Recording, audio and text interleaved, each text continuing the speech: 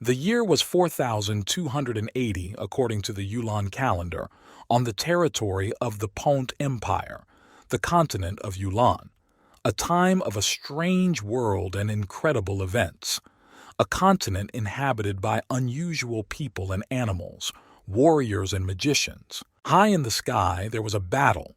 A mysterious girl in a mask and black overalls was hovering in the air and striking the ground with her staff. She was flying perfectly in the air and skillfully wielding a weapon, and a man on the ground was constantly dodging her blows. The force of her blows was so strong that the flashes could be seen far beyond the mountains. The sound of breaking stones and cracking was very frightening for the local animals. It was Dellen Coward, a young girl with purple hair, a black mask on her head and glasses, dressed in black overalls and holding a staff. She was shouting at her grandfather, asking him if he was scared to see her and that he had nowhere to run. Constantly pointing her spear, she was shooting fire at an old man who was constantly trying to hide from her on the ground. She shouted at him that he would not escape her today and that he was the only one who would die. The old man was gray-haired and bearded, dressed in a warm cloak and also waving some unknown weapon in Dellen's direction. It was Hamlin, a stout old man who was cursing at her and shouting that she had been chasing him for 3 nights, so that now she would fight him to the death. He was brutally angry with her. He kept shouting that she should not even think that she could defeat him. "We both have the holy level of great magic, so there will be no winners," he shouted at her. And shouting, he began to draw magic from his palm and it turned into fire. It was clear that he was really angry. Hamlin quickly shouted the spell Salamander's Dance and launched huge columns of fire towards Dellen. The fire engulfed the girl from all sides and trapped her in a ball of fire, but her face showed no fear or confusion. She began to draw a cooling ball in the air around her with her staff, thus extinguishing the enemy's fire. Hamlin called her a turtle hiding behind a shell.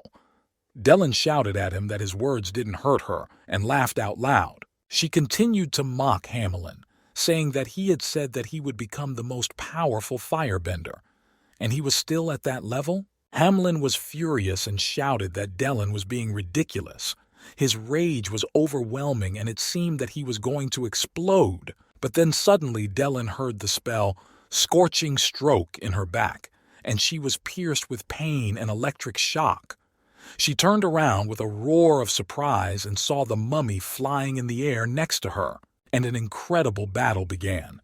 The mummy constantly attacked Dellen with aggression and incredible strength. She was only able to fight back with her spear. Only lightning flashed in the sky. The mummy was shouting at Dellen that she had a holy level of earth magic. It was provoking Dellen to show her some more mega tricks. And Dellen, confused, just kicked it, throwing it back a few meters. Dellen thought in an instant that Hamlin had used an assistant. But close combat was not favorable for her, so she had to use magic to defeat him. She spun around and created a circle of fire around her and shouted a spell, directing it at the mummy. There was an incredible explosion, and the stones under the mummy's feet split. The mummy continued to mock Dellen, saying that she had a good spell, but it was too slow, and that the difference between an avenger and a magician was speed. Dellen's next punch was even stronger, and the mummy flipped several times in the air. It was clear that it was not without pain. Dellen thought that perhaps she should limit the mummy's movements and use a new strategy, namely, to summon the Earth Shield, and then she could restrain its speed. But then Hamlin insidiously intervened in the battle, and with his sword he launched a pillar of fire at Dellen's body, setting fire to the ground beneath her. The force of the fire was so strong that Dellen could not understand what was happening and could not use her staff. She was in so much pain and heat that she thought it was probably best to go down to the ground. But then the mummy blocked the air between Dellen and the ground with her sword. The mummy was laughing and shouting at Dellen, but she probably didn't know that she could kill with both hands and use both sword and dagger at the same time. The mummy plunged the blade of her dagger into Dellen's back. Blood spurted out and Dellen's body convulsed with pain. The girl began to fall. Her body showed no signs of life. Her face turned white, and her legs were bleeding. After several rolls, she fell face down on the ground. Everything was silent in an instant.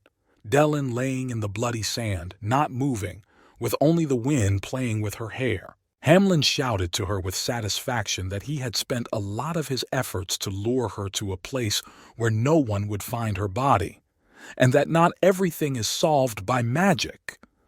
The mummy stood behind him and laughed nastily. But at that moment Dellen came to her senses.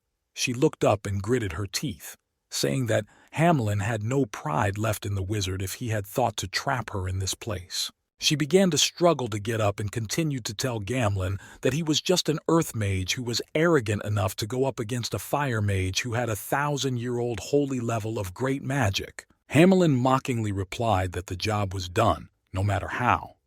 The mummy began to demand payment for his actions. The bandaged miracle stood there begging for money, but Hamlin would not listen. He kept threatening Dellen that he would kill her in order to absorb her essence and become the strongest forever. Dellen thought she was being too careless, but she told Hamlin that he was underestimating her because she had more experience than him, and even if he trained for 100 years, he would still not be like her. And even if I do die, it won't be by your hand. Hamlin laughed at her and called her stubborn. Dellen quietly put her hand on the ground and whispered the incantation, "O Mother Earth, I believe in you." Instantly she rose up and shouted the divine earth crush. A crown appeared above her head, glowing with blue light, and magic came into play. Dellen was rapidly rising into the sky from where she shouted to Hamlin to look at her one last time in the sky. "This is my power, a heavenly field of fire," she shouted to him. Hamlin stood there in shock. He could not believe his eyes. At that moment he thought, where did she get so much power from? And he swung his sword, from which a stream of fire came. And an incredible thing happened. Dellen's heavenly field of fire met Hamlin's at the same time, and there was a huge explosion. Hamlin's last words were that it was impossible and he would never believe it. His grandfather was burning in the fire. The mummy quietly muttered that the old battle was lost. The shockwave was terrible. Trees were torn up by the roots. Mountains were crushed into small stones. The earth and air were on fire, and it seemed as if the end of the world had begun. 5,000 years passed. The year was 9,990. Wushan Village, Fenglai Kingdom. Two men stood watching the children train. They were Lori and Roger. Lori said that today they had applicants who were full of energy. Roger replied that these kids were new to the group, so they wanted to show off their skills. Lori looked at Roger's face and said that he looked too embarrassed and excited. The guys were watching the fight between two people who looked completely different. They were discussing Lenli, the future leader of Wushan, who was stronger than an ordinary person, but his opponent in the battle had much more experience.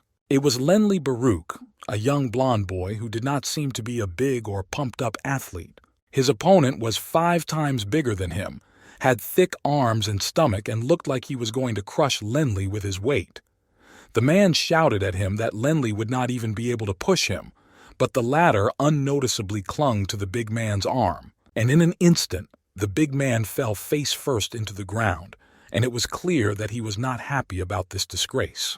Lenli did not expect such a fall from his opponent and was surprised, but he continued to fight with determination.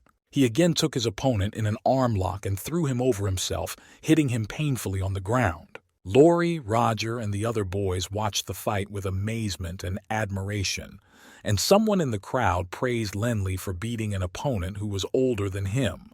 "How did you manage to knock me down?" the fat man shouted in shock. Lenli smiled and gave him a hand to get up. Lori looked at him and said that the group of applicants was good, but no one could be compared to Lenli. This guy had trained since he was a child, more than they had in their time. The knight standing next to them asked them if they were sure of their words. The knight was fully armored and holding a spear. He asked the boys what kind of behavior was expected of applicants. Lori just opened his mouth to tell him about his impressions, calling him captain instead of his first name. Then the knight quickly swung his spear and unexpectedly hit the unsuspecting Lenli. He hit the boy's shoulder so hard that he lost his balance and shouted, "Uncle Hillman, come on!" The children in the crowd were frightened by what they saw.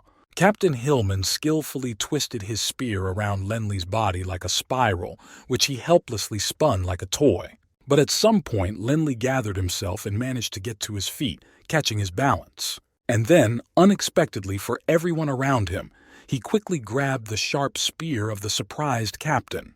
With a sharp yank, Lenley bent the spear to the ground and jumped on top of it.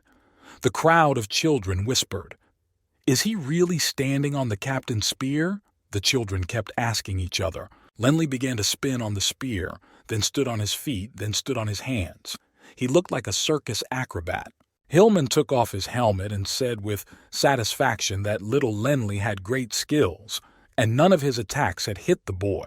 To himself, the captain thought that Lenley was indeed a real miracle of Wushan, maybe even the whole Fenglai kingdom. "It was just a small test, so I'll teach you more later," the captain promised the kid. Hillman turned to the crowd of children and asked if anyone knew how many levels the warrior class was divided into. The crowd shouted, 9 levels. He then asked the amazed children if anyone knew anything about these levels and could tell him. "Tomorrow we will start physical training, but today I will teach you the basics of warriorhood," Hillman promised them. The children were excited that the captain would teach them personally. Hillman walked over to a large stone standing nearby and touched it lightly with his fist, shouting at that moment, "Strike Qi!" The stone shattered into small stones in front of the amazed crowd of children. Hillman explained to all the children that this was the true power of a 6th-level warrior, and the captain continued his story about the ranks. The continent of Yulon was founded on wars and battles. If a person didn't reach the 1st level, no one would fight them. Having the 1st level was the minimum requirement to join the army. A warrior of the 3rd level can become an elite soldier, and if you reach the 5th or 6th level, you can become a captain. Lenley slyly asked Captain Hillman what he had to say about level 9 soldiers. Hillman replied that Lenley had been able to dodge his attacks, but if he showed his full strength, the boy would not be able to escape. Even if he had dodged, he would not have been able to avoid the next attack. 7th and 8th level warriors are stronger than him. "I've never met a real warrior of the 9th level in my life," the captain replied to the disappointed boy. Above the 9th level, there are 4 other legendary supreme warriors who have become saint-level warriors, Hillman continued to explain. Hillman explained that the great generals of Yulon are only level 8. If there is a level 9 warrior, then in Fenglai he will become the number 1 warrior, but level 9 is not the maximum level. The 4 great warriors are the Dragon Blood Warrior, the Purple Flame Warrior, the Striped Tiger Warrior, and the Immortal Warrior. They appeared thousands of years ago, and each of them can destroy an army of millions with one hand. Roger asked Hillman how it was that he had never seen a level 9 warrior but could describe 4 great warriors in such detail. The crowd of children heard this answer and began to laugh out loud. And then Laurie slapped Roger across the face and hissed at him that he was an idiot. Couldn't he see how excited the children were? The captain was trying to create an idol for them to motivate them to train harder. "How perceptive you are," Hillman smiled at him. On a hill not far from this training camp there was a huge old castle with strange architecture. It was the home of Lenley, or rather the home of the Baruch clan. It was a huge building of Japanese architecture of that time and with all the relevant attributes. In the courtyard of the house sat a man who had carved a sculpture of a child's face out of wood. He muttered that time had passed very quickly and Lenley was already 12 years old. It was time to tell him everything.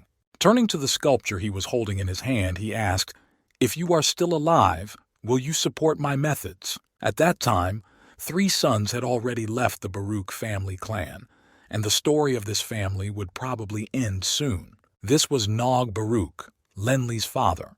He was a tall, stout man with a beard, about 45 years old with tired eyes. Nog walked over to the shelves with the carved busts of his children and whispered, "Maybe your generation is the last chance for our family, little Lenley. Don't let us down." The Barak clan's estate covered a huge area, but most of the land was abandoned and uncultivated. Lenli ran around the courtyard of the old manor with all his might, shouting and looking for his father, but he was nowhere to be found. A little boy ran out to meet him and threw his arms around his neck, screaming, "Brother, I have learnt so much today." It was Horton Baruch, Lenli's younger brother. Lenli was startled by the boy's scream and asked him where their father was. Horton did not listen to him, but showed him a small rag. Lenli smiled and asked him what he had done with it.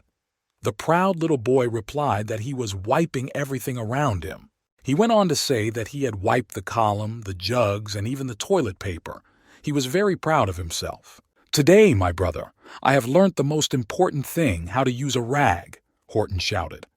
He even rubbed his father's favorite dishes with it to shine. Lenli heard this and laughed out loud throughout the yard. He bent down to the boy and whispered to him not to say anything about the dishes to his father, just in case. At this time, Hiri, the butler, came out to them and reported that the master was in the study waiting for someone. Lenli ran to his father's study and met him there, and Nog asked him how today's training was going. Lenli happily replied that Uncle Hillman had praised him. Lenli called out to his father again, but he had turned his back on the blazing fireplace and was staring at the fire without hearing him. Nog quietly told him that as the heir to the Baruch clan and as the future leader of Wushan, he had to be better than the others. His father seemed unhappy and gloomy today. "I wonder what happened," thought Lenli.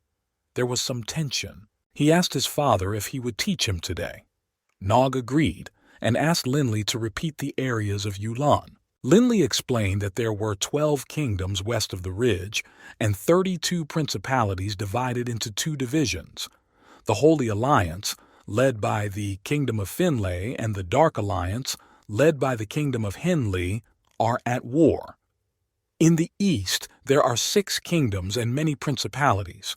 In the empires, the laws of the emperor are inviolable. They consist of the Central Empire, the Yulan Empire, the Southeastern Empire, the Rin Empire, the Eastern Empire, the Rohold Empire, and the Northern Empire, the O'Brien Empire. Lenli continued his story, and then Lenli's speech was interrupted. They heard the doorbell ring. Someone came in and greeted Nog, but Nog didn't hear anything, that someone had entered their house and continued to question Lenli. Philip, a trader, came into the room and greeted Nog with words of joy that he had invited him to visit. Nog hugged Philip and said that he was also very happy to see him. He was an old friend of his. Nog turned to his son and told him that he should know all about the Holy Alliance in which he lived. And he explained to Philip that Hillman was about to bring what he had invited him to come for. Philip was impatient and kept asking where Captain Hillman was and why he was taking so long. Suddenly, Hillman brought into the room a huge sculpture of a lion, the size and fleshiness of which was impressive. Philip, completely delighted with the sculpture, offered Nog 500 gold coins for it. He looked at the sculpture for a long time and exclaimed that it was definitely the cruel lion. But Nog answered him that 500 gold coins was a very small price. This sculpture was of historical importance, and it is worth much more. Meanwhile, Lenli looked at the men and thought that this was his father's favorite sculpture, and how could he sell it so cheaply? But Philip began to persuade Nog, saying that the history of Yulan is very rich, and there are such treasures at every turn. However, he liked the sculpture very much, but he thought that its artistic value was not very high. Lenli continued to think that things must not be going well in the family. Otherwise, his father would never have sold this sculpture. The boy ran out in despair and turned to Captain Hillman, tears in his eyes, but the latter stopped him abruptly, telling him to forget everything and to stay out of his father's business because he was still young. Philip's servants packed the sculpture of the cruel lion on rails and carefully carried it home to their master. Philip turned to Hillman and said that although he ruled 12 cities, he had never met anyone stronger than him. The sculpture was very heavy, but Hillman moved it from one place to another with ease with one hand. He had never seen anything like it. Hillman thanked him. Philip offered Captain Hillman to serve him, and he was ready to pay him a huge salary. but the latter abruptly refused, explaining that Wushan was his home, and apologized for not being able to accept the offer. Captain Hillman and Lenly went out of the house into the yard where it was quiet and they could talk in peace. On the way, Lenly asked him if things were really that bad in the family. Hillman told him that his father was a very good man, but that he was of little importance to Wushan. Gritting his teeth, Hillman said, "These bastards with their new money. Long ago, the Baruch clan was prosperous." They both stood there and watched in silence as the sculpture of the beloved cruel lion was carefully carried away from their home. Nog approached them unnoticed. He told Kamet and Hillman not to talk like that. It was not the fault of these people. Nog lowered his gray head and whispered quietly, sadly, that he was very ashamed in front of his whole family. "I just want to revive my luck, even if it means selling off the family inheritance." Looking back, we are probably guiding our descendants, Nog continued. It often happens that talented, beautiful works lie idle and there is no interest in them. Lenly asked him why he had sold the sculpture of the cruel lion, and why doesn't he sell his sculptures, being a very good carver. Nog explained to him that they belonged to the Baruch clan. In the past, they had a powerful sculpting technique that surpassed many masters. Compared to them, he was a mediocrity. Lenly was very angry, and he vowed that when he grew up, he would help his father revive the clan. Hillman listened and said that although he had no talent as a sculptor, he recognized that becoming a sculptor was as difficult as becoming a warrior. But Lenly has the opportunity to become an 8th-level warrior. It was a warm summer night. The moon was full and the sky was clear, inky, and strewn with bright stars. Lenly found his father in the ancestral hall and asked him what they were doing out so late. Nog said in a sad voice that it was time to tell him their family's long-held secret. He asked the boy to come to the shelves with the sculptures. He explained that he had turned 12 years old and was considered an adult according to the Baruch family's traditions. Lenly was shocked to hear that his family had some family secrets. But Nog asked his son to tell him the story of their family, which they had studied together, and Lenly began to tell. That according to the legend, they are descendants of a sculptor who was an 8th-level warrior. He created techniques for sculpting and fighting, but after he died, no one could reach his level, and so the family was split up. The father put his palm on the table and said that he was right, but unfortunately this was not their true story. The room where they were standing began to glow brightly, and Lenly was very frightened. He had never seen anything like it. Suddenly, a furious column of hot fire rose from his father's hands. Lenly's body was filled with incredible fear. Nog shouted loudly that all the sculptures of their ancestors reflected their entire family's past. Lenly saw an unknown old thick book on the table and shouted loudly to his father, "What is it?" Nog told the boy what Hillman had told him, that Lenly already knew about the 4 great warriors, and Lenly confirmed it. Nog began to read the old book and tell the true story of their family, which he had never told his son. The first warrior of the family had dragon blood in his veins and lived on the Yulon continent. In the year 4560 in the city of Lenan, Baruch killed a titanic ice snake and a black dragon, and because of this, he became very famous. And in 4579, Baruch fought a 9-headed imperial snake. The waves crashed and smashed the nearest towns. He fought the dragon for a day, and finally took off all the heads, and then founded a clan and became its leader.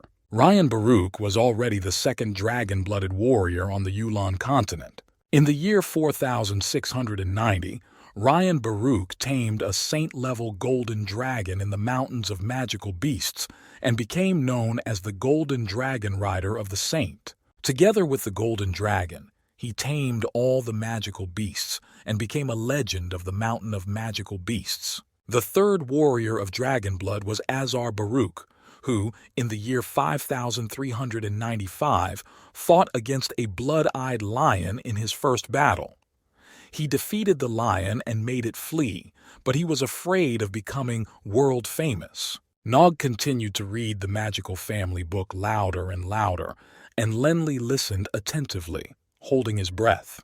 Azar Baruch alone maintained the Holy Alliance, and fought the forces of the Dark Alliance for hundreds of years. Nog continued to read. No one but our family knows the true story, Nog told the impressed young Lenli. The blood of Baruch has been passed down in our family for 5,000 years. The blood of a dragon-blooded warrior runs in our veins, Nog continued. To say that Linley was shocked is an understatement.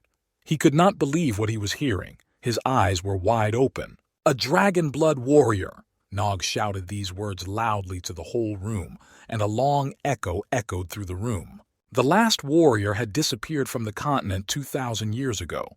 100 years after the clan was founded, 4 dragon-blood warriors appeared, but none have appeared since, Nog said. To become a dragon-blood warrior, one must have a high concentration of dragon blood in the human body. Lenli thought that his family had indeed once been very strong and could fight back against anyone, but not anymore. The concentration of dragon blood has definitely decreased significantly in our blood, Lenli continued to think. Here Nog began to read the old book again, continuing with the words, but generation after generation. But Lenli interrupted and asked what this dragon blood manual was. And is it possible to reverse the dragon bloodline? Nog explained to him that their blood was passed down from generation to generation, but sometimes someone would manifest dragon blood. The secret manual of dragon blood guides a warrior on the path of a warrior, calls dragon blood into the body and releases energy. But this manual was lost 1,000 years ago. In order to protect our family, we have to keep it a secret, he said. You're 12 years old now. I can pinpoint the dragon blood in your body, Nog said loudly. Putting his hand on his son's shoulder, he said that he really hoped that he or his younger brother would have dragon blood. Nog took out a strange, long dragon blood needle from a drawer. It was a very powerful magic item. Lenli's insides cringed with wild fear. He was just a child, so he was afraid of all kinds of injections. This needle is an indicator. It can tell if you really have dragon blood or not, his father told him. Nog told the boy to get ready. He was going to prick his finger. A little more and Lenli would have lost consciousness. The boy stretched out his right hand to his father, shaking with fear. His legs began to bend awkwardly. Nog lightly touched the boy's finger with the needle, and for some reason everything began to glow, both the finger and the magic needle. The father looked at the needle and his hands trembled.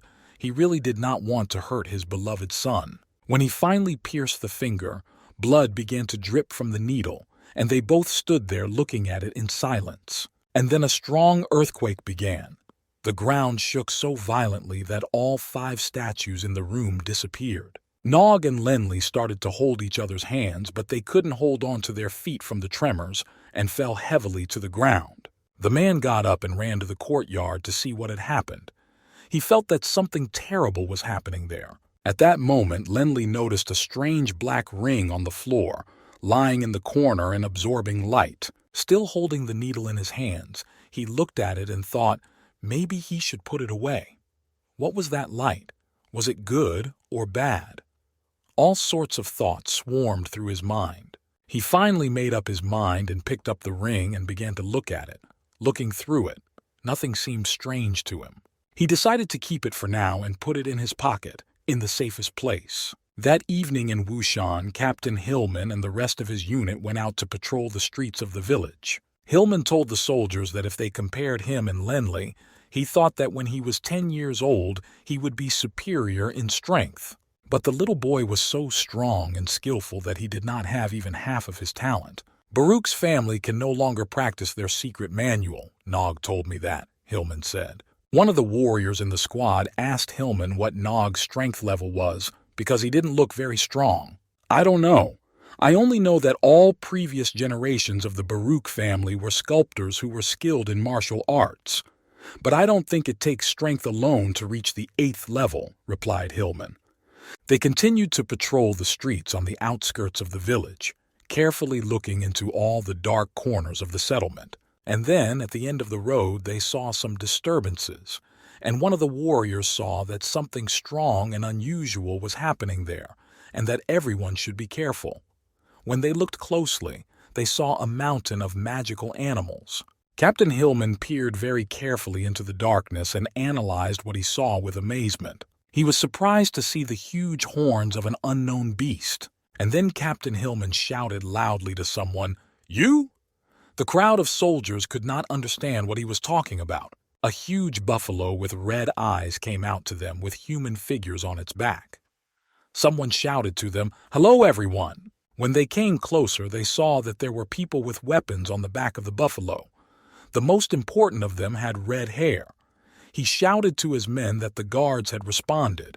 Someone shouted that they did not believe that there were people with powers in the guard. The soldiers hysterically shouted to Hillman that these strangers were looking down on them. Hillman asked if they were mercenaries, but the strangers were silent for some reason. Their faces were full of aggression and anger. There was a fierce hatred in the air. Captain Hillman loudly explained to the strangers that they did not welcome such guests and would not let anyone in. One of the strangers whispered to the red-haired man that they might have to fight, and he jumped off the buffalo. "I'm going to teach this uncle a lesson, who doesn't even know how old he is," the stranger shouted. And he hit the soldier of the guard with all his might, and he fell to the ground in surprise. In response, the soldier of the guard gave the stranger a good punch. "Now it's your turn," they shouted to Captain Hillman. The stranger pulled out his huge dagger and charged at Captain Hillman. Hillman drew his forged sword and struck the stranger with an unprecedented force. The stranger did not expect him to be so strong. The stranger was thrown 20 meters away with a roar and fell painfully on his back in the bushes. "If you are not afraid of death, then attack me," the captain shouted at him. He was very aggressive. The stranger got to his feet with difficulty, saying that he would beat him much harder than the last time. Everyone sitting on the buffalo's back, including the girls, watched the fight with bated breath. The stranger shouted something incomprehensible to everyone and swung his dagger at the captain again. He ran with a terrible scream at Captain Hillman, who stood firmly on his feet and unmoving, ready to take any blow. Captain Hillman quickly thrust his spear towards the stranger, who was running towards him with a beastly face. With a terrible whistle, the dagger and spear of Captain Hillman and the mad stranger clashed in the air. A terrible battle broke out. The air rang with the blows of their weapons and the swings of their arms, and the ground was deafeningly humming. But Captain Hillman stood boldly and firmly on his feet and skillfully wielded his spear and sword in all directions. The stranger did not yield for a moment. He was very angry and waved his dagger as much as the captain. Watching this wild and terrible fight, Luke finally shouted at them, "Stop at last, both of you!" The stranger stopped angrily. He could not understand how it could be that his opponent was so strong. Luke stood on the bull's head and told the captain that he recognized his strength, but did not want to fight with him and suggested that they stop fighting. He explained that they were not angry people and had come here on important business. Captain Hillman told the stranger that their city would never accept such bandits. Then the stranger's soldiers and the guards heard a strange loud sound coming from the mountains. Luke looked back in fright and shouted that everything was very bad. Had he caught up with them?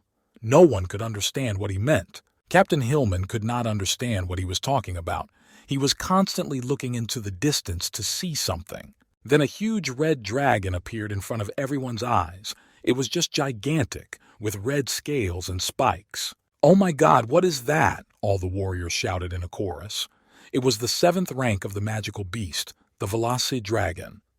The girls on the buffalo shouted that it had caught up with them, and one of them mockingly asked if they still wanted to continue their battle.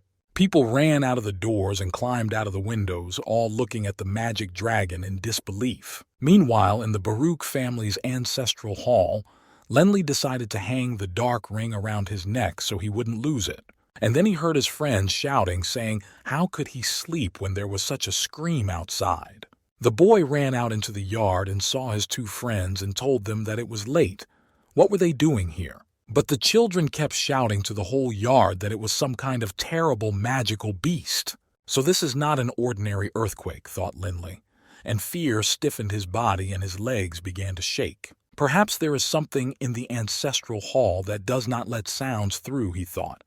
But his friends started calling him to go and see. All 3 of them ran very quickly to the outskirts of the village. heading straight for the unusual sound coming from the distance. And then the ring hanging from a string around Linley's neck began to glow with a bright blue light. I must have been asleep for a very long time. Some unknown girl stretched sweetly in the air. She materialized in mid-air and began to move right behind Linley.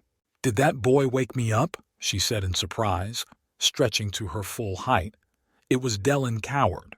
The girl could not believe that she was really woken up by this strange little boy. She began to move invisibly through the air behind Linley, being completely light and transparent.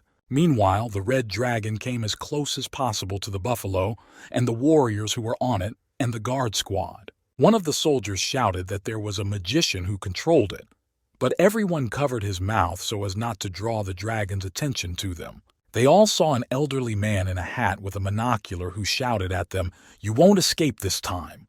But Luke knew this man very well, so he boldly asked him what was true. The man in the hat stood on the neck of a red dragon, holding a spear with a green stone, and shouted, "We meet again, my friend! But let's not have any of that bullshit today. Just give me this thing," he ordered Luke menacingly. In Luke's hands was a large stone of unprecedented beauty, shimmering from all sides blue and green. He took it out of the inside pocket of his colorful vest and rubbed it on his sleeve. It was the Debero Shadow Diamond, worth 10,000 gold coins. It could be used as a core to improve the quality of a weapon. If it was put into a staff, it would improve the quality of the weapon and reduce the time it took to cast magic. Difficult to create weapons. Captain Hillman was shocked to think that this could be the very legendary, but his thoughts were interrupted by a man in a hat who shouted, "Diamond Debero, we finally meet." Not that we didn't want to, but there are no such idiots who want to offend a high-ranking magician, Luke replied. But the wizard began to shout that he had not only refused the exchange, but had stolen it from him. Roger shouted at the top of his lungs that it was very, very expensive for them. In response, Luke shouted that the magician wanted it for 1,000 gold coins. How could anyone agree to such terms? All the soldiers on the buffalo began to shout that they could not accept such a bad deal. The magician shouted that he was ready to trade with them. "Don't even think about refusing. Stop hinting. Give it to me," he shouted. Luke shouted back that they did not agree to this at all. Suddenly, the magician launched huge columns of fire right at Luke's feet. Luke was furious and shouted, "I, the Tsolu clan of Funglai." He put his dookie armor in front of the stream of fire that was flying straight at him. The mage sharpened his monocle and looked at Luke's armor and said that it was not bad at all. Luke fearlessly pointed his sword and shouted to him that no one was afraid of him at all. "Fire magic!" Luke shouted a spell, and a blue glow appeared around him. "We will decide everything today in battle," the wizard shouted nervously to him. All the warriors who were sitting on the buffalo quickly began to jump down with fire. "Feel the power of the 7th-ranked magical beast, the Velocidragon," the wizard shouted, and the dragon opened its mouth and gave out a column of fire. Everyone who got down from the buffalo began to line up in a fighting 7 and took out all their weapons. The 2 girls who had come down from the buffalo shouted a spell, "Holy water!" Luke, with all his fury, threw himself into this fierce battle alone. The girls cast magic. The red dragon gave off fierce fire. Everything was mixed into one big pile. The battle moved to the walls of the outpost, which Luke completely destroyed with his sword. Hillman's soldiers rushed to him. The magician's soldiers and Luke's soldiers mixed their slaughter into one heap. It was no longer possible to see who was beating whom. This terrible massacre destroyed all the buildings that stood in its way, burning everything around. Huge pieces of buildings were flying in all directions, some of them flying towards the red dragon. "What kind of incomprehensible attack is this?" shouted a very angry mage who could be heard throughout the neighborhood. 20 minutes later, the red dragon was in the center of the battle. Everything was on fire, houses and trees alike. Frightened residents were running out of the destroyed houses, and Hillman ordered his soldiers to take all the refugees to the city center. Luke's soldiers hit the dragon's body with everything they had at hand, including swords, spears, and clubs. "Bless us all with ice battle armor!" Luke shouted loudly, his head thrown back. His strong body and the bodies of the warriors were instantly covered with ice armor, which was in the form of a ball of thick ice. An incredible ice magic barrier was created for all the soldiers, preventing any magic power from passing through. The silhouette of a flying lion appeared in the sky, on which the magician's archer stood, trying to take aim. The battle came so close to the magician that the warriors began to fly over his head. He was forced to fight back with his spear. "Are you all tired of living?" the furious magician shouted to all the warriors, shocked at the way they were fighting. But at that moment, sharp arrows suddenly flew past his head. The village was on fire. Some houses had already burned down to the foundations, and Captain Hillman was in deep shock. Roger and other soldiers rushed to him. They did not know what to do. Hillman gave them an order to inform the Lord that they could not stay here. "I think we need to evacuate all the residents of Wushan immediately, because there will be many deaths," Hillman exclaimed. "We can't stop this battle. We can rebuild the destroyed houses, but we can't bring back the dead people," said the captain. "Is there no other way out but to evacuate?" asked Hillman. The soldiers asked Captain Hillman if there was any other option but to evacuate the villagers. They all thought that this was absolutely stupid. The captain remained silent, his hands were shaking, and the soldiers saw this and ran to the old lord with all their might. Meanwhile, the three teenagers were running as fast as they could through the narrow streets of Wushan to meet the strange sound. They were terribly curious about what was happening there, and none of them felt afraid at that moment. "If we are late, we will miss Hillman defeating the magic beast," said one of them. The second boy replied that the strongest magic beast was only of the 4th rank, and even if a 5th rank beast appeared, it would be no match for him. The teenagers were running down the street, and a crowd of people were running towards them, wearing whatever they could, crying and screaming. The children did not understand what was happening. Lenly ran and thought about the magical animals, not noticing the crowd of people he encountered, until one man shouted to him, "Why are they running there? It's too dangerous and there's a fierce battle going on." Luo Jui quickly ordered everyone to flee or there will be irresistible consequences for them. The stranger continued to shout at them. The teenagers finally stopped on the outskirts of the village, and after catching their breath, they looked at each other, all of them hearing the scary sounds. And then Lenly began to see some strange and unusual flashes in the forest. The children shouted that it must be a cruel magical beast, and they had to see it, and they ran fearlessly into the forest. The patrolling soldiers shouted to the boy that Master Li should not go there, but the children asked the patrolling soldiers that they really wanted to see the dragon. Their conversation was interrupted by a terrible explosion. The flames of fire rose high into the sky, and a fierce blast wave hit the bodies of the children and the patrolling soldiers. Lenly covered his face with his hands in surprise from the intense fire and shock wave, his body covered in heat and dust. The patrol officers shouted at them that the place was too dangerous for them as well. Lenly shouted, "What kind of magical beast is this?" There was another terrible explosion. This one was stronger than the previous one, and the patrolmen and the teenagers started running away. "It's a 7th-ranked magical beast, a velociraptor, and it's controlled by a magician," Lori shouted to them. "It's coming again, everyone take cover," he shouted again, and everyone started running to find somewhere to hide. As they were running, they saw the body of one of the strangers, lying unnaturally with his arms outstretched and not moving. The teenagers saw this and started screaming in terror throughout the forest. Lori ran over and saw that it was one of the mercenaries who had come with him, and he was lying dead. At that moment, Captain Hillman ran up to them and started shouting at them to get out of here. Hillman was shouting for everyone to be careful because another huge fireball was coming at them. But unfortunately, the ball came too close to them, exploding on impact into small pieces of fire that created a blast wave. The captain announced to everyone that the mercenaries would most likely not last long, so they had to evacuate quickly. The forest behind them was starting to burn more and more. The wind that came out of nowhere was insidiously fanning the fire. "I told you," the magician was shouting in defiance as if he had gone mad that no one could match him, a high-class wizard. The battle turned into a fiery massacre, a dragon, warriors, fire. Screams of the villagers, blood, and the endless sounds of clanging weapons. On the ground lay the corpse of another warrior. It was Lu Iza. The magician shouted to everyone that today everyone would be like Lu.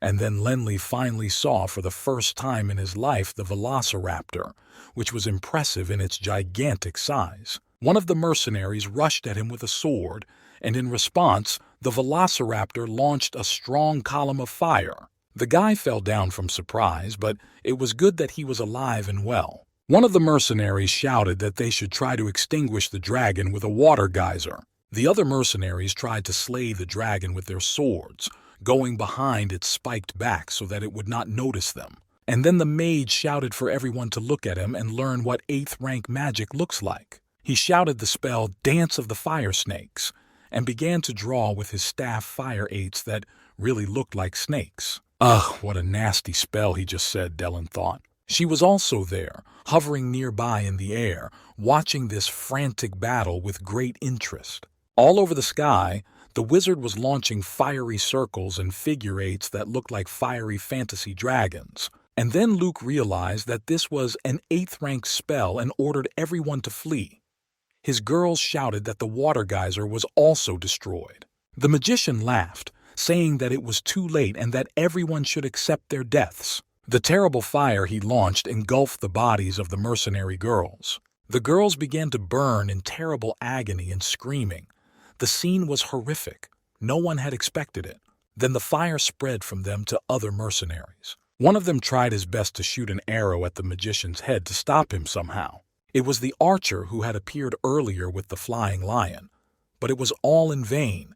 The arrow also burned. Luke shouted with a swing of his sword that he could not defeat an 8th-ranked magician, but he risked his dookie and still tried to cut the magician once. But the mage shouted as he entered the fight that Luke was the last of his team of 7. The magician continued to shout that Luke would not have enough strength, but he whispered to him that the magician was still a big bastard, and a barrel of fire from the magician flew into his body. The force of the blow was so great that the unfortunate boy was thrown several hundred meters straight into the forest. With the last of his strength, Luke climbed onto a lion that flew up to him and began to move away from the magician, and he launched an unusual spell after him with his staff, Element of Electricity, Thunderstorm. Captain Hillman was amazed to think that this wizard was also a dual-element wizard. The force of magical electricity struck Luke's body, and he fell from the lion to the ground.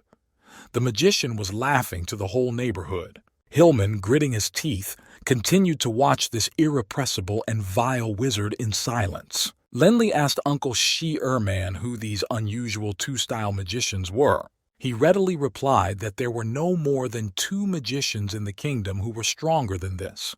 If he wanted to, he could destroy this city in one go, and everyone would prepare to die. Dellen mockingly thought that he was only the 8th rank. She hung in the air and watched all the soldiers standing there in despair, as well as little Lenli. Dellen couldn't calm down. How could this boy wake her up? Maybe the secret was in his blood. The girl looked at the frightened children in the crowd and found herself laughing. Dellen quietly muttered that such magic was only good for barbecuing, not killing people, and that it was not a power. With her hand outstretched and focused, Dellen began to form magic. Suddenly she shouted out the giant meteorite drop spell. It was a rank 9 magic. A small stone flew past her very quickly. Lenli, who was busy watching the battle, felt something strange fall on his head. The meteorite stone that Dellen had launched fell on him and rolled to the ground. "Poofed!" Dellen snorted in displeasure and mockery.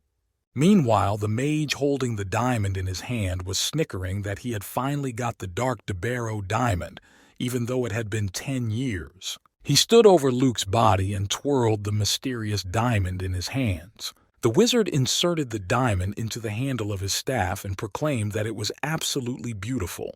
When he calmed down, he turned to the crowd and asked who was in charge and to come out to him.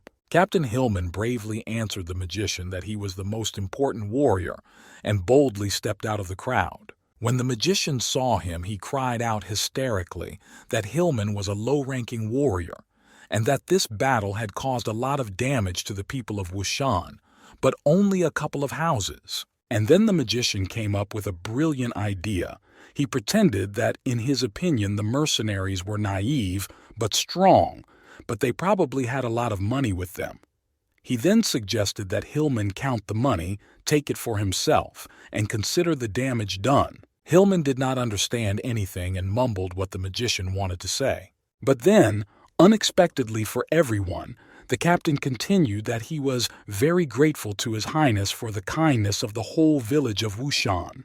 The magician laughed evilly, jumped up on his dragon, and said that only gold coins melted in the fire. He sat on his dragon and flew away. Roger asked Hillman if he could search the bodies, even though there was not enough money to rebuild the village, but the captain flatly forbade him to do so. Finally, the nightmare was over and the stupid magician was gone, the captain thought. He ordered the soldiers to bury the mercenaries with all their wealth and according to the appropriate rules. And then one of the soldiers asked what we were going to do, as many of the residents were left without homes. Suddenly, everyone heard people thanking Nog. Lenly and Captain Hillman turned round and saw him too. Nog told them to remove the tattoos and that the Ta Lu Ke family would rebuild everything at their own expense. He asked Hillman what kind of beast it was. He began to tell him that it was a velociraptor, and when he saw it, his legs shook, and if this magician wanted to destroy the village, they would not be able to resist him. But Nog was still very happy that no one was hurt and sincerely thanked Hillman. But the captain was embarrassed and quietly replied that it was his duty, and he was very sorry that he would now have to pay for the new building. Nog looked at his son and asked if he was hurt. He remained silent and did not answer. But the man could not calm down, because he believed that he had to take responsibility for failing to protect all his subjects. Lenly thought that if he had been a dragon-blooded warrior, he would have been able to protect everyone and defeat the enemy. The boy remembered that the ritual to test his blood with a needle was interrupted, but his father stood silently with his head bowed, thinking about something. Lenly was also upset. He thought that nothing had worked. Just as his father thought, he was useless, and he would never become a dragon-blood warrior. But Nog patted the boy's head and told him not to be upset, because no one had had this blood for the last 1,000 years. But he said with hope in his eyes that the day would come when their clan would regain its glory. His father continued to reassure him, saying that even if he failed and his younger brother did not succeed, there would be future generations. He sent everyone to rest after a very scary and busy day. The little boy asked him if he could become a wizard if he failed to become a warrior. The father looked at him in surprise, and Dellen was also very surprised, sitting in the air and watching Lenly. Dellen thought again. Maybe Lenly called me because he wants to become a wizard. If it were that easy, there would be wizards everywhere. She laughed as she said it out loud. Dellen continued to hover in the air above the boy and his father, watching them, curious. Holding hands, the father and son walked slowly towards their home. Dellen's mind was racing, wondering if her body was absorbing the rest of the magic. In the darkness, sitting on his dragon, the magician looked at his diamond. He wanted to use it to create a new staff, and then, at last, his dream would come true. He would become the master of the universe. Suddenly he heard a strange rustling in the bushes. Someone was mysteriously approaching him. The magician saw someone's strange feet coming towards him. He shouted in fright into the darkness, "Who is it? And how dare a stranger approach him and talk to him?" And he launched the magic of fire. The stranger finally told him that the magician was indeed very strong, as befitted an 8th-ranked wizard, and even after a victory he never relaxed. The wizard lost his temper and threw the spell Tornado of Heavenly Fire at the stranger. The fire completely enveloped the stranger's body. The magician began to launch streams of fire with his staff again. He could not calm down, but kept releasing the fire again and again. Dellen was hovering in the air and kept thinking about how to make the boy become a magician, and she saw that this was his most cherished dream. She was very impressed by this boy. When morning came, Lenly's younger brother, Horton, came running to wake up his beloved older brother. He jumped on top of his sleeping brother and demanded that he wake up and come to breakfast with him. Lenly was sleeping very soundly. The little boy jumped on him and rolled away, laughing. After a while, Lenly could barely open his eyes. He had been so tired the night before. He got dressed and quickly made his bed with Horton. Sleepy, he went down to the kitchen where his father was waiting for him, and the three of them sat down to breakfast. Lenley told him that he had had a strange dream, but his father cut him off for some reason. After 5 minutes, Nog finally asked his son what he had dreamed. "Horton woke me up and I forgot everything," Lenley said sadly. "But then I remembered and shouted out loud that he had dreamed of a way to become a wizard." His father warmly asked him if he was serious about becoming a wizard. Horton loudly told everyone that it was all thanks to him, and laughed. Lenley decided to ask his father how he could really become a wizard. Nog told him that every year, at the time when warriors are recruited, or rather in autumn, the city of Feng Lai recruits wizards. In the history of their clan of Dragonblood warriors, there were wizards, but there were only 2 of them. But remember, to become a wizard, you need great talent. Out of 10,000 people, only 1 will be a wizard. His father said once again that if he really wanted to become a wizard, he would have to wait until autumn. Dellen heard all this. A new day came. The sun rose high, brightly gilding the roofs of the Lenley house. Nog stood in his yard and continued to tell him that they were looking for talent. The boy asked him who was stronger, a magician or a warrior. "They are both on the same level, but who must be stronger?" the father explained. Lenley took a hammer and started carving the sculpture, thinking he had only 6 months to go. Nog continued that what was more important was that the positions of mages were higher than those of warriors. For example, the position of an early 8th rank 2 elemental mage, even a 9th rank warrior, would be much lower. Lenley asked him if their strength was so much higher. Why were their positions so different? His father continued to explain that mages are divided into 9 ranks. The 1st and 2nd ranks are beginners. The 3rd and 4th ranks are advanced mages. The 5th and 6th ranks are advanced, and the 7th and 8th ranks are also advanced. There are saints whose power is higher than that of the 9th rank. The boy listened to all this with wide-open eyes and was greatly impressed. If it's a dragonborn warrior, his sword can kill 100 warriors. When they meet an army of millions, the most they can do is kill the commander. But a single forbidden spell from a mage can destroy an entire city, and the worst is a Saint-level mage. Rank 9 and 8 mages are extraordinary in combat, which is why the position of a mage is so very high. The chance of a person becoming a mage's apprentice is 1 in 10,000, so don't expect too much, Nog said. Lenley sat and silently carved and thought about his small chances. Dellen also listened attentively to the story, thinking constantly. Lenley was disturbed from his gloomy thoughts by his younger brother Horton, who shouted that he had finished making the sculpture. But everyone heard Roger urgently gathering the army and lining it up. He lined them up and checked their weapons. Captain Hillman was standing there watching the formation with attention and concentration. He made a sharp remark that everyone was crouching and it didn't look like a line. Someone in the crowd asked if the captain was going to teach them. Hillman replied that the training time would not be short. The future warriors were excited to be dealing with magical beasts and learning new skills. Hillman announced to everyone that today they would all be hunting magic beasts. He also explained to everyone that this time the hunt would be dangerous, so not everyone would be able to take part in it, but only those with the skills. Everyone else just stayed to practice, and those who understood went to pack. "Uncle Sheeny Man," whispered Lenley. He went on to say that you should never say in front of a strong man that you can defend your house, because you might not be able to save your own skin. Thus, it was decided to make the training more difficult so that everyone would learn to fight faster. Lenley asked to go to the animals with the others to become stronger. The captain smiled and agreed, warning him that he might get injured. They went in the afternoon. Lenley thought to himself that he had to get stronger as soon as possible so that his father wouldn't have to fight all the time alone. He made his way through the bushes and trees of the forest with his squad of volunteer warriors. Dellen kept watching him and thought it was good that he decided to take part in the training, but he should find a companion. Suddenly, a wild boar jumped out from behind a tree and Lenley screamed out loud in fright. "Oh, Caban!" Dellen smiled when she saw this action.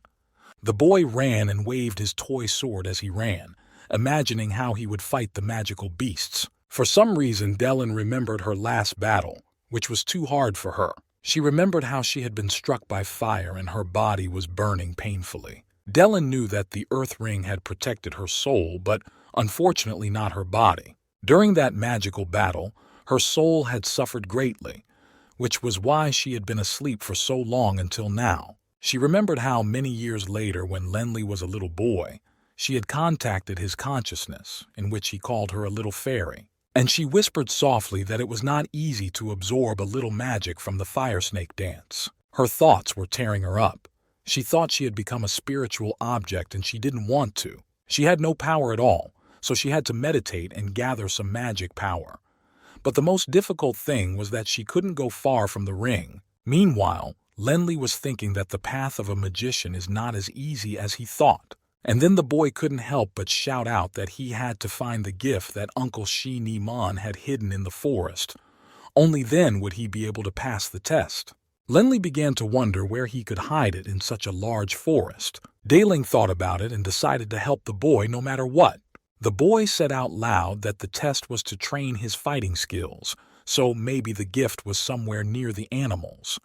When Dellen heard this, she was skeptical, thinking that he was either going to defeat them or become their food. Suddenly, Captain Hillman came out to the boy.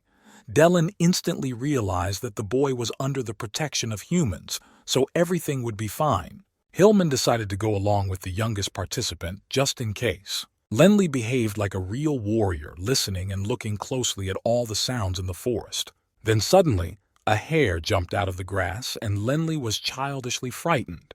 But after the hare, the boy and Captain Hillman heard a terrible unknown roar nearby. In the darkness, Lenley saw big green eyes that shone with light. A magical beast of the third rank jumped out at the boy. It was a wind wolf. The beast was 3 times the size of the boy, with huge claws and sharp calls. Dellen immediately shouted to Lenley to be careful, but no one heard her. The boy was very frightened and screamed from the surprise of what he saw. The wolf opened its terrible mouth and screamed at the boy, and the wind blew the boy several meters away. Dellen nervously thought that this was some kind of curse, and why did it have to happen now? She was forced to say the spell Earth Elemental Magic, destroying Earth, and launched her magic towards the boy. The ground beneath the wolf became as viscous as a swamp, and he sank into it with all his might. The wolf howled in pain and helplessness. He couldn't move a single paw. His body was not obeying, as if something was holding him down. Dellen thought hysterically that she would not be able to hold the wolf back for long with her weak strength, and that the boy had to run away. But Lenley turned around and pulled his sword from its sheath and decided to fight. Dellen looked at this picture in amazement. She shouted again that the boy shouldn't do this, and that he was no match for this beast, but no one heard her again. The boy boldly approached the wolf's paws, which for some reason glowed with blue light. He grabbed his wooden sword and fearlessly struck at the beast's paw. Lenley was overcome with animal fear and finally realized that he was alone with the wolf. The boy could not understand why he could not move either, and he realized that in the eyes of the wolf, he was just prey, not an opponent. Gathering all his childhood strength, Lenley decided to finally run away. It was absolutely pointless to fight the wolf because the forces were not equal. He ran as fast as he had ever run before, sweat streaming down his back, the wind whistling in his ears, his heart pounding out of his chest. The boy skillfully jumped over all the puddles and pits, Dalen guiding him from the air like a guardian angel. She was mentally shouting nervously for the boy to run as fast as possible. Lenley ran 300 meters in 10 seconds, overcoming all the obstacles. His eyes were big in fear. Dellen thought that it was strange that the man who was guarding Lenley had disappeared. Hillman stood in a forest clearing, surrounded by wolves as big as the one that had been with Lenley. He mentally cursed. The captain quickly picked up his spear and began to circle the perimeter, thinking that he had planned everything from the beginning. He was slowly following the kid, but the appearance of wolves was not part of his plan. Hillman was in complete despair. He was very worried that the child must be in great danger now, and the battle began. Hillman used his spear to cut down the wolves, hitting them on their backs. The wolves howled from the pain of his spear and still aggressively rushed at him. They bit Hillman's hands and feet, and a real mess began. The captain began to spin in a circle, pointing his spear and cutting down all the beasts along the trajectory. The only thought in his head was to finish them all off as quickly as possible. Meanwhile, Lenley was running like a deer with unprecedented speed. He was followed by a wolf that had escaped from the magical land. Dylan flew quickly after the boy, wondering what would happen to her if he suddenly died. In her mind, she encouraged the boy. And Lenley could not tear himself away from the wolf, who was constantly on his heels. But then he stopped abruptly and screamed in fright. There was a deep abyss under his feet, and he thought that it was a dead end and that he was probably dead. He quickly looked to the other side of the abyss and saw some vines, and immediately decided that if he grabbed them he could survive. Dylan was shocked. Would the boy dare to jump?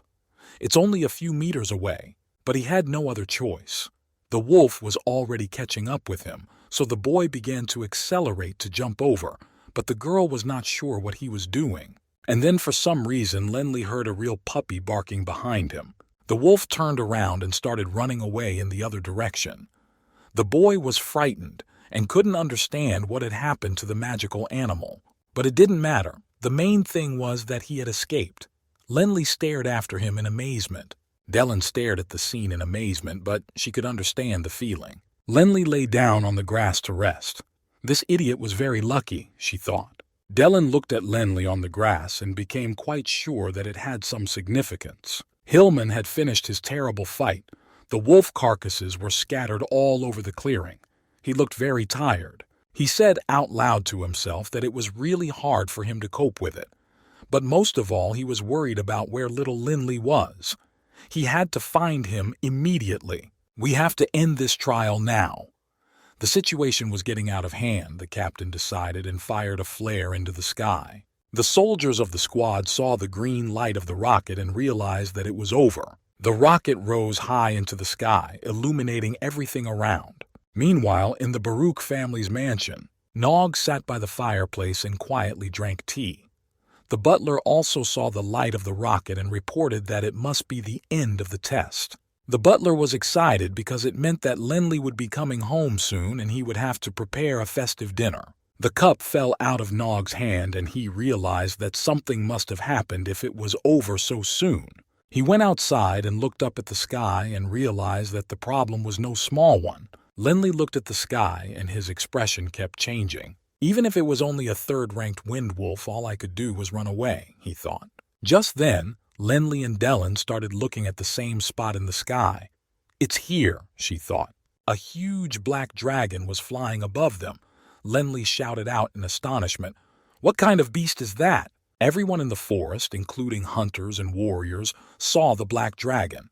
There was a commotion. Lenley assumed that the wolf had escaped because of this black dragon. They both stood there dumbfounded and could not believe their eyes. Then the figure of an unknown magician in a green cloak with a huge sword appeared in the sky. The dragon called him Dylan and asked him why he was so stubborn.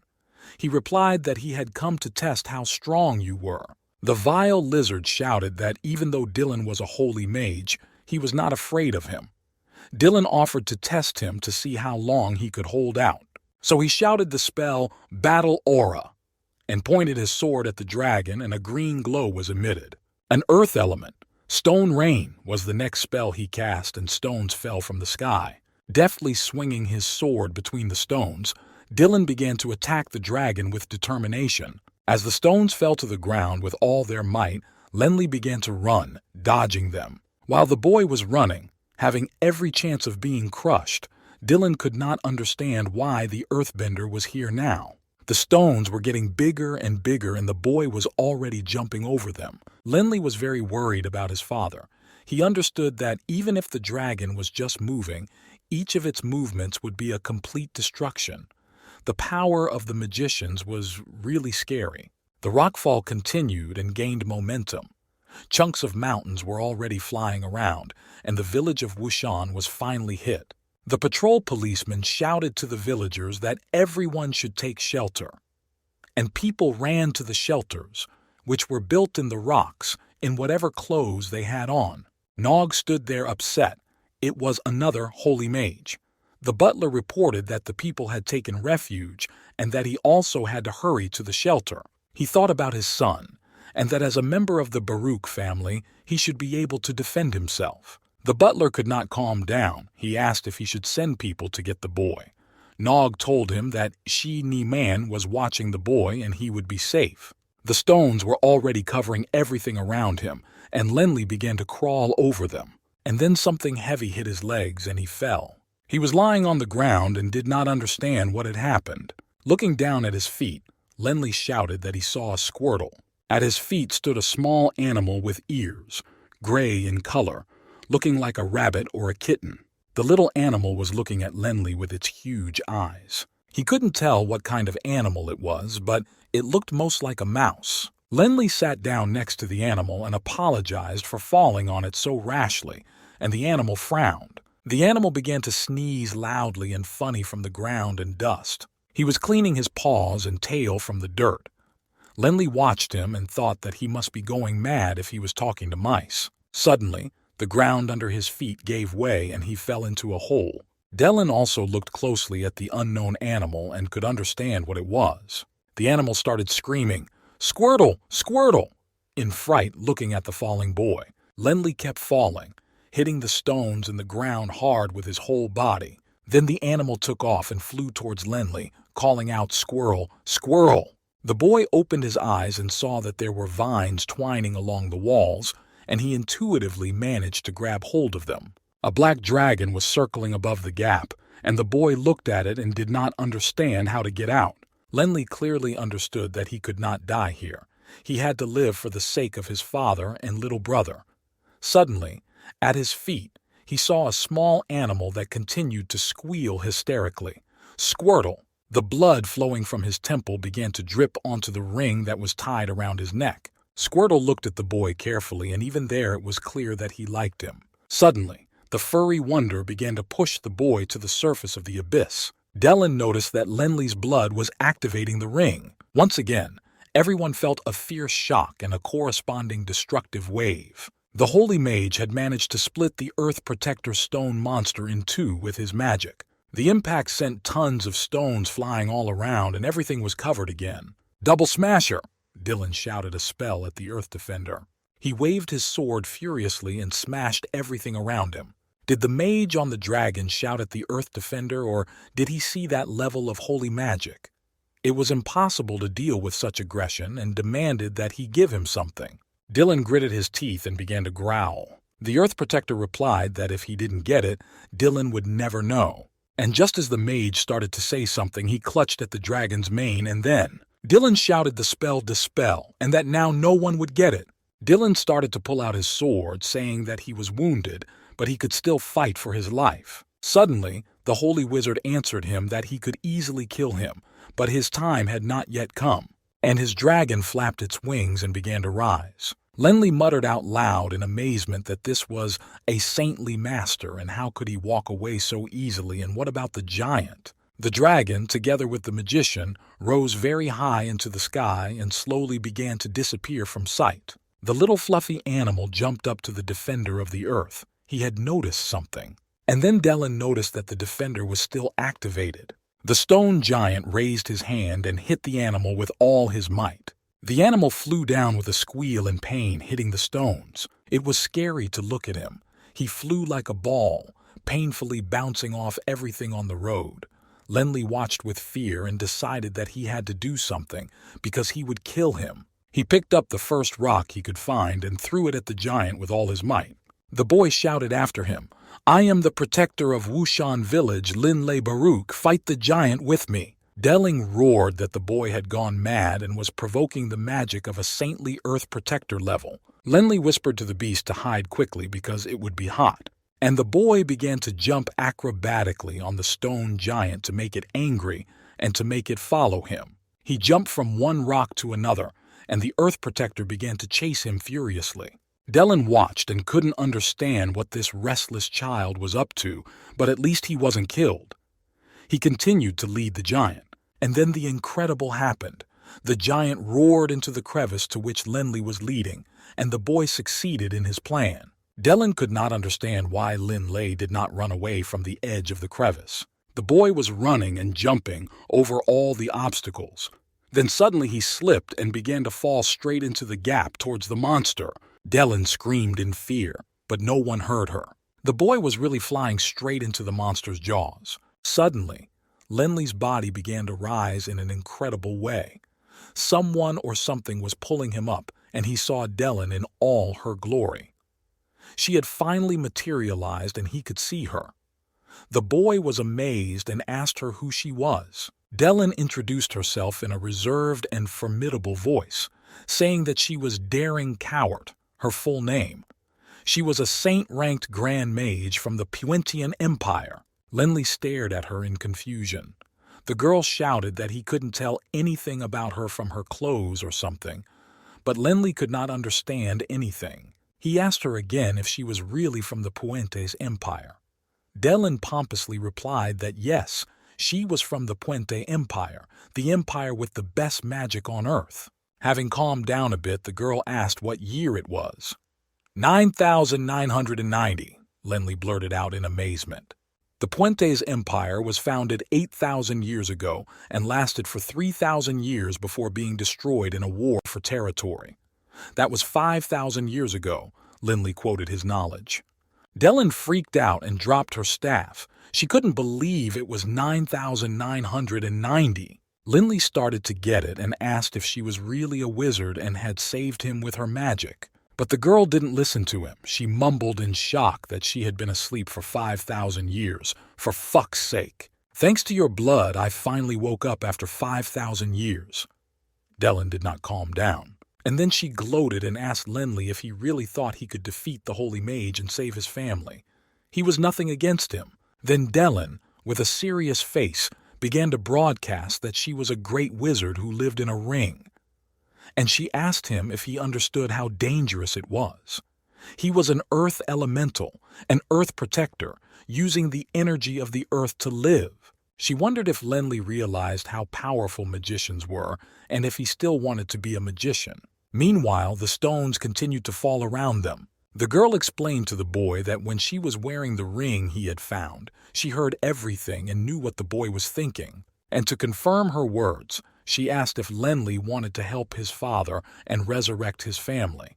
Because if he doesn't have dragon blood in him, he will never be able to become a mere magician, Linley whispered back to her, asking her how she knew all this. Dylan rolled her eyes in annoyance. The boy was under the impression that he didn't know anything. Then, with all the confidence he had, he shouted that he wanted to study magic. The girl jumped in surprise. I've never seen him like this, Dylan thought with satisfaction. Linley begged her even louder, becoming a shout, and finally fell to his knees in front of her. Dylan looked at his suffering and suggested that he take her test first and then see the results. Suddenly, she frantically said that she had changed her mind and did not want to teach the first person she met. She had a frantic and restless personality. Her mood changed every minute. Suddenly, she ordered the guy to kill the defender of the earth. She was a bit out of it. The boy was surprised and told her that he could not stand up to the giant with his own strength. The boy suddenly looked down at his feet and asked what was that. He lifted his sword and felt a great power. Its compatibility with the element of earth is impressive, Dylan thought and smiled. This is very average, Dylan said in a monotone. 10 times the strength, that's wonderful. 10 times the spiritual power of an ordinary person, she thought. Dylan began to direct a pillar of liberation magic at the giant, and Linley rushed at him with his sword. You can't rely on your strength alone. You have to let the light become a part of your body, and only then will magic and your body become one, she explained to the boy. The boy took her advice, concentrated and merged the fire and magic into one, turning his attention to his sword, shouting the spell Earth Elemental Magic. He struck the ground with his sword. His joy knew no bounds. He jumped and shouted that he had just used real magic. Linley shouted, raising his sword above his head, that he had done it. Dylan was smiling at him with satisfaction.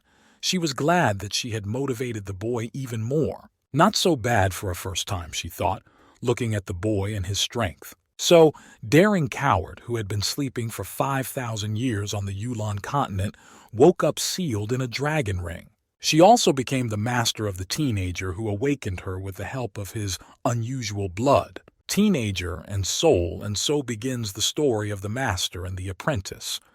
Lin Lei took his first important step in his life. Lenli returned home and went to bed, and soon Dellen appeared in his room. Opening his eyes sleepily and seeing Dellen's silhouette, Lenli screamed at the top of his lungs that he was seeing a ghost. This scared the girl herself. Frightened, he fell out of bed, and then, after waking up a little, he mumbled that he had forgotten the events of yesterday. Dellen asked him in surprise why he was so screaming and surprised. The boy called her Grandma Dellen and asked her not to show up in the middle of the night because he was scared. Dellen barked at him, saying that he should call her Granny, and she almost burst into tears. They looked out of the window together. It was a beautiful, quiet night. Looking at the boy, Dellen asked why he was so confident. "Because I recently defeated a giant, and I feel great," Lenli answered her happily. With hope in his voice, he asked the girl if he had already become a strong magician. Dellen laughed and advised him not to be so overconfident, that it was she who activated his magic and power and controlled it as well, and he was just waving his sword. "I hope you can feel and understand how powerful she is," Dellen said. The boy frowned and asked her if she was telling the truth. Even Uncle Hillman, a 6th-ranked warrior, could not defeat the giant, but he used magic to do it, the boy proved to her. "You're right. Even if a magician's body is as strong as a warrior's, when they use different types of magic, their fighting power is much greater than that of a warrior," Dellen explained to him. The boy asked her how it was that she was so strong and then became a spirit.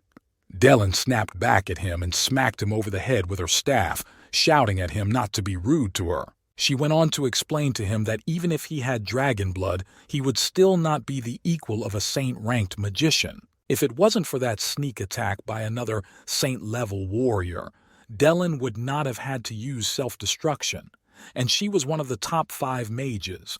But now she was just a soul in a ring. Dellen was extremely upset. In a battle 5,000 years ago, she had used a forbidden spell, and only her soul remained.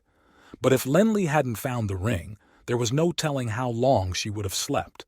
Lenli stood there and turned the ring in his hands thoughtfully.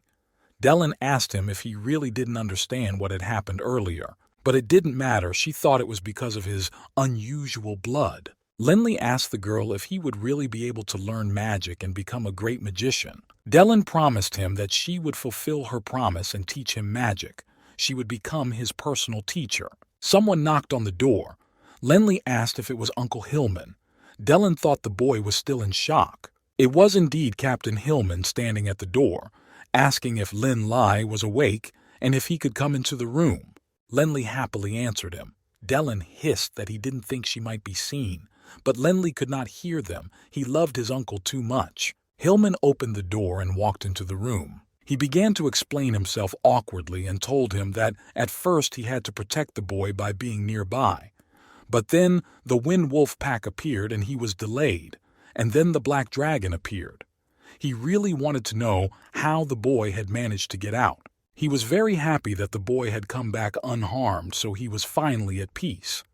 And only the boy was going to tell him everything. Dellen hissed that he had better not tell him about her, otherwise there could be unintended consequences. The boy stumbled. So he decided to lie a little and started to tell him that when he was running away from the Wind Wolf, he fainted. And then he had a strange dream.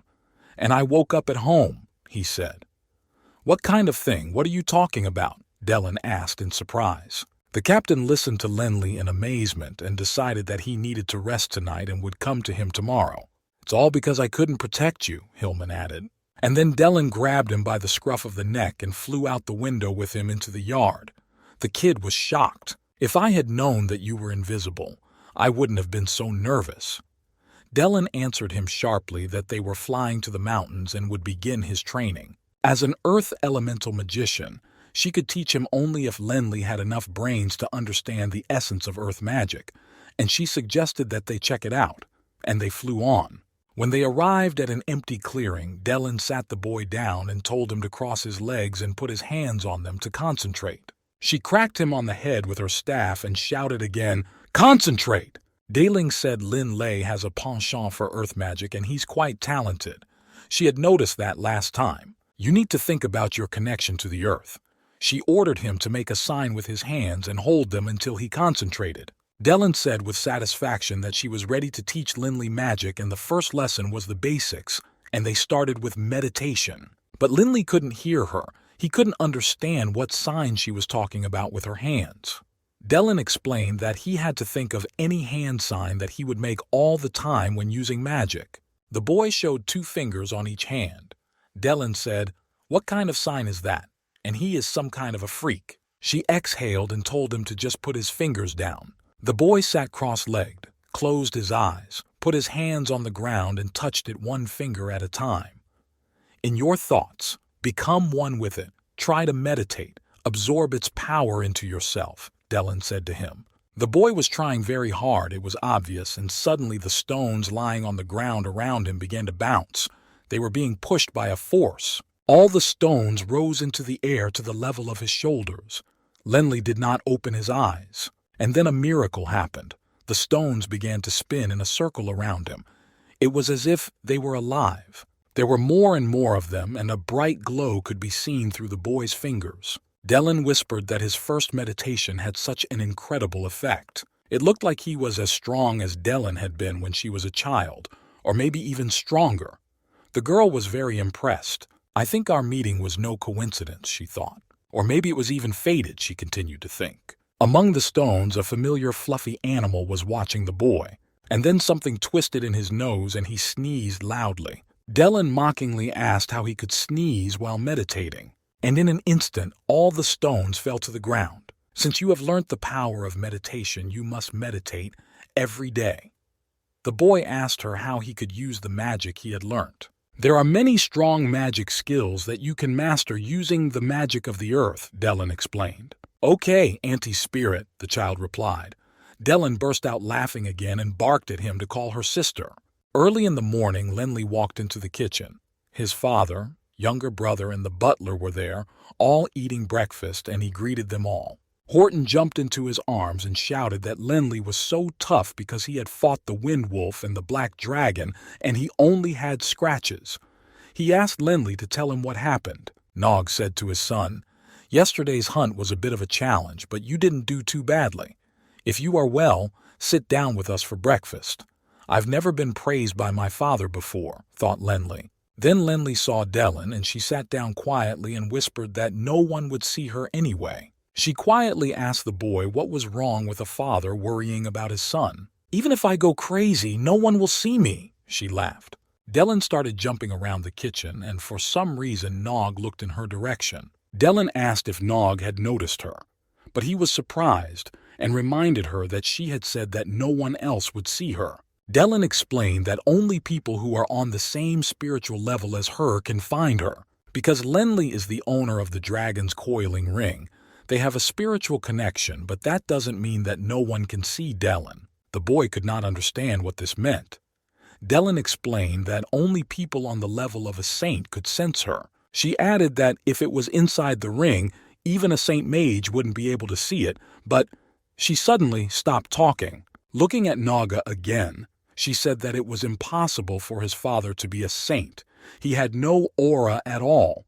He had barely saved their family business, so it was impossible for him to be a saint. "Father," the boy said quietly, looking at him. Nog calmly told him to stop flying in the clouds and finish eating. It must be an illusion, the boy thought to himself. His younger brother beckoned him to eat breakfast with him. Outside, the warriors began training, led by Hillman. Linley trained at night with Dellen, where he honed his earth magic. And during the day, he trained with Captain Hillman, where they learnt martial arts. At night with Dellen, he would again lift piles of stones in a state of meditation. She controlled the whole process. The ground trembled during their magical training and shone. The stones flew around Linley in perfect circles, and there were several of them. He concentrated and made progress every training day. After a while, during one of the training sessions, Dellen told him to try to hit a stone and pointed to a huge rock. And Lenli concentrated and used his arm strength to smash the rock into rubble. "Wow, not bad. Your power of destruction has improved," she commented. The boy continued to lift huge rocks into the air and smash them. Dellen said that he would need to improve his accuracy, but overall, Lenli had mastered this type of magic. She was happy for him. Lenli was also happy with the results. Lenli clenched his fists and decided to go to the Magic Academy for his father's sake. Time is flying fast.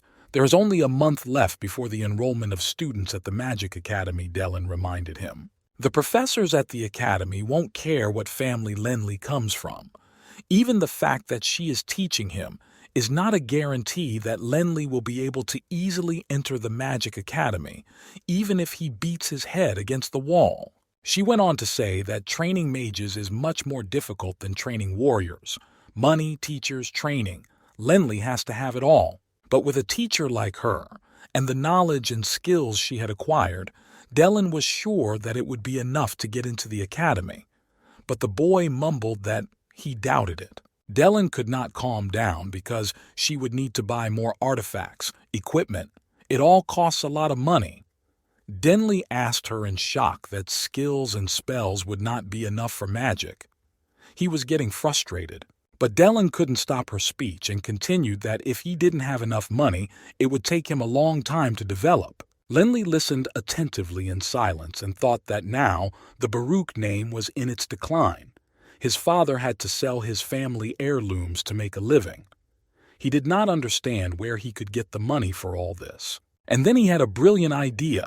What if he could repair the magic beast, and as long as it had the magic power, it could fight instead of Lenli? Its fighting power must be enormous. Dellen shouted at him. Does he think that a magic beast will just fall out of the sky and obey him? She explained once again that firstly, Lenli would need to make a contract with the dragon, and if it was a velociraptor, he would need 10,000 gold coins for it. Lenli exclaimed that 10,000 was a cosmic sum. But the girl summarized that it was true, a real magician must also be rich. Alas, Lenli could not understand and asked what kind of animal would want to sign a contract with him. She explained that a magical animal could sign a contract with him. The boy almost started to cry, explaining that he didn't have a single gold coin and couldn't become a magician. Dellen was thinking when she noticed a glowing trail, the footprints of the little beast. The tracks led to Lenli's house. Dellen quietly followed the little animal.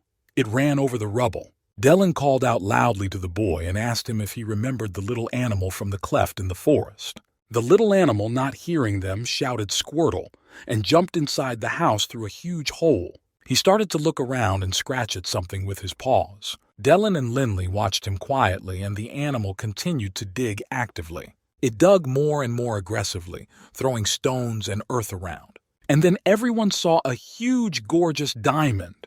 The animal began to squeak loudly with pleasure. "It's the shadow diamond that magician had," Dellen shouted. She told Lin Lei to grab the magic beast as soon as possible. The boy could not believe that this was a real magic beast. Meanwhile, the animal happily grabbed the diamond with its paws and hugged it. At that moment, Lenli reached out to grab it. The animal aggressively began to scream and lunge at him, but the boy grabbed him by the tail and started pulling him towards him. At that moment, the animal bit the boy's finger painfully, but it escaped from his hands. Having caught it, the boy said that it looked very much like an ordinary mouse, but bigger.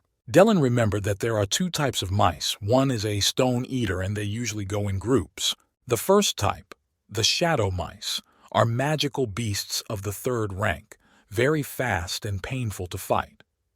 The second type of mouse, the stone eater, has a very keen sense of smell. Looking at its size, it is a shadow mouse. He is a lower-ranked magical beast, but if he allows him to make a contract with him, he will become his magical beast. The mouse was freaking out. Lenli restrained it with a magic ring. He had a better idea. Dellen thought, what if we could use magic to scare him into signing a contract? She suggested becoming a demon so that the mouse could sense her, and she turned into a big demonic shadow that shouted at the mouse that she had stolen the crystal and that she would pay for it. The mouse was scared.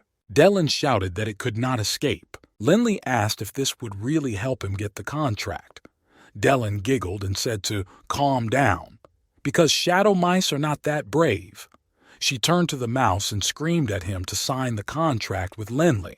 The mouse started to get nervous and glowed. It didn't understand where it was being attacked from. And having managed to create a circle of fire, it escaped. "This is an unusual shadow mouse," Dylan shouted. The mouse jumped all over the room, bouncing its body against all the walls at a frantic speed. Dylan shouted to Lindley, "Find a net somewhere because we have to catch it." But Lindley found another way out of the situation. He brought a fried chicken leg from somewhere. He waved it in front of the animal and asked him to eat it. A fried leg, thought the hungry little animal, not taking his eyes off it. Lindley smiled and said gently that no one would hurt him. Dylan was screaming her head off because she had asked for a net and Lindley had kept the chicken leg and was feeding it. Meanwhile, the little animal chewed on the leg with gusto and purred contentedly. Lindley began to stroke it on the head. Dylan mumbled in amazement that the animal was letting her pet him. She thought that she had spent all her energy to capture and subdue the animal, but she didn't think it would ignore it so easily. But Lindley brought a chicken leg and stroked it, which is not something magical animals usually allow. Lindley turned to the animal and told him that this diamond was his find and belonged to him, and that his name was Lindley Baruch, and this was his family's ancestral hall, so he could come here whenever he wanted. But then something strange began to happen. The animal bit the boy's finger again. Lindley screamed he did not understand why. "A beast will always be a beast," said Dylan. "But wait, is this a contract?" She looked at the two of them in shock. Lindley's finger and the beast's foot joined together. Dylan explained that when an equal contract is made, you become closer to the magical beast. It can perform any task for you, so they will have a strong bond. The boy asked what kind of contract it was. He could not understand its meaning. She went on to explain that when a magical animal is born, it has the opportunity to enter into an equal contract, but the animal can only enter into it once in its life. When a person breaks the contract, the animal can still enter into it with another. But in order for an animal to make a contract, it has to trust Lindley and consider him its family and not want to leave you. Only then can the contract be made. They joined the finger and the paw again. Now the contract was considered concluded. The contract of two identical creatures. Now they would fight together. "The contract is made," whispered Lindley. The mouse squeaked out "bebe." The boy asked Dylan if she could talk. The girl explained that it was a young mouse and that it did not speak properly yet, so it was just talking nonsense. Lindley happily shouted that it was his own personal magic animal, a mouse. The mouse was still chewing on its leg and looking at him with its big eyes, but it was calm now. The mouse climbed up on his shoulder and made itself comfortable. Now that he was the owner of Baby, his next step was to take the test to the Magic Academy. "I'll call you Baby and I'll talk to you more often," Lindley promised the mouse. Dylan remembered that anyone who studies magic dreams of becoming a student at a magic academy.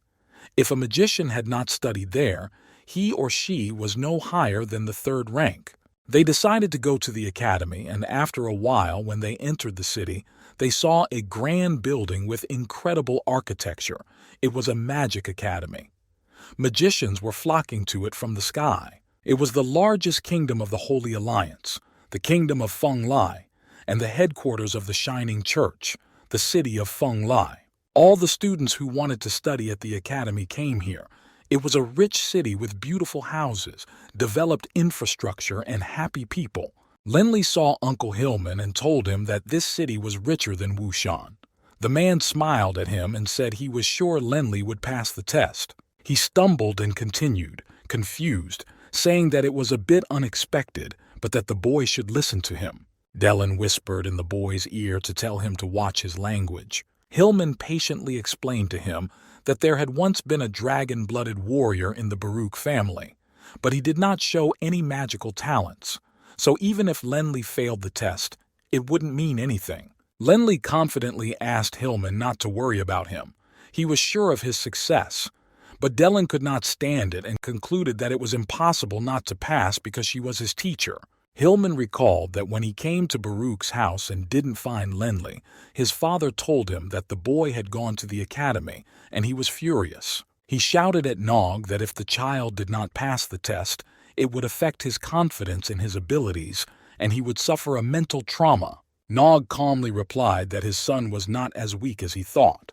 Hillman looked at Lenli and said that he still couldn't believe that Nog was right. They approached the magic training grounds of Feng Lai City, where hundreds of eager applicants had gathered. Lenli looked at the people and everything around him with delight. One of the teachers at the academy was shouting at one of the applicants that he was a failure. The boy was crying and screaming, proving that he had just touched the crystal, but he couldn't understand how the magician knew he had failed. The teacher began to shout at him that his mind power was only slightly stronger than that of an ordinary person, and he did not have the basic qualities to become a magician. He advised him not to spend the money, because the boy's shockwave of elemental magic was too weak. The teacher continued to reprimand the boy, saying that he really thought that anyone could become a magician, but his elemental aptitude was very low, and there was no point in taking the test. The crowd of applicants listened to this conversation in dismay and whispered that no one would probably pass. Dellen was also watching and couldn't understand why these methods were so old-fashioned. Her thoughts were interrupted by Lenli, who asked her to explain how the test worked. She began to say in a serious voice, "This is the elemental aptitude test. It measures the power of the mind and then the elemental aptitude. Usually, if the power of the mind is 8 times higher than that of an ordinary person, then such a candidate has a good chance of becoming a magician. However, this was a magical academy, so Lenli's mind must be at least 10 times stronger." The boy began to doubt his abilities and asked what was in his head. Dellen reassured him because in the last test, Lenli was 20 times stronger. That's why this test is a must. Hillman called the animal to his shoulder, and it went without question, feeling his kind heart. Lenli explained to him that he could not take him with him to the test, because these are the rules, and he began to push his way through the crowd of applicants to the arena where the examiner was standing. Upon entering the arena, Lenli bent down to greet him.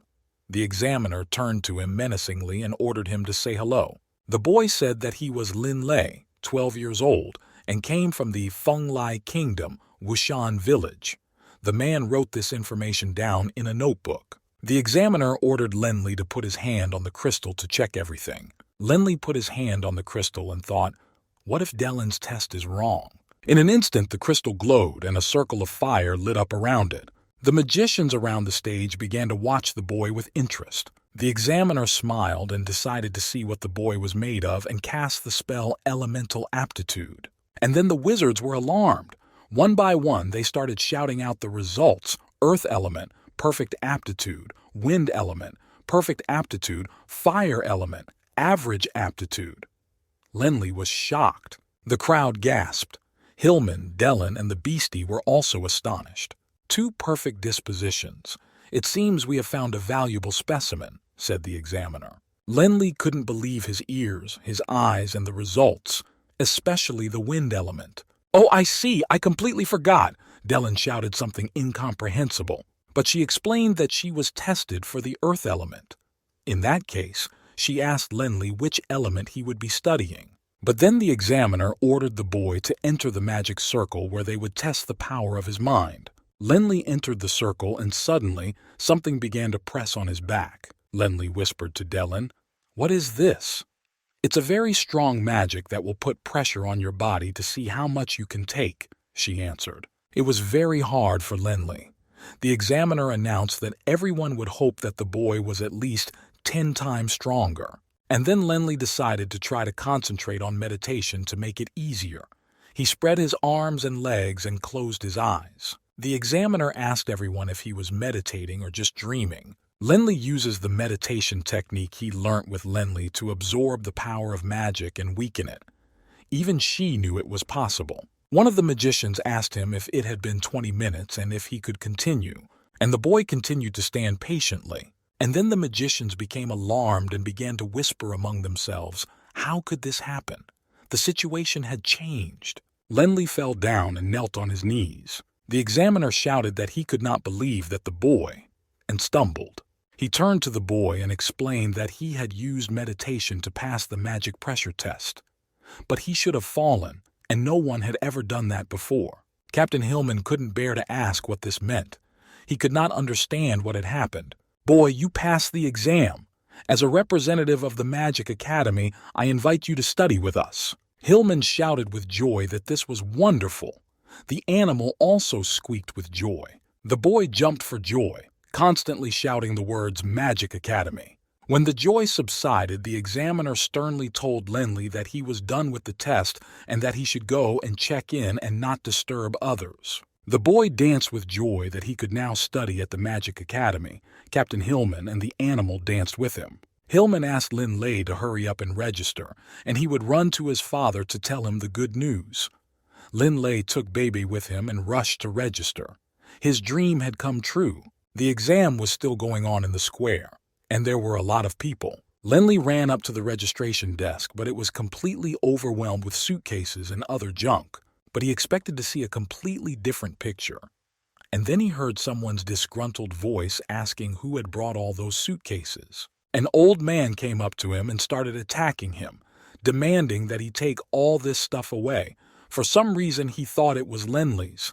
The boy sharply told him that it was not his stuff. A guy came up to the counter and said that calling his things rubbish and junk was disrespectful to him. It was Yale, the son of one of the biggest businessmen in Yulon. He understood his grandfather's remark that if he didn't respect things enough, he would never become a great businessman.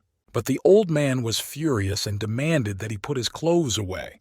He shouted that this was a school of magic, not business. But the boy calmly replied that his things would be taken care of, and good-naturedly told Lenli that they were now classmates. The guy said he knew his name was Lin Lei and that his performance in the test was outstanding.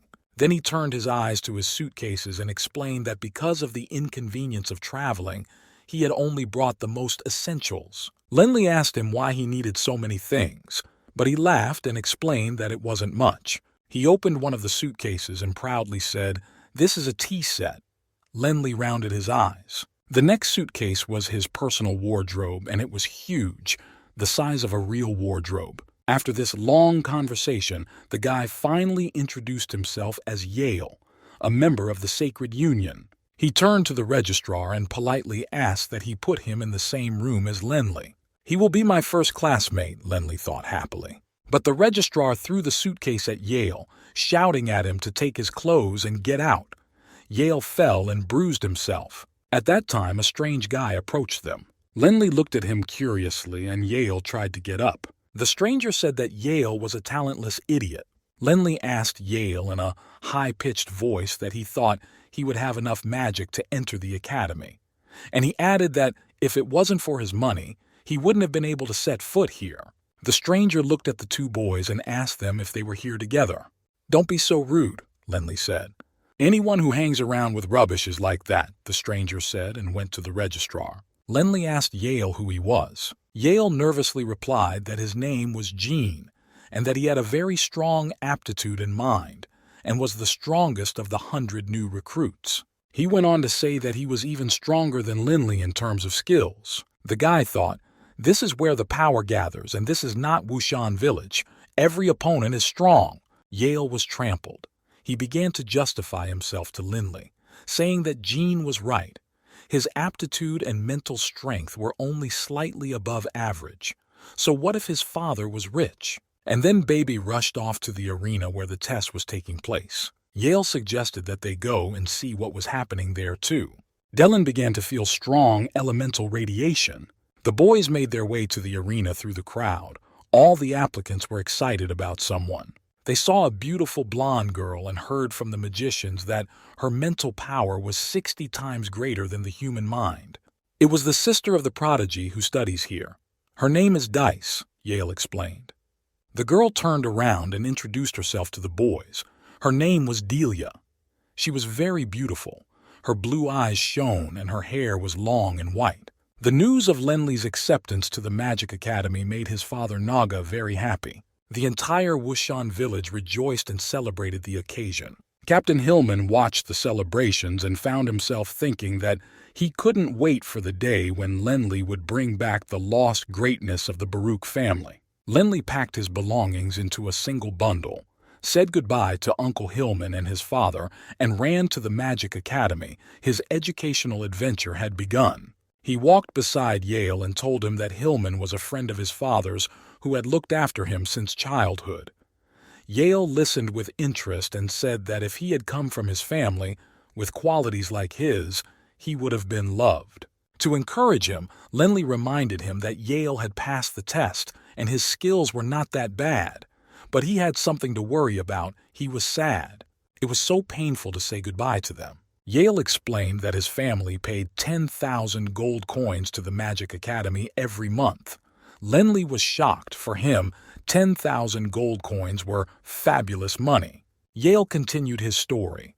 His aptitude and mental power are above average. If he went to an ordinary academy, he would be the best student. But this magical academy attracts the best monsters. If it wasn't for his father's connections and the 10,000 he paid every month, he wouldn't have been accepted. Lenli walked away thinking that his father had only sold the sculpture for 500 gold coins, which would have been enough for Yale to pay for half a month. Yale whispered in Lenli's ear that Lenli would save his face if he brought the sorceress from the academy. Then he explained with a mysterious face that money meant nothing to him.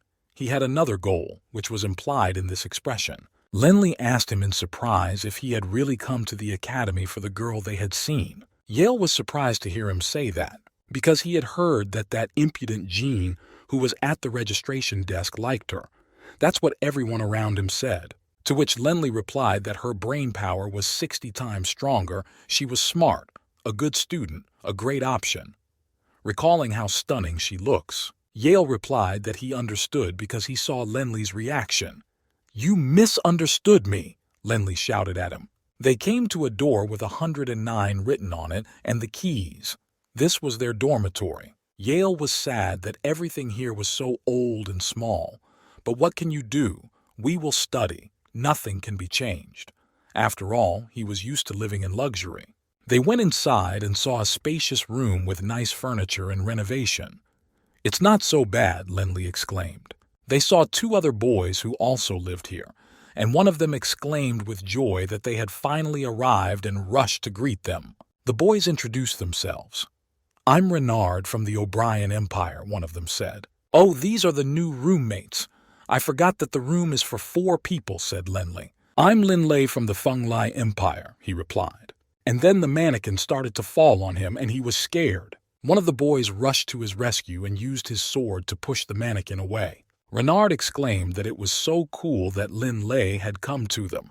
Who knew that he would come to study and have such skills in magic? Another boy with glasses explained that Renard had always wanted to go to a swordsmanship school to become a great swordsman. But when he was tested, he was found to have magical abilities, so his family sent him here to study, he continued to explain. Renard said he set up dummies everywhere so he could train. "Now Lin Lei can be my opponent and my skills won't deteriorate," laughed Renard. Renard asked why he had 2 swords. Meanwhile, Yale was in charge of moving his belongings so that they would not be damaged. He shouted to the last people to start choosing their rooms. Yale pompously dismissed the service and jokingly offered to put money on a magic crystal card for him to buy equipment. Lenli went out to the balcony. He wanted to be alone and collect his thoughts. He looked at the building of the Magic Academy and wondered if he could become a 7th-level magician or maybe an 8th-level magician. He decided that if I couldn't become a dragon-blooded knight, I could become a magician so that his family could become powerful again, and he made a promise to himself. The night in the dormitory was peaceful, and in the morning the magic courses began. After studying various elements, the boys went to different classes. Delin appeared and asked Lenli where she should go. The boy could not understand why she was asking him. She thought about it. In the first lesson, Lenli was the only student with a double element. The wind and earth lessons were held at the same time. He decided to go to the wind lesson. left Baby in the room and gave her a chicken leg to calm her down and explained that she couldn't come with him. Dellen confidently declared that who could teach the earth element better than her. She patted Baby's head and asked her to stay in the dormitory as well. So the wind lesson began, and a separate classroom was set aside for it. It was built in such a way that the desks were arranged in a circle, and the teacher was in the center. Lindley stood there looking at everything, but he heard people whispering behind him and thought he was famous. But the other boys were discussing the unusual girl from the test. The teacher wasn't there yet. He was late, and everyone was waiting for him. "I think something good is about to happen," Lindley said to himself when he saw the test girl enter the classroom. She was looking for a seat. And then a miracle happened. She sat down right next to Lindley, and the whole class froze. Lindley realized that everyone had been discussing and waiting for her. "My name is Delia," the girl said, turning to him, "and you're the one who has 2 elements, and that's cool." She laughed out loud, and she stretched out her hand to say hello, and the classroom fell into a deathly silence. Everyone's jaws dropped. "I'm Lindley," the boy said. "And I'm Yale," and his new friend's hand was extended to the girl. Lindley hissed to his new friend who sat down next to him that this was no reason to overplay the hand. But Yale said loudly that he hadn't said that Lindley was interested in her. "What's the matter?" And then a dark-haired young man of about 25 came into the classroom. It was the teacher, and he stood in the center of the classroom on a platform that was also moving. He greeted everyone and explained that he would be their first-year teacher. Delia quietly added that in addition to being a teacher, he was also the head boy. The teacher introduced himself as Trey, a 6th-year student, and the lesson began. Trey offered to talk about the basics of wind elemental magic and told them that he had used a wind blade to get to class. He explained that when they became 5th-level wind mages, they would be able to use the hovering technique, but that these were very simple spells. He went on to say that legend has it that Spatial Blade is a powerful single-target spell. Yale whispered that the wind element was cooler than the earth element. He thought so. Then Lindley asked him why Yale was sitting in their class. He had gone to study the earth element. Yale replied that he was bored in his earth element class and came to them because Lindley and Delia were there. And he winked and smiled. Trey reprimanded the boys for talking and threatened to cut out their tongues with his blade. Suddenly, a blade of wind flew past Yale's face. Trey asked Yale what class he was in and his name. But the boy exploded with anger at the blade and started shouting at the teacher. Yale shouted that Trey didn't even know his name and he would not forgive him. Yale stood up abruptly and ran out of the classroom. The teacher was shocked, and so was the class. Dellen, who was also watching the scene, thought that the elements should actually balance each other out.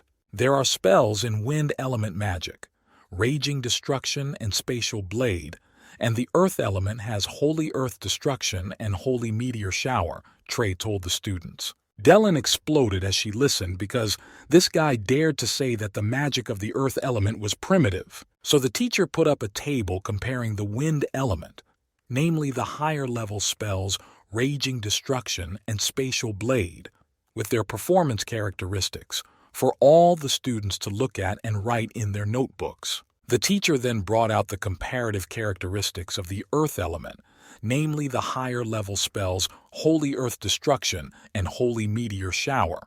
Lindley quietly asked Dellen what about the stone giant. What level was it? And she began to tell him that a long time ago she had been ambushed by a fire mage, and she had used Holy Earth Destruction to take him with her. Lindley could not calm down. He began to prove to her that he had easily killed him last time, but Dellen reminded him that it was thanks to her. She continued that the spatial blade can cut through physical matter, and although it is destructive, it is a simple strike, unlike the Earth Guardian spell. When Lindley summoned it, it would continue to fight the enemy. Lindley asked her what would happen if the knight also had dragon blood. Dellen pretended not to hear. "Are you saying that the elements of wind and earth can be used at the same time?" "Of course, if the 2 elements are at the 6th level, they can be used to defeat the 7th level," Dellen explained to him. But the girl finally realized that Lindley was disappointed that he hadn't become a dragon blood knight. "Then he would be a saint-level person," Dellen explained. Lenli remembered the promise he had made to himself that he was a member of the famous Baruch family, and he decided to make a note of it right in class. He thought nothing would happen. Suddenly, Trey turned his gaze to him and exploded in anger. He shouted that he saw those in the class who were not concentrating and that he hated inattentive students. "My wind blade will catch up with those who refuse to learn," Trey shouted and launched his blade. "No, no, no," Lenli screamed as he saw the flying blade. But the blade caught up with him and struck Lenli, and he fell under the table. Trey said, "Don't follow the example of such students." To the other students in the class, who were in complete shock, Trey said that only those who had improved their abilities would be able to move on to the next course, so they would be able to graduate when they reached the 6th level. If they didn't become a 6th level mage in 60 years, they would be expelled from the Magic Academy. He went on to say that even though the academy didn't have many rules, they still held tests every year to test your abilities. The children began to buzz around, discussing the news, some shouting that it was rare to find a 6th level wizard, others indignant that it was impossible to learn magic in 60 years, others worried that they might be expelled from the academy. There was a lot of noise. "Children, you need to concentrate and study. Let's take a deep breath," Trey suggested to everyone. "Those who use the wind element must understand how to unite with it." And everyone began to breathe frantically like locomotives. The air in the classroom began to stir. When Lenli left the classroom, he was still breathing deeply. Dylan explained to him that this is the same principle as in the earth element meditation. The boy loudly exclaimed that it was based on the power of the mind. Dylan confirmed that he had understood correctly. They continued to walk down the corridor together, and then she shouted to Lenli to watch out. The boy instinctively ducked down and flames passed over his head. A blond guy with a ball of fire in his hand stood by the wall and said angrily that it was just a joke, but it scared Lenli good, but it doesn't have any big consequences. Another rather familiar guy added that it seems the double element privilege is not that special. Lenli finally recognized him. It was the guy from the front desk. And Jean said that he was the stronger one this trimester, not Lenli. "Stay away from Delia," he hissed. Everyone in the crowd whispered, and someone said that Jean really liked Delia. That's right, Yale had said that. He must be mistaken, thought Lenli. "But wait a minute," Lenli exclaimed. Lenli thought he would not give in to his aggression, but he wondered aloud if he really thought that using these dirty tricks would scare him. The blonde dude laughed and shouted at Jean that this guy was no threat to them and he would deal with him himself. The blonde shouted that the academy was no place for rednecks and trash, and he cast the first-level fire element spell, Tongue of Flame, and a layer of fire instantly appeared in his palms. He spread his arms and launched fire towards the surprised Lenli. The crowd of students gasped. The boy was terrified, and Dylan asked if it was really a fire elemental spell. The fire surrounded Lenli in a circle. Everything was on fire. The fire spread into several circles. The class realized that their classmate was in trouble. "I know only one spell, and it can attack objects," said Lenli in a low voice. Dylan giggled softly. That was enough. Then she whispered to him that he knew magic too, and she tried to explain how an earth elemental magician could lose to a fire elemental magician. Lenli was furious, and he shouted at the top of his lungs the spell Earthquake. The earth rose and covered all the fire around him. The blonde was shocked, and in a second, some unknown spell in the form of mud destroyed his fire circle. Lenli loudly shouted the next spell, "Destroy fire!" Dylan, watching this, shouted that Lenli should not sleep because he had a very energetic opponent, and a battle broke out in the academy hall. The power of earth and fire joined together. Everything was flying and burning around. Dylan became a guardian angel for the boy in this battle, constantly warning him when there was danger. John also joined the battle. He also had the magic of fire. His anger was completely transformed into the power of the flame. It was an unequal battle. Jean launched a huge column of fire straight at Lenli. The force of the blow was incredible. And then the inexplicable and incredible happened. Lenli just managed to dodge the column of fire. He flew into the air and did a flip away from the flames. and he continued to spin again and again without stopping. The hall was absolutely silent. Dellen watched the boy in fright and noticed a strange glow around him. Then she understood everything and shouted that it was wind magic, although the boy hadn't learned everything yet. She asked Lenley how he could understand how to use it. "I just took a deep breath and this happened," Lenley replied. Jean couldn't calm down. He shouted the spell Tongue of Fire again and produced a column of fire. Lenley was not at a loss and shouted the spell Earthquake in Jean's direction. And then, with the power of the two magics, the boys collided head-on. "Why did you hit me? Doesn't your head hurt?" Jean shouted. "It was you who crashed into me," shouted Lenley. And then everyone noticed Trey, who frightened the two brawlers with the help of magic and asked who allowed them to fight.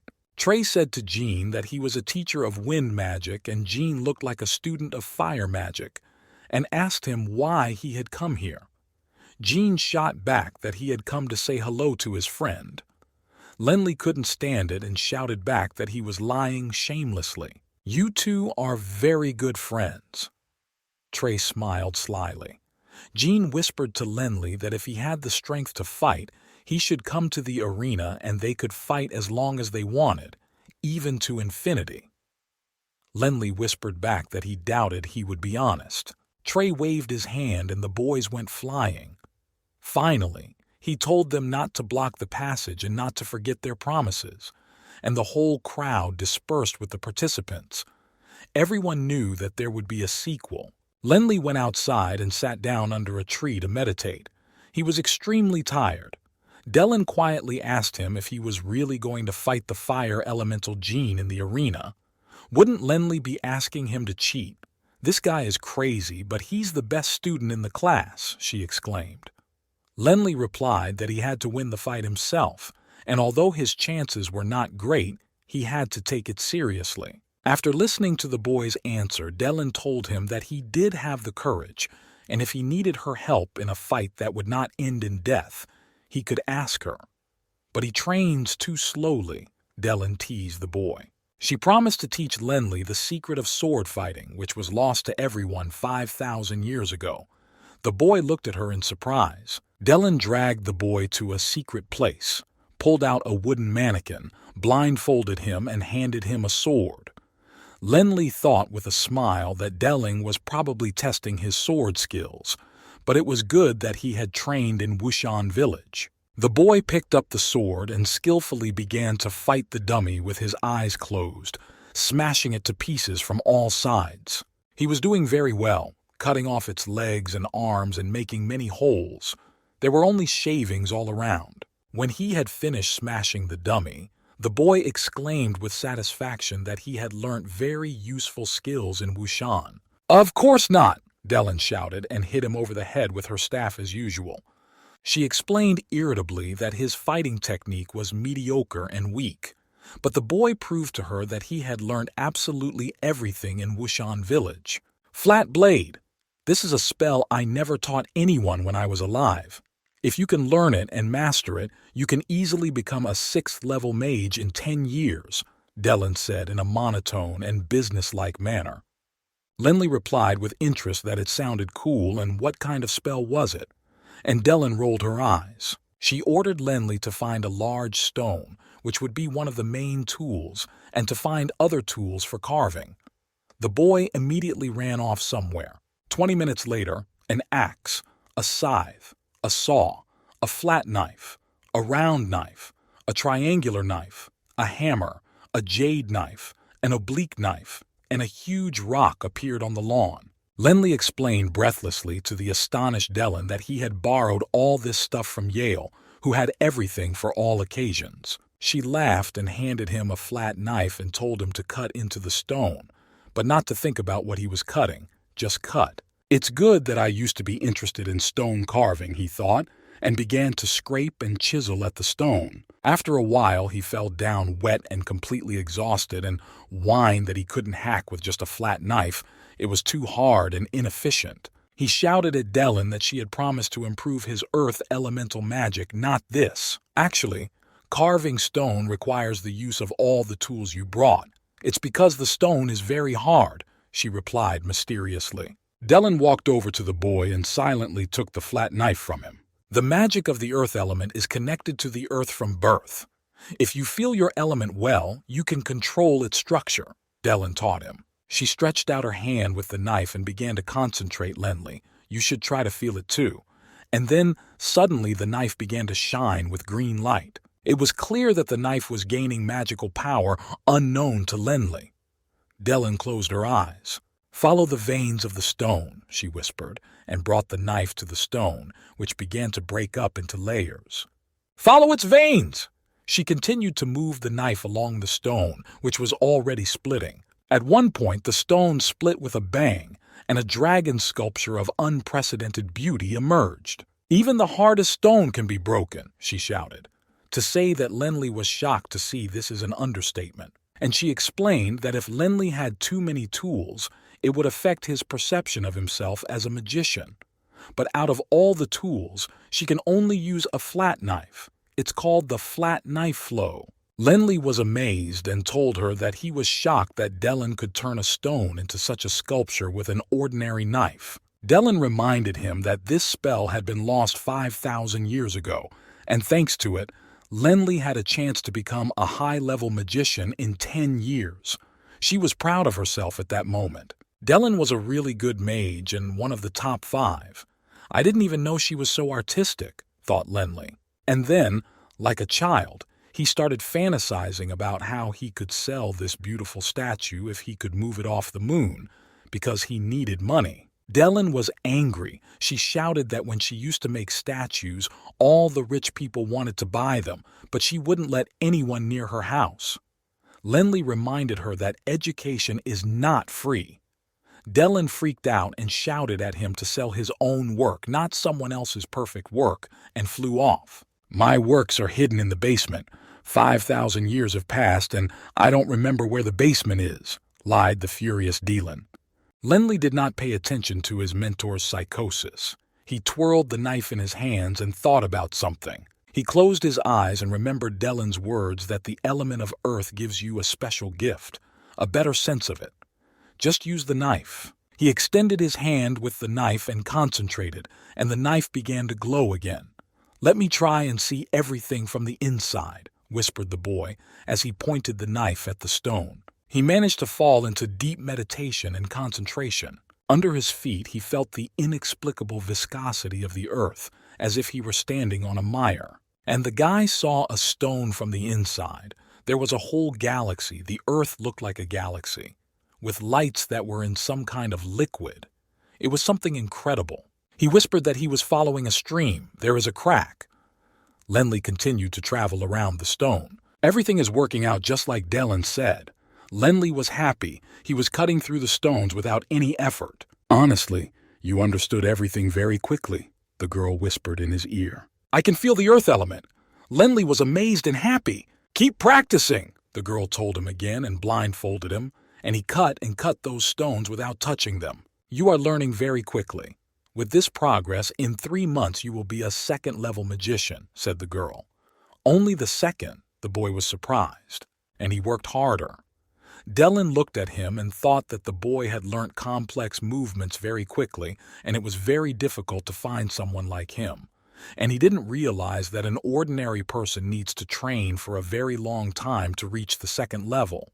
Lenley returned to his friends in the room and told them what had happened to Jean. Yale listened for a long time and remained silent, then asked if there was really going to be a duel with Jean over Delia. Lenley confirmed it, and he began to think of a plan of action. All the residents of dormitory number 109 were thinking. While everyone was worrying, Lenley knew for sure that he could become a second-level magician in a short period of 3 months. Finally, Yale let it slip that the problem was that Lenley hadn't had much practice, so he probably wouldn't be able to beat Jean. What if I become a second-level magician? Lenley asked Yale. All the boys in the room turned to him and asked how he imagined that. Yale irritably started shouting at him that there were only 3 weeks left before the battle, which was very short. Lenley was shocked. For some reason no one had told him this before. But in fact, he thought, it's good that he has learned everything and trained with the unsurpassed Dellen. Yale exhaled and opened a huge suitcase and started taking out strange things. A ring that reduces magic damage, a helmet that blocks magic, a necklace that reduces the time it takes to read a spell. He announced the items. These things cost about 1,000 gold coins. You can take any of them and you won't lose, Yale offered him. Lenley smiled and thanked Yale for his offer, but Yale said with a glare that he always uses these things to win, and Lenley is too cruel to him, and he began to cry like a little child. You see, I want to beat Jean alone and with my own strength, Lenley explained to him.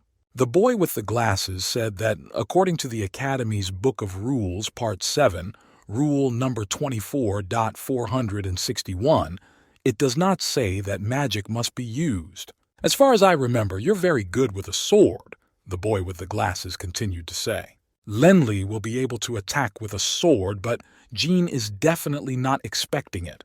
So it will be hard to say who will win.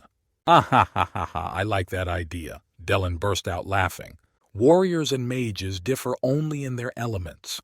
There is a winner and a loser in battle.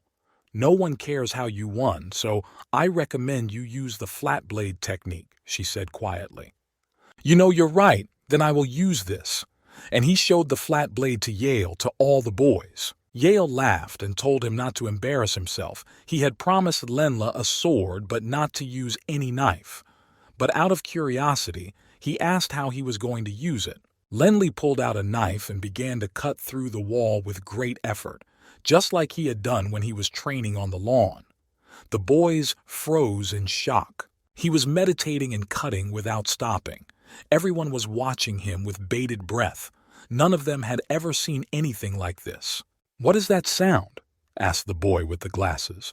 Yale couldn't calm down and couldn't understand how you could attack with a knife like that and it would work. Lenley was so excited that he cut through half the room. Everyone was horrified to see that the house started to fall apart. In an instant, the stones fell out, where a huge hole appeared. Meanwhile, in his dorm room, Trey was practicing his favorite flight technique. He breathed deeply and slowly for an hour straight, ignoring everything around him. Breath in, breath out, breath in, breath out. He was snoring all over the room. His training was going perfectly. Suddenly, someone entered his room without knocking. Trey did not notice the visitor. The guest began to cough intelligently. "Trey, you're such a hard worker!" the red-haired man shouted and came closer. The red-haired man continued to ask questions. He asked Trey if he would be the first one to leave them and go to the 7th level. Trey finally heard someone in the room and reluctantly came out of his meditation. "Fernet, what are you doing here?" he asked. Fernet happily told him that there was a very good student in the fire element class this term. The red-haired Fernet sat down next to Trey and continued to talk. He said that he had been classmates for many years and now they were teaching students. Trey told him that he was worrying in vain in this situation. And then Fernet could not stand it and exploded, saying that if that was the case, then they would meet in the academic arena. He was a rather unbalanced person. Trey thought at that moment that none of his students looked special, although there was one. Meanwhile, Bebe the mouse had finally eaten her chicken leg and was lying in a fluffy ball under the blanket. Sad. She got out from under it and started jumping around the room. She thought it was so strange that no one was in the dormitory. Bibi ran to the flip calendar and flipped the page over and saw that it said that today was an unusual day. A crowd was gathering in the competition arena of the Magic Academy. The boys came closer to her. This is where new students can compete with each other, but only freshmen take part, one of them explained. Yale stood there and silently calculated something. The guys asked him what he was doing. He replied that he had calculated that if they sold tickets to the competition at a price of 110 gold coins, then we can make a lot of money. "How could you all not think of that?" he shouted. Lenley was invited to the magic arena. The host told him to put his hand on a stone to automatically divide them into magic groups. At that moment, Lenley angrily remembered Jean and his firepower in the last battle. He put his hand on the stone with determination and courage, and it lit up. The host controlled the whole process. The host loudly announced that the competitor, Lenley, belonged to group number 32. Then Yale and Renard came up to Lenley and told him that they would not allow him to compete alone. But the presenter said that they didn't have to compete yet, and everyone was looking at the magic circle of the stone. Suddenly, Renard noticed that only Georg had not joined them. Yale explained that even though their elements were different, they would still fight together. Georg adjusted his glasses and replied that such fights were not his style. He was an intellectual and fought only with his mind. And then the crowd of spectators began to whisper that a student of the fire element was coming. Everyone stepped aside. Through the crowd, Jean walked with authority and confidence with his blonde friend, who was constantly serving him. He met eyes with Lenley, hatred for each other sparking between them. They were both completely motivated. Jean gritted his teeth as he was surprised that Lenley had come. "I thought you weren't coming," Lenley cut him off. Jean noticed with satisfaction how the crowd was looking at him and shouted, "If there was no one stronger than him, why was everyone looking at him?" He could warm up the audience. He walked with a wide stride, respectfully and slowly, and the crowd parted even more. And then he had a brilliant idea. He started releasing fire around him to make it look more beautiful, and the crowd recoiled in fright. Renard shouted at him why he was doing this, but Jean pompously replied that he was just warming up because the power of the fire element was too high, and he had nothing to do with it. Yale looked on in amazement at Jean's antics and said that he did not see anything special in fire magic and was not afraid of it. Suddenly, Renard began to smell something burning. Everyone turned to Renard and saw that Yale's clothes were on fire. Yale started running and screaming in panic, waving his arms and begging everyone to put it out. Jean muttered to himself that he was an ignorant, pathetic student. And then Jean noticed a light at Lenley's feet. The thought crossed his mind that maybe it was because of it that his magic hadn't worked on Lenley. Dellen also noticed the light at the boy's feet, and she thought that it must be the magic of the wind and earth creating a protective wall. And no one else can do this but her student, Dellen was excited. Jean walked up to the stone to test his strength. It lit up. He shouted out to the crowd that they would all be disqualified with their level of magic before they even met him. "Jean's first fight will be against Lin Lei," the host announced. Jean shouted with satisfaction to get ready to leave the arena. Lin Lei snapped back and promised to defeat Jean even faster. Everything was going according to his plan, so he should shut his bad mouth.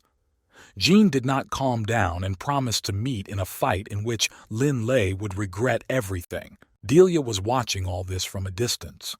She thought to herself that the battle would start soon, and she heard that Lenley would be participating in it.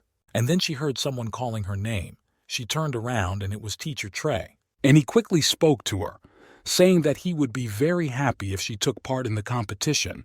With her abilities it would be quite easy, and she would reach the final.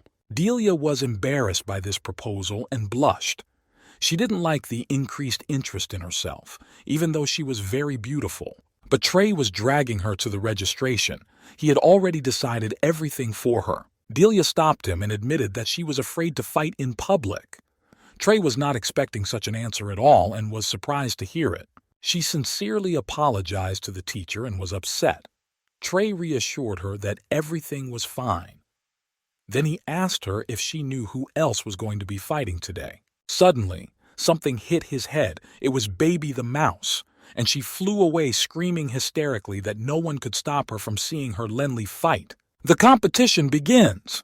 The first group of contestants is Renard and Racin," announced the host.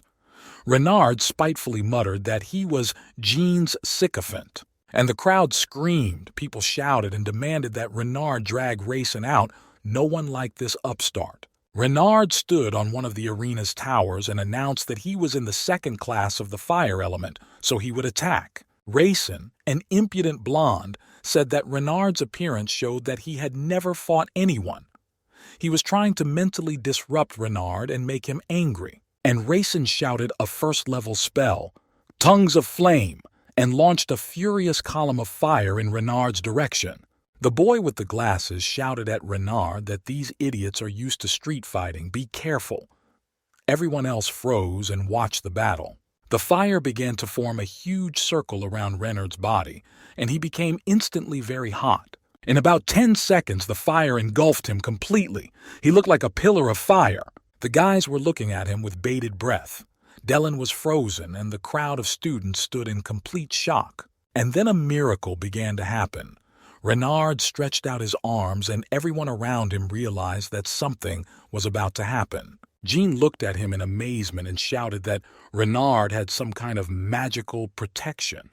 Rayson just stared and couldn't believe his eyes. And then Renard broke out of the fire with all his might and grabbed Rayson by the scruff of the neck and shouted that he had opened up and was ambushed by him.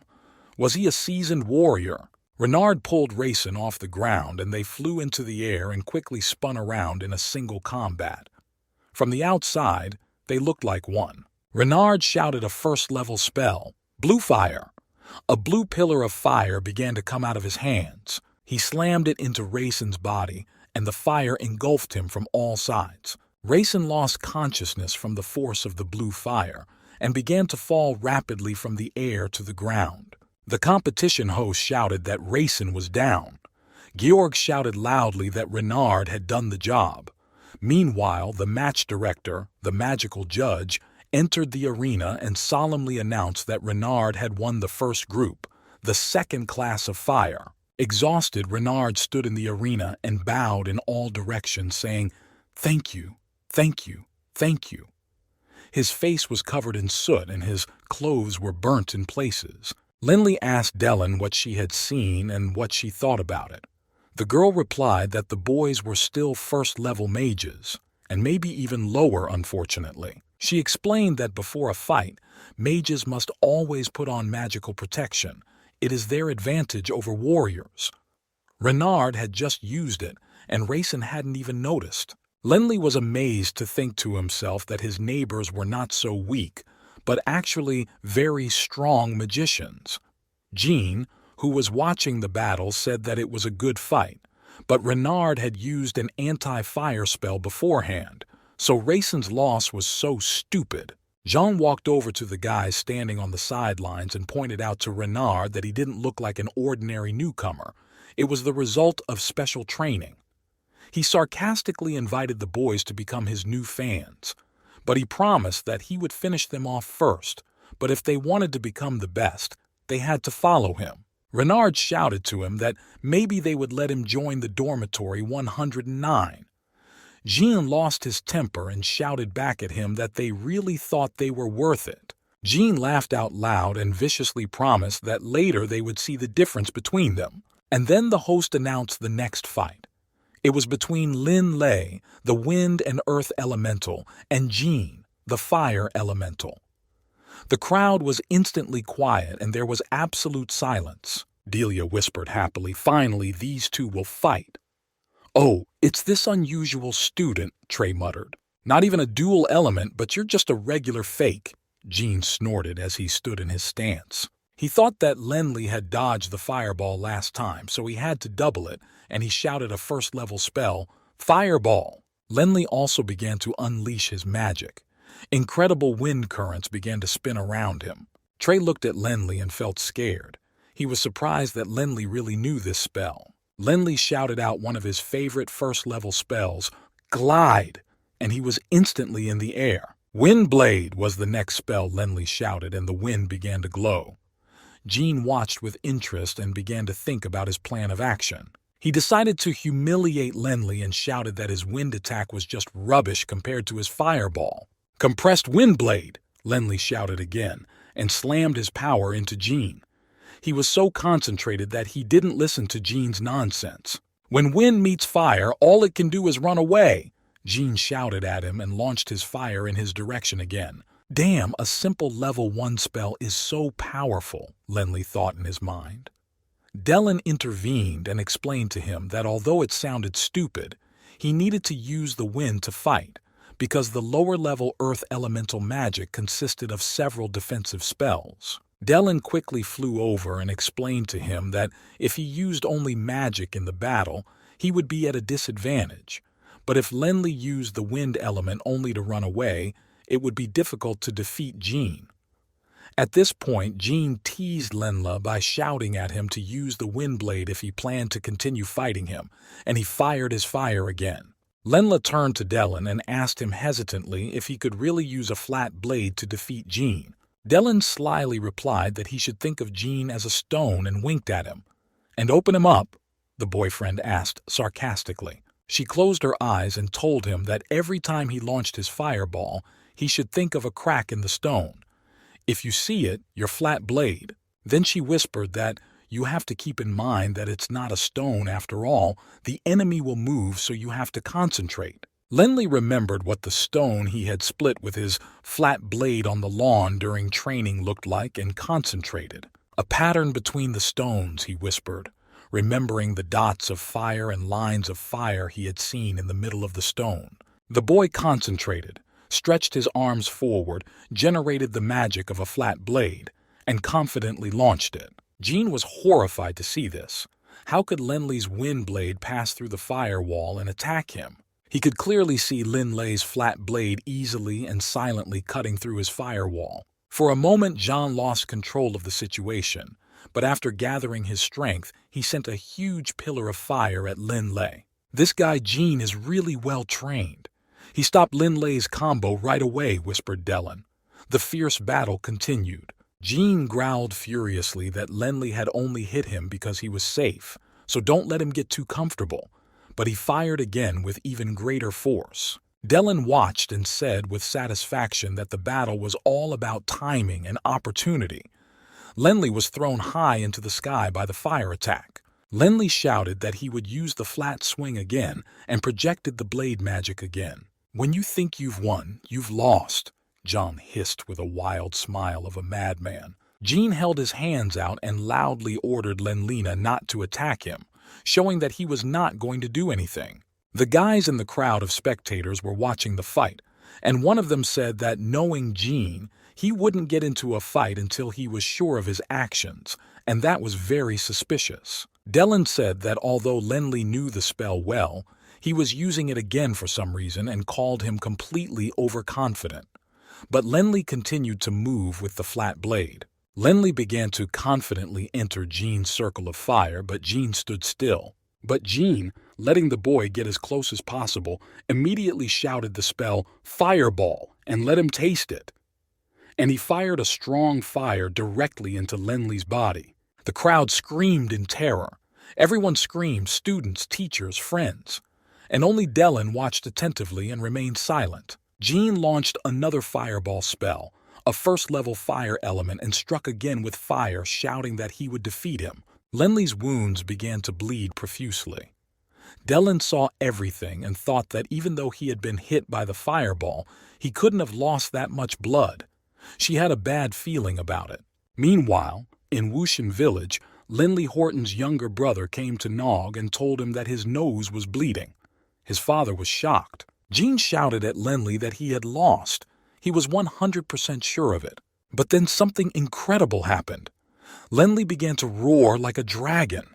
Blood dripped from his mouth. He screamed so loudly that it seemed as if the dragon was behind him. The crowd was screaming with fear.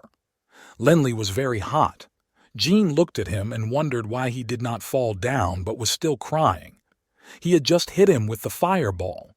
He could not understand anything. But Lenley, bleeding like a beast, began to attack Jean again, and he shouted that if he was not afraid to die, he would help him. But it was too late. Lenley was gaining momentum.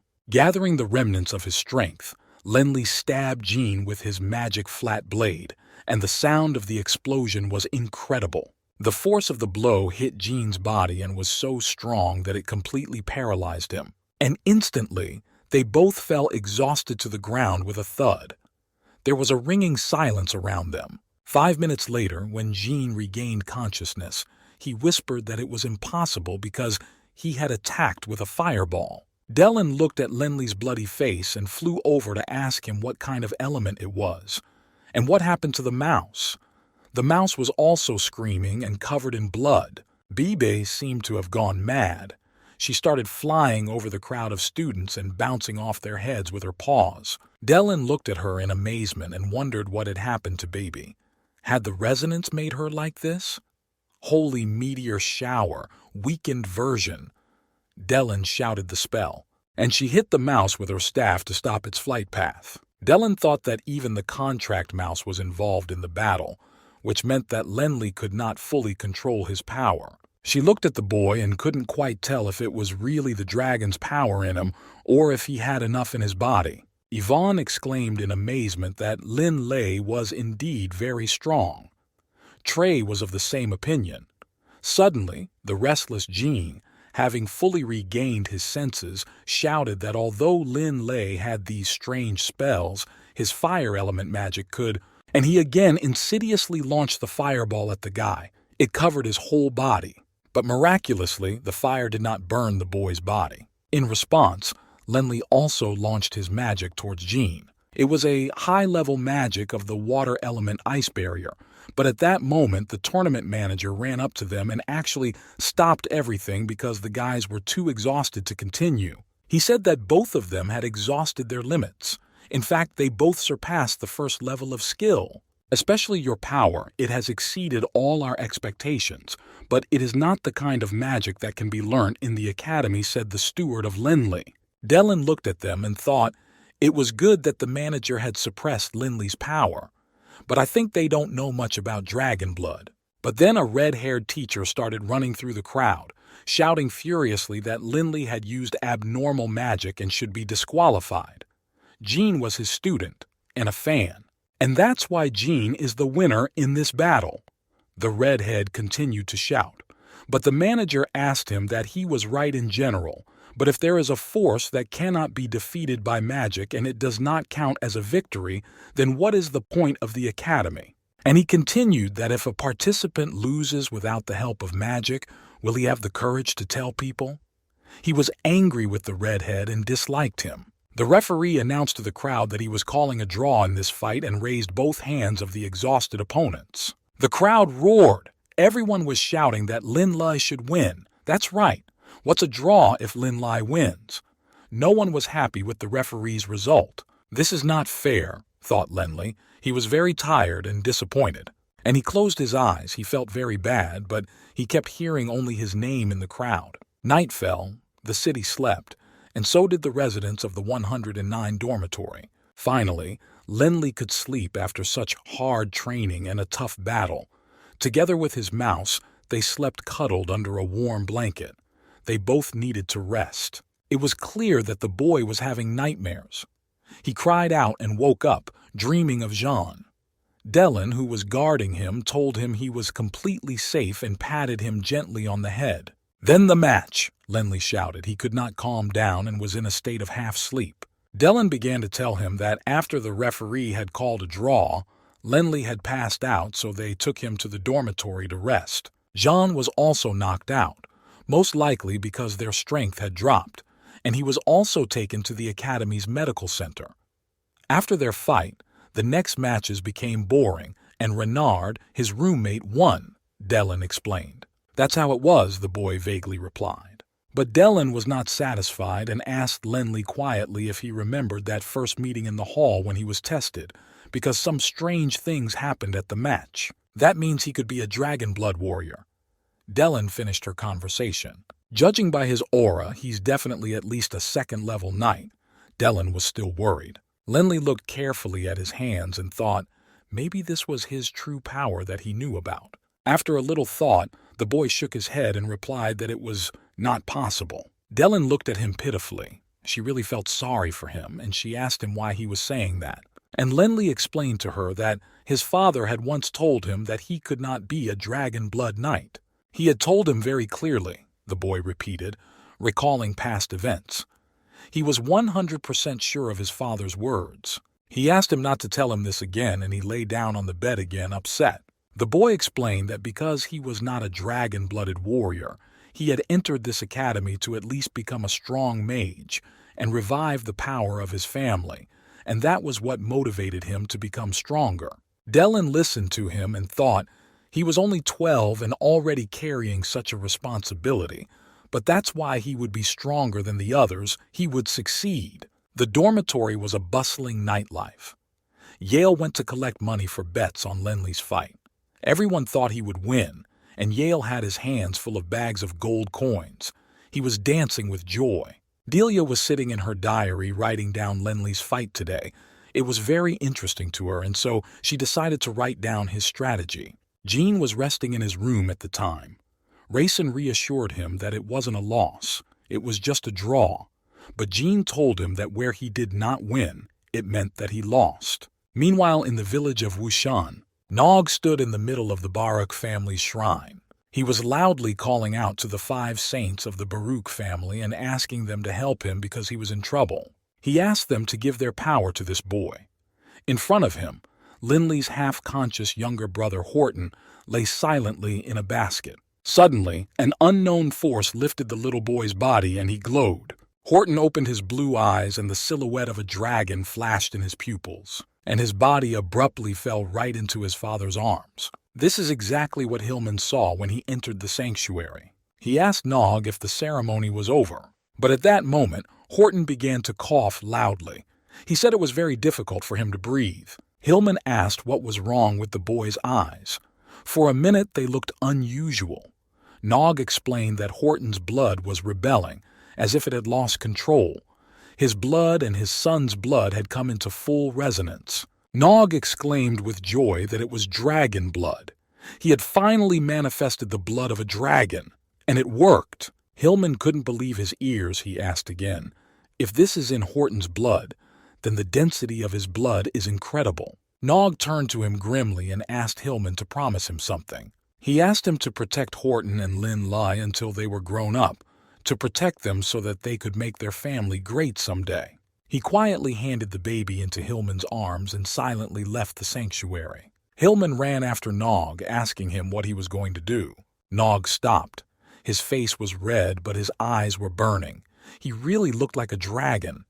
He said quietly that he was going to do what he should have done a long time ago and let Hillman not even think of stopping him. One difficult year had passed. Lenley sat in the middle of his dormitory room, meditating and practicing, stones flying around him. He became much older. He tried to concentrate as hard as he could, and he succeeded. Dellen was watching him sitting on the windowsill. Bebe the mouse was sleeping sweetly. Lenley was already 14 years old. He asked Dellen if his mind power was already the same as that of a third-level magician. She smiled and replied that, of course, thanks to her training to increase his mind power, he learnt a flat blade. The speed of increasing his mind power is faster than an ordinary person, although it's 6 times faster. The boy interrupted her by saying that if his father knew this, he would be happy. Dellen was offended and demanded that she was the one to thank. But he didn't hear her. He was thinking about his father. And then he heard someone calling him through the window. Lenley and Baby also looked out the window with interest. There stood Jean, who was also older and 15 years old. In his usual way, he called Lin Lei a miserable coward, and he shouted for Lenley to come out and fight him if he didn't have the guts. Jean hadn't changed a bit. He hysterically demanded only one fight, but he really wanted to fight again. It didn't matter to him whether he won or lost. He would accept the result as it was. Jean still could not accept his defeat. After listening to him, Lenley shouted that he was here to learn magic, not to fight an idiot like Jean. Stepping away from the window, Lenley cast the second-level earth elemental spell, Broken Stone, and the window was instantly blocked with stones. The boy learned to do incredible household things, at which Jean shouted so that Lenley would not think that some window would prevent him from hearing him. He decided not to back down this time, and at that moment, everyone in the room heard Yale shouting, "That guy," and running down the corridor. Yale was not shouting in his own voice that he would be Lin Lai's representative in the new battle. The whole dormitory could hear him. He ran to the kitchen and started gathering all the knives. Renard tried to calm him down, explaining that Lenley would not be able to defeat him with these knives. Yale finally stopped and thoughtfully said that it was true, because he had heard that Jean had become much stronger this year. Even the high school students did not want to fight him. He firmly believed that only Lin Lei could beat Jean, and he began to ask Lin Lei to agree to fight because this Jean would go crazy. "Let him go," the boy replied. He didn't care. Yale began to cry loudly like a child. He really wanted this rematch to take place because he was a true admirer of Lenli's magical power. Lenli was calmly pouring himself a cup of tea in the kitchen, listening to Yale's screaming when he noticed an unusual medallion on the table with a dragon on it. He asked the boys where it came from. Henry told him that a middle-aged knight had come by this morning looking for Lenli, but he was training at the time. The knight did not want to disturb him, left the medallion, and left. Lenli understood. He cast the first-level wind elemental spell Glide, and immediately flew out the window he had sealed, which shattered into pieces. Jean was still standing under that window, still annoyingly, and when he saw Lenli he was happy, thinking that the boy had finally come out to fight him. But Lenli flew silently past him with an indifferent face. Surprised, Jean began to shout after him that he had no right to run away like that, and he jumped after him, grumbling under his breath that if he knew the 6th-level soaring technique, he wouldn't have to jump like a fool every time. Meanwhile, Captain Hillman, the leader of the Wushan village guards, stood in the forest clearing, waiting patiently for someone for hours. And it was the mysterious dragon medallion that Lenli had found that drew him to the clearing like a magnet. Lenli landed and ran up to Captain Hillman, and they hugged each other. Hillman looked at the boy in awe and said that he had grown up a lot and looked like a grown man. The boy blushed. He was very fond of his uncle, who was his second father, and asked how their family was doing and if anything had happened to them. Hillman happily told him that his younger brother Horton had successfully passed the dragon blood test. Lenli was amazed and very happy and asked if it was really dragon blood. Yes, little Horton has dragon blood, Hillman confirmed. He added that because of this, his father decided to send him to O'Brien Academy, to which the boy joyfully exclaimed that it was the best place to train because it was a school for nobles. Lenli remembered Yale telling him that studying at O'Brien Academy was very expensive, but also very prestigious, and it was the best academy in its field. Hillman, sensing questions, continued to tell him that because of the cost of Horton's education, they had to sell some of their belongings. On his father's orders, Hillman sold the stone dragon heads that hung on the front door, but they did not fetch a very high price, but still managed to save up at least some money for Horton's education. Seeing the worry in Lenli's eyes, Hillman asked him not to worry because there is always a way out. At the same time, he thought that he still could not tell the boy about his father because he was on the road, but in his heart he hoped that everything was going well with Nog. But then Yale appeared out of nowhere, and he heard the whole conversation. He started a dialogue and said that in addition to tuition fees, he also needed money for household expenses and bills, and that he would need a sword and equipment for Horton's training. Hillman's eyes rounded.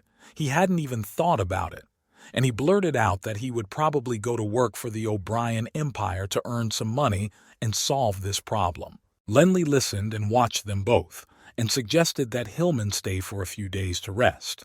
He had something in mind. Saying that he had something to do, he ran off in an unknown direction. "Well, I'll see you tomorrow then," replied the puzzled Hillman. Yale ran after the boy, and when he caught up with him, he asked if he needed any money. He offered to lend him some. Lenli refused and thanked him sincerely. He really had a reliable and good friend. Yale looked at Lenli's face and knew he had made up his mind. The guy asked Yale to help him make a deal with Jean to have the fight that Jean wanted and demanded so much, not for the first time. It was beginning to get dark, and the academy building and the dormitories around it were beautifully illuminated by lights. It was a quiet and warm summer evening. Meanwhile, in the woods, not far from the academy, Lenli and Jean stood on a clearing. It was clear that they had already agreed on something. Jean said with satisfaction that he thought Lenli would never come because he would be afraid. But only 10,000 gold coins, although it was a lot of money, did not mean that he could not afford it. Lenli listened to him calmly, but asked him not to forget about the agreement of the battle. Jean slyly asked him if he really thought he could beat him. Two people were running through the forest, a girl and a boy. The girl asked the boy if he had heard that Jean and Lenli were going to fight again. He replied that of course he had and that he would not miss it for anything. It was on this night that the second match was scheduled, the rematch of the year. All of Lenley's friends were already standing in the bushes, eagerly anticipating the fight. There were two people in the academic arena, Lenley and Jean. The fight was about to begin. Jean hissed at Lenley in his own style that the last time he surprised me with his stupid spells. And he shouted the spell, "Fire Fairy, answer my call." And fire began to flow out of his body in a continuous stream. Jean looked at Lenley and noticed that he was extremely calm, and thought that he would probably use that strange spell again, like the last time. Jean completely surrounded himself with fire. It rose and fell in the air and looked like a huge fireball, but he kept a close eye on Lenley. He recognized in his heart that the boy had great strength. Henry observed that he had never seen Jean so cautious, to which Renard replied that he looked like a scared cat in the fire. Everyone giggled, and then a woman's voice said that Jean was still afraid of Lenley's strange power. It was Delia, and she greeted them sweetly. The boys were dumbfounded, and an intriguing spectacle began in the arena. Jean rose up into the air and released continuous streams of fire from his two hands. He was shouting that he could actually use ranged attacks to defeat Lenley. Lenley calmly listened to him and watched. He was silent and calm. Even in the air, John could see that he was already planning something, and his calmness and self-confidence faded away in the moment.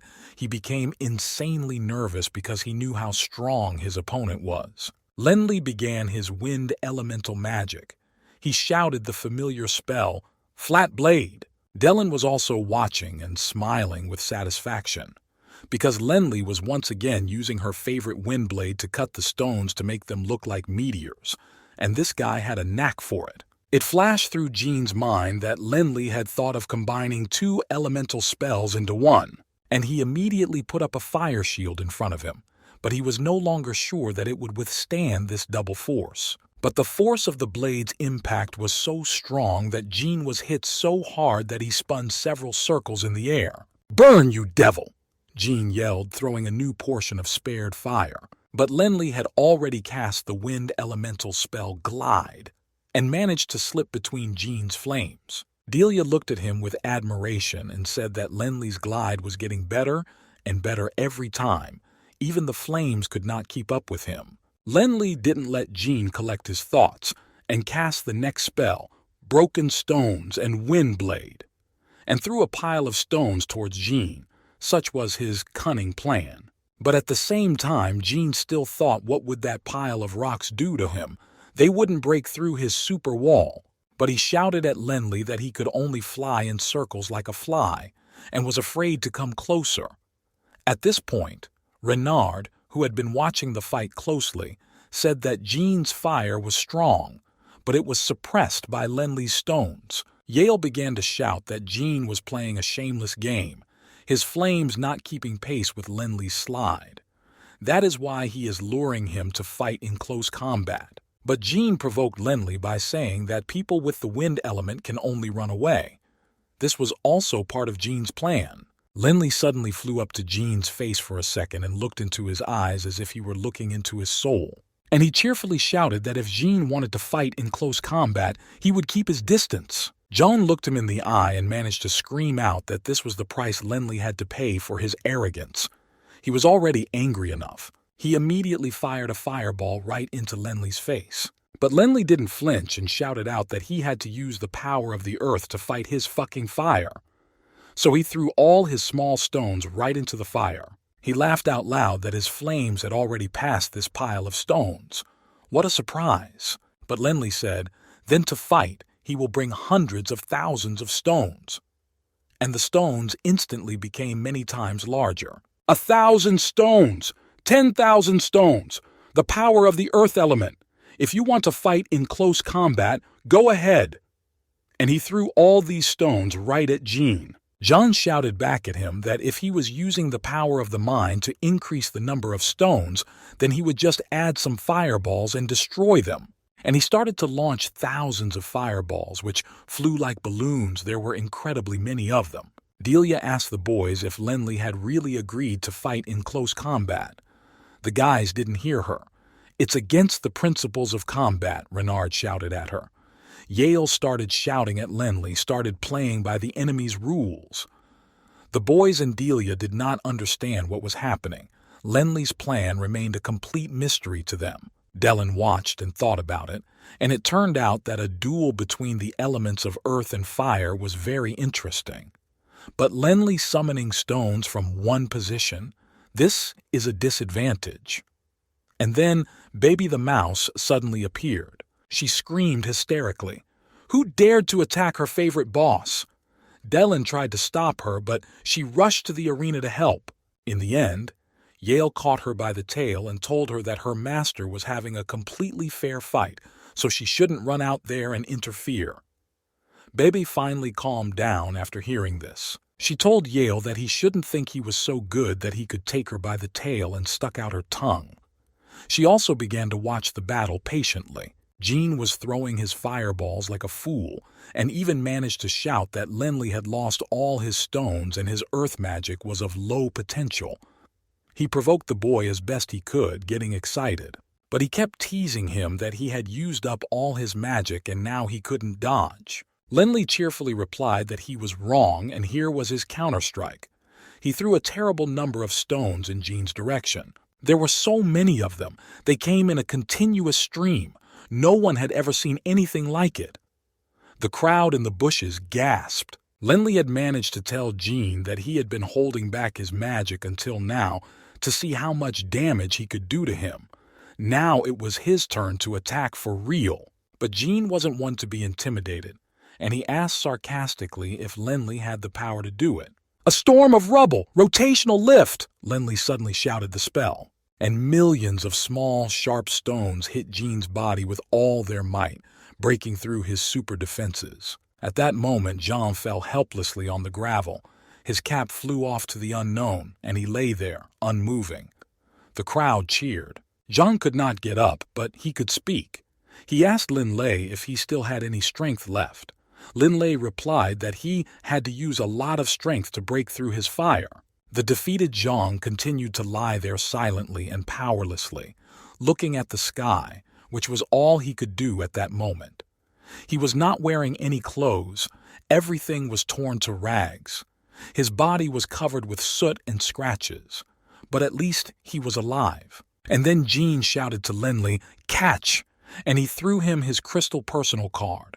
"The gold I promised you is all on this magic crystal card. You can go and get it yourself. I lost." He smiled. Lenley deftly caught the card and looked at it happily. He had never seen so much money, and he had managed to earn it for little Horton. His dream had come true. But in a moment he became serious and told Jean that he was a great opponent. He had learned a lot from him in this fight. But if Jean wanted to consider this match a training match, he wouldn't take the money. After listening to him, Jean shouted that Lenley could not cancel the deal, and that he shouldn't forget that he still hated him. Jean finally stood up through the strength and pain, taking off the rest of his rags, and continued to tell Lenley to keep the 10,000, because when he became stronger, he would find him, and they would fight again. And he limped back to the dormitory. Dellen came at him with a hiss. She muttered that first-ranked attacks, then melee, then allow an attack. The guy was testing himself, wasn't he? But she chirped contentedly that Lenley knew how to combine the elements of earth and wind, and he had perfect control of his blade, so he had no opponents in his year of training. Lenley told her that thank goodness no one had looked at him for a while when he wasn't working at his best. Dellen burst out laughing, because then all the snotty spectators from the whole academy started coming out of the bushes, shouting at him that it was great and he was so naive. They asked him to teach them the art of fighting and magic. Baby the Mouse ran happily to his boss, and Yale collected money for the betting on the fight. Jean hobbled to the top of a small hill and stood looking at the horizon and the starry sky. Everything finally calmed down inside him. He thought that so little time had passed, and Lenley had only used magic to surpass him. He didn't even have to think of a strategy. He was infinitely saddened by this, because he was no longer the best. Lenley sat on the steps of the house and looked at the crystal card with interest because the 10,000 warmed his heart. Just then, Baby started to take the card away from him and decided that she was going to buy thousands of chicken legs and eat to her heart's content. But Lenli took the card out of her hands. The guy thought 10,000 was a lot of money, but how would it help his family? But it was not enough to solve all the issues, he concluded. What am I going to do with it? Lenli said out loud. Yale, who was drinking coffee nearby, replied that he, for example, really liked sculptures. Then you need to think of other ways to make money, Lenli replied. Yale replied that this year Lenli had been practicing the flat blade spell and should have made a lot of sculptures. Yale thought about it and offered to take them away and sell them at a very favorable price. He even knew how to do it.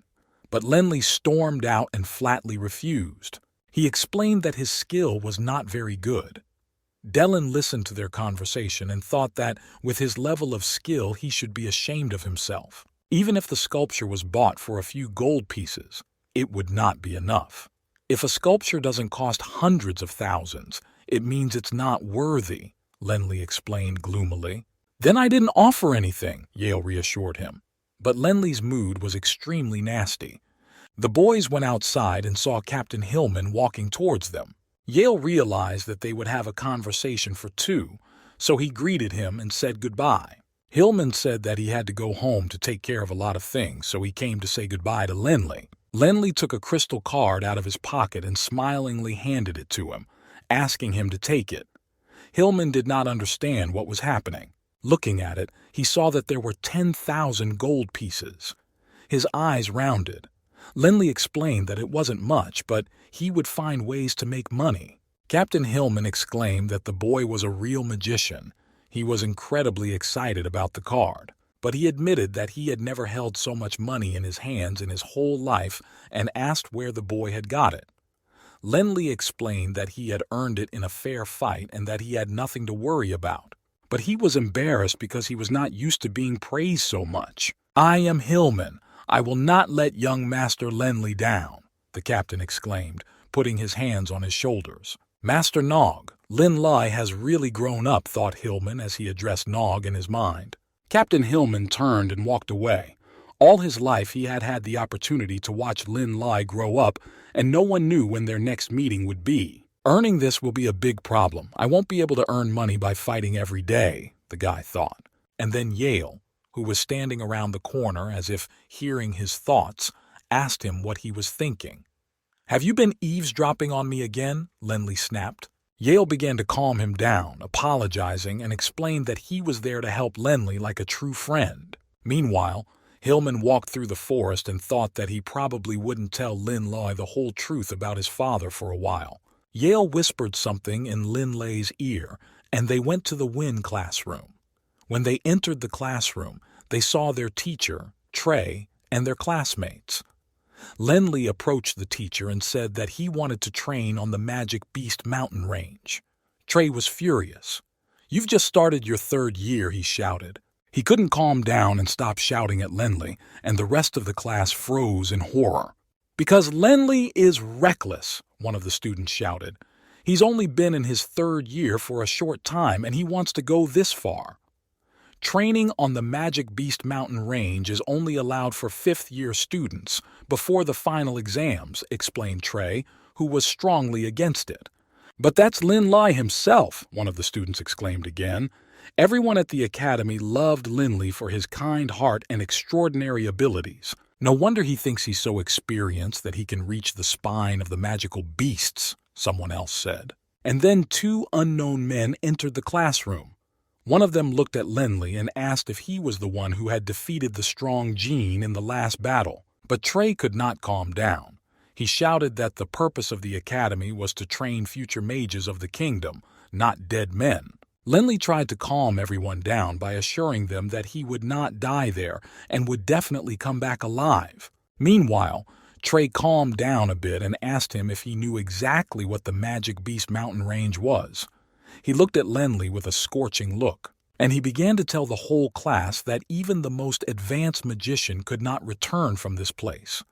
These mountains are inhabited by magical beasts that fight each other. Cruel monsters destroy the weak to become stronger. Many people died there. In some places, You can find monsters of the 8th and ninth level, sometimes even monsters of the saint level live there. But he gritted his teeth, saying that in short Lindley could not even hope to get permission from him to go on this trip because he was too young and inexperienced. So Lindley decided to convince him by showing him something. He shouted the water element spell icicle, and the air temperature in the classroom immediately turned sub-zero. Suddenly, a professor came into the classroom and saw a winter landscape with icicles and snow, frost on all the walls and students. He asked Trey, "Who is that guy?" pointing to Lindley. Lindley was standing on his desk, and icicles had grown all over the classroom, and the walls were covered in ice, the temperature dropping quite rapidly. Trey stammered and tried to explain to the professor that Lindley wanted something that was beyond his capabilities as a third-year student, and he refused him. The professor told him that he hadn't done anything wrong, but he had been told something. The professor looked at the boy and exclaimed that it must be Lindley. He remembered him from last year's match. He went on to explain that he had been following him, but had accidentally overheard their conversation. And he opened the academic newspaper with the headline, "Genius Defeated Genius," on the front page. It's the latest breaking news, and in addition to the headlines, every page has a detailed analysis of the fight. Even the senior level viewer could see that after Dixie, Lindley is one of the most talented people, he continued. Dellen mockingly asked Lindley if he was really still lagging behind Dixie. But Lindley was embarrassed and explained that he didn't even know that everyone knew. Lindley timidly explained to the professor that he had just used the icicle to check something out. But the professor attacked Trey, accusing him of being less prepared than his students. He announced to everyone that Lindley was definitely an extraordinary third-level wizard. And if he is in such a hurry to go to the mountain range of magical beasts, he must have some serious reasons for it. The boy hesitated, and Dellen whispered with a giggle that there were many magical beasts living there whose skins were worth hundreds of thousands of coins. "I was the one who suggested you go there to work, and you can also practice there. But you can't answer them like that, can you?" She laughed at the boy. Dellen mumbled that there were beasts that cost hundreds of gold and there were some that cost thousands, but they were not very smart. He could handle them, and she could be there to help him. "Something happened in my family," the boy finally answered the professor. "But I am strong enough to survive on the mountain range of magical beasts." The professor asked him again and warned him not to be too confident. "Boy, if something happens, no one will be able to help you. Do you still want to go there?" "Yes," Lindley answered firmly, and the professor agreed. He turned to the class and announced that he accepted Lindley's request and allowed him to go to the Magic Beast Mountain Range. The Magical Beast Mountain Range was a series of mountains with sharp peaks and impregnable foothills, and it was not easy to enter. The mountains were young and tall, covered with dense forest. No one knew for sure the number of animal and plant species that inhabited them, their levels and ranks.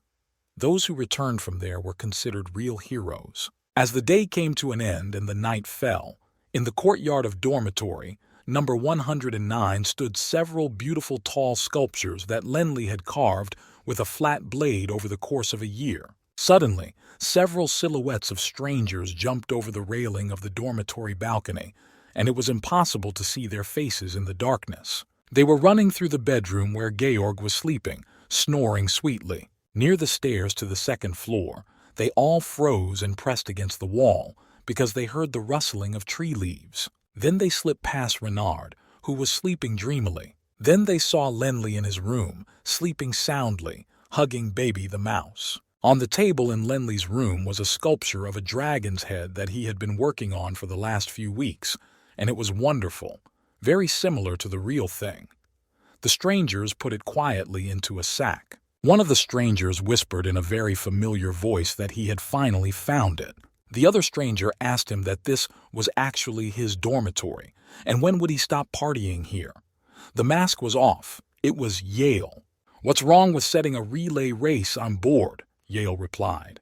He ordered everyone to quickly pick up the other sculptures and get out of here before the rest of the people woke up. Yale slyly whispered that it was because Lindley had not allowed him to sell these amazing sculptures during the day. They quietly and unobtrusively loaded all the sculptures onto the trolley. One of them asked if we could take them to the Prue Gallery tomorrow. "Yes, this gallery specializes in auctions," Yale replied. Early in the morning, the strangers arrived with the trolley in the part of town where the Prue Gallery was located. There were two men standing in the gallery. One of them greeted the Count and told him that there would be a lot of work today. The old Count was looking at an exhibit and said that it was a very beautiful work, but he did not see any soul in it. The man began to convince him, saying that this was not true, that every detail in this work was worked out to the smallest detail, and asked him not to criticize it. Meanwhile, Yale and his boys were bringing in a large wooden box, afraid of accidentally smashing it against something. The man aggressively started shouting at Yale, demanding that he watch his language, and asked if he even knew who he was in front of. But Yale did not care.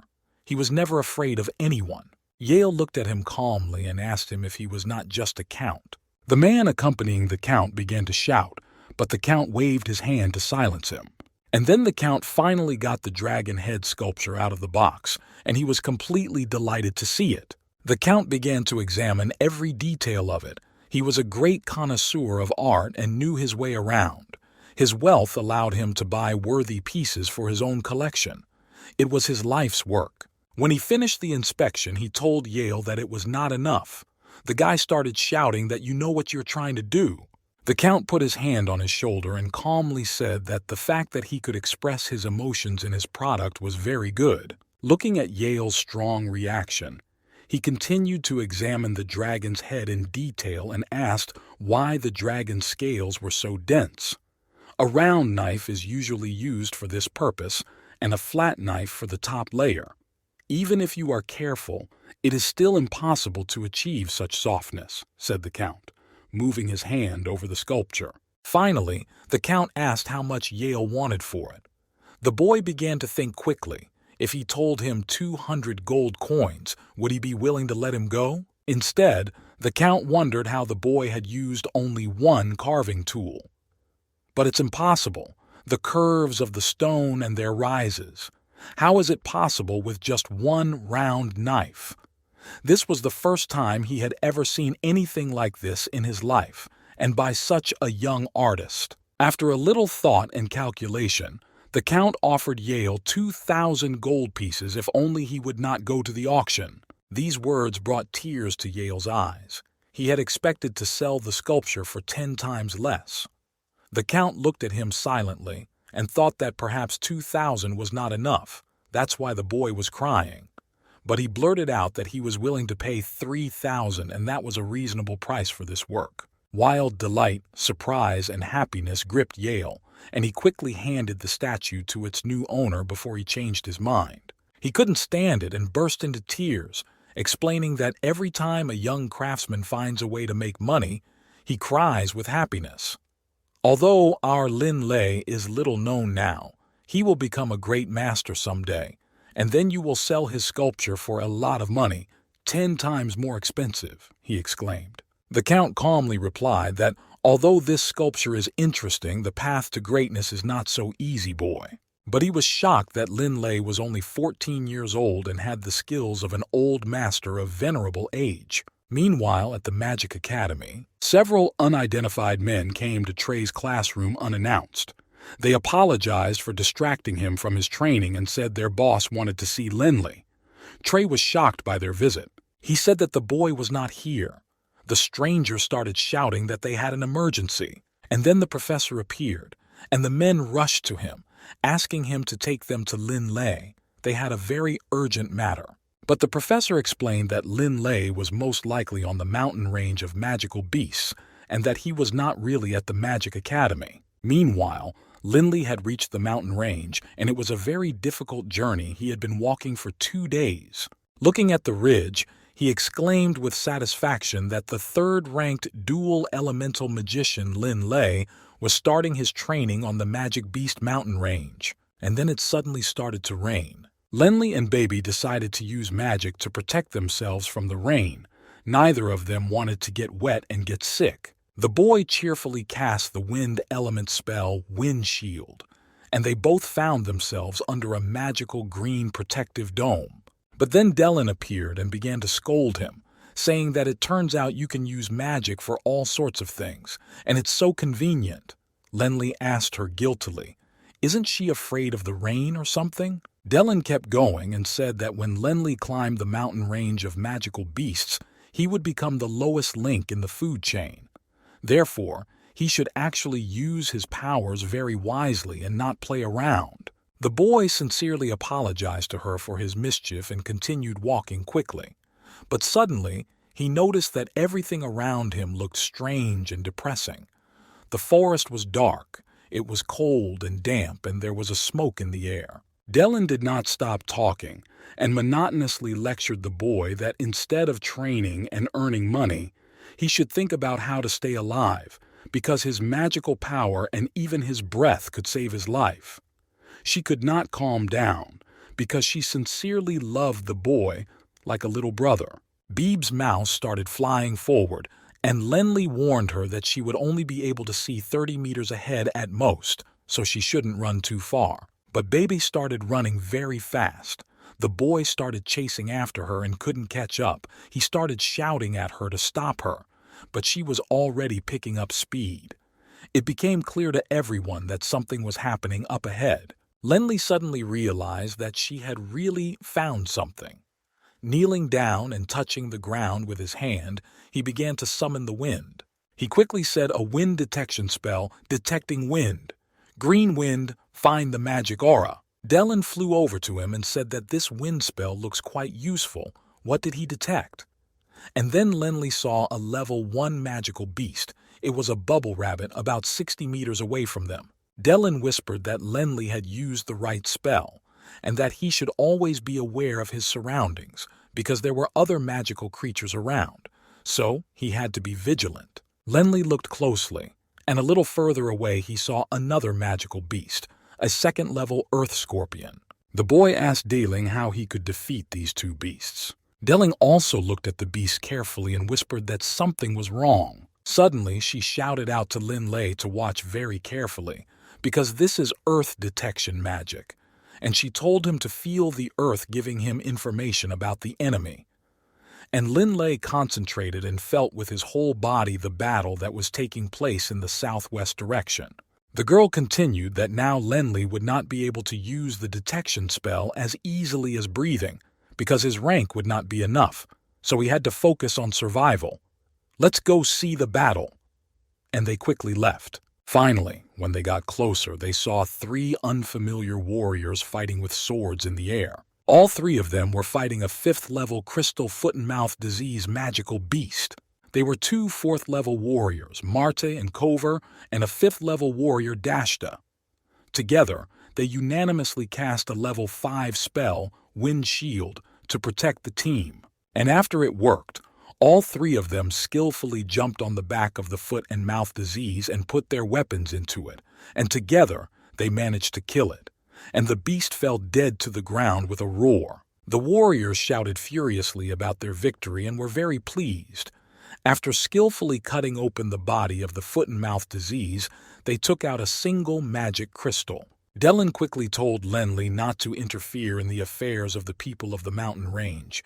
If it did not concern them, he should just leave quietly. She explained to him that it was a 5th-level magician and 2 warriors, and it was clear that they made a great team, because they managed to kill a 5th-level beast. Then one of the warriors suddenly called Lenli's name. The boy looked back and was very surprised and asked Dellen how he knew him. She explained that he was just very close to them, and now he had been spotted by the enemy's revealing wind. The stranger called out his name again and waved to him. Lenli looked at him in surprise and did not know what to say. "It's me, Dashta, from the wind element we studied together," the stranger suddenly exclaimed. And Lenli finally remembered his thesis class and how classes 2, 3, 4, and 5 always sat together. And Dasht was indeed sitting behind him. Dashta cheerfully exclaimed that his partners were there, and they were now taking the crystal out of the body of the magic beast, and pointed to his companions. Finally, Lenli was able to squeeze something out of himself, which is not surprising since Dashta is wearing the cloak of the Magic Academy. These two are Kover and Marte. They are my training mates. He introduced his friends to Dashte. And this is a friend of mine from the academy. He recently became famous there, and now he's at the same level as Dixie, introduced him to Dashte's friends. The guys replied that he was at Dixie's level, which was very, very cool. Dashte exclaimed that if Lenli joined them, they would become many times stronger, and together they would be able to kill magical beasts without any problems. And if they were lucky enough to kill a level 7 beast, they could definitely get several tens of thousands of gold coins, which was a huge amount of money. He urged Lin Lei to join them. Lin Lei couldn't believe his ears and kept asking him if it was really possible to find a level 7 magic beast. Suddenly, an arrow whistled in the air. Dashta's body instantly tensed, his eyes turned glassy, and the arrow instantly passed through his chest. Blood poured out of his mouth and he tried to say something. "It's an ambush. Be careful," Dashta whispered his last words. Lenli was terrified, holding Dashta's bloody body in his arms, with an arrow sticking out of it. He was bleeding to death. Dashti was silent. His face was pale, his eyes were wide open, and his body was limp. Only the wind played with his hair. The boys were instantly startled by the horrific scene they saw and shouted, "Who did this?" Marte shouted with all his might that the murderer should show himself to him immediately. He challenged him to a fight. It all happened in an instant. Lenli was out of his mind and furious with anger. Dellen was trying to calm him down. "What the hell?" the boy shouted across the clearing. Meanwhile, Dellen began to examine the arrow carefully, and after examining it, she said that it was 100% spelled with speed and accuracy, which meant that the mage who had shot it was definitely a 5th-level mage. And his advantage is precisely in surprise and location, so Lenli can't beat him now. "According to my calculations, the next attack will be," whispered Dylan. Just then, Marta started attacking the bush, shouting for the stranger to come out now. And at that moment, the next arrow silently hit Mart's body. Dellen started shouting for Lenli to get out of there right now. "This person has 6th-level skills. You can't fight him." Suddenly, someone in the bushes said, "There are 2 more left. The one with the red scarf is a good target." Lenli had a red scarf tied around his neck, and at that moment he finally realized that it was getting really dangerous. And then several arrows hit the trees that grew on the sides where Lenli was standing. Finally, a stranger came out of the bushes. He had a mask on his face and he began to search the corpses of the boys in disgust, looking for trophies. But he was indignant out loud that the 2 still managed to escape. He found a bag of magic crystals on Dashta's body, but there were very few of them. Suddenly, the bushes near the stranger stirred and he broke away from his search and became alert. The silhouette of a strange man suddenly appeared in front of him. It was Dixie. He was 15 years old, considered the most talented, hardy, and outstanding student at the Magic Academy. The boy was dressed in expensive armor decorated with gold. His staff was of unprecedented beauty. "You attacked those who had just climbed the mountain range. How brave and shameless," Dixie said. The stranger shouted 2 more spells in a rage. "Speed, accuracy." "That kind of trash doesn't need to know my name," Dixie shouted back at him. And in return, Dixie shouted the spell, "Thunderstorm."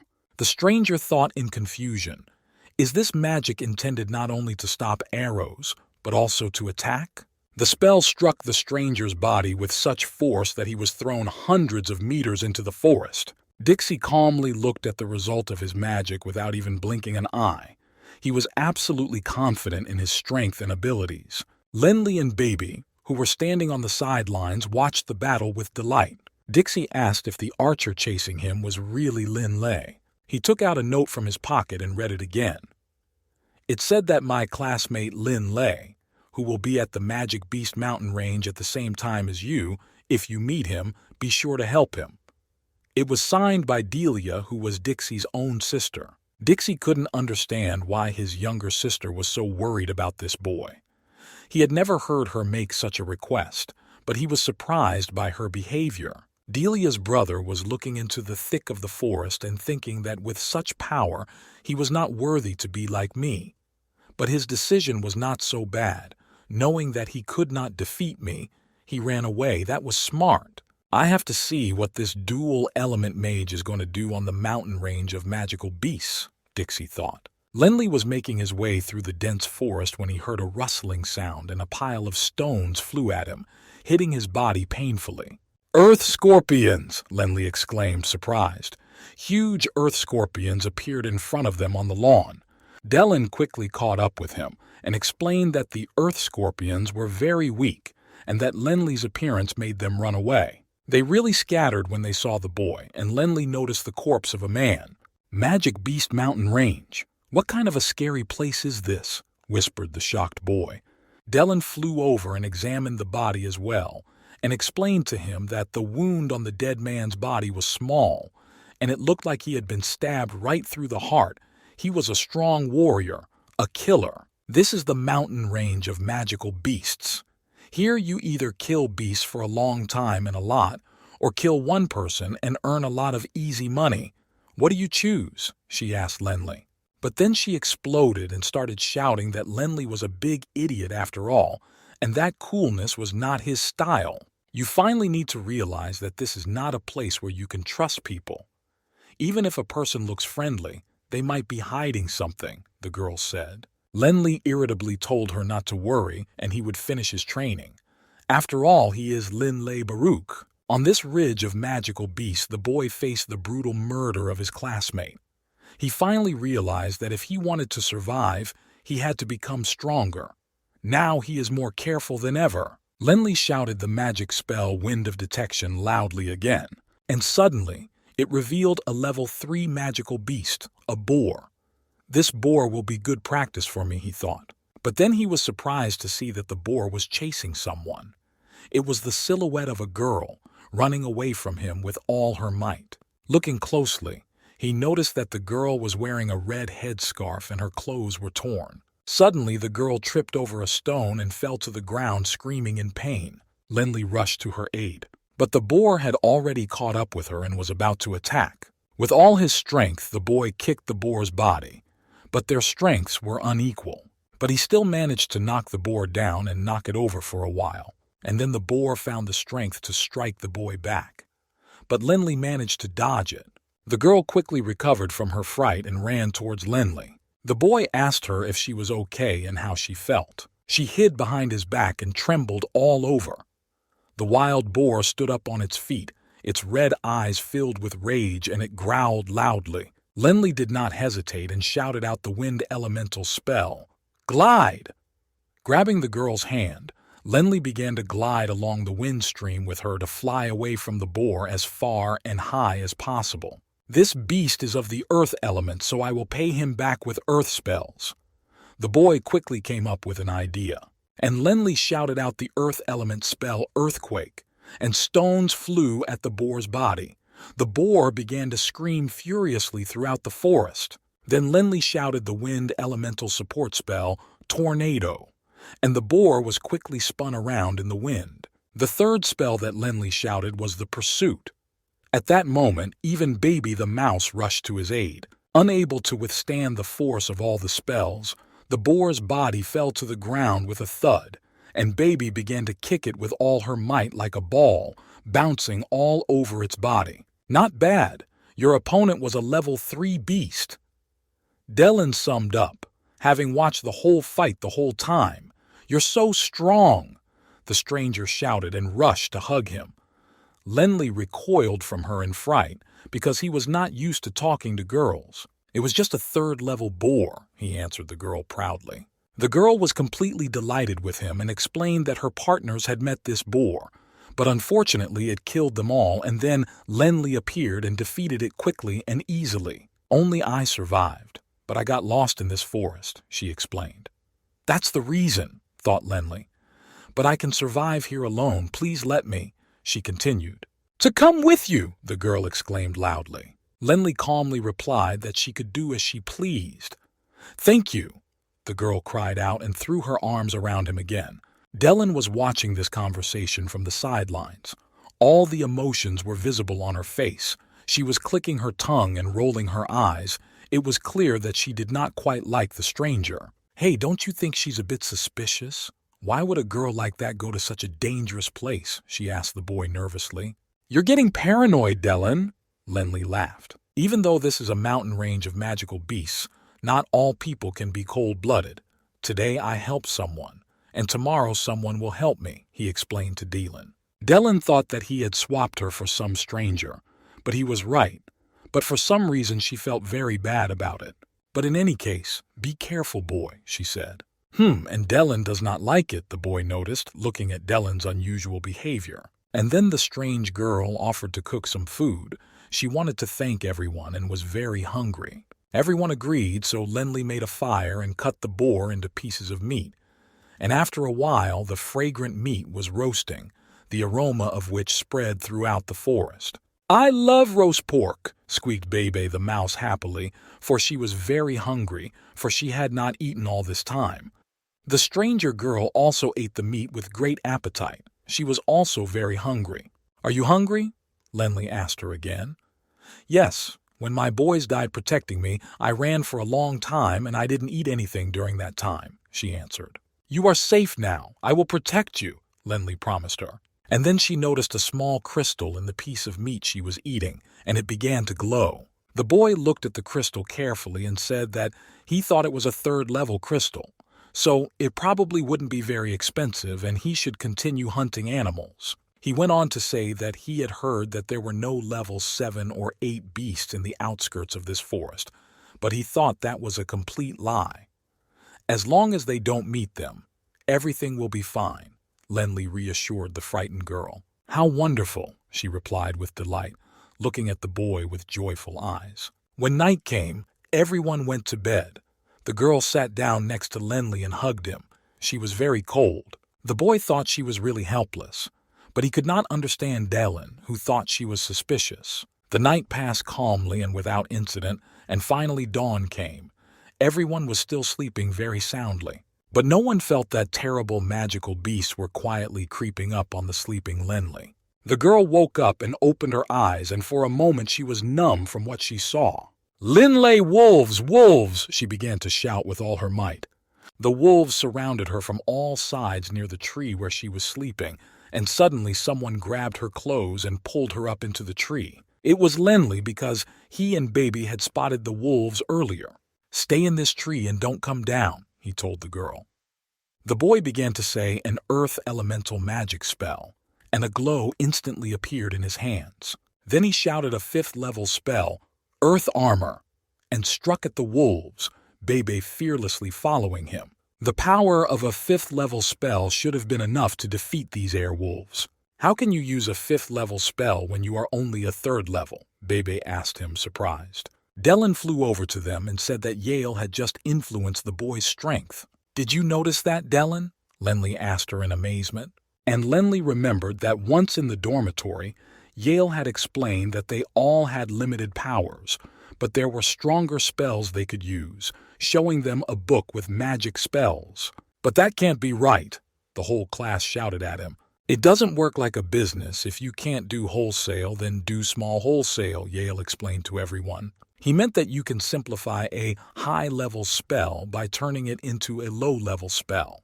For example, if it is supposed to cover the whole body, you can make it cover only a part of it.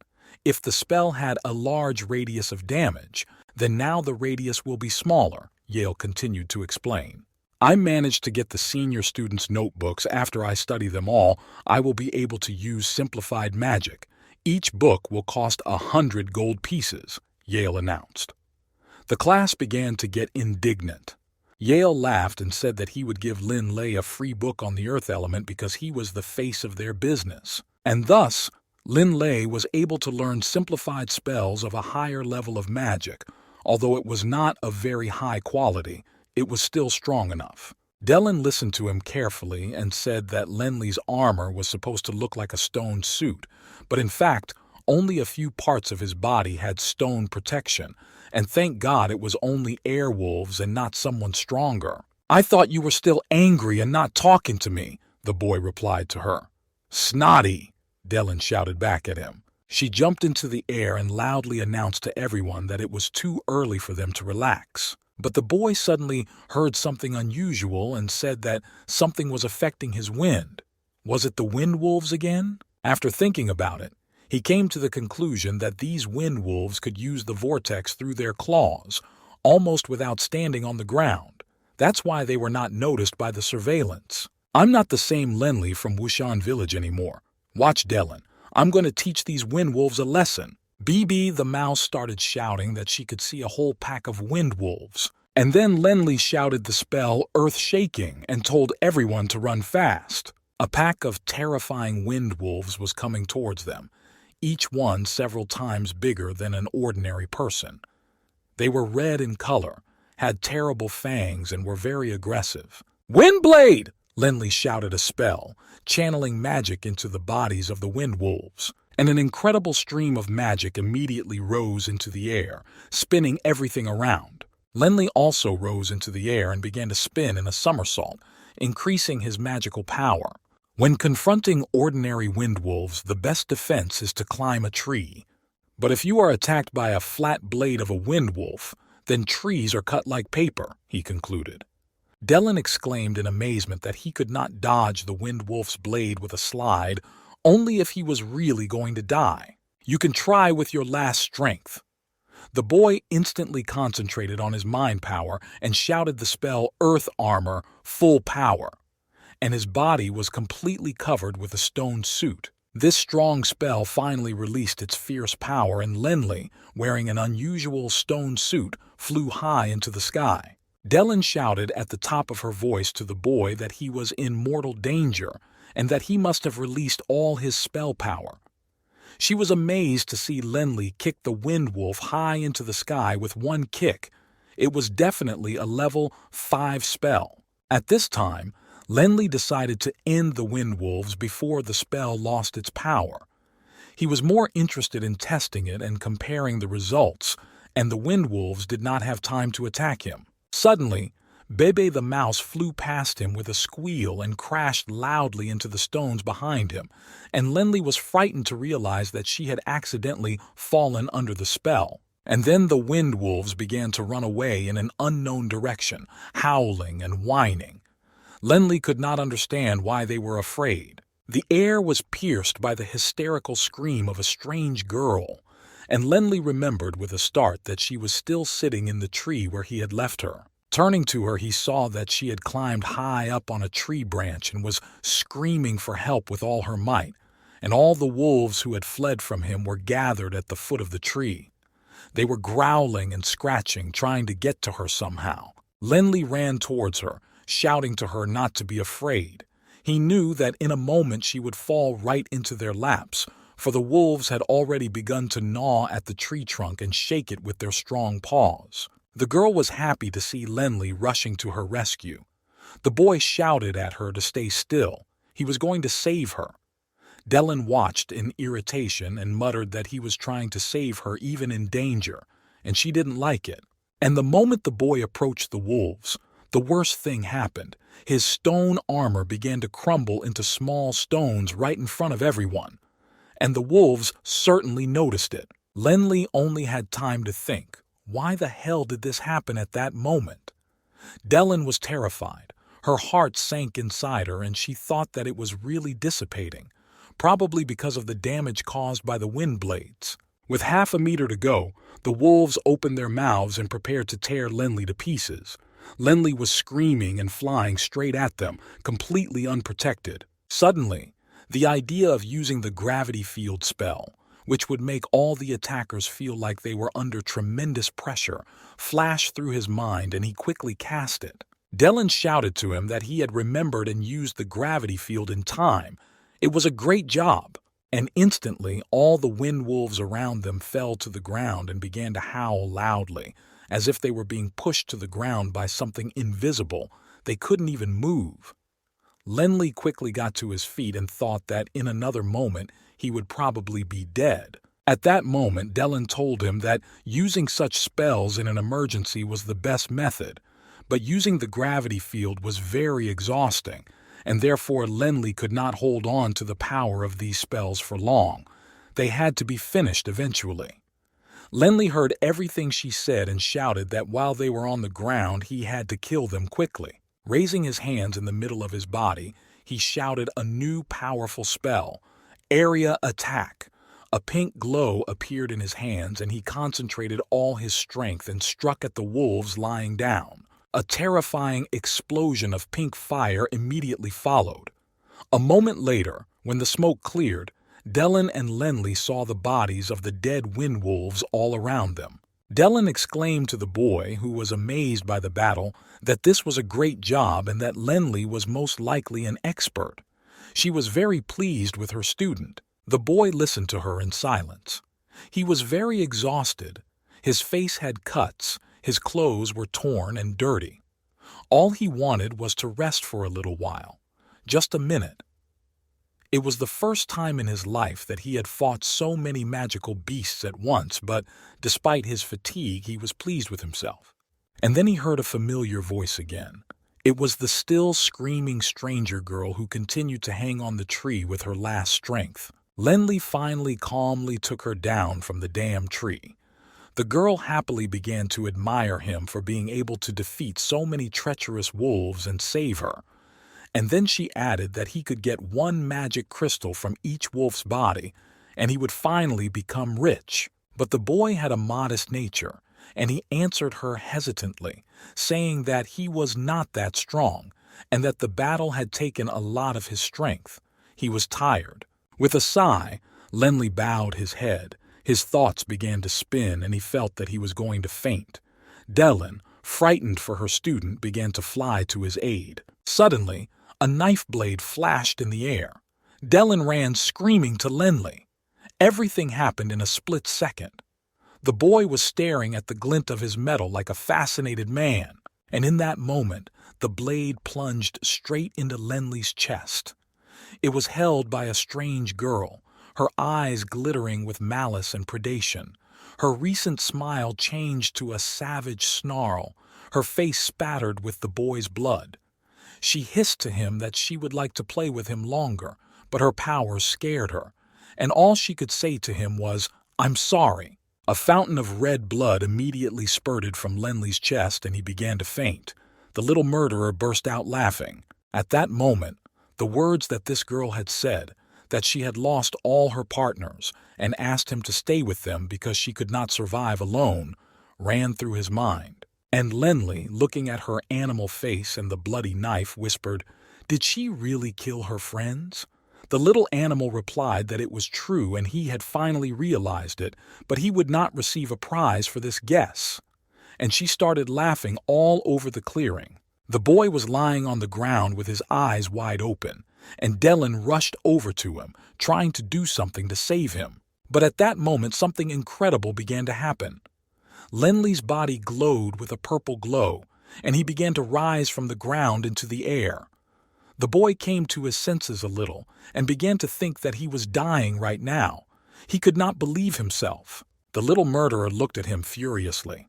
Shouting at him what a bastard he was, she rushed towards him with a knife to finish him off. And then Baby the mouse appeared in the air in front of her. Her eyes were glowing red, and the same purple glow shone around her body. The mouse screamed furiously and rushed at the girl. She could only think, why was it so small and so strong? Suddenly, the silhouette of a stranger appeared in the air. He deflected the mouse's attack, and it flew tumbling towards Lenli's body. The killer girl knew him. She screamed at him, "Why the hell are you here to take my prey? It's all mine."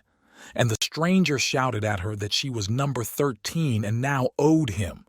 Dellen could only exclaim with the impression that they were from the same group.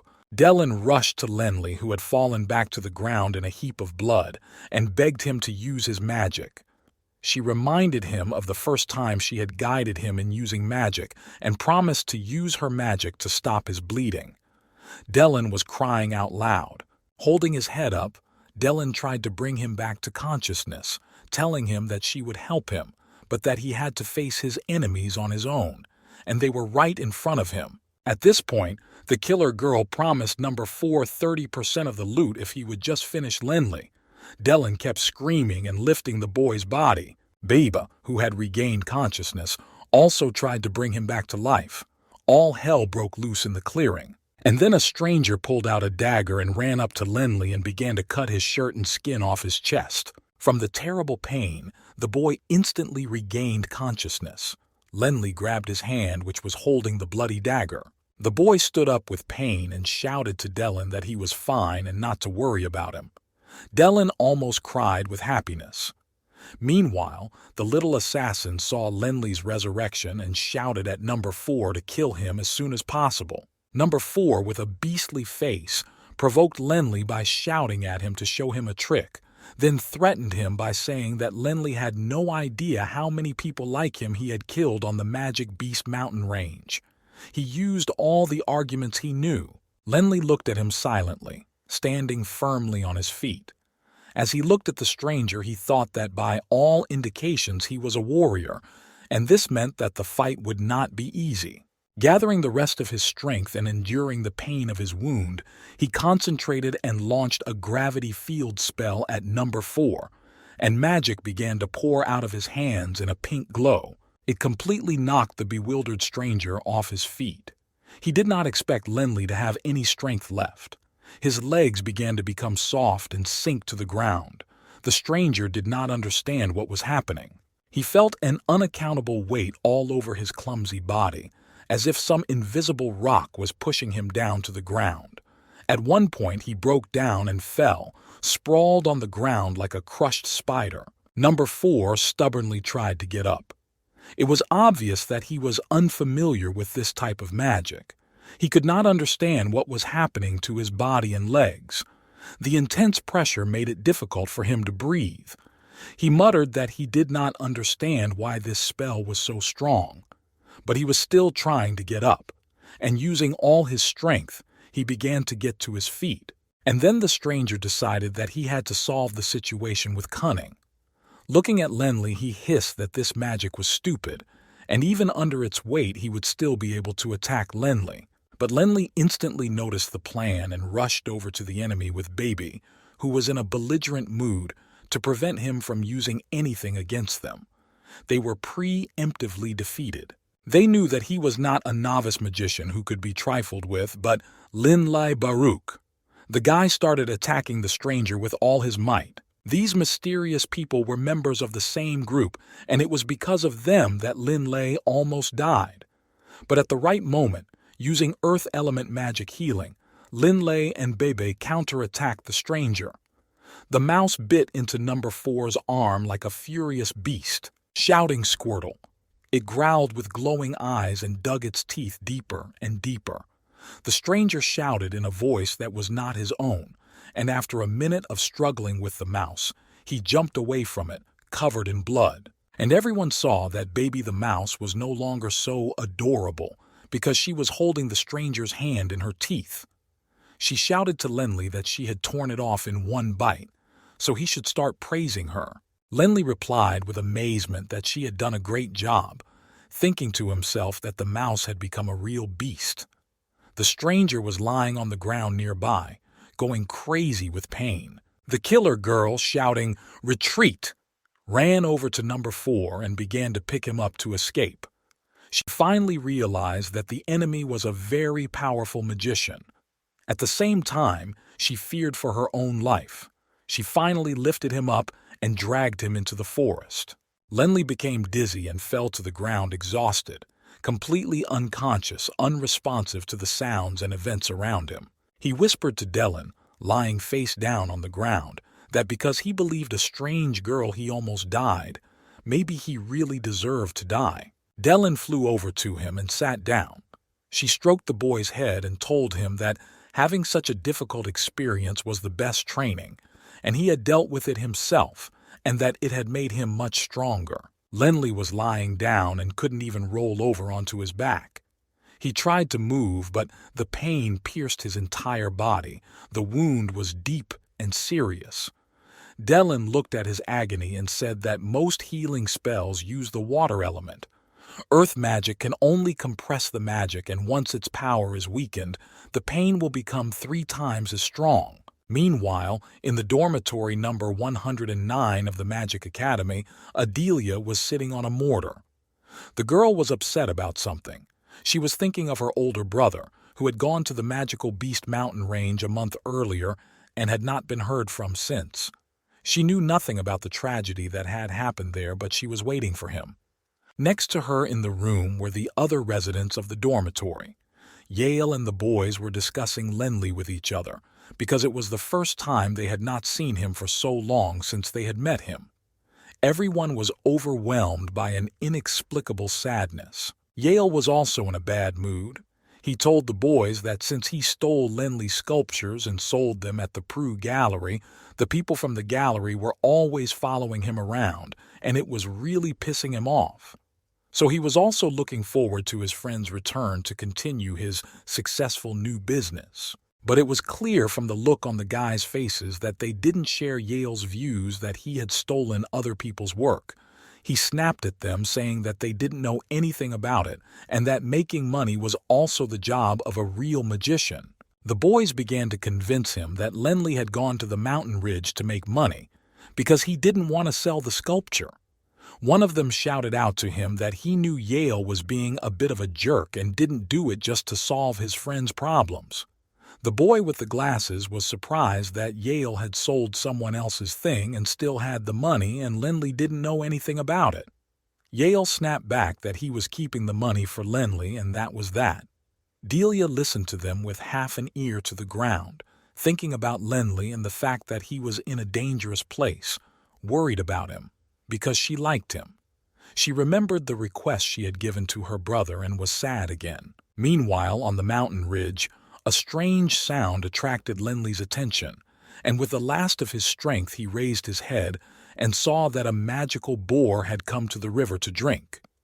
He and Bebe the mouse looked at each other in silence. With both of them concentrating their remaining magical powers, Lenley quietly said a wind element spell, and magic began to appear in his hands. Then he whispered earth thorns, and in an instant, sharp spikes grew in front of the magical boar, and they dug into its hooves and all over its body, sharp as sharpened iron, painfully digging into its blood. With a frantic scream, the magic boar escaped from the trap and began to run away. "Beeb!" The mouse screamed and asked Lenley to let her go so that she could deal with the intruder. But Lenley stopped her, explaining that it was his training and a test of his remaining strength and body. At some point, Lenley felt relieved of the pain and jumped to his feet and shouted the wind element spell. He did an enchanting flip in the air and launched magic from his river. It caught up with the magical boar and hit the animal painfully. The boar reeled as if it had been cut alive. Its body floated in the air and spun in a flip. In an instant, Lenley flew up to the boar and stabbed it in the face with his dagger. And immediately, everyone saw a colorful stone fall out of it. Bebe, the mouse, began to squeal with delight. Lenley picked up the bag of stones that stranger number 4 had lost and began to count all the stones, which were now all his. Then the mouse started spitting out different stones, and the boy remembered that it had also defeated the assassin and now had its own collection of stones, and since the mouse was his, so were the stones. Looking at his furry friend, Lenley finally realized that Bebe's strength had increased after the fight with boy number 4, and that's why her skills had become impressive, and she had even grown in size. Dellen, who was nearby, explained to the boy that when he was seriously injured and unconscious, and his wound had not yet healed, other assassins dressed in black came and attacked them. But the mouse managed to grow up and killed them easily. It was really amazing. Bebe was happily holding the bag with her own stones in her mouth, and Lenley bent down to her and said that now you can't say that Bebe is a simple animal or you can get into big trouble. And he laughed out loud, and they all began to count Bebe's treasures and Lenley's wealth together. There were only 7 magic crystals in the bag, 6 of them middle class and 1 of the highest class. Then they began to count the crystals that had been obtained from the bodies of the magical beasts and counted 5 6th-level crystals, 26 5th-level crystals, and 71 4th-level crystals. A total of 102 crystals. Everyone was overjoyed, but Baby the mouse was the most excited, squealing the loudest. Suddenly, something grabbed her tail and started pulling. It was Dylan secretly holding it to calm it down. Immediately, the mouse started screaming to Lenly to save her, because an invisible force was pulling her tail. Dylan laughed and told her that she had just become an improved mouse, but not to get too excited. Everyone around her started laughing too, but the mouse was too scared to hear her, so she threw herself on Lenly's shoulders and screamed that she must have been attacked by a ghost and needed to be rescued immediately. Lenly couldn't say anything to her because he couldn't stop laughing. When everyone had calmed down a bit, Dylan told the boy that he had collected a lot of magic crystals, and if they exchanged them for money, they would get about 30,000 gold coins, which should be enough for him. Then she looked at him carefully and asked him if he missed his classmates since he had left the academy almost a month ago. Lenly replied that he did, but he turned to the mountain range and continued that he had heard from the boys that it had a heart, and since he had come so far, he had to go to it and see what this mysterious place was. Lenly stood with the mouse on his shoulder and looked thoughtfully at the mountain range, which looked like a stone dragon from a distance. For some reason, it reminded him of the dragon Velo Qi, who had destroyed the village of Wushan. At this moment, Baby the mouse had an incredible idea that she should probably train as well, because she wanted to fight high-level beasts, because the 5th and 6th levels were too easy for her. The boy looked at her in surprise, silently, and then took off together in a leap. They were both flying, gliding effortlessly through the air, their wind magic synchronized and perfect. Lenly got to his feet in flight and began to glide through the air as if on skates, and only the rustling of his feet could be heard as if on ice. After a while, he and Bebe stopped at the bottom of a ridge.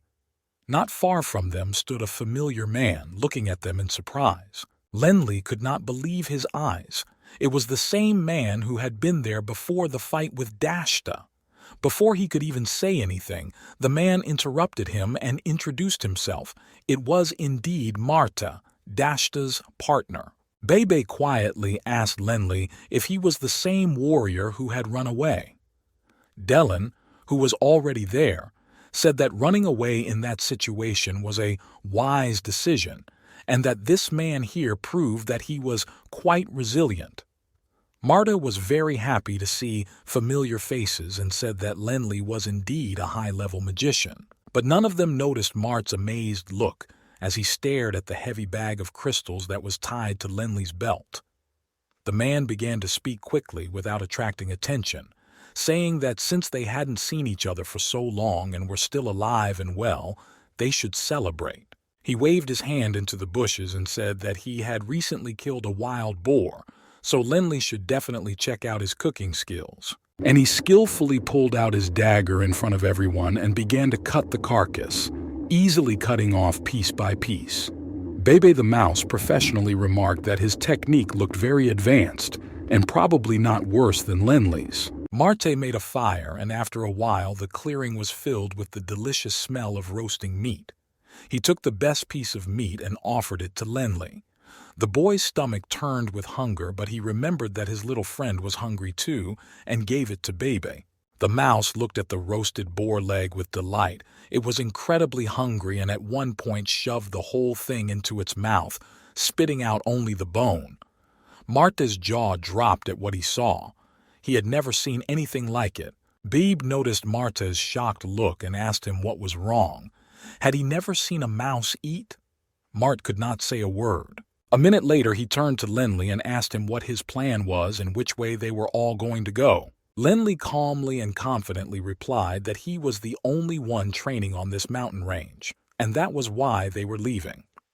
For some reason, the boy did not want to continue his journey with his new friend. Mart, unable to contain his surprise and anger, began to shout at him that this was a mountain range of magical beasts, and it was very dangerous. Lenly watched him shouting in amazement. Mart, noticing this, continued a little calmer, saying that lately he couldn't even sleep well because he was so scared. But if Lenly was a magician, he would be his helper, and so the boy would feel safer. Bebe, The mouse looked at Marta with a suspicious look and thought that this guy was some kind of trash, because for some reason he thought he was too cool to accompany her boss. But to everyone's surprise, Lenli told Martha that he was happy to continue his journey with him. Bebe almost burst into tears at this point. She rushed to Lenli, shouting that she wasn't cool and good enough for him. At that moment, Dellen's hand caught her unnoticed by the tail again. Mart was overjoyed at Lenli's words, jumping up and praising him and what a good person he was and that he would finally be able to sleep at night. Dellen stood aside, holding the mouse by the tail, and listened to their conversation. She was not happy about it all and thought, what is Lenli doing? Does one death of his classmate make him think that he is now responsible for Marta?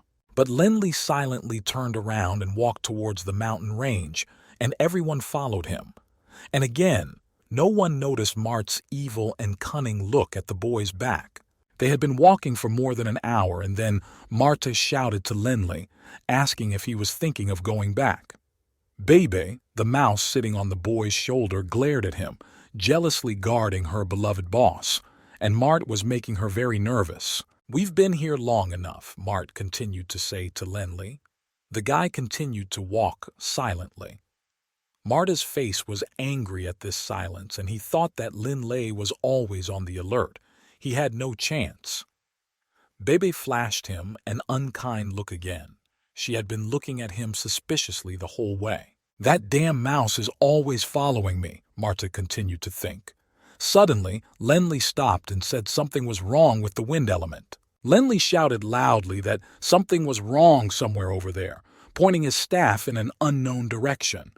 Mouse Babe took off and flew in that direction, and Lenli shouted after her to be careful because there might be an ambush. The boy did not feel at that moment that Marta had pulled out his dagger and a long metal chain behind him. The man looked at him angrily and thought that the boy had finally let down his defenses and let go of the shadow mouse. The gods were finally on his side. Screaming not to be blamed because there is only survivor and earnings on the mountain ridge, Marty rushed at Lenli, attacking with dagger and chain.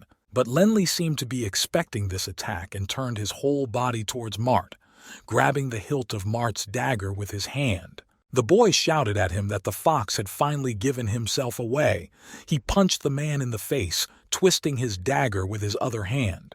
Marte lost his balance in surprise. For some reason, Lenli remembered his training at the Magic Academy, where he had learned to develop and control the power of the earth element, and he remembered training with Dellen on the mountain ridge, where they had developed his wind element. With full concentration, he engaged Marta in battle.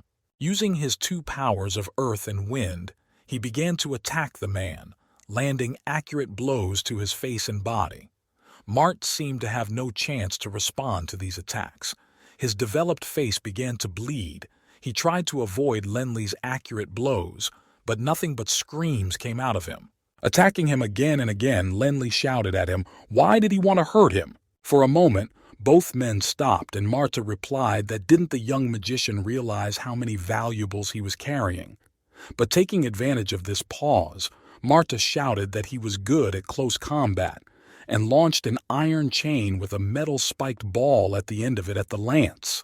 Luckily, the cannonball flew a couple of centimeters away from Lenli's head, and he was able to duck in time. At this point, Marta got as close to the guy as possible and was about to attack again, believing that the advantage in this battle had gone to his side. But Lenli skillfully dodged his upcoming punch with the words, "Let me show you a real fighting technique," and hit Mart in the face with all his might, knocking him down. The man was not expecting such a skillful attack. He thought that it was time to use an earth elemental spell and shouted the spell, "Earth Shaking," and in an instant the ground under his feet shook as if an earthquake had broken out, and all the stones lying nearby were thrown into the air. Marte began to sway. He did not understand what was happening. The man exclaimed, "What the hell is this magician's skill?" He was really impressed and did not expect such a turn of events. Lenli lifted all the stones into the air, stood firmly on his feet, and shouted, "This is because he is Lin-Lei Baruch of the Dragon Blood Warrior family. His words echoed throughout the mountain range. Meanwhile, on the other side of the mountain range, a boy stood on a hill that looked quite peaceful. It was Dixie, the most famous and talented magician at the Magic Academy. He was standing there looking absolutely peaceful, as if he were meditating. Suddenly Dixie turned round and shouted to someone, "How long are you going to hide from me?" Instantly the mountains shook and stones began to fall and unknown men in black cloaks began to fly up the hill. Dixie rolled his eyes and said, "Idiots!" Not a single muscle in his face moved in fear. One of them growled that Dixie knew this area was a haven for dark killers, but he had dared to come here anyway, so today was their lucky day. And they began to roar towards the boy. And then the unthinkable happened. Dixie began to cast a 6th-level lightning elemental spell. He shouted, "Thunder rising!" And everything went dark. Thunder roared and lightning began to sparkle. The lightning struck all the black assassins, and they instantly fell to the ground. Dixie thought that he had managed to clear some of the obstacles, and that this should help Lin Lei. All the assassins were lying motionless on the ground, and the air was electrifying over their bodies. Some of them barely managed to say that Dixie was a real bastard because only one spell had defeated them. Suddenly, the leader of the dark assassins began to rise from the crowd, kneeling down and asking Dixie menacingly, "Is his mind power at the 7th level?" Dixie calmly answered him that when he entered the Magic Academy, his mental power was already 36 times greater than that of an ordinary person. So if the assassin were to evaluate his abilities by such ordinary standards, he might suddenly become suicidal. The black leader hissed angrily at him that it was true that he had underestimated the boy. "You made a big mistake when you didn't kill me right away," the black leader shouted and suddenly rose into the air. It became clear to Dixie that his strength was many times greater than that of the other black warriors. And with a wild laugh and fire, he flew even higher into the air. Dixie was honestly amazed at his strength. Hanging in the flames, the black leader shouted that even if he died, he would take Dixie with him. Suddenly, the boy heard a frantic unknown roar, and looking closely, he saw a huge unknown monster that was also engulfed in fire. The boy was seriously frightened. The thought flashed through his mind that he had been too safe. He was surrounded by scary giant magical beasts on all sides, roaring at the top of their lungs. Dixie looked at them and thought that there were too many of them and they were all above level 5. He couldn't escape, but he could increase his energy level and prepare a big electric beam. Maybe that would scare them all and they would run away. He concentrated and a huge electric ball appeared in his hands. He raised it as high as possible above him so that all the magical animals around him could see it, and a miracle happened.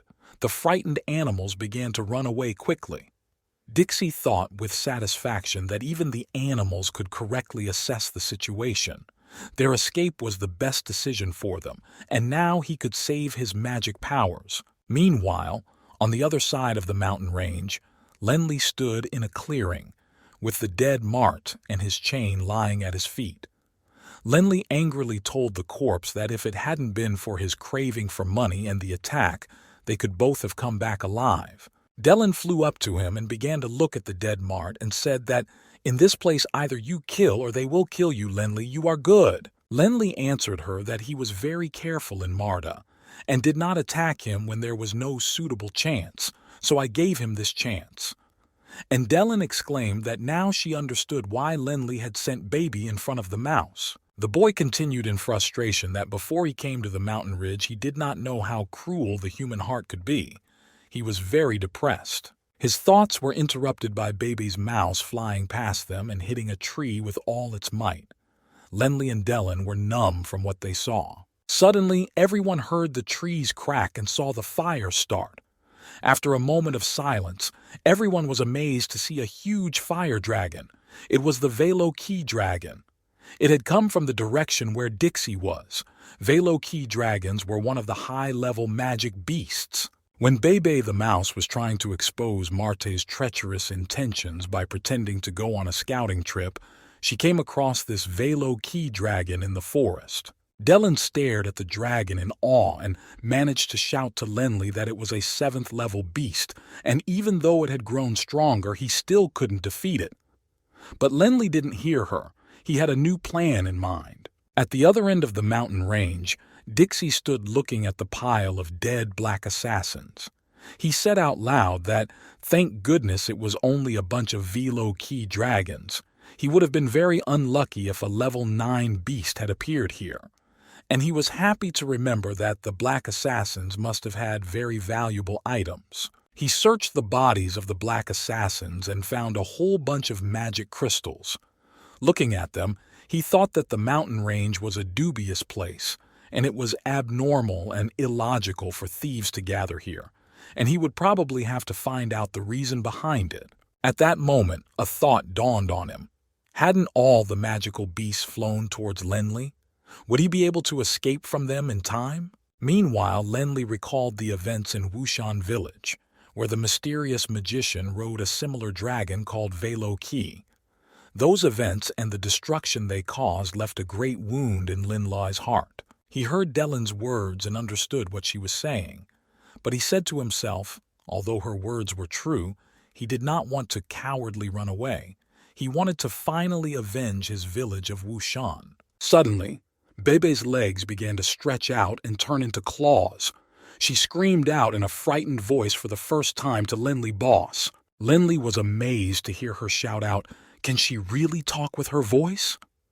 At that moment, the mouse's tail also began to stretch. She screamed with fright as if she were being cut. The boy rushed to her and shouted, "What's happening to her?" Bebe began to grow in size. Her ears stretched out like a rabbit's. Her legs and body grew before our eyes. There was nothing to remind him that he had once been a little ball of wool. Mouse shouted to him that she could feel the power overwhelming her. She had become as big as Lenly. And she shouted the fire breath spell at the top of her lungs. Dylan watched and said that the mouse had evolved. They should have known this was possible even before they hired her. At that moment, Bebe began to fearlessly attack the Velo-Key dragon. She flew high up into the sky to match its height and slammed her body into its head. Everyone heard this fierce, fearless attack. Surprised by the attack, the dragon saw who was attacking him and started to turn around to hit the mouse with its tail.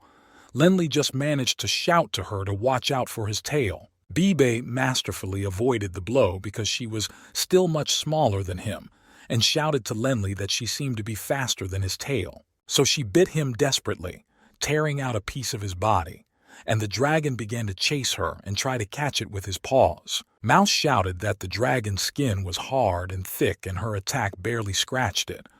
Lenly exclaimed to her that he had never thought Baby was such a strong and fearless animal. But he knew that she could not cope with the dragon, who was already angry, and he shouted that he would help her. Dylan tried to stop him, explaining that the dragon did not see him as a real rival because there was a reason for that. She really knew a lot in this life, because this battle was only between animals, and she believed that Lenly could not take part in it.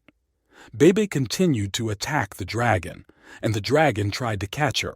Lenly was amazed to see that the dragon's entire body was bitten by the evolved Bebe, and blood was flowing through the broken scales of the dragon's skin. Bebe continued to chase and bite him persistently. Suddenly, Bebe didn't notice that the dragon managed to turn its tail and hit her with all its strength. She lost consciousness and her body started to fall down. Lenly saw the mouse falling and ran over and caught her body in his arms. She was unconscious. He began to shake her to bring her to life, but she was lying still. Finally, Bebe opened her eyes and squeaked out that she was fine, but that she saw many small spinning stars around her. Lenly noticed that her body had started to shrink back to its normal size. Dylan explained that she had reverted back to her previous state, and that after the attack she was simply unable to fight anymore. Lenly's anger knew no bounds. He looked at the dragon furiously and realized that it was he who had done this to her pet. And he shouted that since Bebe had regained consciousness, he was not stupid enough to fight. Looking at him, Dylan thought that Lenly was going to fight the Velo-Key dragon, but she didn't believe he could do it after Baby's injury. But the boy didn't think so. He really went to fight the dragon. She looked at the boy and thought what an amazing transformation. Bebe the mouse was no ordinary beast.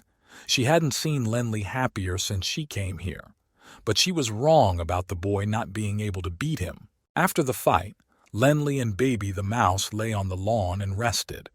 She told him that the dragon's tail was very hard, it hurt a lot, and if it didn't shrink again, she would have crushed it all by herself. Lenli reassured her that the tail would have killed him for sure. Lenli cheerfully asked the mouse how she felt after fighting the 7th level beast. And does it still want to fight beasts of the 8th and 9th levels? She replied that he shouldn't laugh at her like that, because this time she had used her speed to fight, and if they had fought a higher level before, the dragon would not have been such a difficult opponent. Lenli reassured her that one day she would be the strongest, and then Lenli heard Dylan calling out loudly to him and she was flying towards him.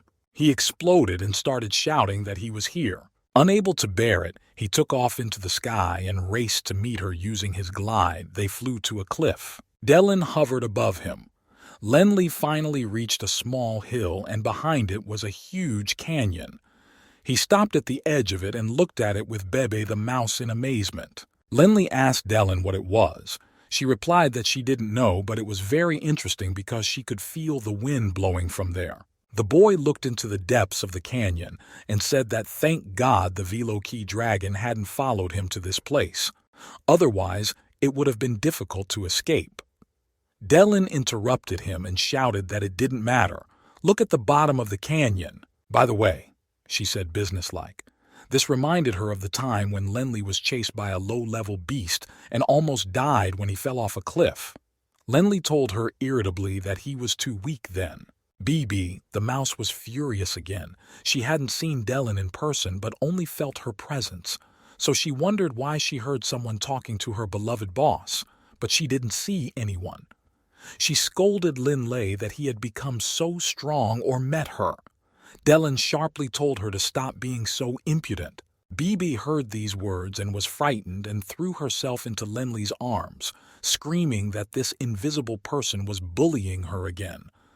Then Dylan lost her patience and shouted that since the mouse had become Lenli's contact animal, she would show her full form. And Dylan materialized, her body clearly visible. She loudly shouted that she was daring coward, Linlei's master, and poking the mouse in the face with her finger, she added that she had better remember that. Lenli laughed, and Baby sat there with square eyes from what she saw. She loudly said, Daring Kovsk Virlart. For some reason she called her that. None of them paid attention to Baby's emotions anymore, and Lenli thoughtfully said that there was definitely something in this canyon.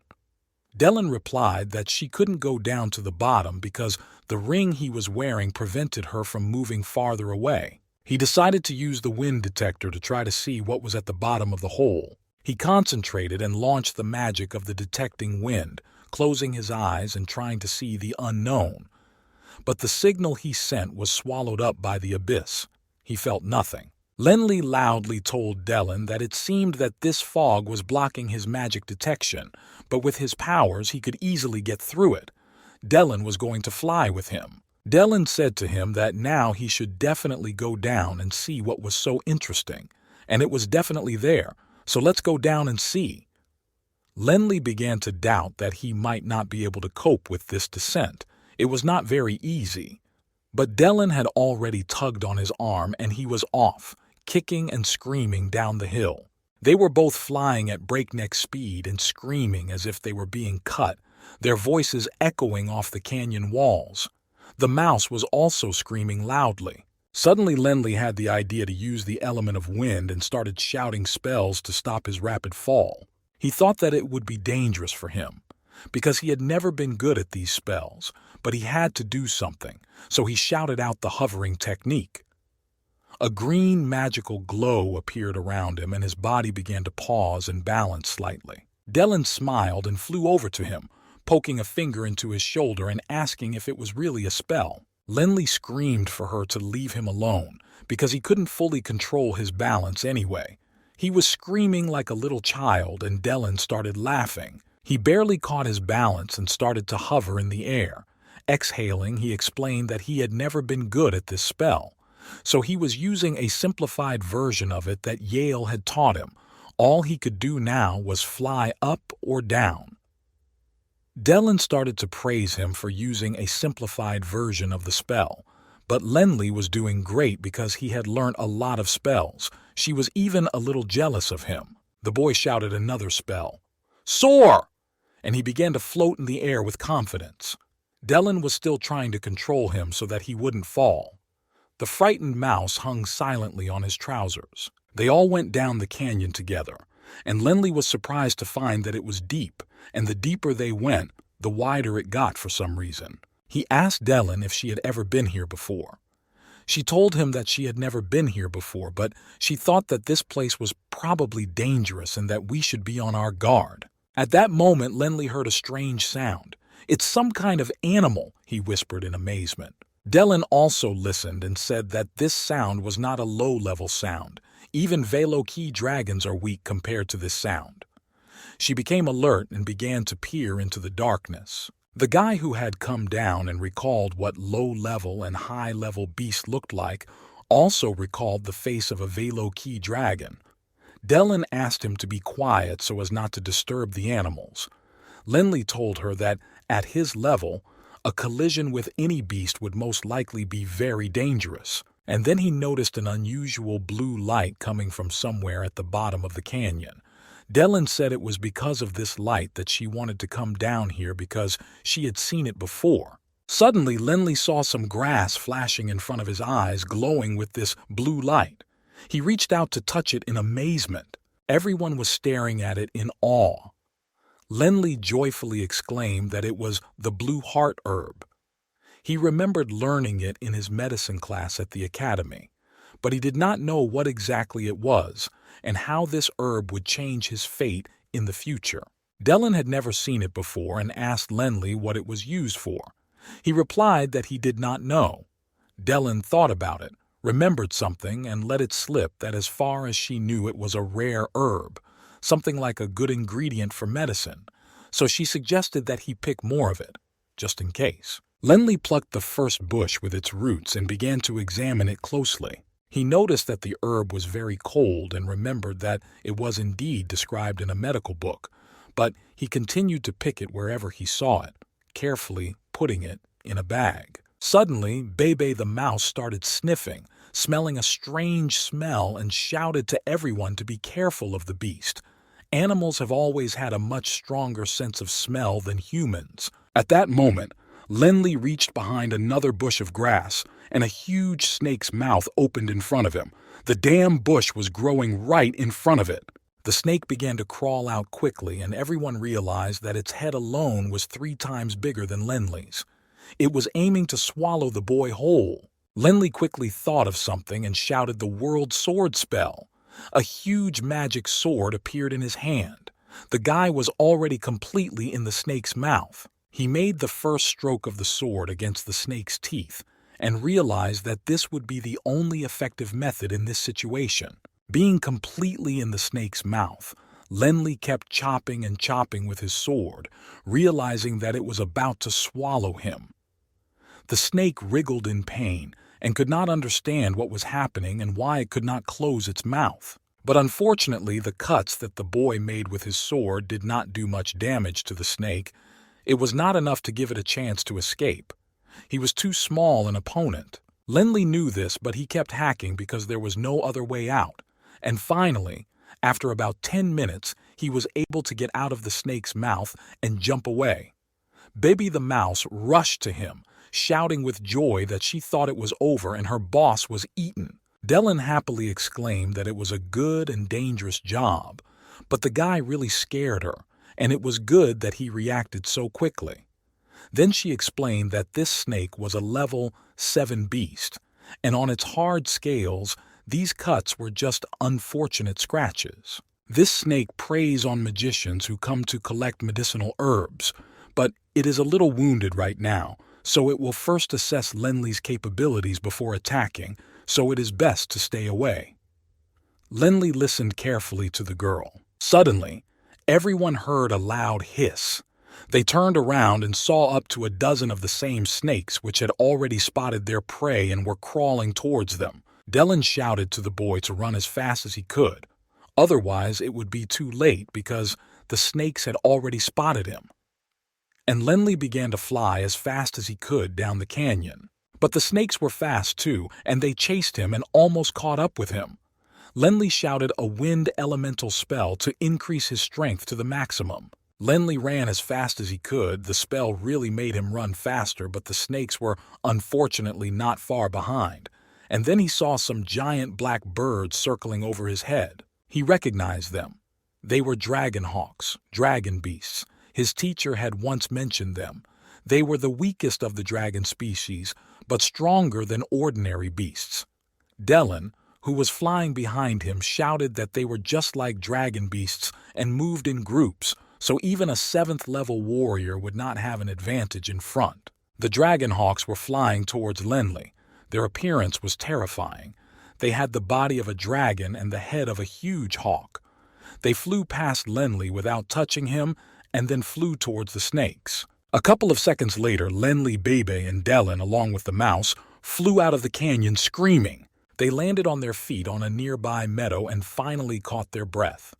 Dylan noted that they had made a good escape from both the snakes and the dragon hawks. Lenley replied that he was very tired, but they had found the blue heart herb and it was just cool. In a flash, a dragon hawk flew out from behind him. Bebe the mouse shouted that they had caught up with them after all. Lenley turned back to the monster and thought that the wind element magic was not fast enough, and he started to launch a new magic. Dylan screamed. What was he going to do? The guy shouted the spell, Yellow Earth Giant, loudly, and there was a huge roar. The ground started to move. A huge yellow earth giant, 10 times bigger than Lenley, rose out of the ground. It began to roar towards the dragon hawk. The dragon hawk rushed straight at him and rammed his beak into the monster. Lenley shouted the next spell, Blocking Grip. Dylan shouted that this monster would not last long. And Baby the mouse shouted that she would not stand aside. Only Lenley knew that he only had one shot. Beeb the mouse and Lenley looked at each other and, concentrating in unison, rushed straight for the dragon hawk's spine. After all, the mouse was a level 5 beast and Lenley was a level 5 dual elemental mage and a level 4 warrior.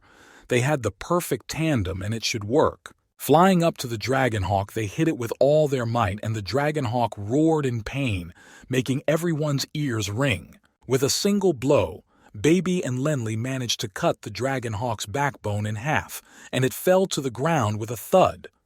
The boy and the mouse shouted in unison with joy. They had done something incredible, defeating such a monster. Beeb. The mouse looked into Lenley's eyes and said with a smile that the monster was dead. Lenley told her that it was a good job. They laughed again. Dylan looked at the battle and its outcome with delight and said, 1 man and 1 beast, not a bad match. She was incredibly pleased with her apprentice and her contract beast. Lenley looked at the girl tiredly and told her not to laugh at him. And now that the danger was over, he wanted to rest for a while. He didn't think there would be so many high-level monsters in the canyon. It took too much strength for such a small boy. Meanwhile, Bebe the mouse was jumping and screaming with joy, and after about 5 minutes, she returned to her previous form, becoming a small and fluffy mouse. But it was today that she realized that she really liked wrestling. She wanted to do it again and again. Meanwhile, Dylan told Lenley that until he became a 7th-level mage, he would be able to make jade earth armor and would no longer be afraid of the monsters. She knew how to give advice in time when it was already over, to which Lenley replied that this option would be true for being here on the mountain range, but for his family, he continued, he needed to get at least level 8 or 9. He looked up at the girl and asked if he could achieve that. She remained silent. Dylan was also silent. The boy thought that there were not many 8th-level mages in Yulon, and his family had only 5 4th-level mages. Finally, Dylan told him that after what she had seen on this trip, she thought Lenley would do well, and smiled. She knew what a capable and brave boy he was, and she was proud of him again. She looked at him and continued to think that Lenli had come to this mountain range as a third level. After all the fighting, he was now a fifth level, so he would be able to use spells more skillfully than other fifth-level mages, and he had found the blue heart herb and had accumulated many magic crystals. It wasn't so bad, she thought, as she looked at her student. So, throughout his journey on the Magic Beast mountain range, Lenli had met many magic beasts of different levels, namely a level 3 wild boar that was found outside the ring zone of the mountain range, a level 4 wind wolf which usually lives near the ring zone and is not very active at night, a level 7 green tattooed python, which is a high-level beast that lives in the depths of the canyon, and a level 6 dragonhawk that can move in groups and is good at attacking from the air. On his way back, Lenli met many magical stars, but they were weaker and weaker. When he flew with everyone else to the outer ring zone, the beasts he encountered on his way were not a threat at all. They were all flying quickly through the mountainous abundance. Stopping on one of the hills, he looked down and saw that 4 strangers were fighting a huge boar, and the battle was not entirely victorious. Lenli and his mouse Bebe quietly climbed up to the top of the tree, something telling him that he should keep a close eye on this particular fight. He looked closely at the boar and wondered if it was the same bloodthirsty boar he had seen before. But there were 4 strangers, so it shouldn't have been a problem to defeat it. Indeed, it was a bloodthirsty boar of the 5th level, which aggressively attacked all 4 warriors. One of Kalen's warriors recognized Lenli. Another red-haired warrior named Tony shouted at him that how could a 5th-level monster live in the outer ring zone where there could be 4th and 3rd-level beasts? Kalen, a tall, statuesque warrior in metal armor, snapped at Tony, saying that he didn't know and that he should concentrate on the fight and stop whining. He attacked the boar again. The 3rd warrior was a blonde girl named Alice, who wore a beautiful pink girl's dress and a pink hat with a wide brim. Kalen shouted to her to hurry up and get in. The wind blew and her hat came off, revealing her unusually pretty face, big blue eyes and blonde long curls. She shouted out to Kalen that it wouldn't work. Lenli continued to look at the warriors from the hill in amazement. Realizing that the fight could end badly and the boar would tear the beauty apart, Lenli decided to help and shouted an earth elemental magic spell. "Earth spikes," the boy added. And immediately, huge thorns grew between the girl and the boar, which also grew under its belly. Alice fell back in surprise and looked at this trash with wide eyes. The boar howled in pain as the spikes mercilessly dug into his body. Lenli did not stop. The next spell he cast was Flat Blade, and a familiar blade materialized out of thin air. Meanwhile, the boar fell dead from its injuries and Lenli deftly jumped on its head and began to cut with the flat blade. The warriors stared at the scene in surprise. Lenli skillfully wielded the blade, cutting piece by piece from the boar's body. He was stubbornly looking for the magic crystal, but he could not find it. But he knew for sure that it was somewhere, and that Lenli would not go anywhere without it, even if he had to chop the boar into small pieces. And finally, he found it, the crystal of the bloodthirsty boar. It was quite large and orange in color. Lenli was happy because he was beginning to think that the boar was defective. He proudly put it in the bag on his belt. He was very pleased with the result of his work. He looked up and saw all the warriors standing there staring at him in silence. It was obvious that they were really deeply impressed. None of them could say a word. Lenli turned without a word and walked cheerfully back to his men. Suddenly, Kalen came to his senses and shouted at him to stop for a second. The boy stopped and turned around, and Kalen ran up to him and introduced himself, explaining that if it wasn't for Lenli's help, Alice would have died, and thanked him sincerely. Alice was still sitting on the ground, shocked. It seemed that she had become even more beautiful. In a moment, she also came to her senses and stood up. She looked even more beautiful than before the fight. She also began to thank Lenli sincerely for her rescue and introduced herself. Her name was Alice Staff, an earth elemental mage. Lenli looked at her silently and listened.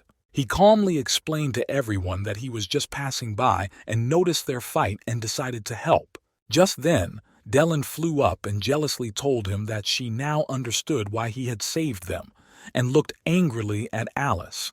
She really disliked all the girls who were close to her pet. Alice, who could not see her, thought the boy was strange because he was talking to someone.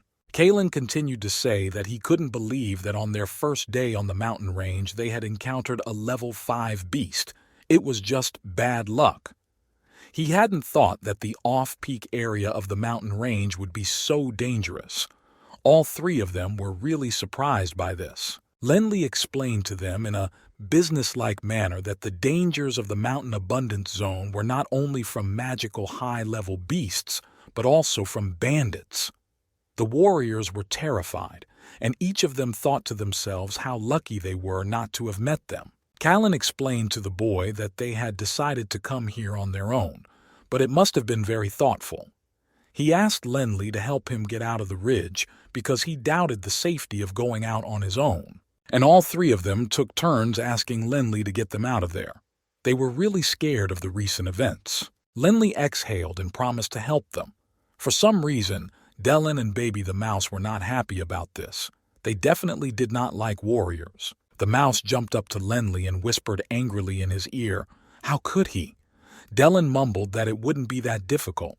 The warriors thanked Lenli and turned back to the road leading home. Now there was a whole troop of them.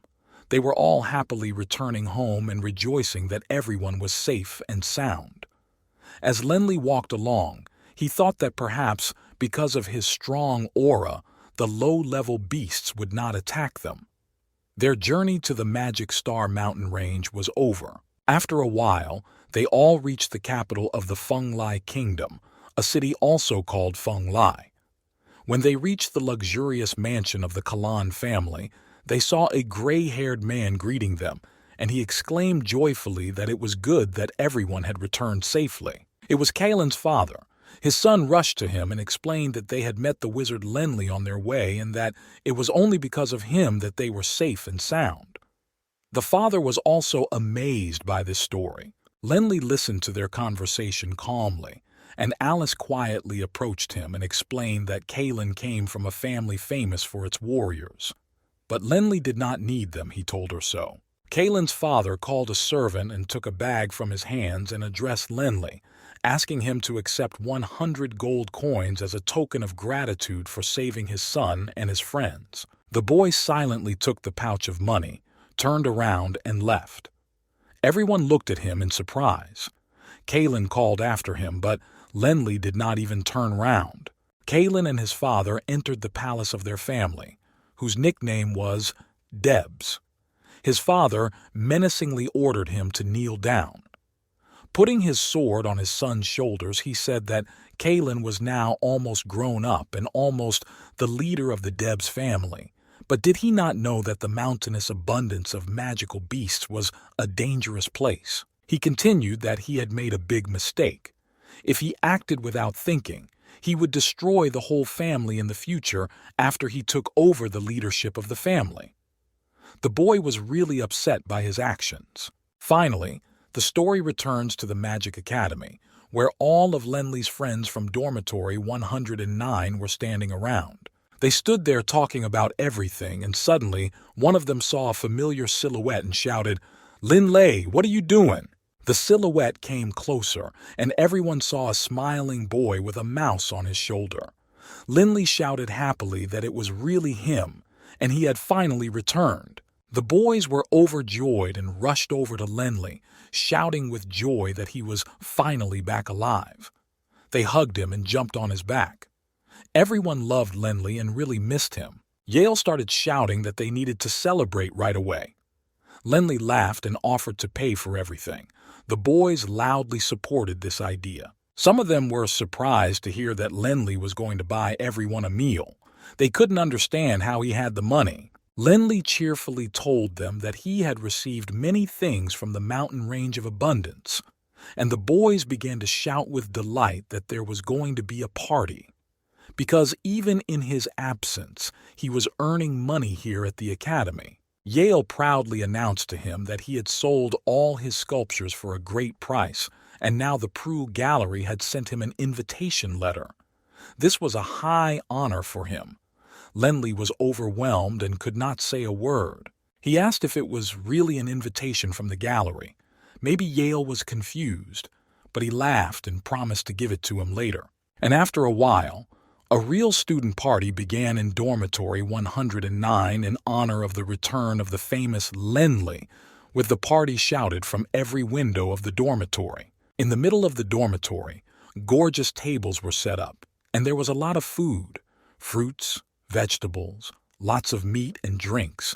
Everything was chic and adult. And then, when everyone was full and drunk, they decided it was time for fireworks in honor of their friend. And they decided to use fire magic to create a firework effect. It was a really magical party. After some time of partying, when everyone had gone to bed, Yale sat with Lenley on the balcony. Eve proudly handed him an invitation to the Prue Gallery. Lenley snatched it up and asked him again if it was really an invitation to the Prue Gallery. He couldn't believe his eyes and thought Yale was joking. Yale went on to explain in detail that the Prue Gallery had recognized Yale's sculpture-making skills. The invitation asked him to present his work in the gallery's exhibition hall. Since the people from the Prue Gallery came to the academy, the news of his invitation spread to all corners. Lenley was now more famous than ever. "It can't be true," whispered Lenley. He could not believe his ears. "Now it's time for bed, good night," said Yale, and immediately fell to the floor and snored loudly. Lenley turned to Dellen and asked her if she was ever scared of the world. "It's dangerous on the mountain range, but in Feng Lai, the levels are used to differentiate between each other, and life here is more difficult than on the mountain range. The society is a strange version of the mountain range." Dellen could not understand what he was talking about. She asked if he was afraid of the competition. Lenley calmly told her that he was not afraid of them, because if you don't try hard, you will be excluded. The next day, when everyone was finally getting up, Lenley and Yale went to the Prue Gallery. They were greeted with joy. The experts praised Lenley and said that he was a super talent for them. Yale stopped this flow of affection and told a man named Austin to stop wasting his time. Austin laughed and turned to Lenley and handed him a card and explained that it was a magic crystal card that was produced especially for them by the gold banks of the Four Kingdoms. Handing it over, he explained that it now meant that Lenley was an expert in sculpture. Lenley looked at the map with interest. Austin went on to say that he would need to use Lenley's fingerprint to identify him, and then he could use it. The boy asked if he was really an expert on sculptures now. Everyone around him laughed out loud. Yale told him that he was going back to the Magic Academy. Would Lenley also go with him? The boy refused. At that moment, he decided to go home to Wushan Village. He flew up into the sky and set off with Baby the mouse using wind magic. As Lenley was flying, he suddenly asked the mouse if he was happy to be back in Wushan Village. And why was he then in the ruins of their ancestral hall? The mouse answered him that she could only remember a voice telling her to go there. She could only eat stones from birth. But Lenley gave her a chicken leg. Of all people in this world, he was the only one who was so kind to her. An hour later, they were both standing on the doorstep of Lenley's house. The boy called out loudly to his father. But the house was unusually quiet, and they both went from room to room to look for Nog. They went from room to room, calling out loudly for Nog. Suddenly, a familiar voice called Lenley's name. It was Captain Hillman. Lenley happily asked him where his father had gone. Hillman broke out in a cold sweat and thought that he could not tell the little boy why his father had left Wushan, so he replied that his father had gone to work. Lenley happily exclaimed to him that now he could earn money himself, and to tell Hillman to tell his father that he didn't have to work anymore. Suddenly someone started banging loudly on the door of the house, and all three of them rushed to open it. When they opened the door, they were all surprised to see Nog, who was bloody and barely standing up and falling to his knees coughing. The boys rushed to him screaming, Nog's body was covered in wounds. Hillman did not understand what had happened or why he had returned. They dragged Nog into the house and sat him on a chair. He was completely unconscious. Blood was running down his arms and staining all his clothes. Lenley rushed to bring him to life, constantly calling out to him. Hillman's hands were shaking. Nog finally regained consciousness and said, "Lenley, listen to me carefully." It was obvious how hard he was struggling to say every word. Everyone froze. The father continued his story with difficulty, saying that he had left Wushan village to finally find out who the real killers of his mother and wife Lena were. Lenley's eyes grew bigger and bigger. At that moment, Lenley vaguely recalled the image of his mother in the portrait. His father continued that this time he had learnt something. She really had been murdered. Nog finally admitted that he had lied to his son, saying that his mother had died in childbirth. "Now I know for sure that the killer has a spider mark on his arm, and he is our enemy," Nog exhaled with his last breath. Tears stood in Lenley's eyes, and he repeated the words, "the enemy who killed his mother." He didn't remember his mother. He had only seen her portrait all his life and listened to his father's stories about her, but he loved her with all his heart and missed her incredibly. Hillman regained consciousness and asked Nog if he had finally found him. And why was he covered in wounds? Nog laughed softly at his words. Hillman exploded that what he had found out was no laughing matter. If he went too far, he could definitely die. Nog quietly replied that he had not been afraid of death for a long time. Lenley felt dizzy. He turned round and ran for the exit of the house, eager for revenge. All his life he had believed that his poor mother was dead, but now the thought of her murder was tearing him apart. Nog, who had seen his son, quickly ordered Captain Hillman to keep an eye on Lenley. His heart felt something was wrong. "But your wounds, Nog," Hillman exclaimed, rushing to him. "They don't matter because all that matters now is the lives of my children, Horton and Lenley," Nog exclaimed fiercely. And he asked Hillman again not to let his son get bogged down in the thirst for revenge for him. Lenley is not strong enough to defeat the enemy, but his main goal is to find the ancient relic of the dragon blood family, the killer blade. The whereabouts of the blade are currently unknown. They couldn't even protect it. He really hoped that Lenley would be able to find and return the blade.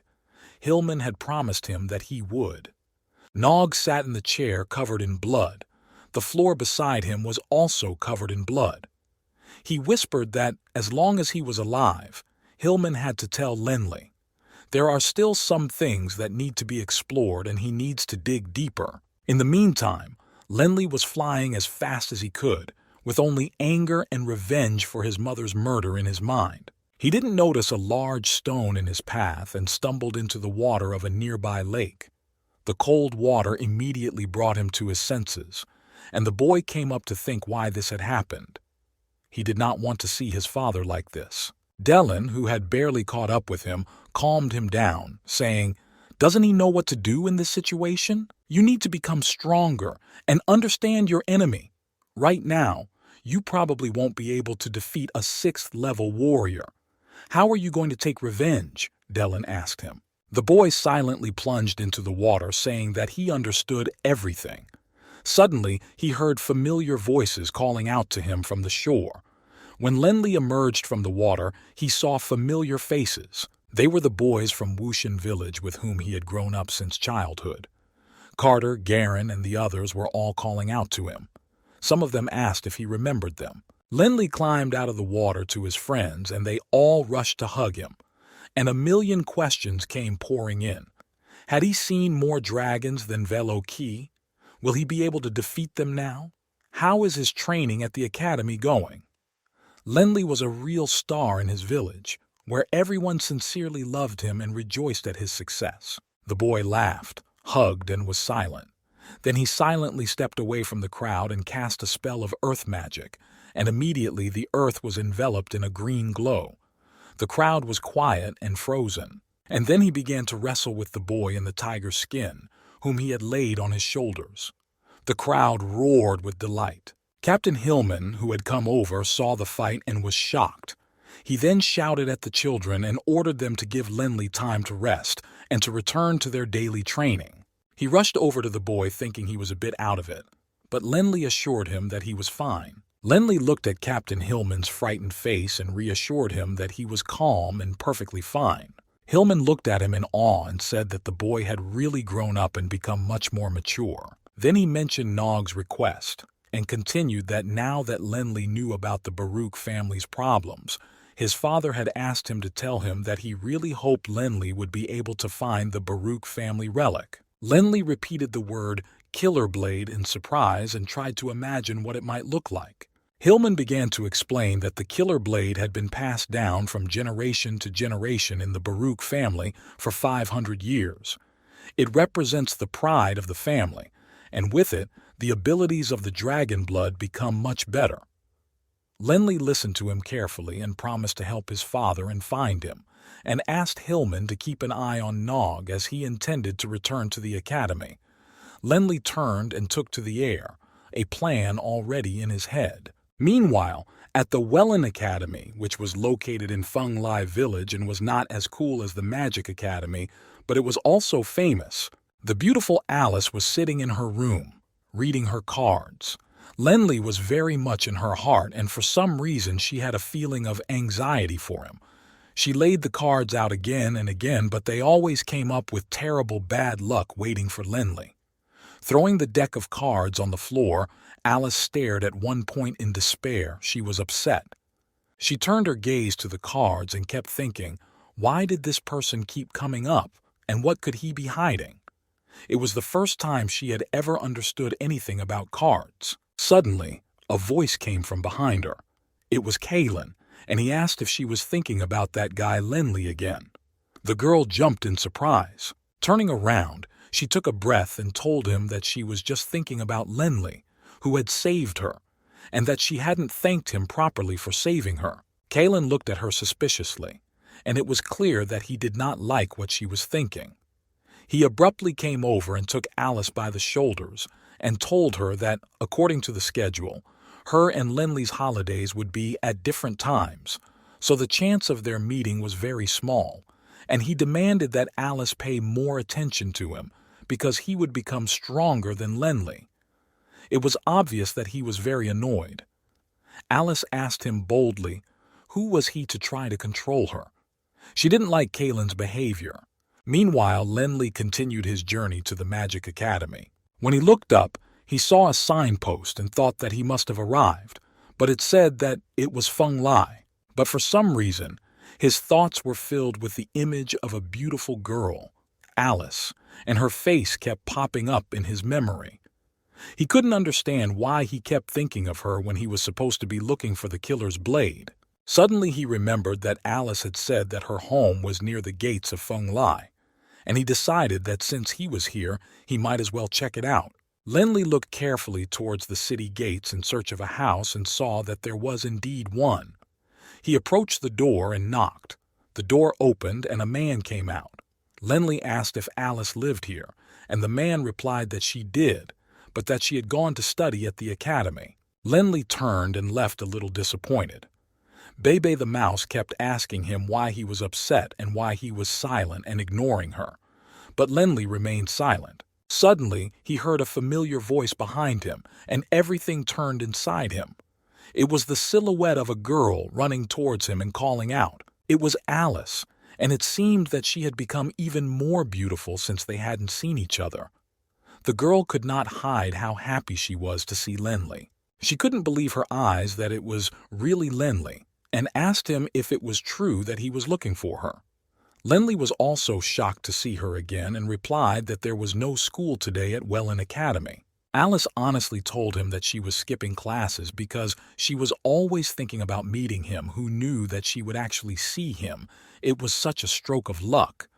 And she laughed. Lenli stood there, staring at her, thinking how beautiful and sweet she was. What could he say?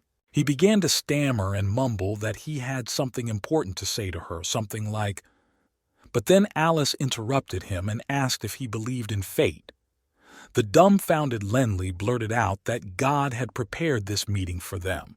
This behavior was atypical for him. Alice laughed loudly and resonantly and took him by the hand and pulled him somewhere. She wanted to show him something. As they flew away, she asked Lenley if he knew that this was the place where the magic of the earth element was superimposed, which can create space, and she pointed at the ground with her finger. This means that he can create his own space by drawing a circle of symbols on the ground, and if there are two identical symbols, only two people can enter it. I think it's a vow ring, Lenley muttered. That's right, let's draw it, suggested Alice cheerfully. Our magic symbol? Lenley asked her again.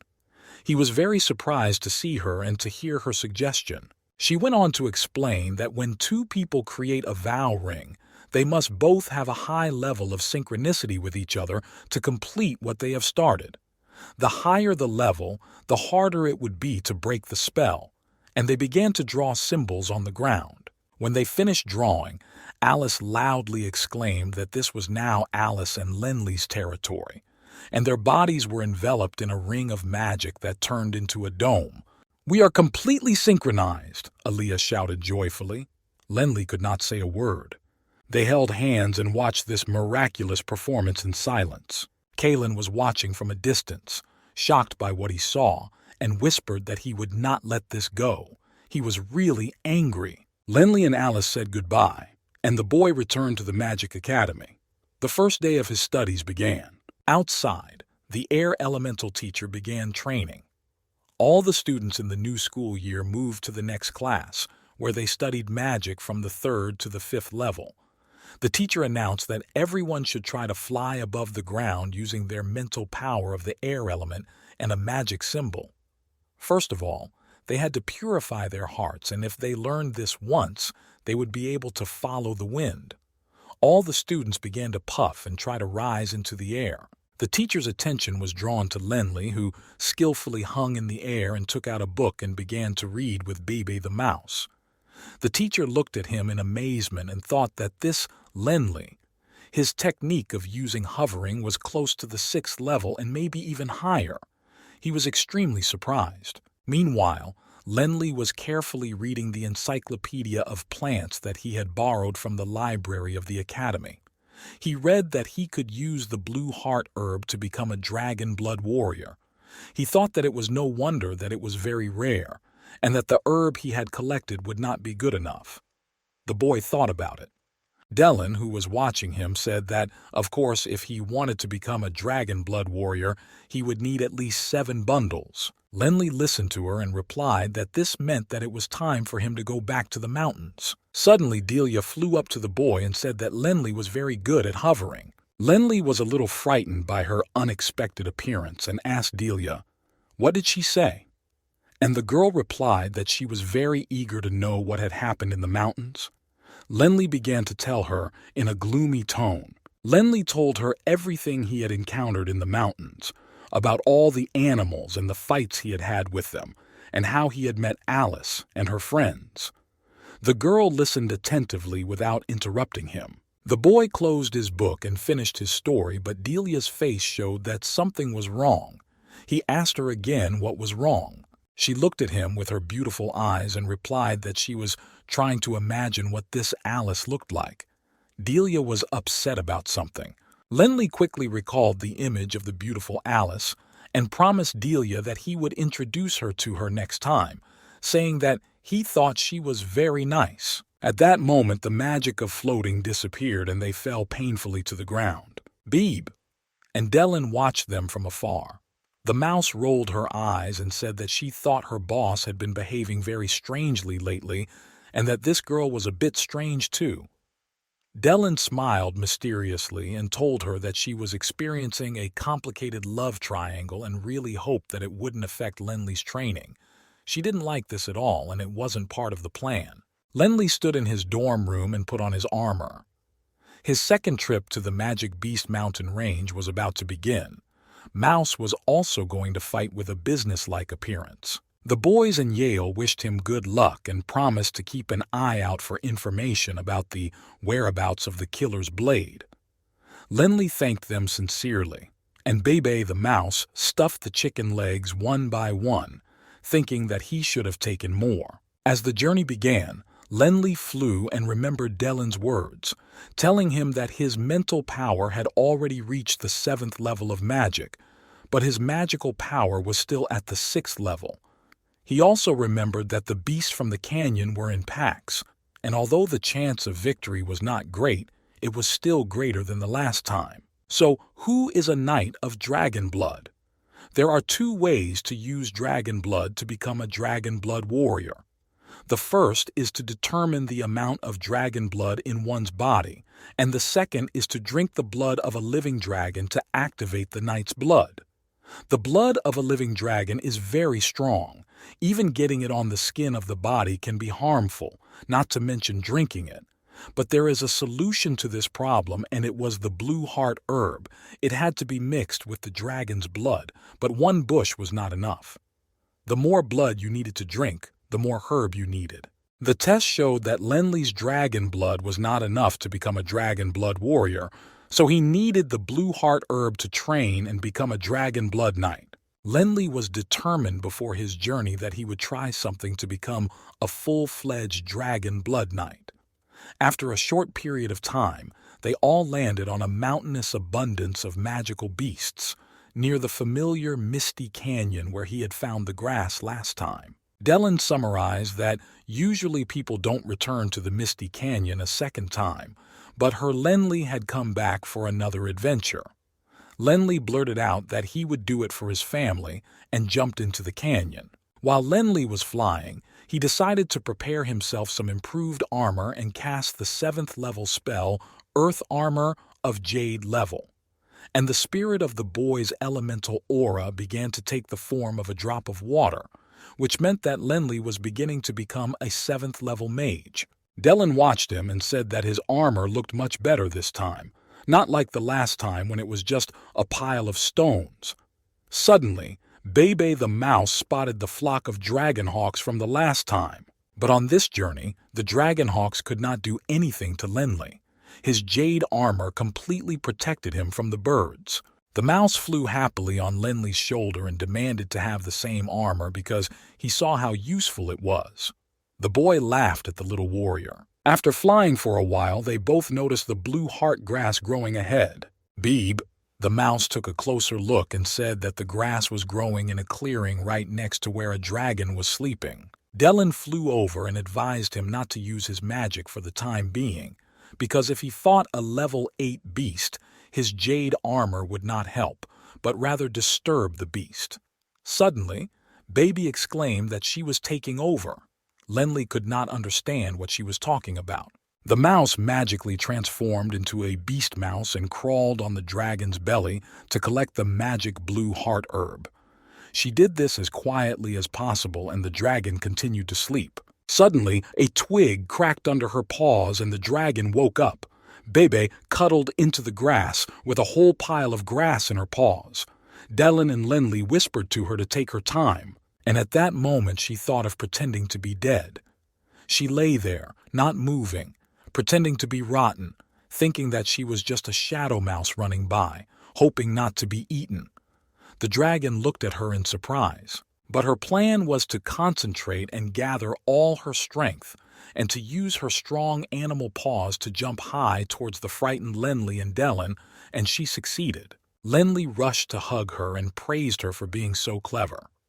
Mouse replied in a businesslike manner that the dragon was a complete idiot, and that as long as she was in the business, all problems were solved very easily. The boy looked at the pile of grass and was really happy to have such a prey. And then he told everyone that there were mysterious killers in this mountainous abundance, an unreasonable weakness of elemental magic. This mysterious canyon became more and more interesting to them, and with the words, "Let's check it out," Lenli rushed to the bottom of the canyon. As he flew, he wondered what else was in the depths of this mysterious canyon. After a while, he landed smoothly on a rock, which meant that he had finally mastered the hovering technique. Suddenly, Baby the mouse froze as he saw something in the dark depths of the canyon. It was a Velokey underground dragon, a level 8 beast that lives only in the depths of the canyon. These dragons are bigger than ordinary Velokey dragons, and although it is an 8th level beast, Its mind is not that weak compared to a human. Delling swore that it was a Velo-key underground dragon, 100%. Lenli exclaimed to her that he now understood that more and more dragons were hiding at the bottom, so it was no wonder she hadn't seen them before. Lenli told the girl that if they were earth dragons he could maneuver himself out of the way.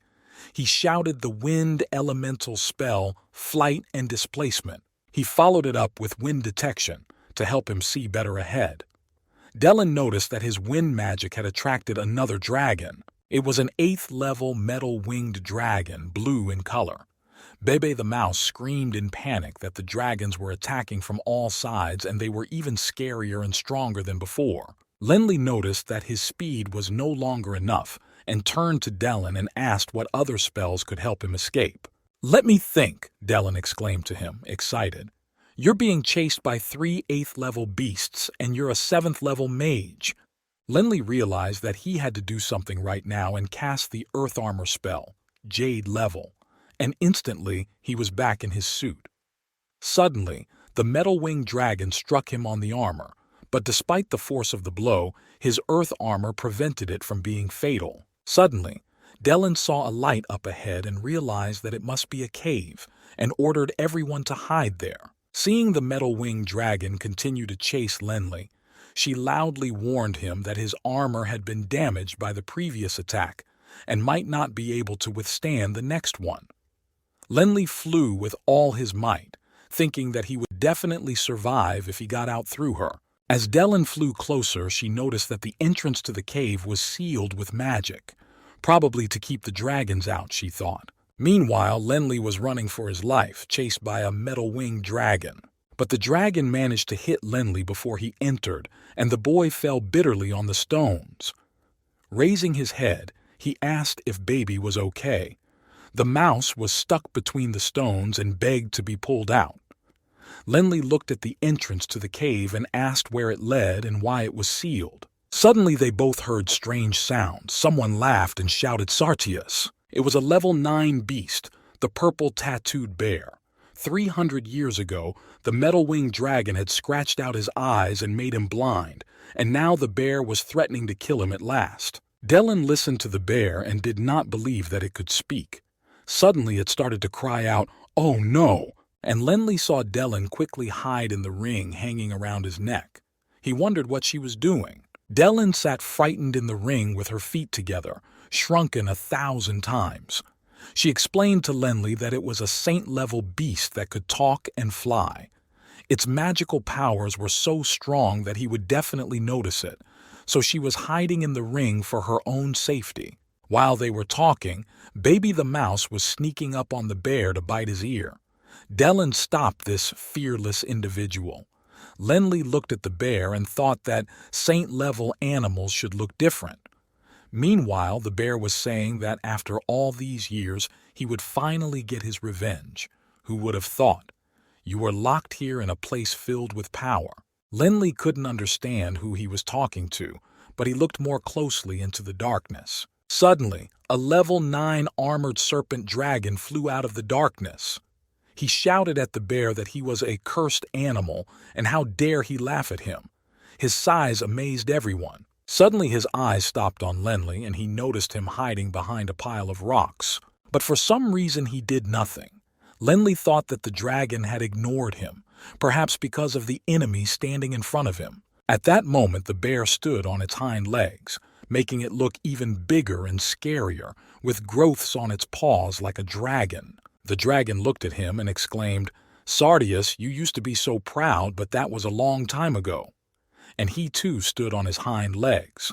The bear replied that he had now overtaken him and had finally reached the saintly level. And then, in front of Lenli's eyes, the purple tattooed bear rushed at the armored snake.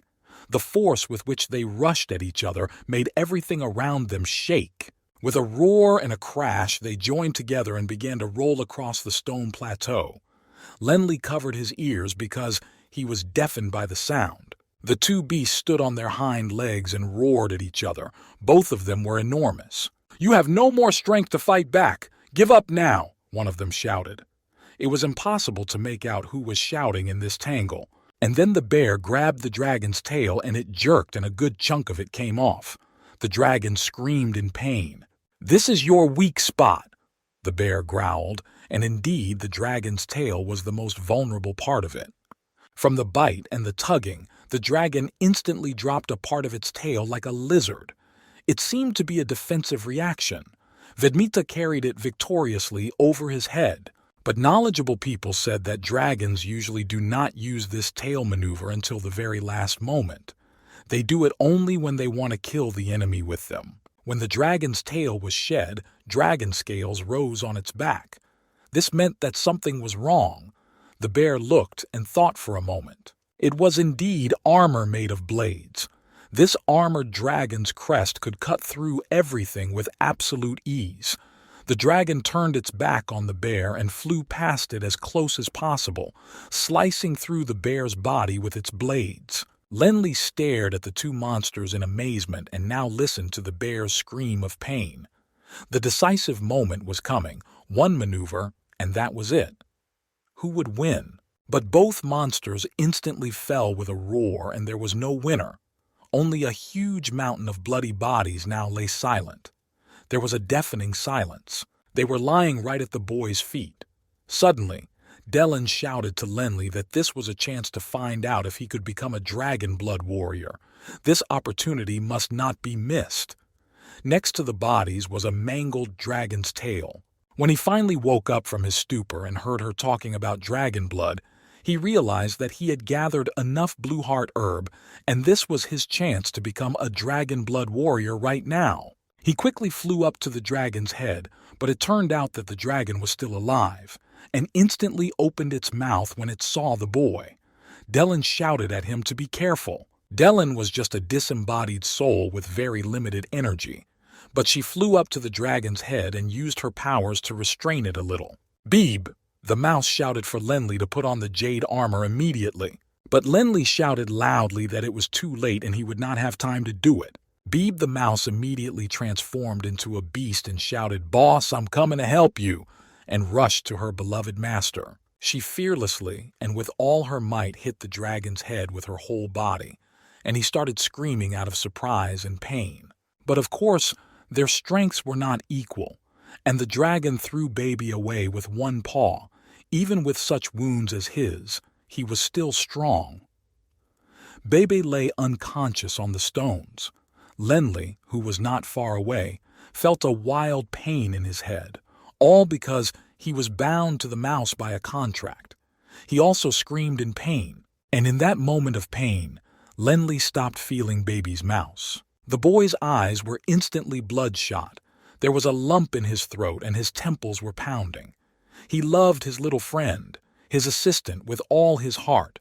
So in a rage, he shouted at the dragon, drawing attention to himself.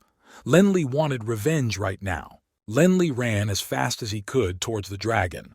Dellen was flying behind him and shouting that he was crazy. It was a level 9 armored dragon, and even when wounded it was very strong. Lenli would not be able to resist it, but the boy did not hear her. He was out for revenge. The boy took to the air and began to circle the dragon, confusing it as it tried to follow him. Everyone saw that Lenli was preparing to cast one of his spells. He was fully concentrated, and the stones at his feet began to rise into the air. Lenli shouted "Flat Blade," and the spell began to work, illuminating everything around him with a pink light. He flew up to the dragon and began to slash at everything he could with all his anger, gritting his teeth. Lenli skillfully and coolly cut through the dragon's body, making large and small cuts with his flat blade. Dellen looked at him with horror in her eyes. The dragon was screaming like a mongrel lizard. The boy shouted, "Let Bay go," and began to attack mercilessly again, no longer feeling anything around him but his anger. He immediately shouted out the following spell, "Earth Thorns!" Sharp stone spikes began to grow out of the ground, piercing the dragon's entire body, and he began to scream in pain. Suddenly, Lenli managed to fly very close to the dragon's mount and, using all his fencing and magic powers, slashed a flat blade across its throat. The blood hit the guy right in the face, and he choked on some of it, but he didn't even notice. he kept on cutting. The boy, shouting that he wanted to take revenge for Baby, rushed at the dragon with all his anger. But the dragon noticed him and turned around with his whole body and grabbed his body in its claws. It brought him too close to its snout, and the boy saw his whole life flash before his eyes, and Lenli thought that it was probably the end. But the boy looked heroically into the eyes of his enemy. It seemed that he was made of anger and revenge. And then the dragon roared, and he fell dead. Lenli fell from his claws, a terrible roar, and his last breath were heard all around. Lenli's face was covered with the dragon's blood, and he could not understand what had happened to the dragon. Dylan shouted that Lenli had defeated the dragon. Even though he was injured, he shouldn't forget that it was still a level 9 beast. Lenli sat there and couldn't get up. He was in terrible pain inside and couldn't breathe properly. He started coughing and choking, and then Dylan had an idea and shouted to him that he was sick because he had drunk the dragon's blood, and now he had to eat the blue heart herbs. Lenli took the herbs out of the bag with the last of his strength and began to chew them. There was no other option. Suddenly, he felt that he was getting worse. All the blood in his body began to boil. He could not understand what was wrong with him and why it was not working. Dylan explained to him that after he drank the dragon's blood, his own blood began to boil, and that was why he was in so much pain. The boy started screaming in agony. The girl also could not understand what was wrong. Either the herb did not work, or the dragon's blood was too strong. Something was wrong. And suddenly, in front of everyone's eyes, a dragon's tail began to grow on Lenli's body. His skin began to be covered with dragon scales, and horns began to grow on his head, like a real dragon. The boy began the process of dragonization. He fell to his knees in pain, screaming an animalistic cry, blood flowing from his mouth.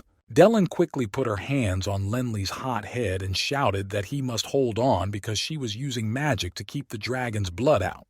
And then suddenly she heard Lenli mumbling something, and she was frightened, thinking that he had gone mad. But in fact, Lenli was reading the Dragon Blood Secret Manual, or to be more precise, he was reading the hidden part of the manual that mentioned how to activate the power of dragon blood. Suddenly, Lenli began to scream as if he was being cut, and Dylan was very frightened and flew to the side. The boy was lying on the lawn screaming in a voice that was not his own, his body twisting in different directions. This scream woke up Baby the mouse, and she started calling out to her boss, but she couldn't understand what was happening. She flew over to Lenli and started shaking him, saying that she was fine now and asking him to regain consciousness, but Lenli did not respond. Suddenly, his body began to be covered with scales and thorns again, and he sat up. Mouse told him in surprise that he smelled like a dragon. Lenli's head was covered with spikes like a crest right in front of Baby's eyes. His eyes glowed with fire like a dragon's. Finally, the mouse realized that its boss was transforming into a dragon and had already passed the first and second stages, and now the third stage had come. Lenli stood upright. His skin was blue and covered with scales. His height had doubled and his clothes were bursting at the seams, and dragon spikes were growing all over his body. Finally, Lenli looked at his blue-scaled hands and saw that he now had the body of a dragon. He could not believe his eyes. Dylan looked at him with the mouse and said that this was really the power of a dragon. She had no idea that the Baruch family members had the power to turn into dragons. She was very surprised and saw it live for the first time in her life. Meanwhile, Lenli tried to fly up into the air, but his strength left him and he fell back to the ground. Meanwhile, Bebe the mouse also began to transform into the form of a beast. She flew up to her beloved boss, and Lenli opened his eyes and whispered happily that it was so good that she was alive. She honestly admitted to him that for a moment she thought she was going to die, and told him that the passage to the cave was open, and began to load Lenli on her back to pull him out. Dylan watched in amazement as the mouse flew up with Lenli and carried him, and thought that this mouse had recently survived the attack of a level 9 armored serpent and was able to survive. It was strange and impossible. She began to put her thoughts together and thought that maybe this shadow mouse was related to the man from the dark forest in the northern region of Yulon. Maybe she was his creation. Then Delling thought that Lenli's transformation was a definite success. It seemed that Lenli's ancestors were much stronger than her. Seeing a dragon blood descendant and a mutated shadow mouse in front of her, Delling couldn't put it all together. She looked at the two of them and thought that as long as they were together, something else would probably happen in the future. It seemed to her that the Yulon continent would definitely be turbulent. Meanwhile, Alice stood in the yard of the house. She was in a great mood, looking as charming as ever and singing songs. Suddenly she heard their butler calling her. She turned around and saw him running towards her, frightened. He was shouting that something was wrong with her father and that she should go and see him as soon as possible. The girl ran to the house and saw her old father sitting in a chair, with a strange man hovering over him, shouting at him that he was in debt and if he didn't pay it off, he would become his slave. At once the stranger looked round and saw the beautiful Alice. He smiled lustfully and blurted out that he had not known the old man had such a beautiful daughter, and they would probably take her with them as collateral. Help! Alice's mind raced. The girl realized what was happening to her and quickly ran to the riverbank. She sat there crying and mentally calling out to Lenli, asking him to help her because she needed him so much right now. She asked him to come back as soon as possible. "Why is it that when I need you so much, you're not even around?" Alice cried bitterly. A familiar voice sounded behind her. She turned round and saw a familiar hand holding out a bag of gold. The familiar voice said, "Take this gold as a token of my attention. The Debs family will cover all your debts." It was Kalen, standing in front of the sun in all his glory, confident and handsome. He came closer to the surprised Alice and told her that no matter what trouble she got into, he would always be there for her. At this moment, Alice remembered her card readings and thought that maybe the cards had shown her betrothed to be Kalen instead of Lenli. Meanwhile, the story moves back to Lenli. At the bottom of a mysterious foggy canyon, in a cave under a boulder, there was something truly magical. Delling flew around and looked closely, and she came to the conclusion that there seemed to be a very strong magical seal. In the center was a sword of unprecedented beauty, glowing with a purple glow. Delling looked at it and made her guesses. Who put this sword there? Who put the seal on it? Maybe it was to hold a level 9 dragon? She was silent, and after a minute she let out that this magic seal was very complicated. Even a level 9 armored serpent didn't need such a strong seal. Suddenly, a beast mouse landed beside her, carrying Lenli, who had already regained consciousness. Delling rushed over to him and asked him if he had seen this amazing sword and magic seal. She told him in a businesslike manner that she did not know why this powerful seal was there, but that this sword was very valuable. Lenli looked at the sword and replied that it must have been someone very powerful who put the seal there. Delling could not stand it and nervously shouted that this was why she had to take it back. And did Lenli realize how high the price was? It doesn't have an owner anyway. But Lenli reminded her that he was looking for the blade of the Baruch family murderer.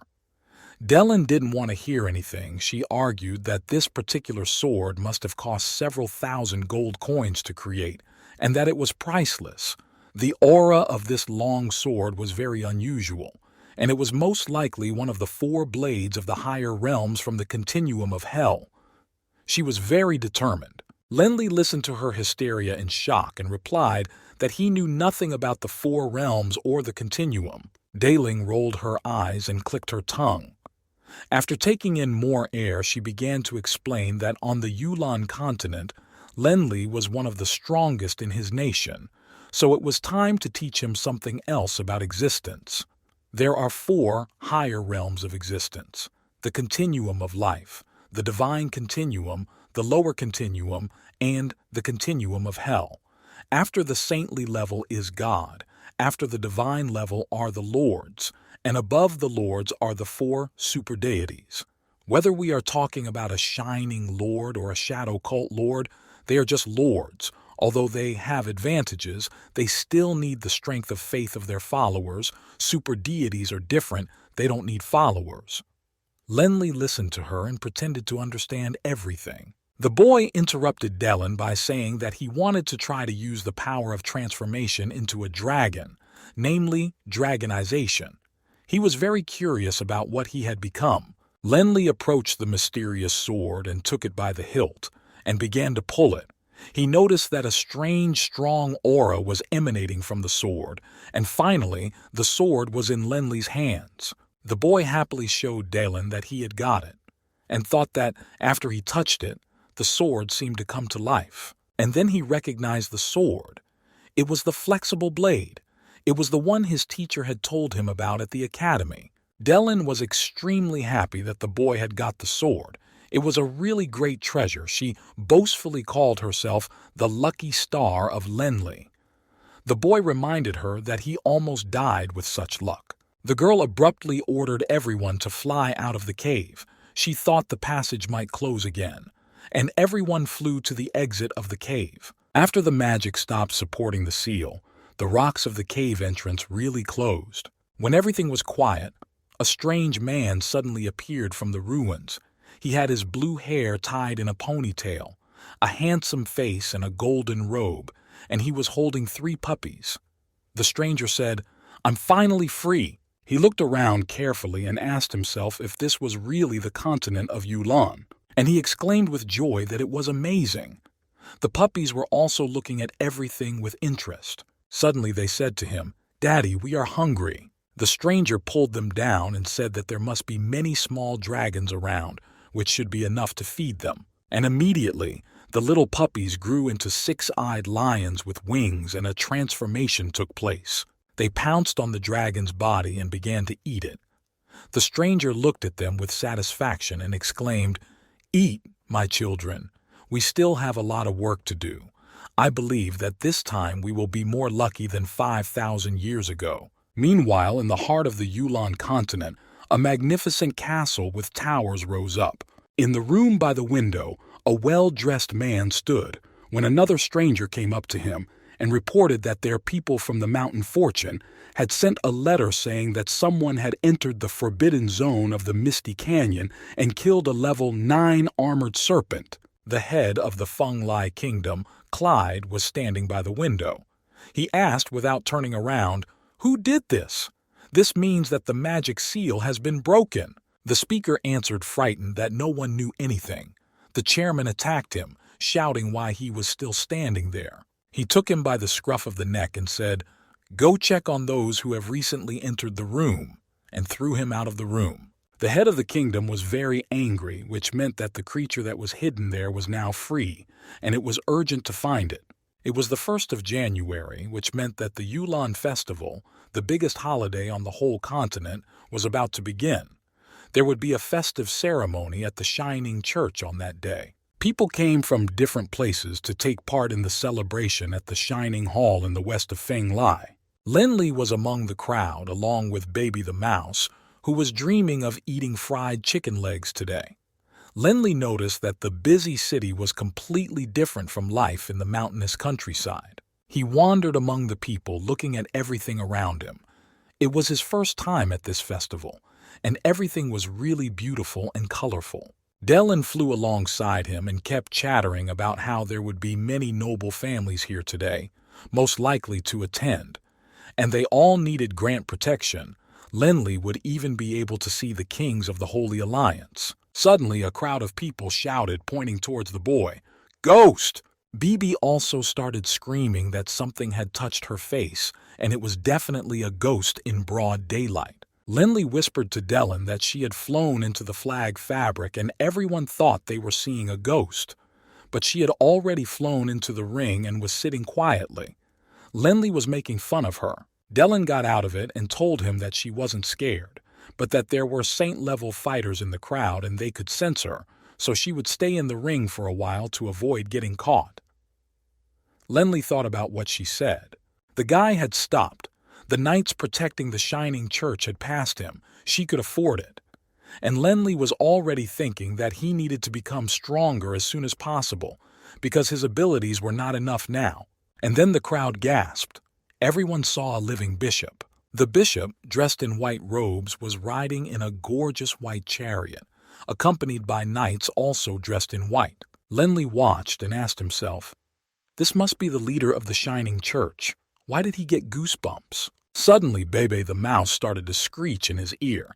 She saw Alice in the crowd. Lenli looked closely, and it was indeed her, dressed as always beautifully. Alice was standing there watching the procession. He approached her and called out to her.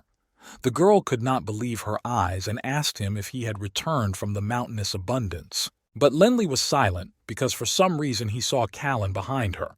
The boy was very surprised. Callan asked him angrily that he might be a follower of the Shining Church and had come to take part in the ceremony. Lenli did not answer. The boy calmly told Callan that he was not an ordinary follower and that he wanted to talk to Alice alone and asked him to leave them. Callan started to get angry and rude, telling Lenli that he was talking to him, a low-class boy, alone. Lenli asked him again what he had said. The boy gritted his teeth in anger. He pushed Callan in the chest. He started shouting how dare he start a fight during the festival. Alice rushed to break them up. She looked at Lenli with sad eyes and said she would talk to him. Taking the boy by the arm, they left. But Baby the mouse showed her tongue to the clan, and Callan shouted at her to get out of here and called her a rat. But Callan started to chase her again, calling her a rat, but the mouse was hard to catch up with and she called him an idiot and offered to run after her. Alice and Lenli came out to the clearing, and it was hard for both of them to start this conversation. The girl started first, stammering and telling him that at first she really liked Lenli, but now that she had been with him, she realized that a lot of their relationship was incompatible. She continued that in her heart, Lenli was a real hero who had come down from heaven, but she realized that this would not be enough. Callan, for example, could easily solve her father's gambling debts at the expense of her family and future, Alice said. Lenli asked her if this was the only reason she thought Callan was a better match for her. Alice burst into tears and said yes. Lenli sadly replied that he understood. He silently turned and walked away from her. Alice shouted after him, asking if they could still be friends. Lenli was cold with nervousness, but he nodded his head in silence. Alice stood there and cried her eyes out, feeling sorry for herself and for Lenli.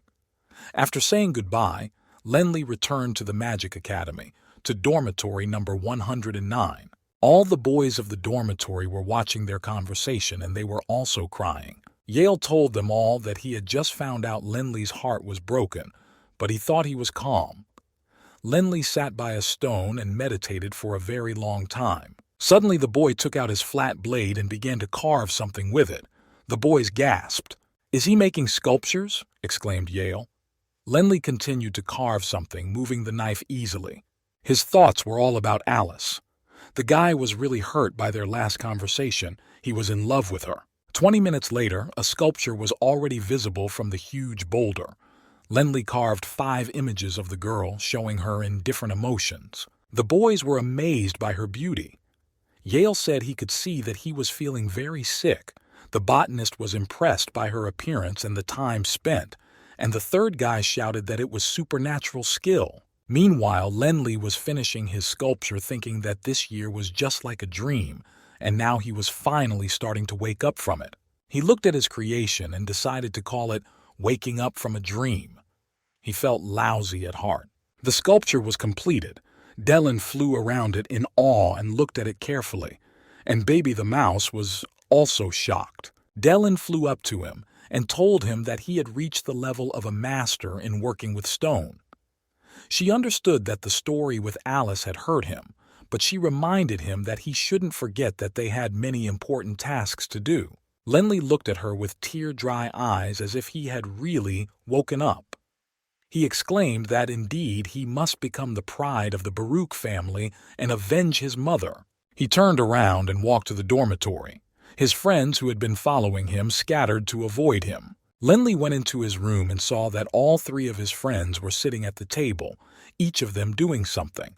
It looked rather strange. The boy kept thinking about something and he said out loud the words of the poem, "Ask the world what love is. He is very sick." Yale continued to read the poem after him and said, "Moonlight in front of the bed. Relationships are like dreams." Lenley looked at his friend in silence. He thought that his friends were still worried about him. He had to think of something to get out of this situation. So he pulled out a flexible blade and hit the table. It split into pieces, hitting Yale in the head. Lenley cheerfully exclaimed that his ability to read poetry was amazing, so he wanted to fight him, and he showed everyone his cool sword. Yale laughed and said he was ready to help Lenley with this pain and was even ready to take the blows.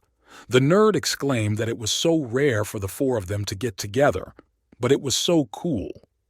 Instantly, Lenley became gloomy and told them that he wanted to tell everyone something. And the boy blurted out that he was going to apply for early graduation and leave the magical academy. The room was silent and all the guys were so impressed they couldn't say a word. After a while, all the students and teachers gathered in the magic arena of the academy to test Lenley's abilities and consider his application. Lenley stood in the middle of the arena, and the examiner asked him if he was using this reason to graduate so early and take the 7th level mage test.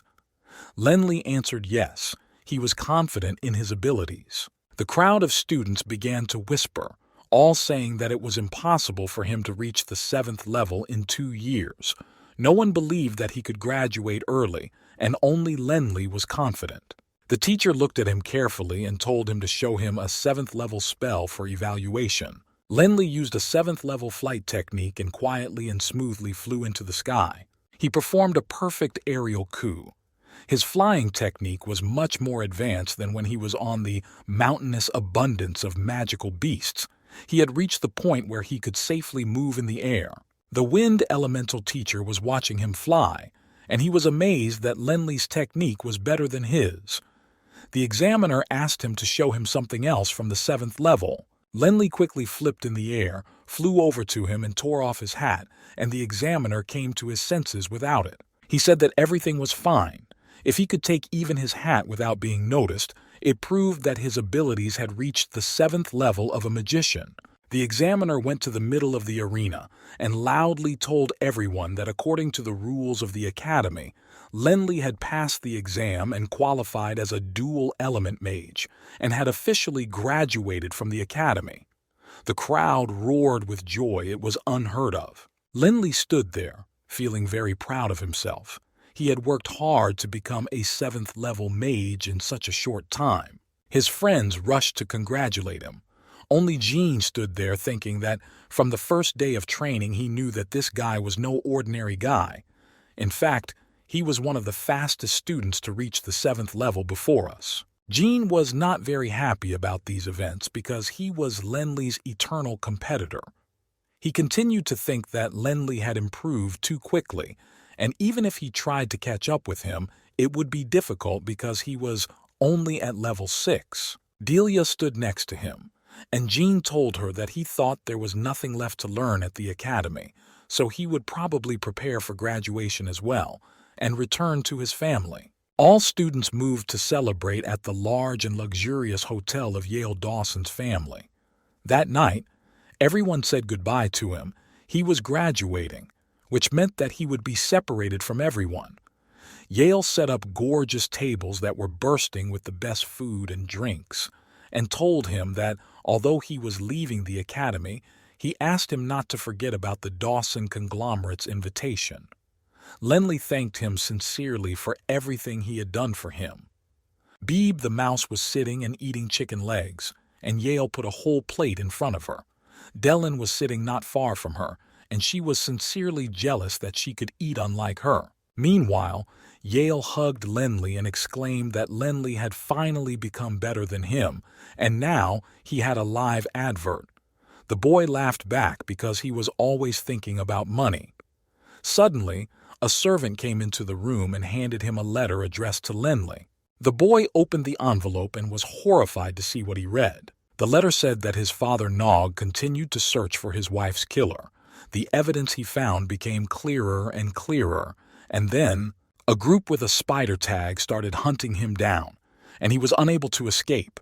Master Nog was dead, read a shocked Lenley, his pupils dilating. This letter was from Captain Hillman, where he also wrote that while they were searching for the killer, they were constantly surrounded by some mysterious people.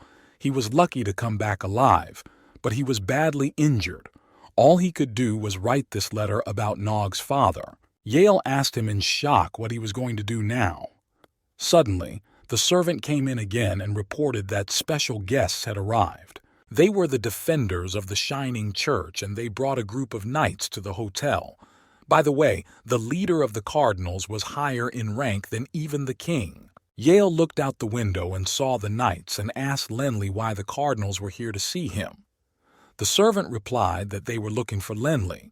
The boy turned to Lenly and explained that the leader of the Cardinals had come to them, but Yale was the young head of the Dawson conglomerate, and he could not intervene in his position. Lenly understood and went downstairs to see them.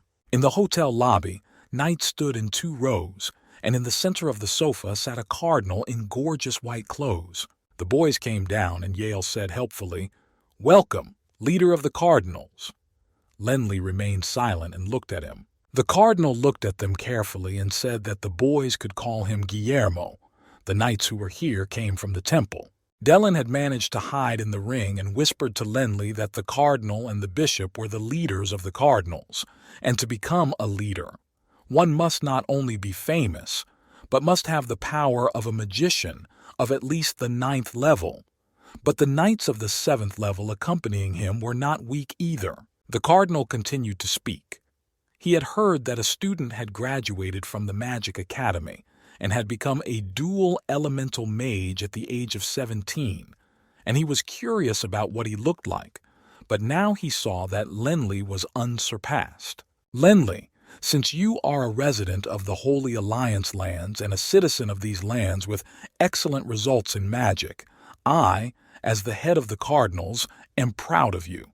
So I'm asking you, would you like to join the Holy Alliance?" Guillermo said loudly. Lenly asked himself in surprise. Was he really being invited to join the Union?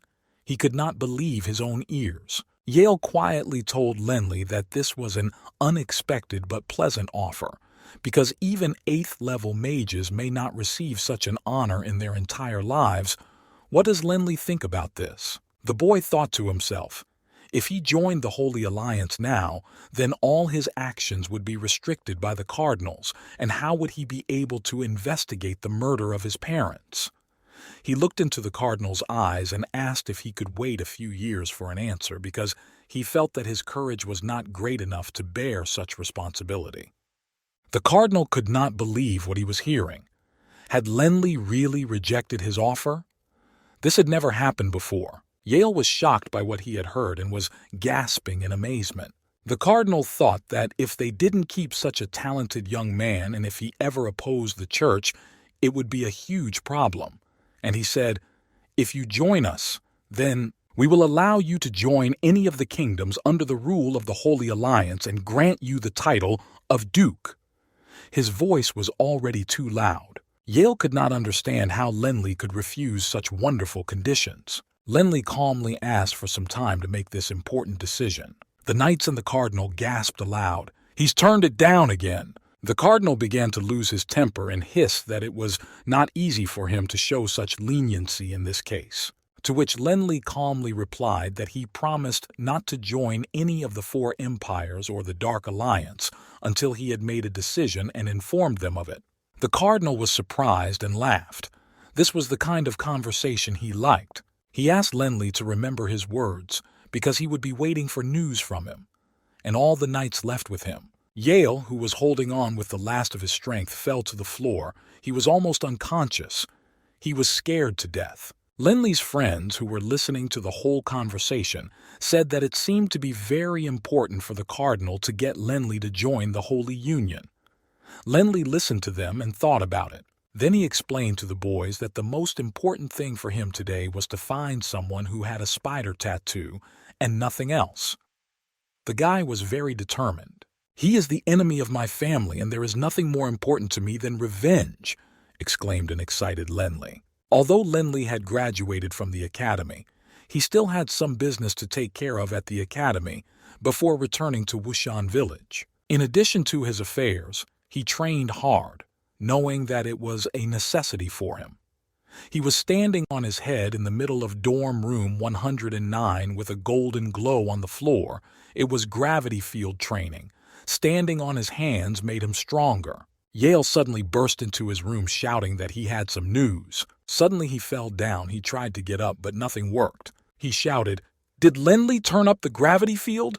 His magic is even stronger, and his heart is going to stop." Lindley turned off the gravity field, and Yale finally stood up. He began to quickly tell me that he had just found out that the killer blade was in the hands of one of the Feng Lai kingdoms, namely the Lucas family. Lindley could not believe what he was hearing. The guy shouted at him that if he wanted to take the blade, would he get in trouble? Yale replied that it would be difficult, but I've prepared a carriage for you. There's no point in sitting around thinking. And he showed a beautiful carriage with Baby the mouse already riding on it. Lindley quickly got into it without hesitation. As they rode along, Yale told him the details that the Lucas family is quite old and has thousands of years of history, and that they are not the richest in the kingdom of Feng Lai, but they have a very strong influence on the nobility. He also heard that the head of the Lucas family is a stubborn old man who collects weapons. The boys continued to ride, talking through the forest. So far, their journey had been uneventful. Suddenly, their carriage stopped. The horses could not take a step. Yale began to get nervous and told Lindley that he would fix the situation. A tall, middle-aged woman with red hair and a scar on her face stepped out to meet the carriage. Her clothes were different from those worn on the Yulon mainland, and she was accompanied by two men. "Is this a normal way to invite someone? If you want to see Lindley, ask me," Yale shouted at her. The woman laughed out loud at his audacity and replied that if that was the case, she had no choice but to move Yale. So the two men pushed Yale to the ground and twisted his arms. But Lindley could not allow this to happen and pulled out his flexible sword. Noticing that these men had a dark power, he shouted the spell, "Purple Blood," and the battle began. Lindley bravely threw himself into the uneven carnage and began to attack, but the men were not weak either.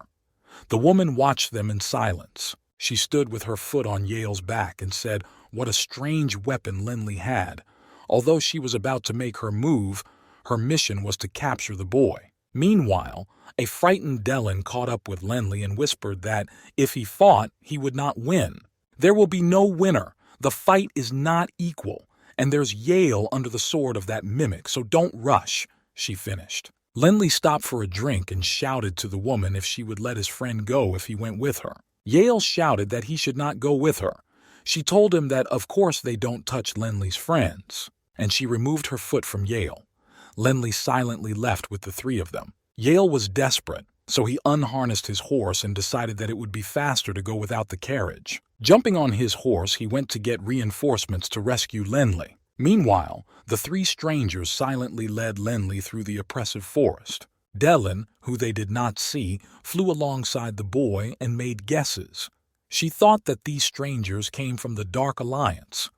Lindley listened to her in surprise. Lindley remembered yesterday's arrival of the Holy Alliance. Today the Dark Alliance came, but they were opponents. Dellen, meanwhile, tracked the road and said that they would be in the Mountain Abundance after a while, and then when they passed the south of the Mountain Abundance, they would enter the Alliance territory. Suddenly, the strangers stopped, and the woman shouted out to someone to stop hiding and come out to meet her. A group of hermits came out to meet them, and the leader of the group calmly told her that Lindley had joined the Holy Alliance, so why would the Dark Alliance dare to kidnap him? The Alliance seems to be showing a lot of disrespect for the Shining Church. Lindley listened in surprise to his words, which were not true. Dellen said that there was some strange drama going on. The woman replied in disappointment that who knew that the Shining Church would get here so quickly.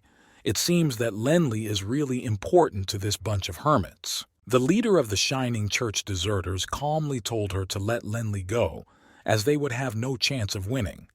There were indeed many more of them. Dellen, taking advantage of the fact that she could not be seen or heard, hissed in the woman's ear that she had achieved her goals. The old man had unknown skills, and those four were level 7 and above. She advised her to fight and giggled. The woman soberly assessed the situation and asked the old man if they let Lindley go, would they be able to leave in one piece? He nodded silently, and she and her gang took to the sky and shouted to Lindley that if he wanted to join the Dark Alliance at any time, their doors would always be open to him, and she quickly ran away. Bebe the mouse also laughed at the strangers for calling Lindley strangely while running away. The leader asked him if he was all right. The mouse saw a mouse on his shoulder, but it didn't look like him. Lindley looked at the leader and thought that he had kind eyes and did not have the same pressure as the cardinals. The leader invited him to go with them to the capital. At that moment, Bebe whispered to him, weren't they going to visit the Lucas family? If they went home, what would happen to the blade? And at that moment, everyone heard the sound of horses and turned around to see Yale with a whole crowd of people. He had ridden with the whole Dawson family army because he loved and protected his friends so much. But he saw that he was too late. The leader told Lindley that he hoped the boy understood that the shining church would always be his shield and said goodbye. Lindley thanked him sincerely. Yale exhaled and exclaimed that he now understood that help had come from the church and suggested that everyone rest, but Lindley refused, and they continued their journey. After a while, everyone saw the house of the Lucas family. They were immediately met by a servant who greeted them and invited them to follow him and led them into the house. Lindley was now the youngest 7th-level magician in the Yulon continent, and Yale was the young head of the Dawson family, so they were not stopped when they wanted to meet Patriarch Jabs. Upon entering the luxurious room, they saw an elderly man who welcomed them to his home. He introduced himself as Jebs, the patriarch of the Lucas family, and invited them to sit down. Beeb, the mouse, angrily offered to scratch the patriarch's face, but Lindley stopped her. He told the patriarch that they had a favor to ask of him. The patriarch listened attentively and said, "You want the killer's blade." He seemed to know everything. Lindley exclaimed that that was right. The Baruch family has a 5,000-year history, and their trophy killer's blade was lost. Their whole family was trying to find it. So could you. The patriarch stopped him again. He explained that collecting weapons was his hobby, and the assassin's blade was one of his favorite items in the collection, and he had even been offered a large sum of money, but he had not sold it. Lindley exclaimed that he was ready to buy it for a good price. The patriarch took a sip of tea and said, 600,000. The boys almost lost their minds from what they heard. Lindley mentally repeated this crazy figure, and Dellen said that it was still quite cheap for such a thing. The guy sharply replied that even if he sold all his crystals, he could earn a few thousand, but he didn't have that kind of money. Yale thought that if he offered such a sum, Lindley would not take it. He knew his friend's temper. And then an idea came to Lindley's mind, and he shouted to Lindley that he had a sculpture that could be sold.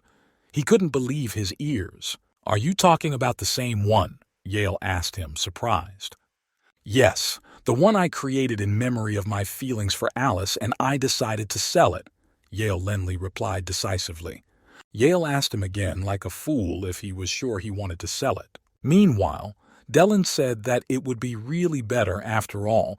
She would not remind you of that pain every time you looked at her, and at the same time, everyone would see the flat blade technique. Lindley turned to Jebs and said loudly that he had found a way to pay the full amount, and he would hand over the money as soon as possible. Aide Lindley asked him not to sell the blade to anyone during this time. Jebs nobly assured him that even if he was offered 2 million gold coins, he would not sell it. Lindley thanked him profusely. He ran with Yale and asked him on the way if he could help him contact the curator of the Prue Gallery. Yale contacted the gallery curator, who was overjoyed that Lindley had agreed to sell one of his sculptures. He exclaimed that as soon as he looked at it, he felt deep feelings because it conveyed so many emotions. It will be sold for a great price. Yale looked at him and thought that his feelings were just thoughts of money. The curator told Lindley that for such a sculpture the gallery would not even charge him to participate in the auction that was about to begin for it, and he even came up with a place for it to stand. Meanwhile, In the garden, Debs, Alice, and Kaylin spent time together sitting by the pool and kicking the water. Kaylin suggested that they should celebrate their wedding next year at the Yulon festival. He continued to persuade her by telling her that the next year would be the 10,000th year of the Yulon calendar, and it was perfect for a wedding celebration, and she cheerfully agreed. Kaylin added that he had recently heard about a famous sculptor and suggested that they go to an auction together. They started to get ready to go to the Prue Gallery, the most famous sculpture gallery in Yulon. Alice put on a beautiful long pink dress and styled her hair, and Callan put on a weekend suit. When he arrived at the gallery, he was surprised by the large number of people. Suddenly, Alice's eyes were drawn to the familiar silhouettes in a sculpture standing nearby. She began to look closely. As she got closer, she was horrified to see a sculpture depicting herself in 5 emotions. The sculpture was called Awakening from a Dream, and the author was Lenli. Strange men stood next to her, and one of them told her that the author of this sculpture was named Lenli. He was a graduate of the Magic Academy. He was only 17 years old, but he was already a 7th-level magician and a genius of the entire Yulon continent, and maybe the greatest in its history. The girl could not make a sound from the impression. She remembered Lenli and realized that this was their last story and burst into tears. Kaylin, who came up later, saw the sculpture and turned blue with anger and began to send curses in Lenli's direction. Suddenly, his father approached them and said that he had heard that a beautiful sculpture was exhibited in this gallery, and the whole family had come to admire it, but he hadn't thought that Alice would be there. Kaylin came over and whispered about the situation. The boy emotionally exclaimed that this sculpture would make a mockery of their family and asked his father to destroy it. The father assured him that he knew what to do. He told his son to bring men with blades to disfigure it, and the boy brought them 10 minutes later. The father ordered them to destroy the sculpture by pointing to Lenli's creation, and in front of everyone's eyes, a crowd of unknown men rushed to the sculpture to destroy it. All the spectators raised their eyes and screamed, and the sculpture was surrounded by masked men with blades. But then someone from the crowd cast a stopping magic that hit the bodies of the men and threw them all away from the sculpture. It was the king of the kingdom, he shouted. How dare they do this outrage on the territory of his kingdom? Call the guards and seize them, he ordered. Kaylin looked on in horror and realized that the blame would now fall on their family. Meanwhile, the king ordered the auction of the sculpture to begin. His father reassured him that he would support Kaylin at the auction. The boy thanked him, but believed that it would be no problem for their family to get it, and then they would destroy it. A large crowd gathered in the lobby of the Prue Gallery, where a beautiful large sculpture of Lenli stood in the center. Everyone stood and admired it until it became someone's property. The king went up to the VIP area where he was greeted by Maya, the curator of the gallery, and thanked him for keeping this beautiful sculpture intact. He asked the curator which of these people was Lenli, but Maya replied that Lenli was in the VIP room and he would call him in a moment, but the king demanded to see the famous guy in person. Maya took the king to the room and called Lenli to greet the king. Lenli was very sad. He didn't like to sell his sculptures, in which he put his emotions and soul, and this time the sculpture meant his first feelings. He went out and bowed and greeted the king. The king looked at him in surprise and asked him if he was the youngest 7th-level dual elemental magician. "You are so young and promising. Do you want to join Feng Lai's royal army?" the king asked Lenli. But again, Lenli declined the invitation because he wanted to think about it before answering. Bebe the mouse thought that her boss had gone mad. He had rejected the king's offer. The king coughed in surprise and explained that no one had ever turned down his personal invitations before. To fill the awkward pause, he turned to Yale and asked how his father was doing. Yale bowed and thanked him for his interest and said that thanks to the king, his father was doing well. Suddenly the front door opened and Cardinal Guillermo himself came in, dressed in gorgeous white clothes. The Mayan curator greeted him and thanked him for coming on time, showing him that the king was already here. Cardinal Guillermo looked at the crowd and said with satisfaction that he had brought a lot of nobility to the auction today, so the awakening from sleep would go for a good price. everyone was in a good mood. The curator gave both of them the auction plates and told them that the auction would start soon and invited them to the VIP boxes. The crowd of visitors buzzed with delight as they looked at the sculpture, some saying it was a work of art, others that it was beautiful. The king and the cardinal were standing on the balcony, talking. In the middle of the crowd stood an angry Kalin, who, seeing such distinguished guests, was furious that Lenli was so highly praised. His father kept calming him down and saying that he would support him. He took him to the room to prepare for the auction. The auctioneer stood at the podium and announced the opening of the auction. He also announced the bid for the sculpture Awakening from Sleep at 1 million gold, with each bid step being at least 100,000. He banged the wooden gavel and shouted, "The auction has begun!" The initial bid of 1 million was too high for most of the guests, and everyone whispered among themselves. Alice continued to cry the whole time, and Callan calmed her down and promised not to let her and his family be embarrassed. Kalin made the first bid, and it was 1.5 million. Kalin was bursting with anger. The host named their family and announced his bet. Yale snuck in and told Lenli that he had seen Alice in the room with the Klansman. He was a sneaky spy. The bets began to rise. They announced 1,700,000, then 2 million gold. Lenli watched the auction from the VIP balcony. Some chubby lady shouted out 2.5 million, and the room began to buzz loudly. The king, who was sitting next to Lenli, yawned and said that everything was very boring. Then he said quietly, "Let me make the auction interesting," and ordered the auctioneer to hold up a sign and shouted, 5 million. The whole room turned to the square-eyed man on the balcony and gasped. Everyone realized that the auction was going to be unusual. The king turned to Lenli again. This time he offered him to be his right or left hand. The boy apologized again and asked for time to think. The king no longer knew how to convince him. The host of the rally began to speak, 5 million times, 5 million times 2, and was about to knock a third time, and then Kalin shouted 8 million. It seemed that he was going to burst. The king looked at the guy who had interrupted his great bet. The crowd began to make noise and shout. For many of those who were there, it was a lot of money. Kalin was wickedly happy because now he could end the competition with Lenli once and for all.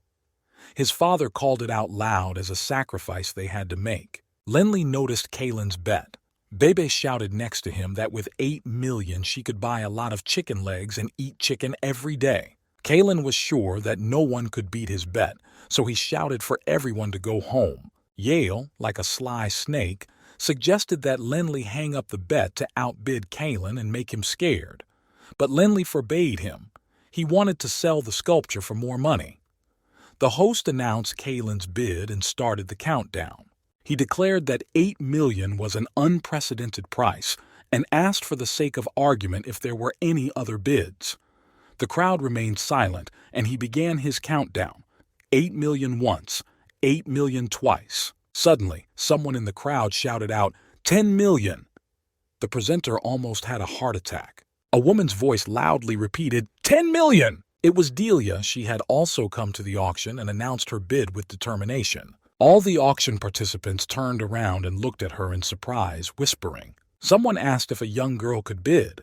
Someone asked what family she was from. Kalin shouted in surprise, and Alice, who was next to him, gasped. They were very surprised by her. He shouted hysterically, 11 million! But his father stopped him and explained that their family could not afford more than that. Alice stared at Delia's figure and couldn't understand who she was. Who could bet 10 million? As soon as Delia placed her bet, everyone knew who she was, and her manager noticed and asked her to go back into the room. Lenli stared at her figure, and it seemed painfully familiar. Suddenly, a black-haired young man with a 99 sign appeared in the crowd and exclaimed that the sculpture was incredible, and he was betting 11 million. The cardinal almost fell off the balcony in surprise. He recognized the stranger. The king noticed the cardinal's reaction and began to peer into the crowd looking for the one who had surprised him so much, and when he saw the young man, he also whispered in surprise, "Why is he here?" The boy stood on his heels in the middle of the crowd and showed his sign as a sign of confirmation of the bet. He was wearing a fox coat and a long, beautiful coat. He was young and handsome. The cardinal and the king exclaimed with one voice, "The sleepwalker! He is here!"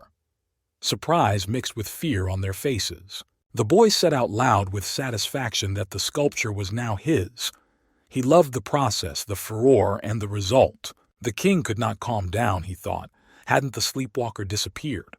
Why did he reappear? He was really afraid of something. They both looked at him closely and decided not to stay any longer so that the sleepwalker would not notice them. The king apologized and took his leave. Lenli was surprised by their behavior. The auctioneer frantically shouted out the bid 11 million times, 11 million too. Dellen was paying attention and couldn't understand who had outbid her. She saw Lunatic and said, "Of course." Her auctioneer asked her if she would hurt the feelings of the guy standing in the mortar if she continued. "Grandpa Sue, don't worry. Give this note to that man. He will read it and understand," Dellen said as she handed over the note. She held the sign up high and said loudly, 12 million. The crowd started screaming as if everyone was going to have a heart attack from the surprise and the amount of the bet. The lunatic read the note, laughed, and said that it was okay. Since it was such a big deal, he wouldn't go against her. 3. The host hit the gavel, confirming the bet. The crowd sobered up a little from the thud. The sculpture was finally sold. The presenter announced that the Leon family had won with a bid of 12 million, and Delia began to descend the stairs in victory.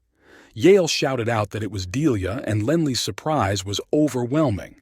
He looked at her and did not understand why. And then Kaylin's father came up to her. It was clear that he wanted to ask her manager something. He turned to Mr. Sue and asked if this lady was a member of the Leon family. But at that moment, Alice jumped up and started screaming. How could she do this, knowing how important the sculpture is to her? "Why did you fight me?" Alice couldn't calm down. Delia leaned over to her and said quietly, looking at her, that she didn't understand why Lenli liked Alice so much. "It's none of your business," Alice told her. She could not control herself and rushed to Delia. But Delia turned away from her, reminding her that, since they had broken up, they were now people from different worlds, and that she should remember that, and walked away from her proudly. Lenli looked at the figure of the sleepwalker from the balcony and could not understand who he was. The sleepwalker said loudly and with satisfaction that even though he was leaving, he had seen many interesting things and it was worth it. He left the gallery cheerfully. Lenli quickly got his money and ran as fast as he could to Jabs and burst in and called out to him. The latter was sitting motionless at his desk. With the words, "I'm here. You remember our agreement. Here's your 600,000. The guy poured a pile of money onto his desk. "For the killer's blade, right?" Jebs asked him again. "Yes, that's right. Count the money," Lenli replied. Jebs said he had one more condition. He pulled out a polished stone tile and asked Lenli to carve a signature. His request was quite remarkable. Lenli pulled out his flat blade, and in no time his signature was on the tile. Jebs stammered that he was blind and did not know that Lenli was a brilliant sculptor and apologized. The guy turned around and left with the blade.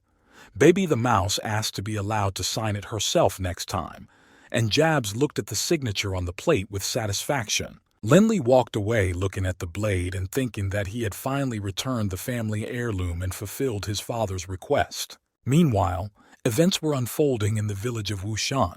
The soldiers who were training outside noticed a group of people coming straight at them, and they pointed it out to the surprised Captain Hillman. A whole cavalry of knights was approaching them.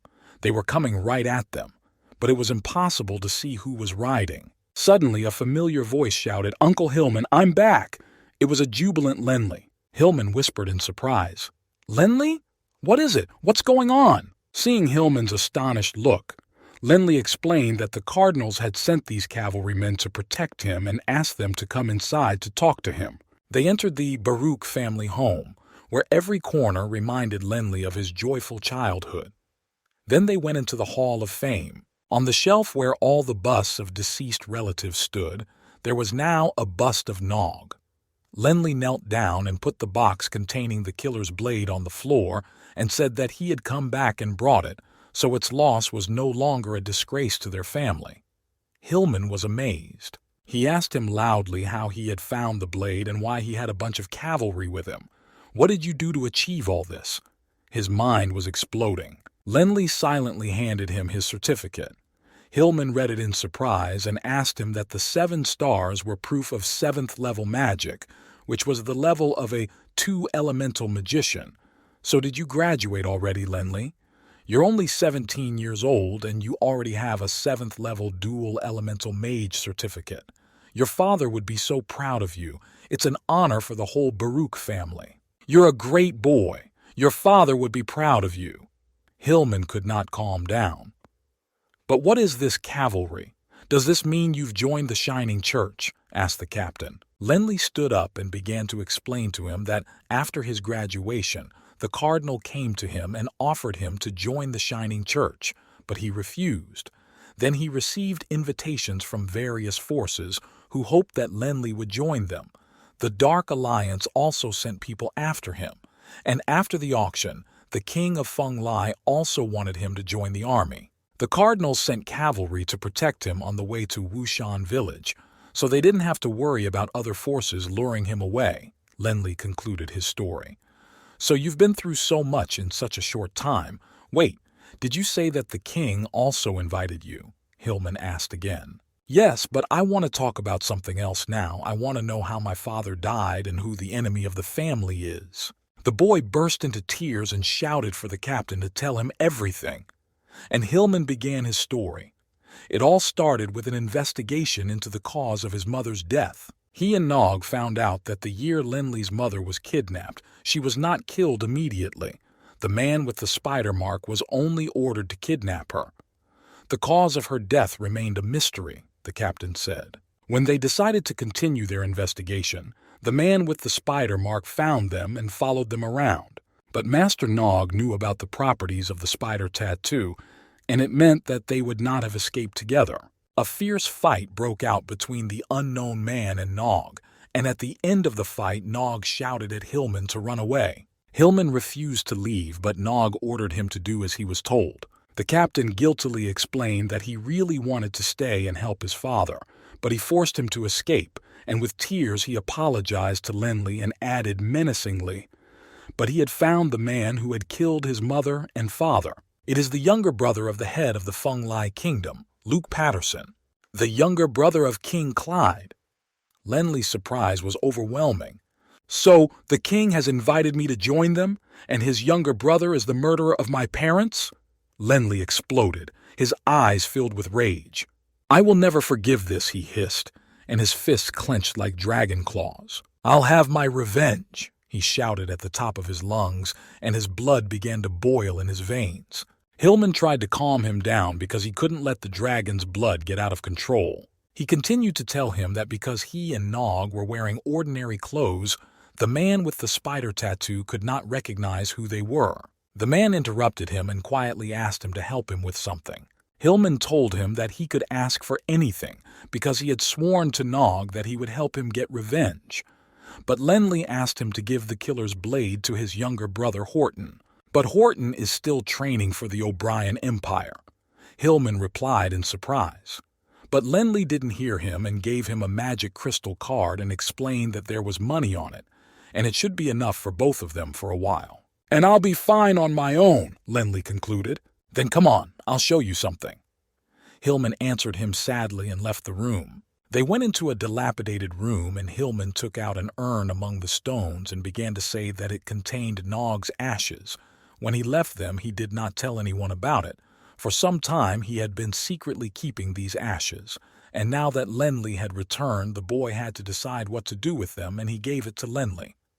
Lenli took it in his hands and walked silently to a flowering sakura tree, where he scattered his father's ashes at its roots and covered them with earth. The boy put up a memorial sign where he had engraved his father's name and surname with his own hand. He cried bitterly. He told Hillman that he would mourn his father for 7 days, and Hillman left in silence.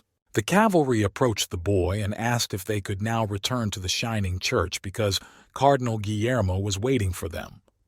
The boy let them go, as he did not want to meet anyone during the mourning period, and continued to sit by the tombstone. The cavalry sent a letter to the cardinal about Nog's death and Lenli's mourning.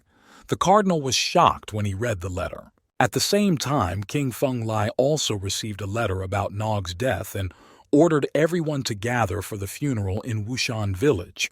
His servant could not understand why he would go to the old poor family. Meanwhile, in the bedroom, Dellen was sitting on the bed. She felt that something had happened to Lenli and couldn't sleep. She quickly got dressed and ordered the carriage to be ready. It was already late at night outside. Dellen sat in the carriage and thought bitterly why God was punishing Lenli by sending him trouble all the time. He must be strong. The news of Nog's death spread throughout Wushan village, and people were shocked and desperate. Lenli, when he was in mourning, remembered how he and his father were in the ancestral hall. At that time, his father had tested him for dragon blood and told him their family secret, and Lenli remembered everything in detail. When Lenli was in mourning, he spent the night in a small building near the sakura tree with his father's grave. He found a tattered book there, and at night he read the secret dragon blood training manual and began to train. Reading and repeating all kinds of spells, he could feel the dragon's blood in his veins. After training for 7 days, he became much stronger and felt like a dragon 100%. He also learned to control the blood in his body and to dragonize properly.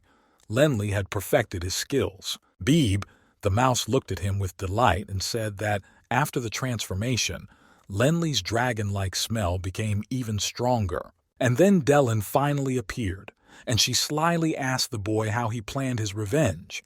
But it was her advice that he asked for. Beeb suggested that she should deal with Patterson herself for Lenli, and then it would all be over. But the boy replied that there was no need to hurry because Patterson was the younger brother of the king and it would most likely be difficult to deal with him, and given his abilities, it would be difficult to fight him.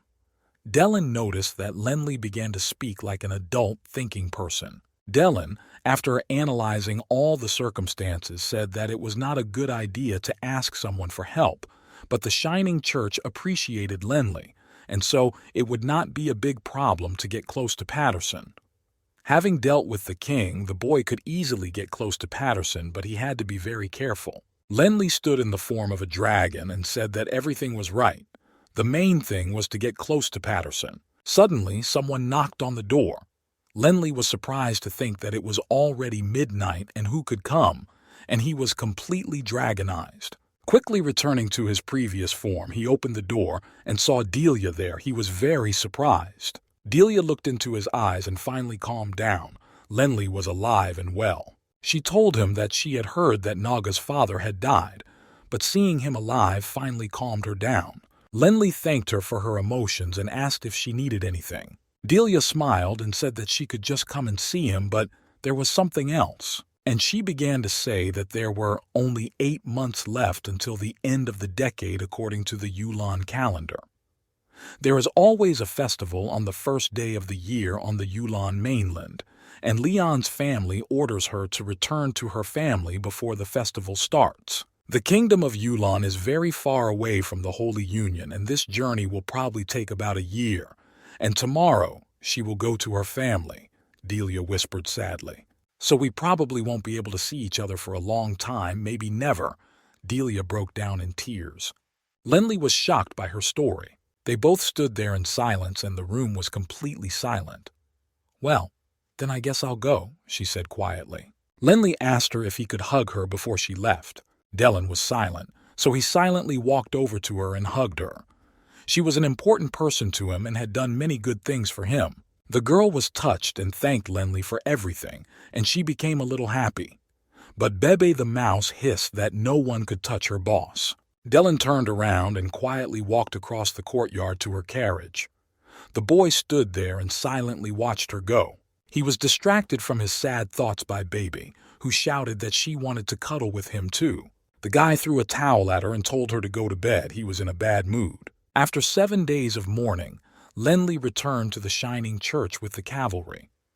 Guillermo personally came out to meet him and asked him if he had thought about joining them. Lenli hesitated for a moment and told him that he was still very young, but he planned to serve the king, he said with all his might. Guillermo was surprised and said that the capital of the kingdom and the Shining Church was Feng Lai, and the king obeys the orders of the Shining Church, which means that the boy refuses an invitation to a high position and chooses a lower one. Lenli told him that he understood, but the cardinal thought to himself that it didn't matter. The main thing was that Lenli had decided to join the Shining Church. V put his hands on his shoulders and kindly told him that this was a very important decision and that he was now considered part of their church, and asked if Lenli had learnt any spells above the 7th level.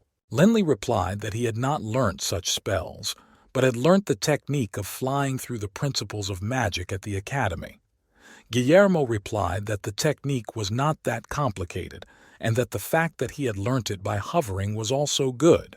But he reassured him and promised to get books on air and earth magic. The boy was amazed because it would be a great gift. He told the cardinal that he had once read a description of the power of the wind element in a book that said that the power of magic increases with level, especially single-target spells, and that it was the best of the elements. The 9th level spell, Wasteland Destruction, and the forbidden spell, Spatial Rift, proving it. He thanked Lord Guillermo, and Dellen, who was sitting in the ring, squeaked out that Lenli was very lucky. Guillermo smiled and told him to wait until they returned to Fen Lai, and he would immediately order Clyde to make Lenli a marquis and provide him with a large house. As he was getting dressed, Guillermo added that Lenli should concentrate on his training and not think about trifles, and then in 50 years the Shining Church would have another strong saint-level magician. Lenli listened to him and thought that 50 years was a very long time. He would not be able to avenge his father and find out his mother's whereabouts. Meanwhile, in the palace hall of Feng Lai City, all the residents and nobles had gathered, and King Clyde stood in the middle of the stage. He announced to everyone that today the king had important news for everyone, and Clyde announced that from now on, the youngest dual elemental mage in all of Yulon would be Lenli, and he would now serve their country. Lenli knelt before him on one knee. He was very handsome and dressed in a festive outfit. The king put a sword on his shoulder and announced that Lenli Baruch was promoted to the rank of Marquis. Beeb the mouse, who was hiding under the cloak, looked at the sword in shock and grumbled, "How dare the king put a sword on her boss?" Lenli reassured her that it was just a ceremony. The king loudly thanked Lenli for his service to the kingdom and appointed him court magician, which he was very happy about. Lenli thanked him sincerely, and the room was silent. And then the king noticed that his servants were whispering, and he asked them what their problems were, or if anyone might not like his decision. Everyone fell silent in an instant. He turned to Lenli again, telling him that he could not return to Dawson's conglomerate and that he had prepared a nice, quiet house for him. Lenli again thanked him sincerely. Suddenly, someone's luxurious carriage pulled up outside the castle. A stranger came into the hall and said, "Who is this Lenli, whom my brother has made a marquis?" And Lenli saw King Patterson's brother. He realized that this was the king's younger brother and the murderer of his unfortunate parents. Beeb, the mouse, also heard all this and understood everything, and screaming she ran towards Patterson, and Lenli barely managed to stop her. But because she was invisible to him, only some unknown wind blew past Pattinson. "It's not time yet," Lenli whispered quietly to her, holding the hysterical girl by the tail, and he went to get into his new carriage. After a while, he arrived at the magnificent small castle that the king had given him as a new marquis. On the threshold of the castle, maids stood and greeted him. Bebe looked and wondered how big the castle was. "It looks like Clyde spoils you a lot." Dellen giggled from her ring. Lenli told her that the things in front of him belonged to his enemy, and he would not forget his goals. Suddenly, he saw Kalen's father. He came over and greeted him. The man began to congratulate the boy and told him what a coincidence it was that their family mansion was also on the same street and not far from Lenli's house, and that he should definitely come and visit them. Lenli was very surprised that the Debs mansion was so close by. Kalen's father continued that Lenli's house was much bigger than theirs, and that the king used to stay here all the time. The man looked at the boy and thought that he hadn't seen him for a long time, and he had really changed a lot. After Lenli was given the title of Marquis, he became a title higher than the Debs family. Suddenly, Lenli's surprised gaze fell behind Bernard's back, and he was amazed to see the figure of Alice standing there, looking at him in surprise, noticing that he had become completely different. Just then, Callan approached and realized that the enemies had crossed paths again. Bibe couldn't stand it any longer and started shouting that he was an ungrateful brute because he had forgotten how he had been rescued in the mountains and how dare he say such things about her boss. But Callan didn't hear her, but he noticed how angrily she was glaring at him. Lenli turned to Bernard and said that he was leaving now and would not bother him again, and he turned and left. Alice looked at his back and thought sadly that Lenli had not said a word to her. The guy returned to his new luxurious home. For a while, his life would now be here. He decided to start training again and started by restoring the gravity field and doing handstands. I must train more in the gravity field and then my skills will grow, thought Lenli as he stood on his hands and broke out in a sweat. Suddenly, Dellen said that someone was in the room. "Who is it?" Lenli shouted. A frightened maid was standing in the doorway, holding a tray of tea and fruit, and she dropped everything in her fright. When she regained her composure, she greeted him with a bow and explained that she was doing her job and brought him something to eat. Lenli was surprised to pick up the fallen apple. He had completely forgotten that he now had a servant. "Well, if there's nothing else important, then don't bother me, and you can go," replied Lenli to the maid. And screaming, the baby went outside to train. Lenli flew out the window. He took out his new sword and continued to train hard to learn how to manifest his purple dragon blood faster. He swung that sword like a madman, increasing his speed each time, and the sound of its slashing could be heard in the air. Then he began to chop stones with all his might, which were scattered into the rubble around him. He paused for a moment and shifted his grip on his sword, thinking that purple blood was an unusual weapon. Depending on its aura, the blade could really become flexible or hard as stone. And then he noticed a figure behind the lantern. It was the frightened maid again, afraid to speak a word. She stammered and said that the cardinals had come to see the master, and they wanted to see him. Lenli was surprised because he had not expected them, and his training was interrupted again. Angry, he left, leaving the maid to collect her emotions. When he entered the room, he saw Guillermo sitting there drinking a cup of coffee. When he saw him, he said that he had heard that he had done well in recent days. Lenli looked at him in surprise because he hadn't expected to see him here.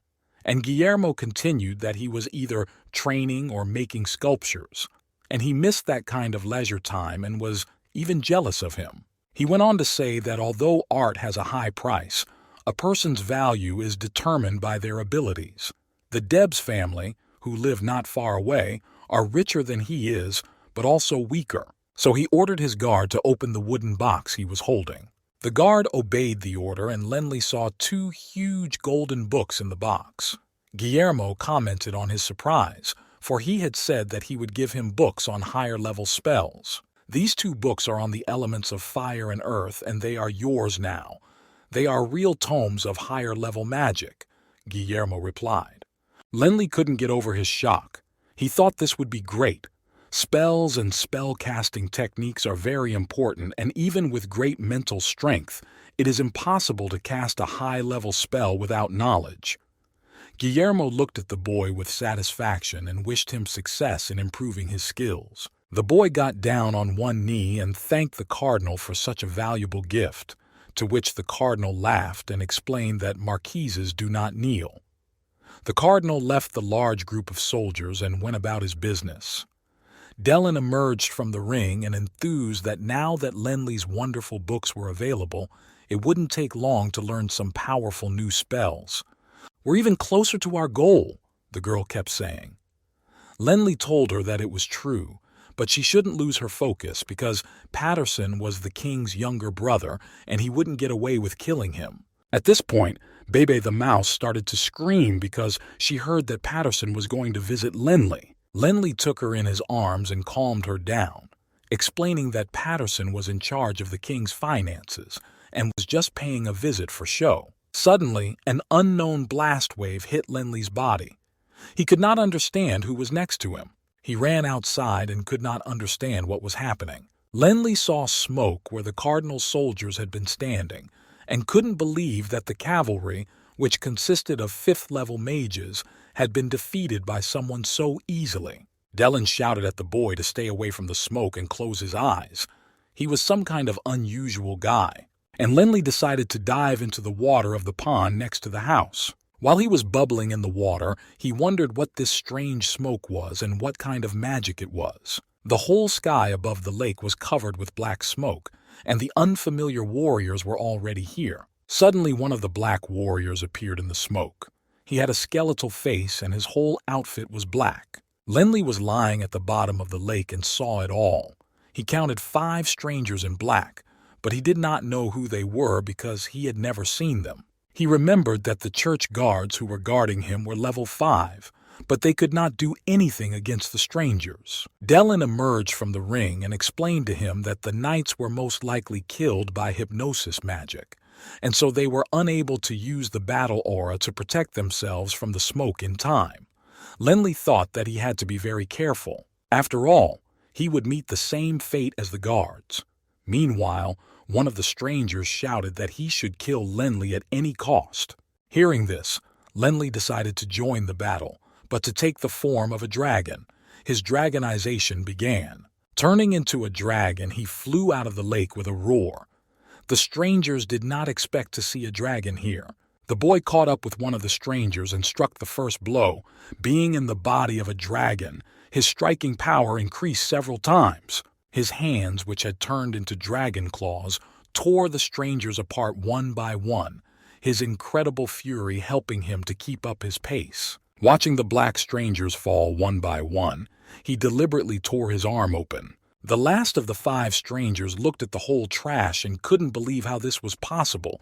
The information they had been given about Lenli was a lie. Lenli stopped in mid-air for a moment, and it was clear that a new plan of action was ready. One of the black warriors shouted the blade spell and they instantly received weapons. Lenli also wasted no time in casting a spell of jade armor just in case. He looked at the strangers and thought that most of them were level 8 warriors, so his armor should be enough for the fight. With the spell Purple Blood, he activated the action of the flexible sword and it glowed with purple light. He took off to attack the last 3 warriors, swiftly slicing and piercing their bodies in mid-air. He moved with ease in the air, delivering deadly blows, and the warriors fell to the ground one by one.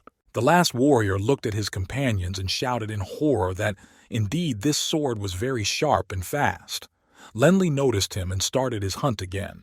Dellen whispered in his ear, to strengthen the purple blood vata, Lenli needed to use the dragon blood aura. But activating the dragon blood aura was not as fast as activating the wind element magic. The last warrior flew into the air and shouted that Lenli was stronger than they thought, and since he had joined the Shining Church, he must be eliminated. Flying as close to the boy as possible, he shouted, "Shine!"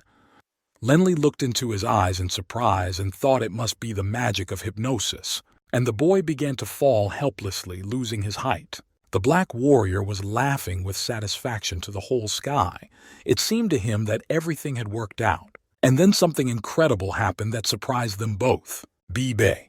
The mouse flew up into the sky and bit into the black warrior's stomach, who was not expecting such a surprise. Before the attack, she transformed into a beast mouse, and thanks to her master and his dragon blood, she was the strongest beast mouse on the continent. The black warrior fell helplessly to the ground, dying, and managed to say that this was impossible, that he, a level 8 warrior, could not defend himself against a level 4 shadow mouse. After recovering from the battle, everyone heard someone approaching. Dellen could see that it was the allies of the guards, and they certainly didn't expect Lenli to deal with the Dark Alliance assassins alone, she said. Lenli quickly shouted red dragonization and slashed at his arm again. The guards had already approached Lenli and asked if he was okay. Guillermo was walking quickly behind them, and he turned and asked if Lenli was injured. Guillermo explained that he was running errands and heard some strange loud noises coming from the area. Lenli showed his wounds on his arms and said that they were not critical and thanked him for his concern. There were 2 long, deep cuts on his arms. Guillermo looked at them and began to tell him information about the killers. Looking at their corpses, he explained that they were level 8 killers. And he thought to himself, how could Lenli have defeated and killed them if he was a 7th level dual elemental mage, and it was impossible for him to do so? Guillermo really didn't understand it, but he didn't question the boy either. He told Lenli that he would send someone to clean the yard of his house. Beeb the mouse looked at Lenli pitifully and asked him why he had cut his hand.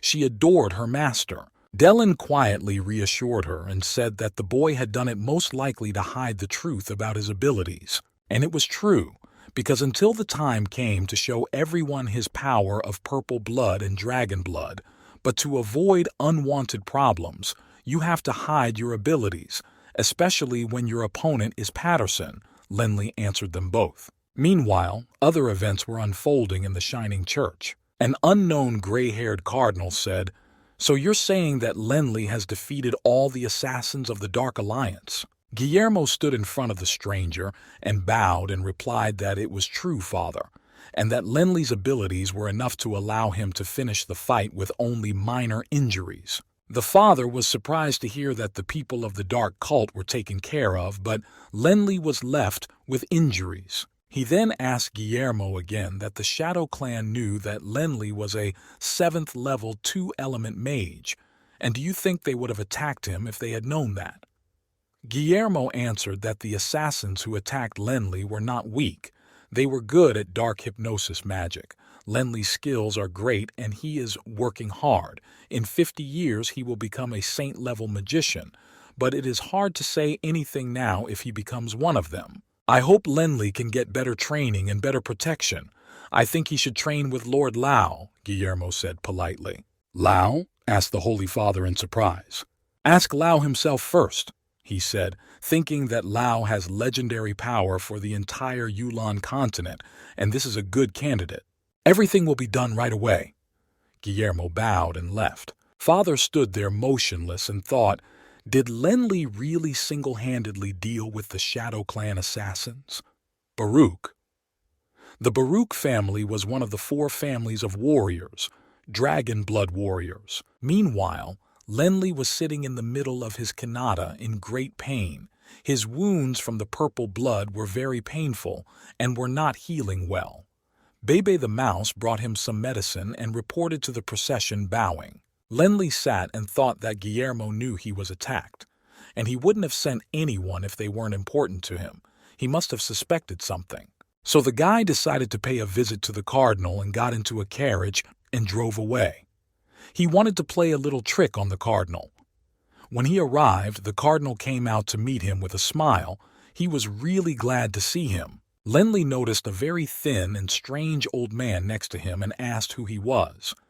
Guillermo introduced the old man as a devotee of the Shining Lao Church. Bebe the mouse was very surprised to hear that this was the legendary Lao, and he was even thinner than the other ascetics. And then Lao jumped towards Lenli and grabbed his hand with lightning speed. It happened so fast that the guy didn't even have time to blink. It was very strange because Lenli was a strong warrior, but he could not say thank you and was so easily grabbed by some weak old man. "What are you going to do?" the boy shouted, and Lao silently ran his finger over his wound. In an instant it healed and disappeared, and Lenli's eyes became square. Lao bowed to him and quietly said that he had healed his wounds. He was truly legendary. Grandpa asked if he was really Lenli. Guillermo said he was very talented. Lenli confirmed that he was, and then Lao suddenly said that he would not train him. Everyone around him looked at him in surprise. After all, he only trains people with a good heart and a pure soul, but he... and looked deep into Lenli's soul with his eyes. And he went on to say that his desire to kill was too strong. Listening to him, Lenli thought that this old man was very insightful because he never forgot about avenging his parents. He's always thinking about how to kill Patterson, and that must be what's making him so eager to kill. And the guy said that if that was the case, he was going home, and he left in silence. Shocked, Guillermo apologized to Lao for the boy's behavior, explaining that he was only 17 and asking him to forgive him as well. Lao replied that it was okay. It meant that Lenli could be independent in making his own decisions. But he went on to tell him that people like Lenli were becoming a terrible weapon for the Shining Church, and that in the future he might become a praetor of the church tribunal, so Lao's training would not be suitable for him. But the old man added that Guillermo shouldn't worry about finding a teacher. A strong personality will find his way to success, because Guillermo is also a 9th-level archmage, and he can achieve success on his own rather than from his guidance. Meanwhile, Lenli finally got home and lay exhausted on his bed trying to sleep, the mouse also lying next to him. Someone knocked on his door again, and when he opened it, he saw a maid bringing several invitations from the Debs family and asking him to look at them. The boy was quite surprised. Lenli read the invitation carefully and thought about something. Bebe the mouse grumbled that she hated the old man and asked Lenny not to go. Lenli thought about the invitation. He had received quite a few of them and he couldn't just throw them away, so he decided to dress more formally and go. He put on his new outfit and decided to go. Half an hour later, Lenli was already at the gates of the Debs' house. Bernard came out to meet him personally and greeted him with a warm greeting. Lenli stood there dressed nicely and sincerely thanked Bernard for the last invitation. Bernard said that accepting Lenli's invitation was a great honor for their family, and he thought to himself angrily that Lenli had dressed as a marquis to emphasize that he was now a marquis. And in accordance with the rules of etiquette, he bowed and invited them in. Dellen sarcastically said that Bernard was trying to get closer to Lenli, and although he didn't like him, he had invited him in today, and she thought that Bernard would suffer emotionally for a long time. They all went into the hall together, and suddenly 2 people started to come down the stairs, Alice and Callan. In the crowd of guests, everyone began to whisper how beautiful they were. But finally, the heroes of the occasion came into view. Alice, who had been looking down at her feet, looked up and was amazed to see Lenli and thought, "Is it really him?" She thought he wouldn't come, like the previous times. Lenli also followed the pair of eyes in surprise, focusing his gaze on the girl. The girl looked down bitterly, her good mood seemingly blown away, her heart feeling very bad. As she walked down the stairs with Callan by her side, she thought that Lenli was now training with the support of the Shining Church because everyone was talking about him. She was bitterly sorry for everything. Because of his sculpture, the Debs family had never fully accepted her, but the boy was really great and she had really loved him once. And the party began. The waiters were scurrying around with drinks and food, and all the guests were chatting away. Lenli was really bored. Mouse Bebe was constantly whining about chicken legs that didn't exist, and he sat down on the sofa and took a little nap. Suddenly, his nap was interrupted by an unfamiliar voice calling out to him, and the boy opened his eyes to see a familiar face. Duke Patterson was leaning over him. "So you're Lenli, we've met before. How's the party going?" Duke blurted out.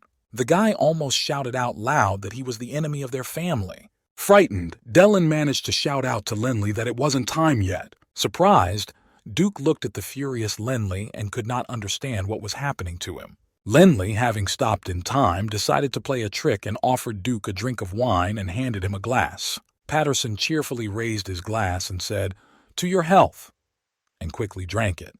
Then he asked the young man if he liked parties like this. Lenli replied that he didn't. Then he quickly added that the party was okay, but he wasn't used to them yet. Duke leaned over and quietly told him not to go anywhere after the party because he wanted to discuss something with him. After a while, Lenli quietly went outside, waiting for Patterson, who for some reason was not there. Suddenly, a hunchbacked servant came up to him and told him that Duke was waiting for him and asked him to follow him. Lenli followed him and after a while asked where he was being taken.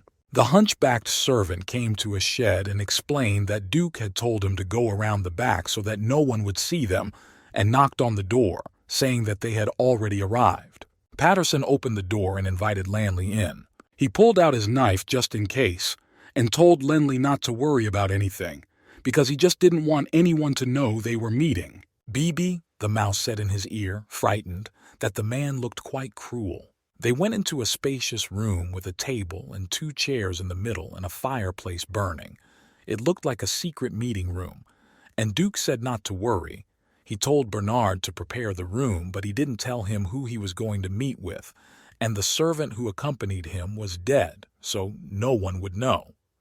Noticing the boy's surprised eyes, Duke explained that there was no other way out because their homes were dangerous with so many eyes, so it was not the best place to talk. Indeed, all my activities are hidden from the eyes of the shining church, thought Lenley. Patterson put a crystal card on the table and said, "There's 10 million here." And he explained that since he had become responsible for the kingdom's finances, he had been smuggling, and all this time he had been hiding it well. But recently, the scale of the contraband being smuggled by a certain family was a little bit big, and it looks like Clyde has noticed. "What do I have to do with smuggling?" asked the surprised Lenley. He had everything to do with it, because he knew his brother would stop it without hesitation, Duke explained. Bebe and Dalen could not understand Lenley's attitude to this either. "I need you to tell the young master of the Dawson conglomerate to come and cover me and the team at the right time, because I know you're good friends," Patterson shouted. Lenley asked him in surprise if he was talking about Yale. At the same time, he thought that this bastard wanted to do something to Yale. Duke replied that he was talking about Yale, and if Lenley helped him, the 10 million was his. The guy gritted his teeth in anger.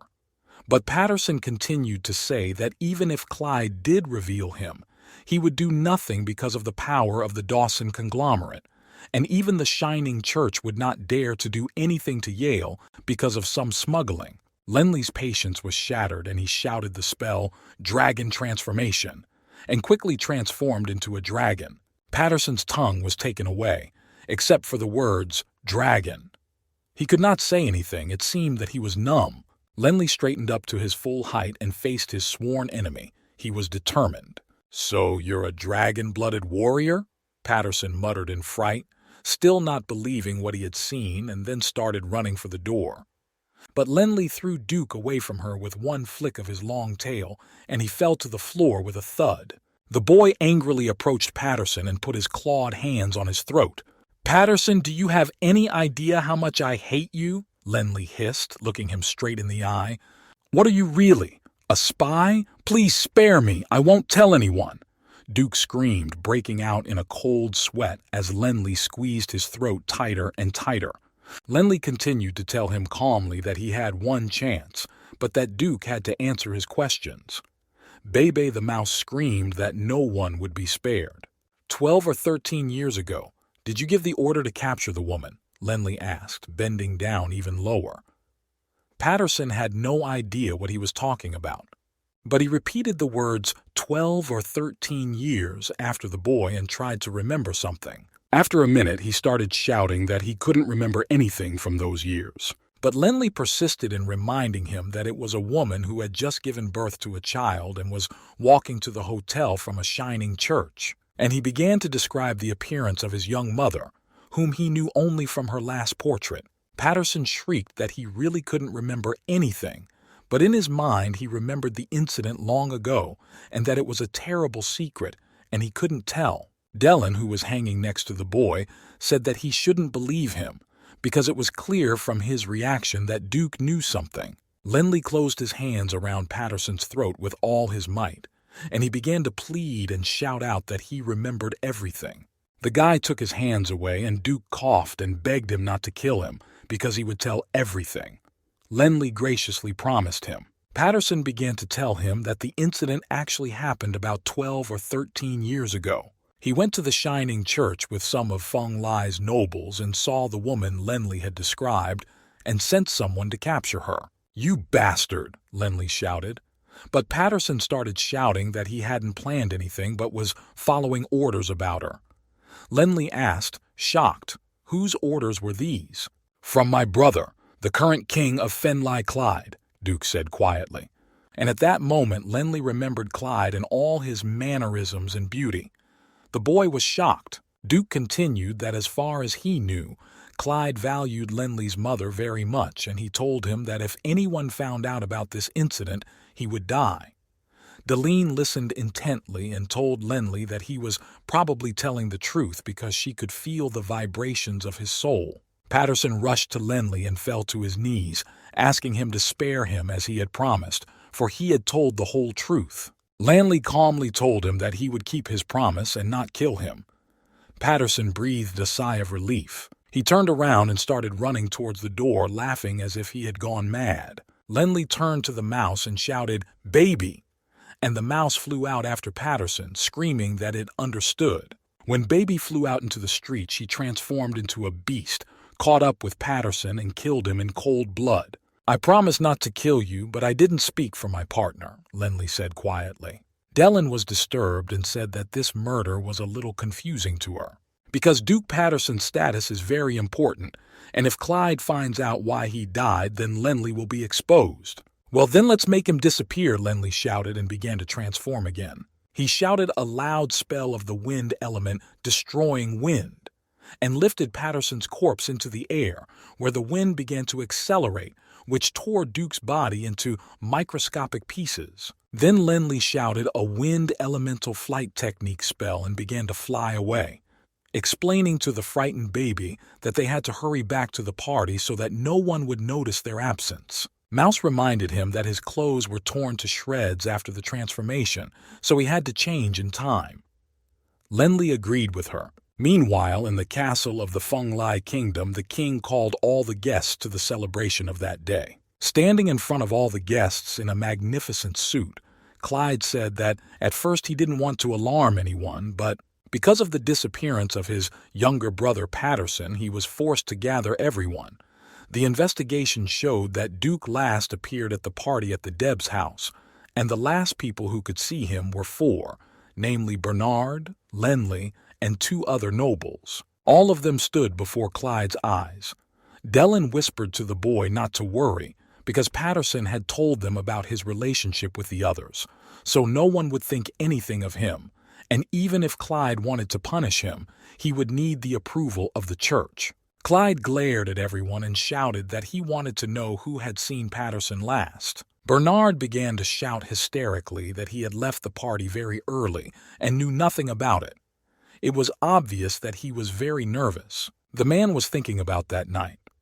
After Lenley had left, Bernard went into the barn where the light was on and the door was open for some reason. Near the door he saw Patterson's ring, which he looked at for a long time. He wondered how it could be that its owner was not there and how it could have slipped off his finger. Terrible thoughts came into his head.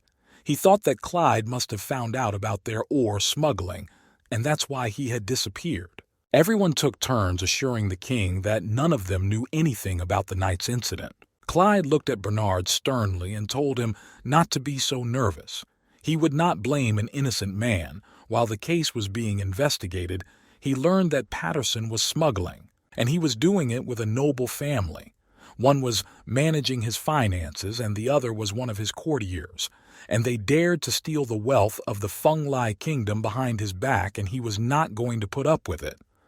Clyde was very angry. Bernard fell to his knees in despair and shouted that he was loyal and devoted to the kingdom, and that this was rather a mistake. Clyde listened to him calmly and added that he promised not to accuse anyone unreasonably. But Bernard, and the king looked him in the eye angrily. He continued that he would not let this go, and he would find out who had betrayed the kingdom. The king had guessed it all. Dellen quietly warned Lenley to be careful, because if Clyde punished Bernard, he might be next. But at that time, the boy began to secretly create magic to be on the safe side. He whispered a 7th-level elemental invocation. The king announced to everyone that to decide whether the Debs family was guilty, he invited witnesses, and two entered the room.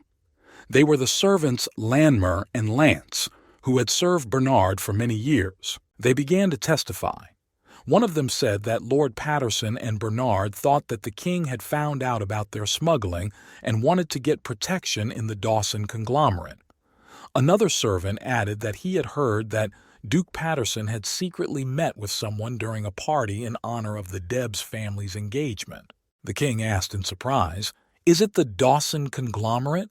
Then it turns out that the person Patterson met was on good terms with the Dawson conglomerate. The two noblemen standing with Linley and Bernard were very surprised by what they heard and saw. Clyde asked Bernard menacingly why he was reacting like that. If he hadn't done anything, why be so nervous? Is the power of the Dawson conglomerate so strong that it can influence his courtiers? And of all those present here, only Linley remains absolutely calm. The king finished his monologue, pointing to the boy. Linley stood there thinking that he was actually in a cold sweat and it was a challenge to stay calm.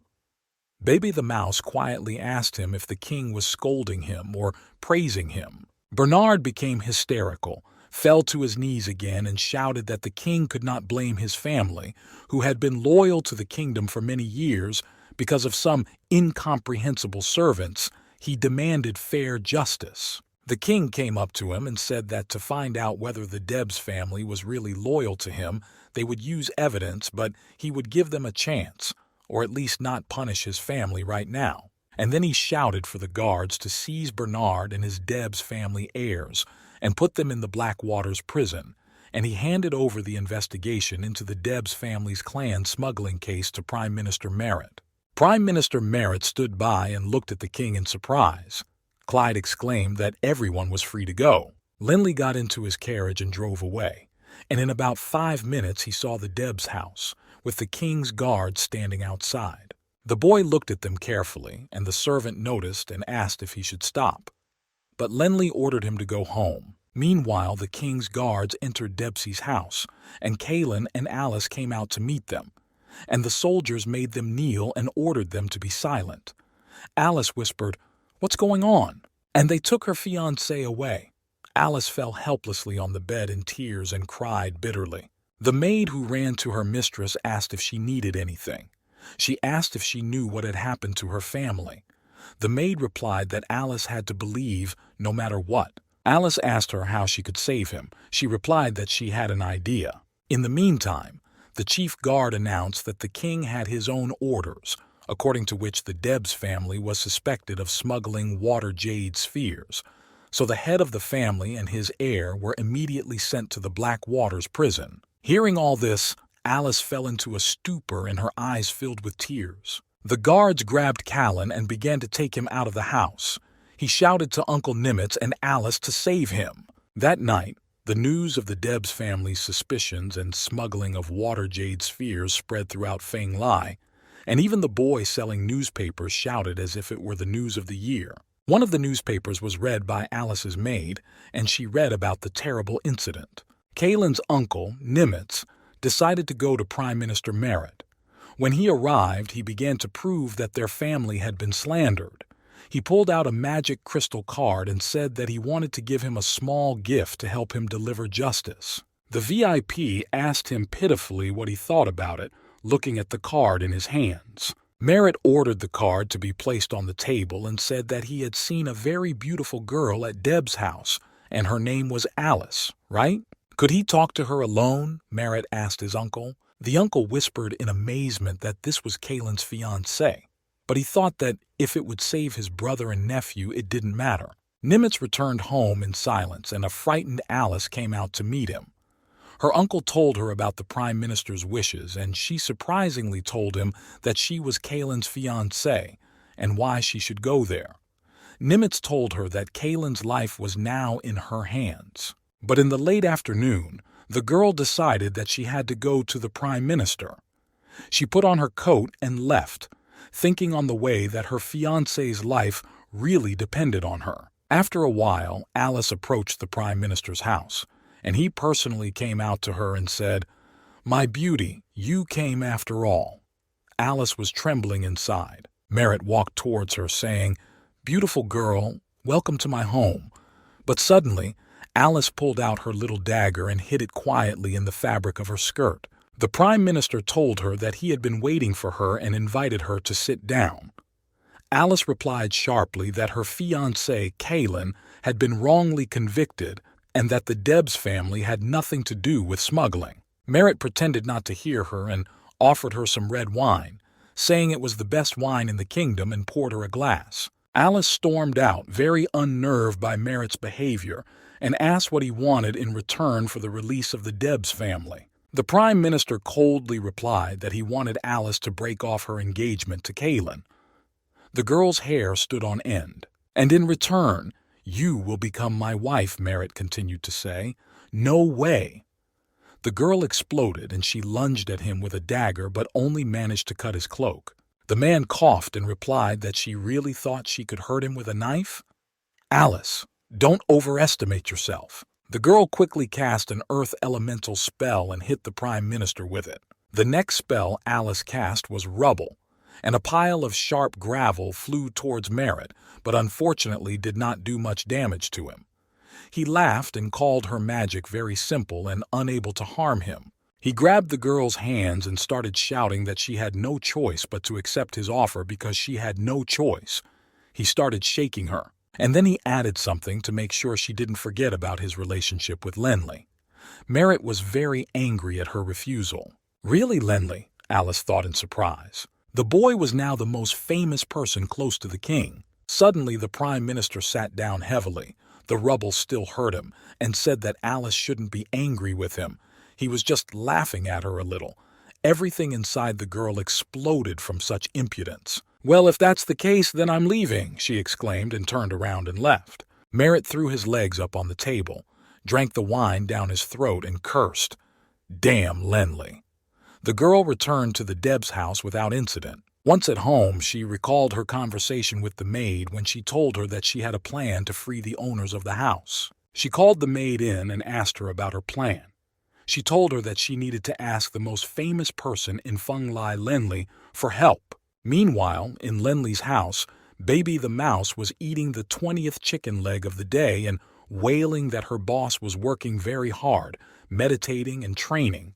But she slyly whispered that if his training ended, so would her legs. Lenley, in the body of a dragon, was training hard and learning new fighting tricks. He turned around and struck a tree with his claws and broke the branch on which Baby was sitting, who almost choked to death from fright. Dylan asked him to take a break. The boy asked her if he had a chance of defeating Clyde with his abilities if he fought him. The girl reminded him that Clyde was a 9th-ranked warrior and there was a big difference between them even if they were. And then they heard the maid screaming again, hysterically shouting that a girl named Alice had come to see them. She saw the dragon's hand on Lenley's arm, which he did not have time to hide. And with that, the dragon fainted. Lenley shouted red dragonization and the dragon's scales and claws disappeared. In the guest room of the house, Alice was sitting in an armchair praying for some reason. Lenley came in and exclaimed that they hadn't seen each other for a long time. The girl ran to him in tears.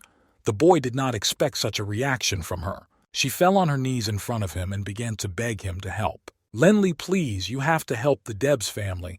Intercede with the king and prove that they are innocent. I beg you." Alice fell to the floor and cried bitterly. Lenley was shocked and silent. And Baby the mouse began to get angry that Alice had insulted her boss earlier and now she was begging for help. Lenley asked Alice if she could prove their innocence. "And why do you think they are not guilty in that case?" he asked the girl. Alice looked at him in shock. She hadn't expected such a question and thought that maybe Lenley didn't want to help the Debs family. And she told him that she knew she shouldn't have come and asked for help because it must have hurt him. She thought that Lenley would not want to help this family, and she ran out the door in tears. Suddenly the boy shouted at her to stop. He said that he had no right to decide whether the Debs family was guilty or not, but since she had come here, he was not going to stand by and watch. "There's just a limit to what I can do, and I can't promise you that I'm going to save them," Lenley continued. "But I will get ready and meet the king, and you go home," the boy finished. And tears of joy flowed down Alice's cheeks and she quickly left. Beeb, the mouse, started shouting how her boss was going to help Alice. If she were in his place, she would just throw her out. Dylan couldn't stand this screaming and caught her by the tail and said that it looked like Lenley had become a real man and his childhood was over. Lenley thought to himself that he had agreed to help for his own reasons. He needed to find out the circumstances of his parents' disappearance, and he needed to take every chance he could to get close to Clyde.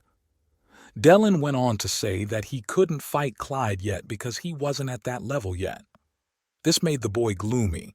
He told the servant to get the carriage ready and went to visit King Clyde.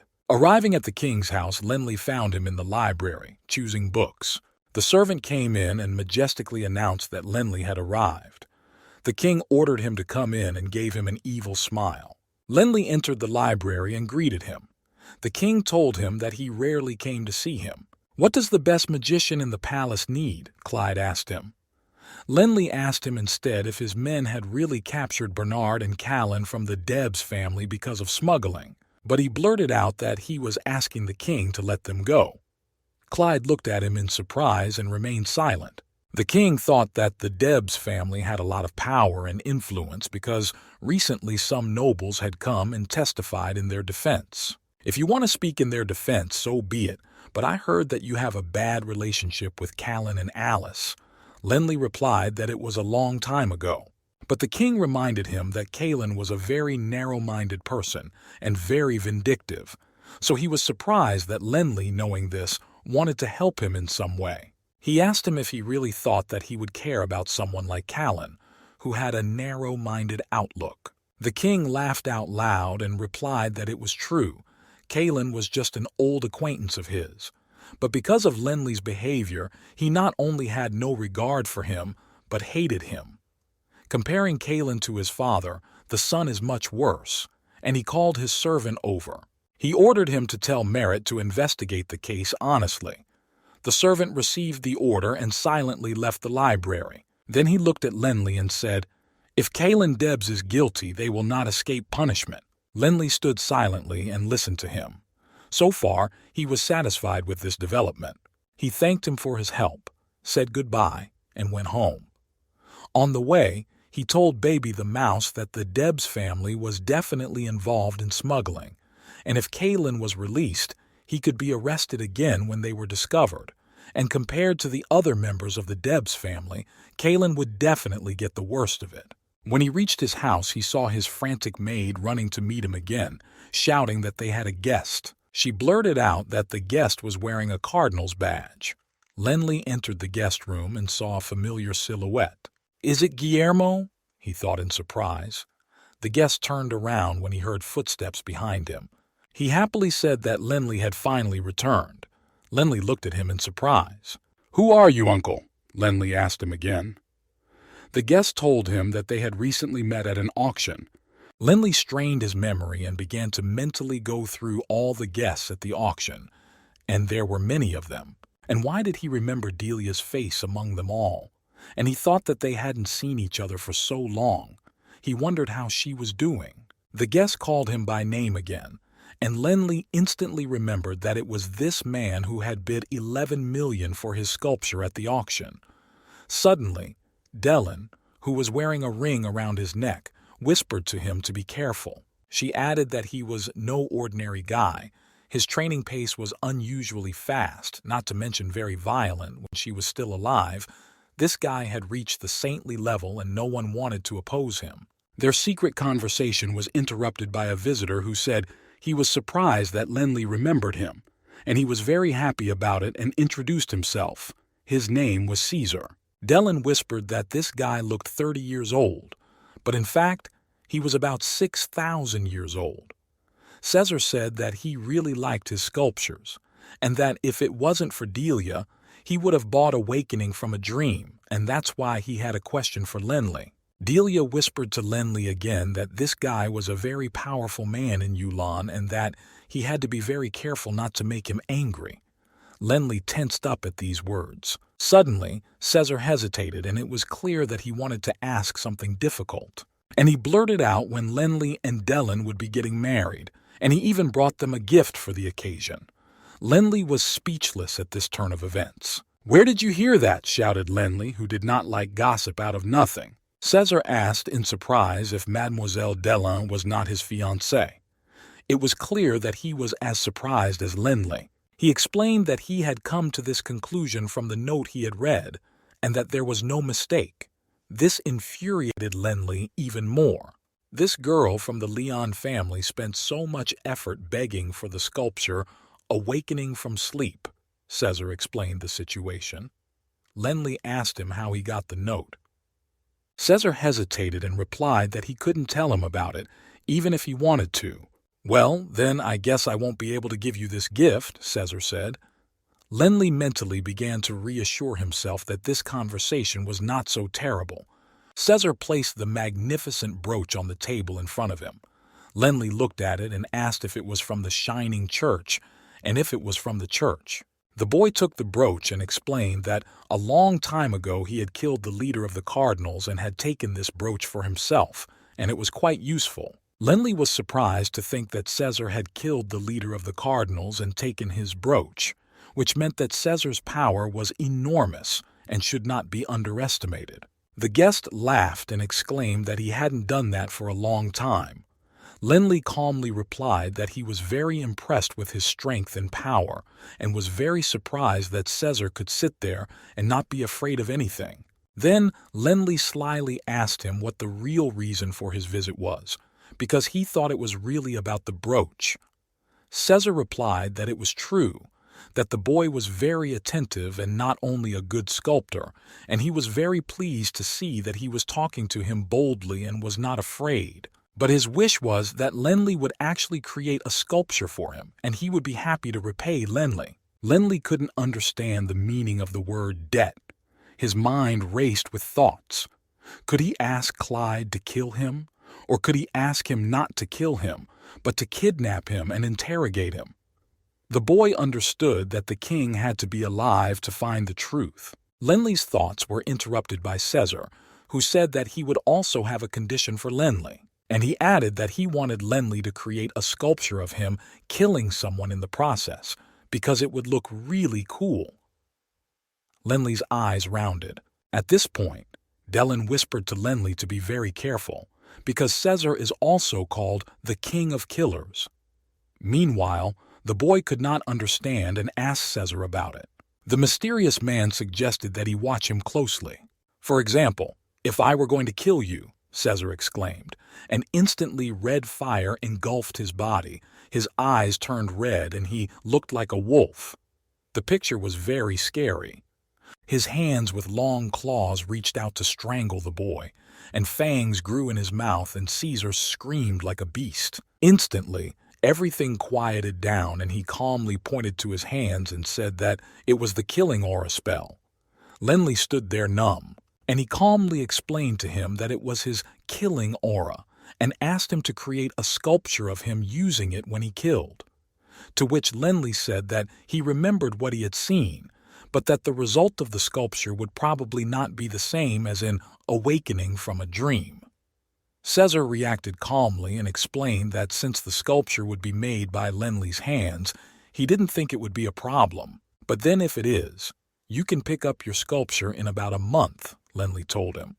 Caesar replied with satisfaction that he was in no hurry, and since his request would be fulfilled, he also wanted to repay Lenly with something, and asked what he needed. Lenly told him that he had a request for Caesar. "Well, tell me." Caesar looked at him slyly. At that moment, Lenly thought that Patterson was dead, and he knew that King Clyde had stolen and killed his mother.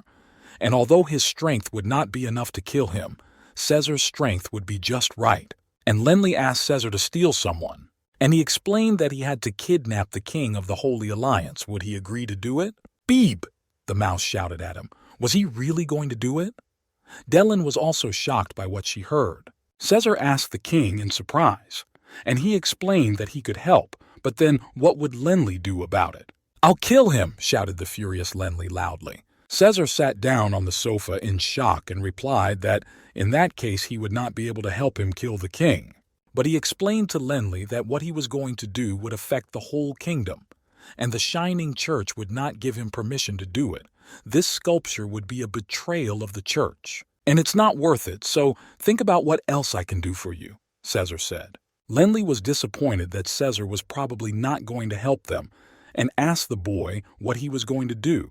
So he asked Caesar if he knew of a way for a 7th-level magician to defeat a 9th-level warrior. He thought about it and answered that it would be very difficult. And then he exclaimed that there was a way. He remembered what happened 800 years ago. Lenly looked at him and thought that it was no wonder they called him the King of Assassins.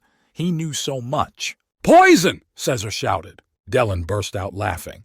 "It's only poison. I thought he had a proper plan," she laughed. And then, for some reason, Lenley's maid, who was present in the room according to etiquette, put in her 5 cents and asked if the king had any tasters. Then, realizing what she had done, the girl clutched at the wall in fear.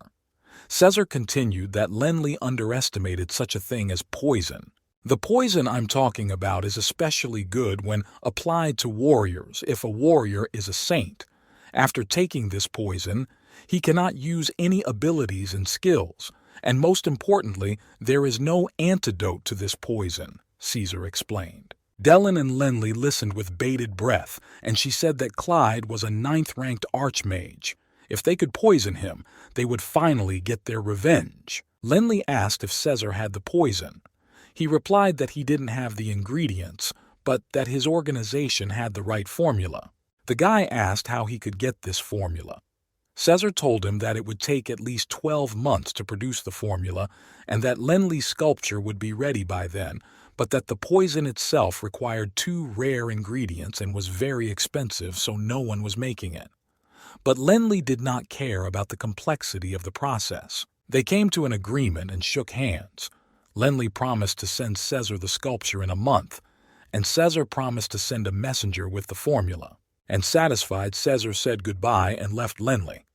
The boy stood watching him. First of all, Lenley decided to punish the ill-mannered maid and ordered her to fry chicken legs for everyone. Everyone was silently wondering if Lenley and Caesar's new plan would work. The boy went back to his training to improve his high-level magic. He used meditation techniques and earth channels to improve his spells. Suddenly, the images of his father bleeding to death and the happy King Clyde came to his mind, and the meditation he was in exploded around him, scattering stones all around him. The boy fell to his knees from the explosion and began to cough heavily, and again remembered his father. When Dellen saw this, she told him that he shouldn't think about other things during meditation because it could be dangerous. She asked him if he was being affected by the feeling of revenge. Lenley took a stone in his palm and squeezed it and replied that every time he thought about Caesar's plan for revenge, his feelings could not be calmed. The day of revenge is getting closer every day, so he needs to learn high-level spells as soon as possible. They both startled at the sound of a crash. It was a maid running to call out to Lenley. On the way she fell twice, getting up and running again. Lenley rolled his eyes and shouted at her, "Will she do this every time?" The maid frightened him and told him that a very strange old man was standing at the door of the house. Lenley went outside and saw the strange old man, and he thought he was a little drunk. It was Uncle Nimitz, who rushed over to the boy and told him that Lord Lanley had helped the Debs family and that he was now one of them. The boy recoiled and muttered that he was ashamed of him, that he was strange. Bebe suggested that he ignore the old man altogether. The old man came closer to Lenley and introduced himself as the younger brother of the leader of the Debs family, Nimitz. "Do you need anything?" Lenley asked him. Nimitz replied that he was very grateful for Kalen's rescue and turned and said that Kalen would thank him personally. Alice and Kalen were standing behind him. Kalen hissed in anger that he would rather be in prison than apologize. Nimitz stopped him and ordered him to thank him. Lenley asked him again what he wanted because he had a lot of work to do, so let him speak. Nimitz bowed and said that they were asking him to help them get through this family's loss, and if they got out of these problems they would never have to worry about it again, and handed Lenley a small gift. The boy took the gift, thanked him, and left. At the same time, Nimitz thought that the crystal magic card he gave as a gift had a huge amount of money on it, which corresponded to Lenley's status. Alice watched all this and thought sadly that, after saving Callan, Lenley had not even looked at her once. Lenley reached his house and sat down to rest. He was twirling Nimitz's gift in his hands. He was too lazy to open it, so he used magic to read the old man's letter of gratitude that was in the box. Beeb, the mouse, exclaimed that Nimitz was a cunning fox, because he thought that if he brought Alice with him, her boss would help them, and asked Lenley what he was going to do next. Lenley told him that he was going for a walk, and left. After a while he came to the stone mines. He had noticed them long ago because there was a beautiful stone with a wonderful structure. Mouse asked him if he wanted to make a sculpture out of it. The boy confirmed his guess. After saying a spell, he picked up a huge block of marble and easily cut it off. Pulling out his flat blade, he remembered Caesar's request to feel his aura of killing, and the boy began to work with the stone. His blows scattered small gravel around, and Lenly became excited. He used the flat blade technique and the marble cut like butter, turning into a shape. As Lenly worked, he kept remembering the moment when Caesar tried to kill him, his face, his hands, and the beast in his eyes. He was so engrossed and absorbed in the memories that he actually began to feel the aura of Caesar's murder. When he carved Caesar's face, for a moment Lenly even felt his animal strength. After a few hours of frantic work, the statue of Caesar at the moment of his murder was ready. It was in no way inferior to his previous work, for its realism was simply amazing. It seemed that in a moment it would come to life and finish the murder he had begun. Dellen examined it carefully and said that she thought it was different from the sculpture Awakening from Sleep, but it was very beautiful. Beeb the mouse asked what Lenly would call it. "I know what I'm going to name it," exclaimed Lenly, looking at the sculpture's face. "The King of Assassins," Lenly shouted. And indeed, there was no other name. He ordered several servants to bring the sculpture to his house. The 5 servants brought horses and loaded the sculpture onto a chariot. Dellen asked him if he remembered that the Debs family trial was 2 days away and if he would go to see it. Lenly's face showed that he had indeed forgotten, but he said that he would go and see it. But he didn't know where the meeting would be held, to which Dellen replied that it would probably be held in the courtyard of Chornavoda. She went on to say that the Blackwater courtyard is famous for its prison. It is a special place of trial for those prisoners who are held there, and if the trial is held for nobles, then this session will be held there. 2 days passed, and the trial of the Debs family did indeed take place in the courtyard of Blackwater. All the nobles of the kingdom had already gathered there. The meeting was chaired by the Prime Minister, who ordered the guards to bring Bernard into the hall. After about 5 minutes, they brought Bernard in. The man was very emaciated and chained. He had aged 20 years. Everyone gasped when Bernard came in, and the room was silent with the impression of what they had seen. Merritt announced to everyone that he would be conducting the trial by order of the king and asked for silence. Beeb, the mouse, looked carefully at the crowd and whispered to Lenly to look in one corner and pointed with her paw. Lenly turned around and saw Callan and Alice.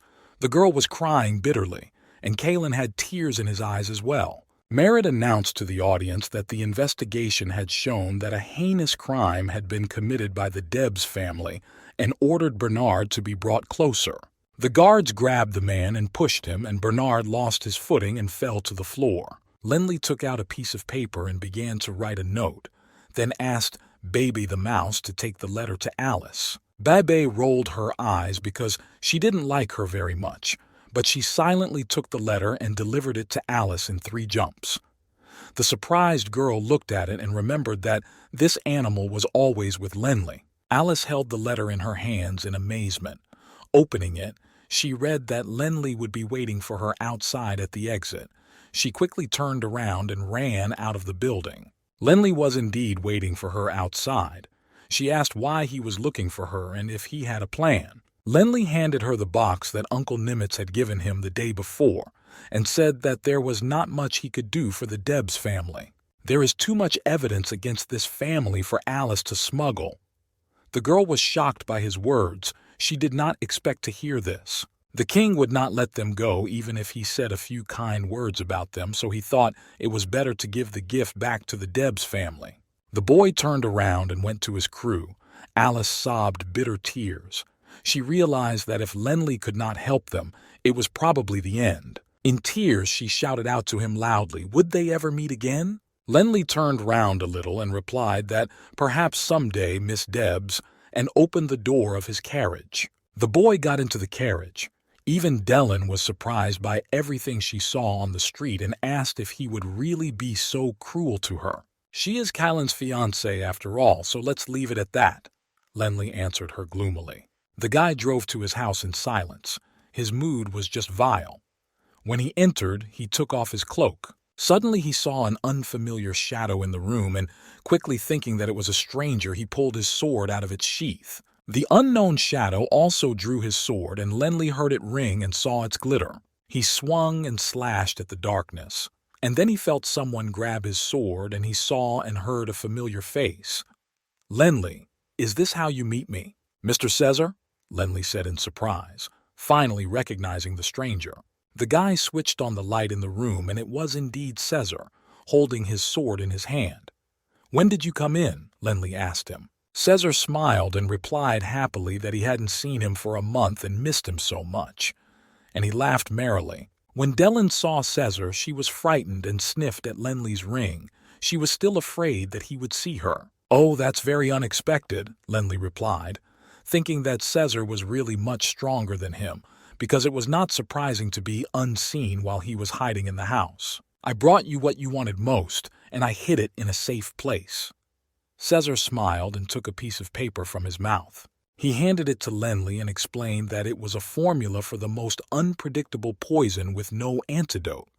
Lenli looked at him in amazement. Caesar said that he had also come for his sculpture. Lenli took the piece of paper and said it was ready. He went to the window and opened it, saying that the sculpture was outside. Caesar looked out the window and saw something big and tall in a scaffolding that was covered with a cloth. The boys went out into the yard, and Caesar approached and curiously tore the cover off the sculpture. He exclaimed in amazement that it was absolutely beautiful, a killer aura, an unsurpassed killer aura. Turning to Lenli, he happily exclaimed that he was really a master of his craft and she was unsurpassed.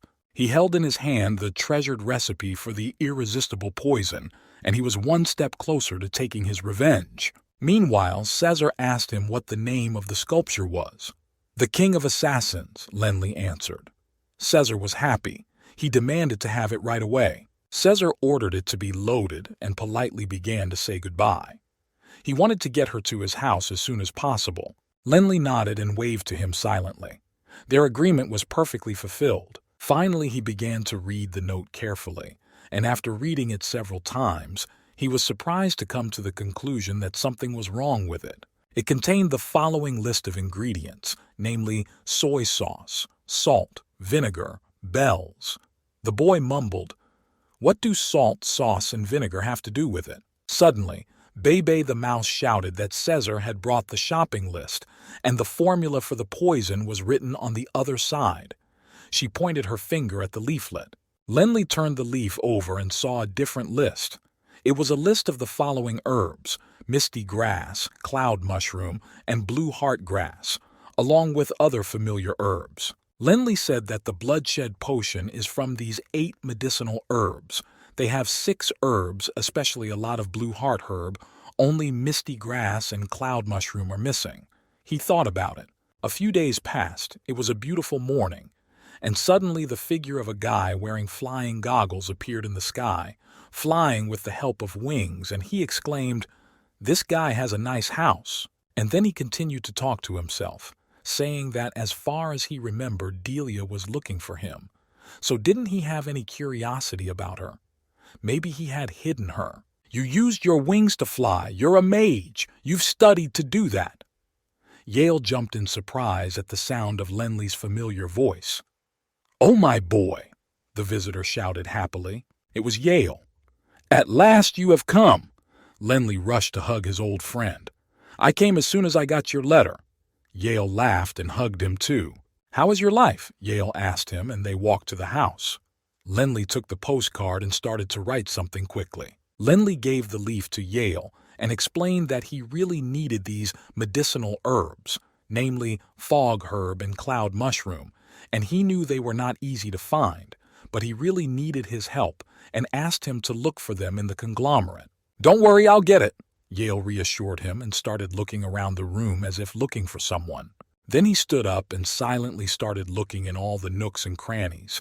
He looked in chests, pots, cabinets, and then asked Lenli where he had hidden Delia. "Delia? She went back to her family because she said she had some business there," replied the surprised Lenli. "What a horror!" Yale exclaimed. For some reason he really thought she was here. Yale, stop it, Lenley snapped at him. Yale threw him a look that said, "Never mind," and he flew away. Lenley stood in the courtyard and watched him fly away with his mechanical wings, smiling. The image of Delia came to him and the details of their last meeting, and the way he had hugged her goodbye. He remembered the academy and how Delia had sat beside him like a goddess. His memories were interrupted by the sound of Delia's voice calling him. The girl was already screaming in his ear, and he jumped in fright.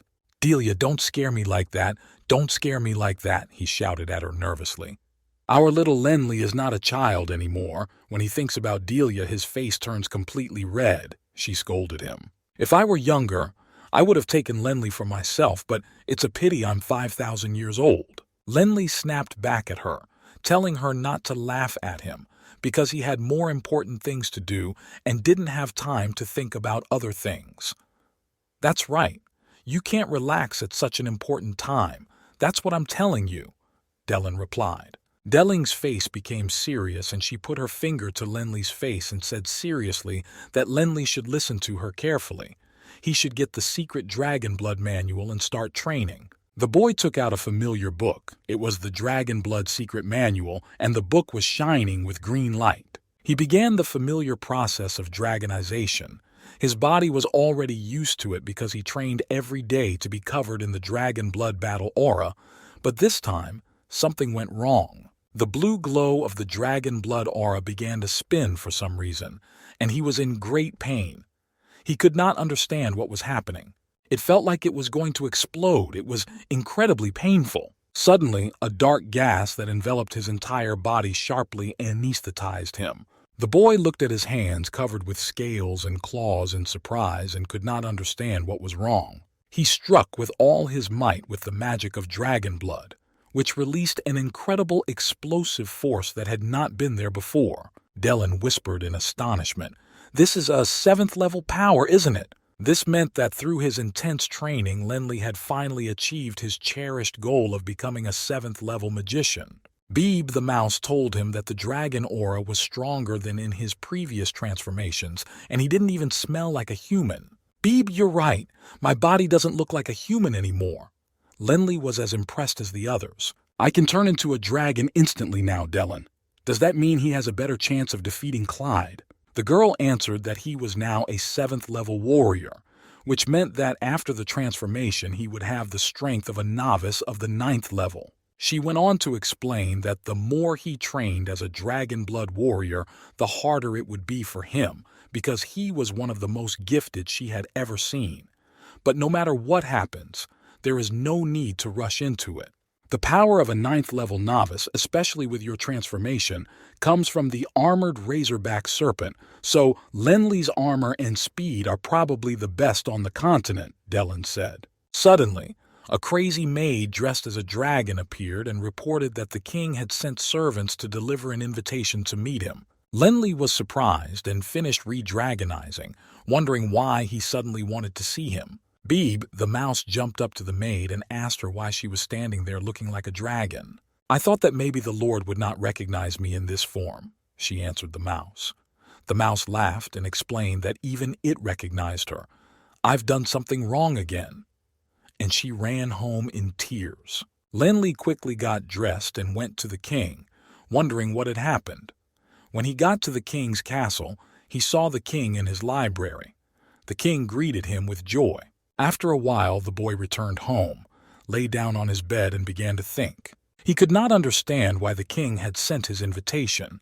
He had the impression that it was somehow for convenience. Beeb, the mouse, climbed into the box that Lenley had brought from the king, looking for something tasty. She started chewing on something, then spat it out and said it was something very disgusting. "It was a cloud mushroom," Lenley answered. The boy kept lying there, wondering what the king's plan was. He could not figure it out. Lenley remembered their meeting in the library. After greeting him, the king invited him to sit down. The boy sat down and asked the king why he had invited him. Clyde told him that someone had given him something, but he thought it would be more useful to Lenley than to him, and put a small box in front of the boy. The king opened it pompously, and Lenley looked into it with interest. Dellen, who was sitting in the ring, whispered that it was a cloud mushroom. She asked the boy why Clyde had given him the cloud mushroom. Had he found out about their plan?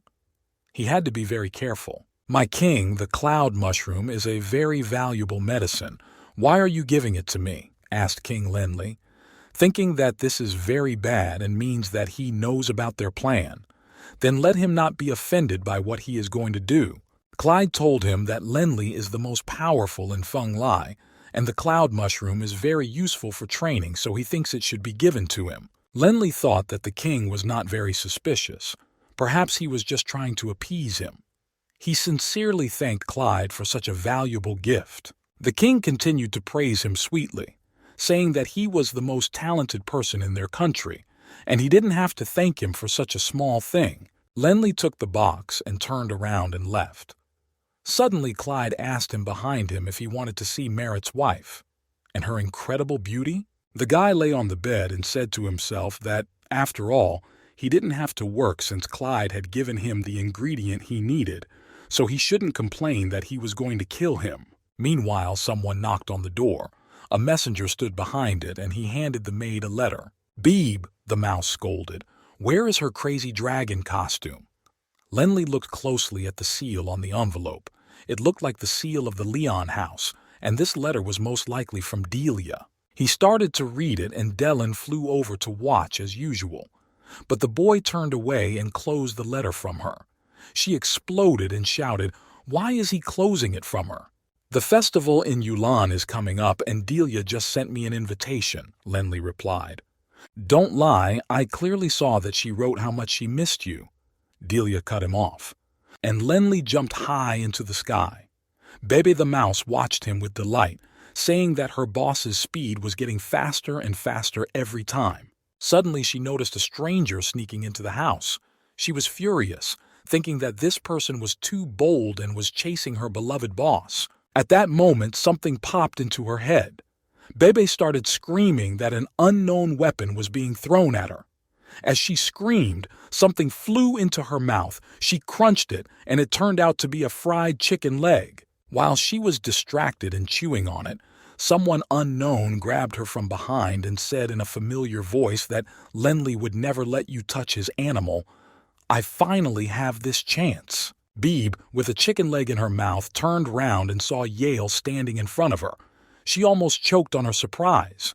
"Why are you staring at me?" Yale asked him, and he touched his fluffy nose with his finger as he had always wanted to do. Lenli was practicing his karate moves at the time, and he was jumping around the garden with Kai's screams and didn't see what happened in the bushes. Beeb was so frightened that she clutched Yale's arm with her teeth, and the boy howled in pain and tears came to his eyes, so he put his hand over his mouth to keep from screaming. Lenli finally saw the pair and landed noisily near them. Yale started shushing him and whispering to him not to make such a noise. He was afraid of something. Bebe continued to gnaw painfully on his hand. At that moment, they heard someone walking around the garden calling out to Yale. It was two servants who were anxiously looking for him. They asked Lenli's servants if they had seen their master. Then both went to another part of the garden, constantly calling out to Yale. The boy came out of the bush and whispered happily that they had finally left. He pointed at Baby and begged Lenli to take his mad mouse away, because he had no strength left to endure this pain. Lenli laughed and took his angry friend off his hand and asked him if he had come because he had any news about his request. "Yes, this time I've brought you some foggy herb," Yale whispered to him mysteriously and handed him the tube of herb. "Cool," Lenli exclaimed, looking at the valuable gift. Yale explained that it was a very rare herb and that was why he had stolen it. If his servants found him, they would definitely take it away. "By the way, why do you need this misty herb?" Yale asked him. Lenli answered gloomily that he could not tell him this secret yet. "Don't worry, no matter what you do, the guys from dormitory number 109 will always help you," Yale reassured his friend. Lenli thanked him sincerely. He always knew that Yale was a very loyal and true friend. Yale told him that the Yulan festival was about to start and suggested that they go for a walk, adding slyly that maybe they would meet some rich ladies. Lenli laughed and agreed, and the two went to Feng Lai's annual city celebration, having a good time talking about things along the way. Recently, Lenly had been thinking about his revenge. He was always on his guard with King Clyde's men, for fear that he would start to suspect something, but with Yale by his side he could relax a little. After a while the boys reached the gates of Feng Lai, where they could see that the celebration of the annual festival was beginning. On the wall of the city the king's servants were hanging a huge notice, and they came closer to read it.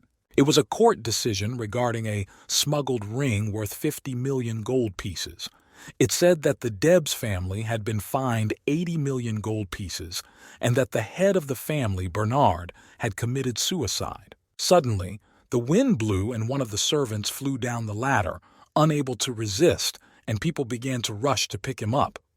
Lenly was so impressed by what he had read that he didn't even notice his fall. Then he heard a familiar shout and turned around to see servants twisting Yale and dragging him to the city gates, shouting that they had finally found him because he had escaped from a family meeting and their head of the house was now furious. Yale fought them off, shouting that he had been caught. Lenly looked on in amazement. Yale shouted his goodbye to Lenly from afar. "See you again," Lenly shouted to him. Baby the mouse said that his hand tasted better than chicken legs, so she hoped that Yale would come back more often. The boy walked around the fair alone for a while and decided to go home. He went into his room and began to put all 8 ingredients on the table to create a super poison. "All the ingredients for the blood potion are here," the boy said out loud, looking at everything on the table. He read the paper again and concluded that the formula was not that complicated.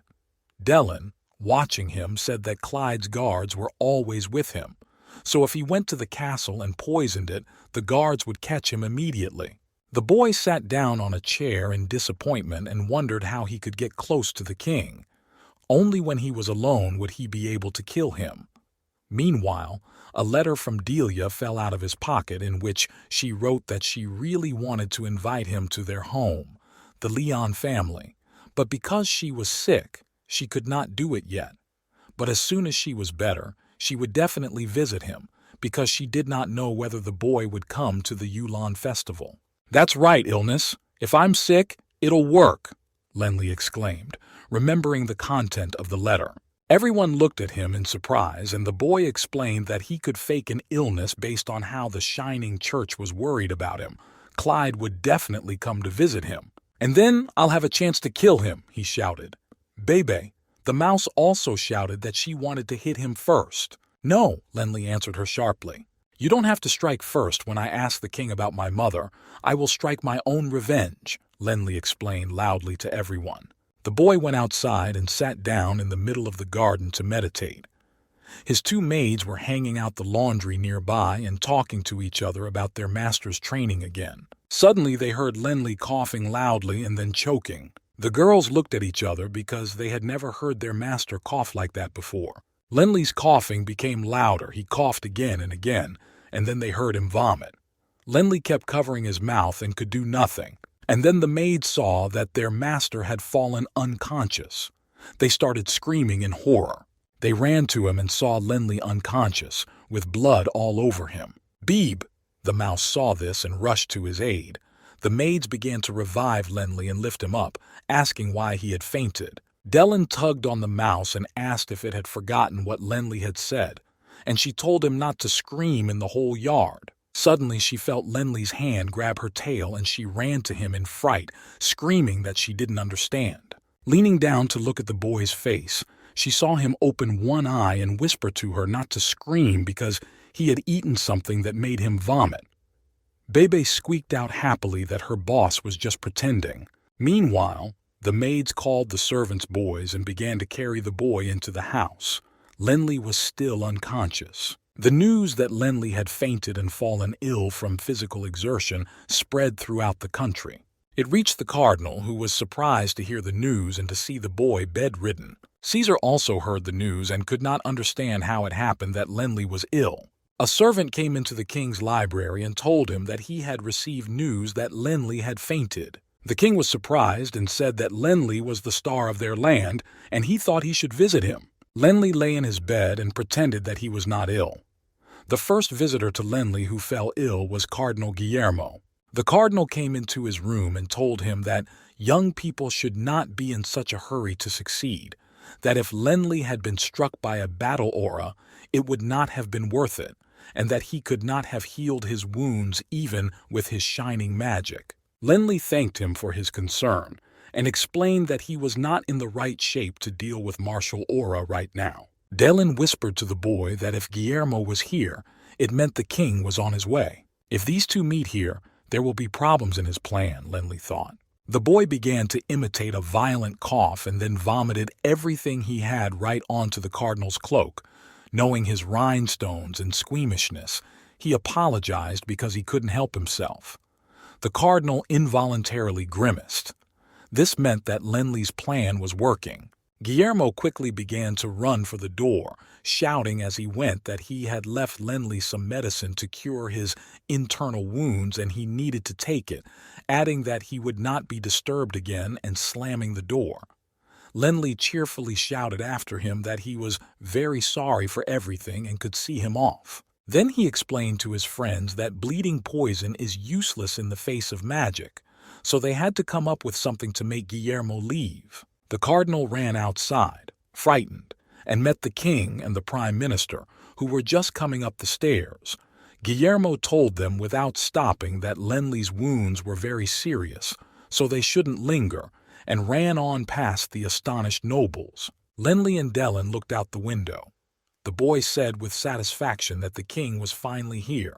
Guillermo had finally left, and now it was time for the business between him and the king, because he would have been a great nuisance, the boy continued. The king and the prime minister came into the room, and Clyde said that he had heard about Lenli's serious wounds, but did they bother him much? Lenli sat on the bed and happily thanked the king for his concern and said that his wounds were not so critical, and offered him some wine that Merritt had given him the day before, which he had not yet tasted. And since the prime minister had also come with the king, he would be happy to drink with the three of them. Before all the visits, Lenli secretly added the poison he had made to the bottle of wine he had been given. He thought, looking at the bottle, that the poison was in and there was no turning back. He would kill the king today. Pouring the wine into the glasses, Lenli handed them to the surprised king and prime minister. The prime minister told him that he was very wounded, so he probably shouldn't drink that wine. But that's okay. The doctor said a glass of wine would improve my blood circulation, Lenli replied, and thanked them both for their visit. Lenli was the first to empty his glass. The king and the prime minister looked at him and confidently drank theirs. Very good wine, by the way, the king said, looking at the prime minister. Suddenly, Lenli began to cough heavily.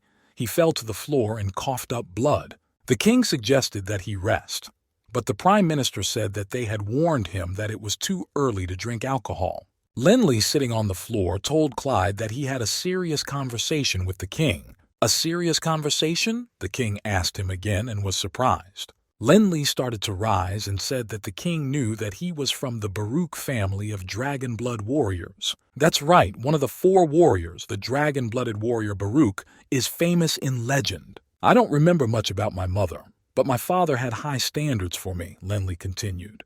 The prime minister looked closely at the bent boy and exclaimed in surprise, what was he going to do? The boy straightened up and exclaimed that his father was Nog Baruch, and he had been killed by the king's younger brother, the Duke of Patterson. Who would have thought that he would have told me this? The king thought in amazement. And now I have made the Duke of Patterson disappear, exclaimed Lenli, his eyes glittering with revenge. Clyde gathered his strength and said that he would never have thought he would hear such an incredible story today. And Lenli noticed that there were only 2 8th-level guards with the king, and then Clyde shouted for his guards to grab Lenli. He knew that the boy could defeat only one of them, because he was a 7th-level wizard and he could not defeat 2. The guards immediately drew their swords and pointed them at the boy and began to attack. Beeb, the mouse, who had not left his master's side, began to growl wildly. It instantly began to transform into a huge beast. It rushed at one of the guards, who was surprised to fight it off. A fight broke out. Bebe aggressively attacked and tore the guard's armor. Her size was much larger than in previous times. After a while, she tore the guard to pieces, then tore the second guard, and they fell to the floor with a thud. The mouse instantly shrank in size and jumped onto the shoulder of the surprised Lenley. "Well done, baby." The boy patted his pet on the head. Clyde looked at his dead soldiers in surprise. He stood there thinking that he would never have thought that this little animal Lenley was so strong, because against his 8th-level warriors, the mouse had no chance and its speed was too fast. "Your Highness, it is useless to resist," shouted Lenley to the king. "Your resistance will mean death," he added. "How dare you speak to the king in such a tone?" The prime minister attacked the boy. "Lenley Baruch, if you decide to rebel, you and your family will become criminals, and then I will condemn you all." Lenley immediately jumped up and struck him in the garden with his hand, knocking him unconscious for a moment. Then with another punch he used an arm bar to knock Merritt to the floor where he lay lifeless. Beeb the mouse jumped on his body and exclaimed with satisfaction, "Weakling! It looks like you've turned against me after all," King Lenley said calmly. "I can pretend that all this did not happen and I will let you go. Don't forget everything I have done for you." Clyde had already started to shout at him. "You've been good to me." "But what about my mother?" thought Lenley as he watched him tantrum. Clyde realized that he needed to buy some time and replied that his mother hadn't died in childbirth. Lenley asked the king if he had forgotten what had happened 12 years earlier. "What?" the king asked him irritably. "You let Patterson's men kidnap my mother. Patterson told me everything. So it was your mother?" Clyde's surprise was overwhelming and cold sweat covered his face. At that moment, Lenley remembered the image of his poor mother and shouted whether she was alive or dead. He wanted an answer. Meanwhile, other events were unfolding in King Clyde's castle. Since Clyde was a magician and also had his own magical animal that was bound to him by a contract, it was the ice snow lion, and when Clyde was in danger, he would start to feel it all. Suddenly, the servants who were tending to the sleeping lion noticed that it had woken up and started to growl. The 5 black guards of the royal castle instantly realized that the king was in danger, and they had to rush to his aid because the lion had behaved like this 10 years earlier. One of the guards rushed to the servant and shouted, "Where is the king now?" "The king has gone to Lenley," the frightened servant replied. The guard quickly unlocked the lock on the lion's neck with his key and set him free. He ordered everyone to follow the snow lion who had already rushed out of the castle. Meanwhile, in Lenley's house, events were unfolding even more tragically. Lenley shouted to the king, "Where is his mother?" He demanded to know. The frightened Clyde replied that he had given her to another man, whom Lenley could not defeat. "But I can tell you for sure that your mother is dead," Clyde shouted. And the room was quiet for a moment. Beebe, Dellen, and Lenley stood there in absolute shock at what they had just heard, all of them speechless for a moment. "I am the one who really stole your mother and gave her to that lord. But he often does and will do this, and in the end, all these women will end up with the same thing. Death," Clyde said loudly. Lenley was furious at this, and with the words, "I will kill you," he rushed towards the hated king. But Clyde laughed and shouted at him that he was too naive. He was not afraid at all because he was waiting for his salvation. Lenley drew his flexible sword and stabbed him in the stomach with all his might. The furious Clyde shouted to everyone that none of them could kill him. The king began to use the magic and glow that he had, which was many times greater than Lenley's, and shouted again that Lenley could not kill him because he had overestimated himself. Lenley looked at him and thought it couldn't be, because he had seen Clyde drink the poisoned wine and there was no way he could use his magic powers. The boy stabbed him in the stomach with his flexible sword, and the sword's yellow glow was spreading, while Clyde laughed out loud so loud that his laughter echoed off the walls. Dellen shouted to Lenley that she thought the king's power was clearly not coming from him, but from the magic scroll. She was 100% sure of this. She explained that the energy of the scroll was not infinite. Lenley's attacks were depleting it, and when it was exhausted, only then could Clyde be killed. Lenley said he understood. The fierce battle gained momentum. Lenley's anger and desire for revenge gave him fierce strength and increased his magic. He struck again and again. Shouting out all the high-level spells, he directed them at the king's body, and although they were very strong, Clyde stood firmly on his feet and repelled everything. He was a ninth-level magician after all. Small cuts appeared on the king's body and blood flowed from his lips.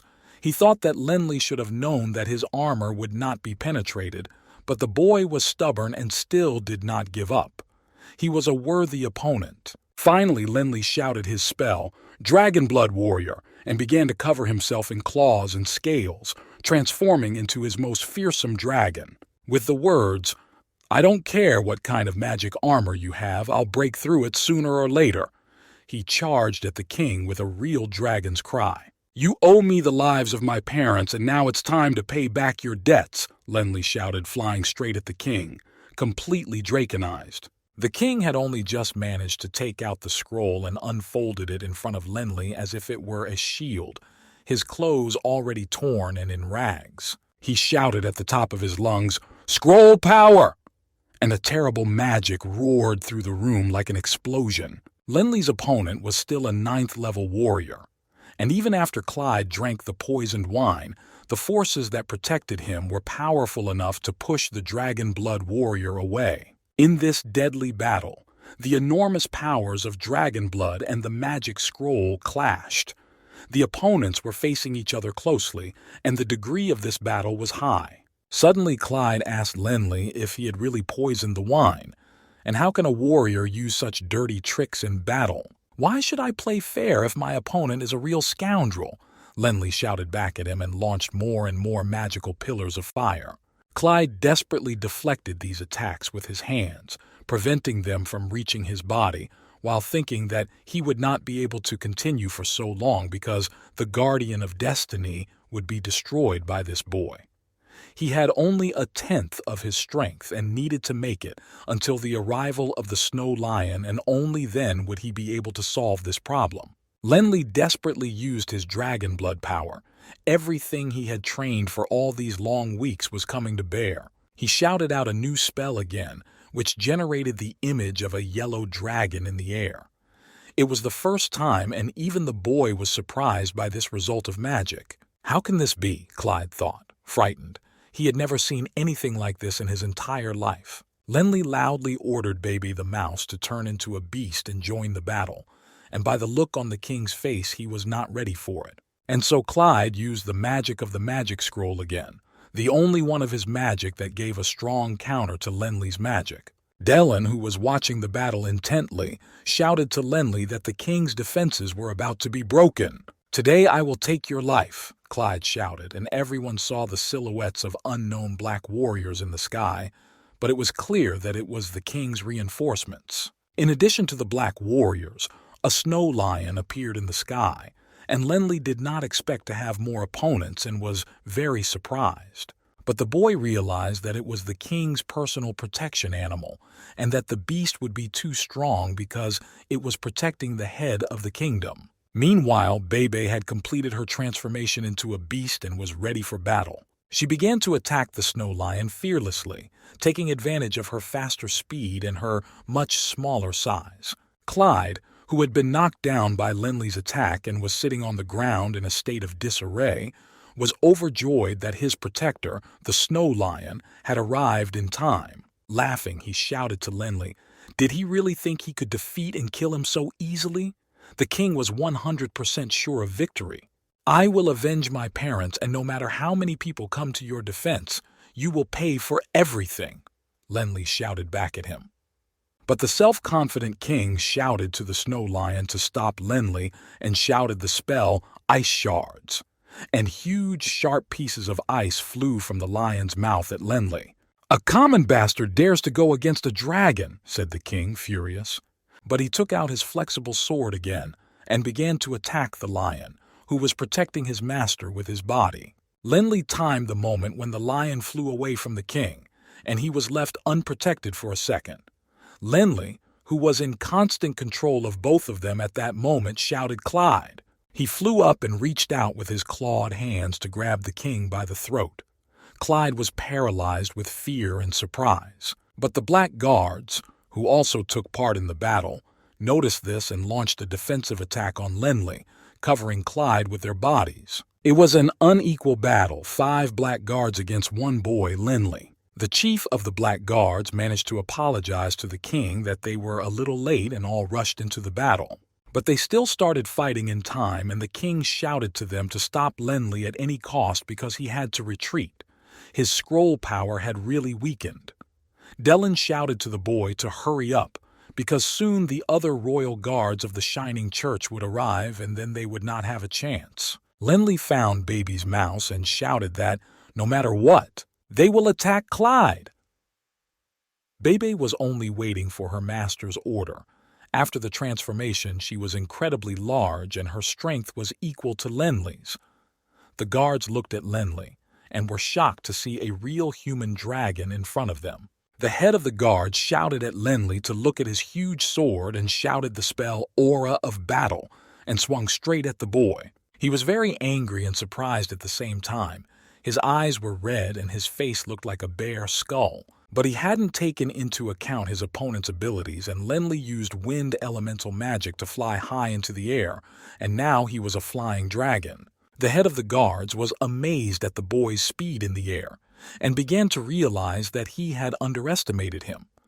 He was not only a knight, but a warrior and a high-ranking magician at the same time. Having taken a favorable position in the sky, Lenli began to strike the head of the guards with magic, knocking him down. At the same time as Lenli, Baby the Mouse began to attack King Clyde from the other side, who was not expecting this attack because he was watching Lenli. But the Snow Lion didn't give up either, and covering his master, he hit Baby's body with his paw. The mouse tried to avoid this blow, but the Snow Lion still wounded her mortally. The pain of the wound activated Baby's powers even more, and she became huge, reaching the size of a lion, and she hovered right in front of his eyes. Continuing to take advantage of the fact that she was more mobile, Bebe chased all over the sky, drawing all of the Snow Lion's attention to herself. Meanwhile, Clyde watched the fight between Lenli and the guard, and for some reason thought that they would not last long. Lenli had already fought 5 guards, and using the wind blade, he shouted to everyone that no one should think of running away from him. He worked so well with the blade that he did not even let the guards catch their breath. After throwing all the wounded guards to the ground, Lenli hovered over the frightened king, and the climax of his revenge came as Clyde stood before him frightened and defenseless. He hissed at him that today he would avenge his father and mother. The king began to beg him to listen to him. He really understood that the boy could do it.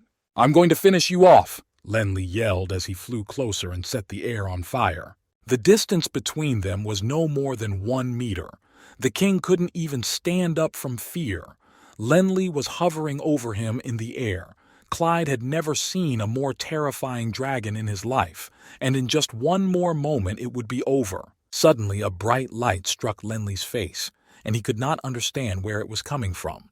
And he heard someone say, "The genius of the Baruch family is not a liar after all," and saw a hand launching the shine. Then Lenli heard someone shout the spell, "Holy Spear of Light," and the radiance appeared again, hitting Lenli's body with terrible force. Dellen just got up to shout at him to be careful with this guy. She could feel something was wrong. And Lenli saw a strange man in front of him, wearing white clothes and an unusual hat decorated with gold, holding a huge golden sword with a red stone. The stranger said that, despite his young age, he already had the power of a 9th level, a dragon blood knight, one of the 4 supreme warriors. The boy was surprised and amazed at the same time. He thought, "Who is this guy? And what kind of a terrible power is this?" Suddenly, Baby the Mouse jumped up to Lenli and explained that it was the Pope of the Shining Church of Hades himself, and she was as shocked as Lenli. King Clyde fell to his knees in joy before the stranger and shouted, "Your Highness, you have finally come." It was obvious that he had been waiting for this stranger, and he was instantly relieved. This Pope Hadens was followed by the cardinals and judges of the church's tribunal, all of whom came dressed alike, their faces covered with ritual masks. Cardinal Guillermo was among them, and he took off his mask in surprise and thought, looking at the boy, was it really Lenli? He couldn't stand it and shouted, "Lenli!" The boy was still in the body of a dragon and also recognized Guillermo. The cardinal looked at his body in amazement and could not believe that he was seeing it. He saw the dragon's tail, claws, body covered with scales and could not believe it. Meanwhile, Lenley shouted to everyone present that they were all going to hell and that Clyde had to die today. Nothing stopped him, not the people present, not their strength, not their numbers. Father Haydens calmly and evenly told him that this was madness and ordered him to end it all and surrender to the Shining Church. But the boy did not hear anyone. He was driven by rage and revenge. He shouted the spell, "The power of dragon blood," and rushed towards the king. Guillermo was in shock, thinking, "Is it true that Lenley's power has reached such incredible strength?" Lenley shouted and sharply rose to the sky and activated the power of dragon blood to the fullest. King Clyde froze and watched him as if he were dug in, wild fear filling his whole body. Suddenly, Pope Hayden shouted the spell, "Purifying Light," and launched a purifying magic through his golden sword. The magic was so strong that its power hit everyone around him. Dellen was shouting at Lenley to stop immediately, because he couldn't resist saint-level magic. But he didn't hear her. He flew with all his might straight towards the purifying light. He had no choice but to try and finish the job at any cost. As he entered the stream of light, he felt his face burn so badly that the dragon scales began to tear off his body, and he screamed in pain and rage. But he began to feel that his strength and magic began to leave him. The only thing that was in his head at that moment was a little more, "Damn it, my revenge." His consciousness was also leaving. And from a great height, in front of everyone, the guy's body began to fall straight to the ground. Papa Haydens stood calmly and watched the results of his work. Clyde's face was shining with happiness, and at the same time covered with anger. He looked at Lenley's fall and thought that at last he had lost, the one who thought he could kill him. The frightened mouse baby, in the body of a beast, ran to her boss and tried to understand how he was doing, constantly shaking him and asking questions. Lenley lay on his side and looked at her silently. When he came to, Lenley told her that Papa Haydens was here, which meant that the last chance for revenge was gone. The boy was almost in tears. Then he told the mouse to run away quickly. If he was convicted, at least she would be free and could help defeat the bastard, but if she was caught, there would be no hope.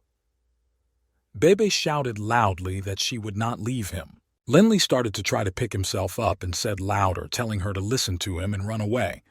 Bebe did not even want to listen. Then he couldn't help but shout at her, telling her to run away immediately or he wouldn't be able to forgive her even after he died. Lenley's face was terrible with anger. With the words, "I'll be waiting for you." Bebe, the mouse, turned around and flew away. "Well, now I have nothing to lose. I will sacrifice everything I have for revenge." Coughing, Lenley said, slowly getting to his feet. "Clyde, even if I die, I'll take you to hell with me." Lenley shouted and shouted a new spell, "Blood Violet!" But unfortunately, he couldn't finish his attack, as Pope Haydens cast the spell Sphere of Holy Light, and launched his holy magic to counteract Lenley's, and it was many times stronger and absorbed the blood violet. And then it was over, and there was complete silence. He ordered the guards to grab Lenley and take him away. They took him to a secret room in the prison and chained him to the wall, kneeling on his knees, exhausted and covered in blood. Meanwhile, Pope Haydens returned to the city with the cardinals, and all the townspeople gathered to meet him, as he enjoyed great authority among the inhabitants. At this time, Yale was sitting at his desk in his house, doing his favorite thing, counting the money he had earned. Suddenly, a servant ran into his room and shouted excitedly that he had news from Feng Lai. Yale replied thoughtfully that he was very busy, but the servant continued that the news was about Lenley. Yale was startled and stared at him in amazement. He told the servant to tell him what he had heard, and the boy began to tell him that some unknown demon had broken into Lenley's house that night, and that King Clyde was also in the house at that moment. Yale exploded and grabbed the boy by the scruff of the neck, shouting that he wanted details. The boy went on to say that he had learnt that the demon had a purple blade. The demon had killed half of the king's cavalry with one stroke of this purple blade, and that was dozens of men. Yale thought about it and remembered that only his favorite friend Lenly had a purple blade, and at that moment he heard the familiar squealing behind him. Squeal, squeal. He turned round to see Baby the mouse flying into their room at breakneck speed. Yale was surprised to think that something must have happened. "Is that you, Baby?" Lenly asked, looking at the little animal which was hiding behind the chest and shining its eyes, and ordered the servant to leave immediately. Beeb, the mouse, couldn't say a word, just looked at him with unhappy eyes and cried bitterly. At that moment, Yale understood and shouted to the whole room, "Is Lenly in trouble?" The power of the Shining Church was so vast on the continent that it also had its own prison, where it tried accusations and pronounced sentences. None of the inhabitants ever knew what was going on behind the walls of the church's main castle and in its dungeons. The church's prison was an underground basement that went down whole floors to hide everything that happened there from prying eyes. Lenly was kept in one of these cells. Lenly was shackled and mentally broken. Dellen flew out of his ring and asked him if he regretted what had happened. The boy replied that he had hoped to restore the family's honor and avenge his brothers, but as soon as Hayden's appeared, he realized he had lost. Dellen stroked his head and reassured him that Hayden's would not kill him. If he wanted to, he would have done it. "You are very gifted, and Hayden's will not make a decision to kill you until the last moment, so don't give up," Dellen continued to say. The boy was crying bitterly, unable to say a word as his tears dripped onto the grimy stones of the cell. "Even if he doesn't kill me, I won't be able to get to Clyde, so how can I take revenge?" Dellen asked, sobbing. "How can I call myself a dragon-blooded warrior if I can't even avenge my family?" he continued, his bitter words echoing off the cell walls. Meanwhile, Pope Hayden's was sitting on his throne in a shining hall that was so beautiful and luxurious that it fully lived up to its name. Cardinal Guillermo was approaching him. Guillermo began his conversation by saying that he had no idea that Lenly was a demon. Hayden's corrected him that the boy was not a demon, but a warrior of dragon blood. The cardinal was surprised by this and replied that the Baruch family was a family of dragon-blooded warriors, but no new warrior had been born for thousands of years. "Lenly is extremely gifted, and if he could serve the church, it would be in their best interest," the Pope continued. "But people think that he is a demon, and they have other people to deal with," Hayden said, and then stopped talking. Guillermo guessed who he was talking about, but he asked if he meant Clyde. The Pope remained silent and thought back to the last events of the battle and thought that Lenly obviously hated Clyde, and he wondered what the reason for their enmity was. He ordered Guillermo to tell the king to come and see him immediately. Hayden's was determined to find out the cause of the conflict. Even though the Shining Church spread only within the kingdom, the Pope's rank was higher than the king's, which meant that if the Pope called for Clyde, he would certainly have to come to him. And the king came a few hours later, and after greeting him, he asked if the reason for the summons was probably because of recent events, and would they execute Lenly. Pope Hayden's invited the king to walk to the huge balcony on the tower, from which he could see the whole kingdom as if in the palm of his hand. They looked at the beauty in silence, and Hayden said that in order for the Shining Church to reach more countries, it needed talented people. "If I had to choose between the king and Lenly, who do you think I would choose?" asked Clyde Pope. And the king realized at that moment that Hayden's probably wanted to let Lenly go after all. Pope continued that ordinary people believe that the king was attacked by an unknown demon, and none of them know that the real attacker is Lenly. The king heard this and burst out saying that Lenly was indeed very gifted, and whether he was a warrior or a mage, he had talent, but it was decided that he could not be used. Clyde was silent, but then he shouted again, asking the Pope to remember how 12 years ago he had given him a very beautiful woman. Hayden's was startled and asked what he meant. The king explained that the woman was Lenly's mother, and that if he was allowed to live, sooner or later he would learn about what had happened in the church. "Do you think, Your Holiness, that after all this Lenli will remain faithful to the Church?" the king asked Hayden slyly. The Pope was in complete shock. He could not believe such a coincidence. Finally, he said that if it was, as the king said, they had lost a genius. At that moment, Cardinal Guillermo came into the room, and when he heard the end of the conversation, he asked the king how he could convince Lenli. Pope Hayden's replied that there was no need for that and asked Guillermo if he had checked the boy's mother.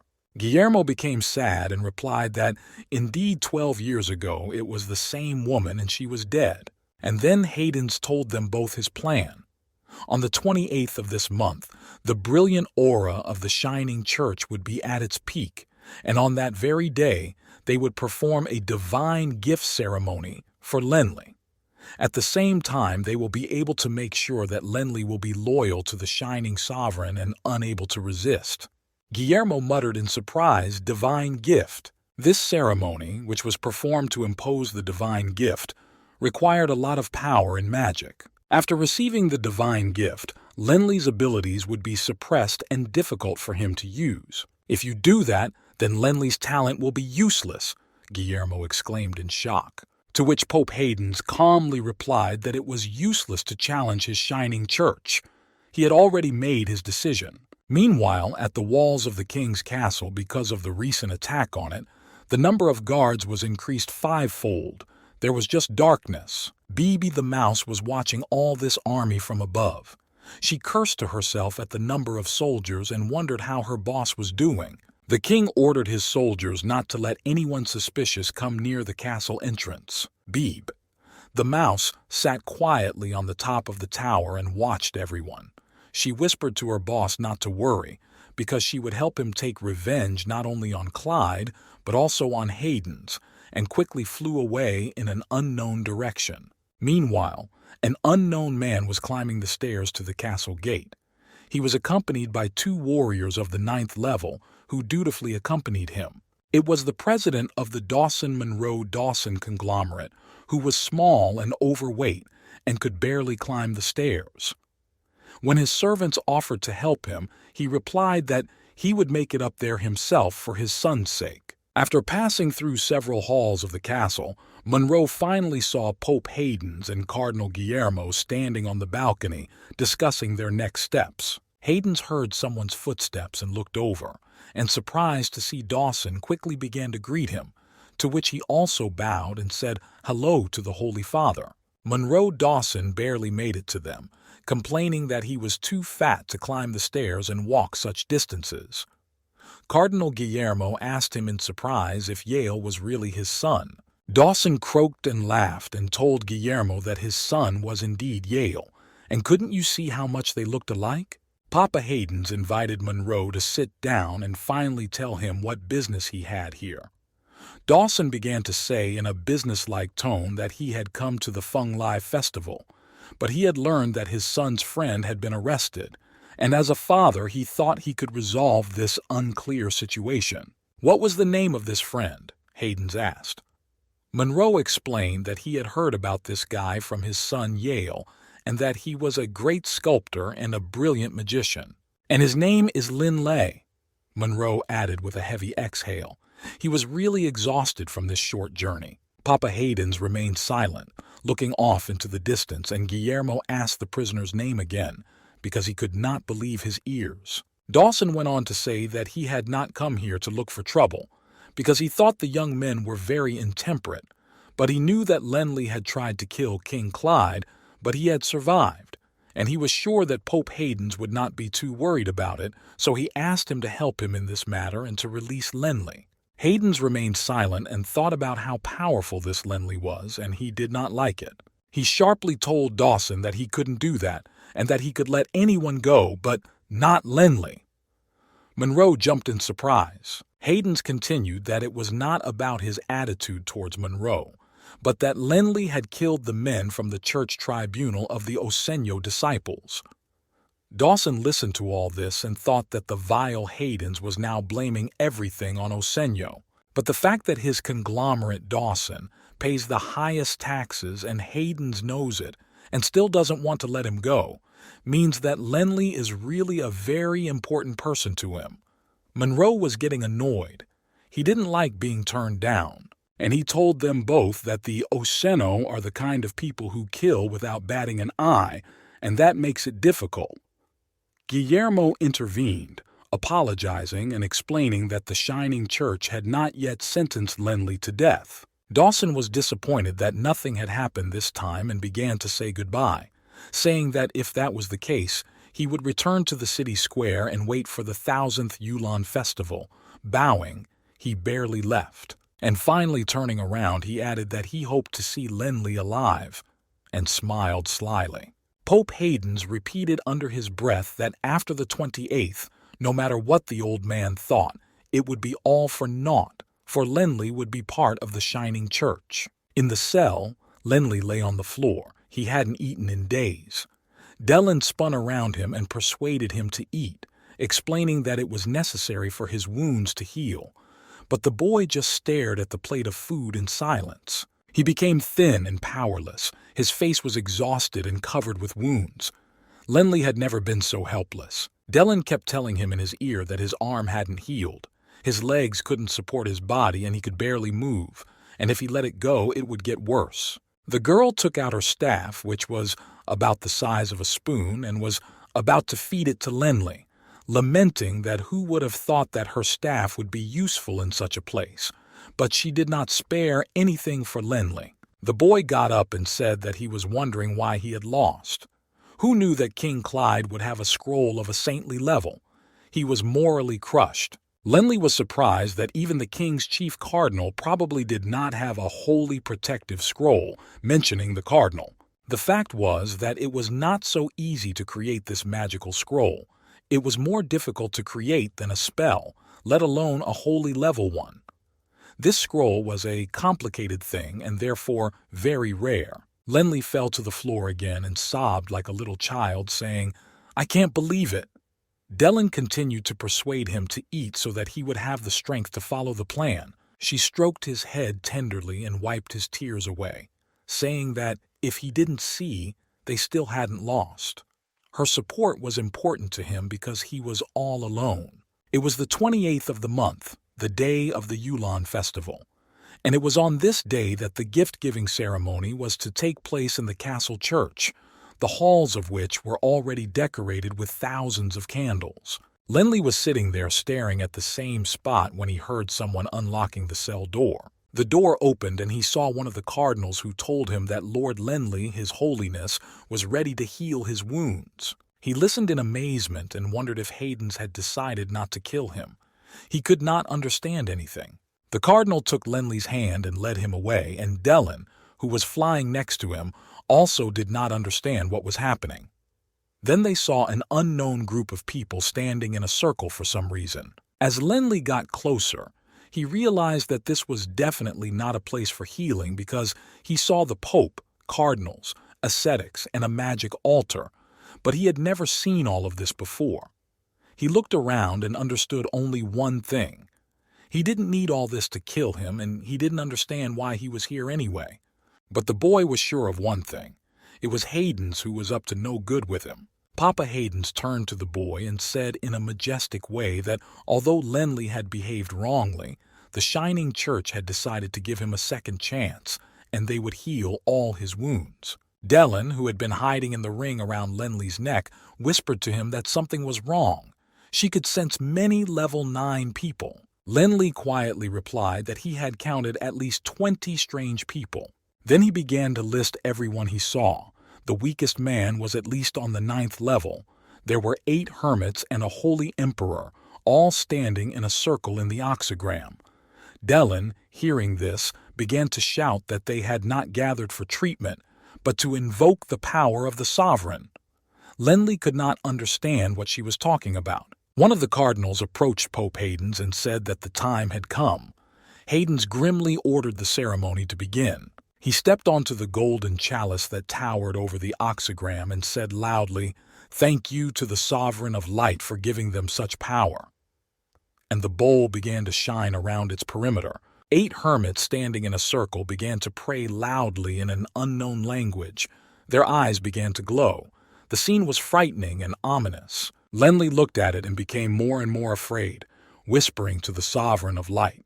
Suddenly his body began to rise into the air. He could not understand how it was possible if he had not said any spell. His legs were trembling. Then the boy's body turned horizontally, and he seemed to be floating in the air. Jets of light came out around him. Meanwhile, the castle of the shining church began to glow from the outside, so that all the people of Feng Lai could see the light coming straight from the columns and shining brightly against the dark sky. Pope Hayden's eyes began to glow with an ominous light.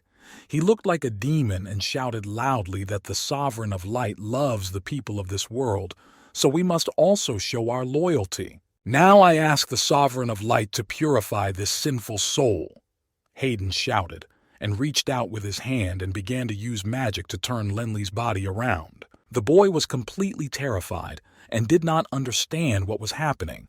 The only thing he felt was that a sound began to fill his head, and for some reason, he thought that his wounds were healing. Dellen was shouting at him with all her might to hold on and not let the light force control his power, but the boy could no longer hear her. At that moment, Hayden's used hypnosis magic and ordered Lenli to serve the Sovereign. Lenli's eyes became glassy and he monotonously repeated the same word, serve. Dellen shouted at him to wake up immediately. And at that moment, Lenli came to and screamed the word, no. Everything exploded around him and a roar echoed throughout the room. The boy's body was completely covered with light. He began to glow like a lantern, and the ring around his neck glowed with a blue light. The amazed Papa Haydens could not understand what had gone wrong. Some unknown force was resisting him. He chaotically began to shout out spells one after another, but nothing worked. The rite was out of his control, and it was the first time this had ever happened to him. Lenli fell to the ground. Haydens did not understand how this could happen, and for some reason the boy fell. As he was falling, he thought that he must have been woken up by a wave of power. At the same time, Dellen was screaming that it was incredible that Lenli hadn't been brainwashed. Lenli finally opened his eyes and asked her if it was really her. Dellen explained to him that she wasn't sure, but the wave of power could have come from the writhing dragon's ring. It was a terrifying power. Who would have thought that this ring had such incredible power? The girl was amazed by what she saw. Even she did not fully know that this could be so. Lenli gathered all his strength, coughing, and finally got to his feet. Angry Papa Haydens ordered the church deacon to take him back to prison. But Lenli decided to use the magic of the wind element to make his escape. He decided to take advantage of his temporary freedom. Guillermo watched him in surprise and exclaimed, "Does he really think he can escape from here?" Dellen also rushed to the boy, shouting that he shouldn't be so stupid because there were so many mages and warriors around and he had no chance. But Lenli did not listen to anyone. He released his wind magic, and the wind began to whirl around him. Suddenly he thought better of it and stopped, saying quietly that he had decided to go back to the prison with the cardinal. They put him in chains again and added more just in case. He stood there silent, thinking only that the moment would come when he would take revenge on everyone. Meanwhile, the events moved to Lenli's old friend Delia. The girl was standing in her garden reading a book in her head. At that time, a servant came to her and reported that the incident with Lenli's attack on King Clyde was likely to be true. The girl did not expect to hear such a confirmation of the events that had spread throughout the country. She thought sadly of Lenli, and her heart and soul grew anxious for her friend. Delia ordered the servant to quickly prepare the carriage for the urgent journey to Feng Lai. Suddenly, she was stopped by her brother, who asked her in surprise where she was going. He nervously reminded her that the family ritual would begin in a few days, so there could be no traveling. Delia tearfully explained to him that her friend was in trouble and she really wanted to help him and asked him to support her in this. Delia's brother was worried. He was really worried about his sister and did not want to let her go anywhere. But he told her that if this friend was really that important to her, he would let her go because their family, the Leon family, never abandoned a friend in need. "My brother, you are the best," Delia shouted and hugged him. They were good friends and always understood each other. The boy was ashamed. Meanwhile, the events were already unfolding in the Dawson conglomerate, the richest family in the entire kingdom. Monroe Dawson and his son Yale were sitting at a huge table. There were counting machines on the table, and Yale was trying to calculate the family's income for the previous day. His father was laughing at him for taking all day every time, but he should be much faster. But Yale was in a bad mood. Someone knocked on the door, and a servant came in to report that an unknown man in white clothes had brought a letter. Monroe silently opened it and began to read it. His face instantly turned white, and Yale noticed his father's change and began to shout what the damn letter was about. His father looked up at him with frightened eyes and said quietly, "Everything is very bad, son." The boy snatched the letter and began to read it. The letter was indeed from the Shining Church, and it said that Hayden's was going to execute Lenley. Yale's hands shook. "It can't be! How dare they do this?" Yale shouted, so furious that his father could barely hold on to his chair. "I will come and rescue him." Yale, who always helped his friend, decided firmly. "I'm going to find this Hayden screaming."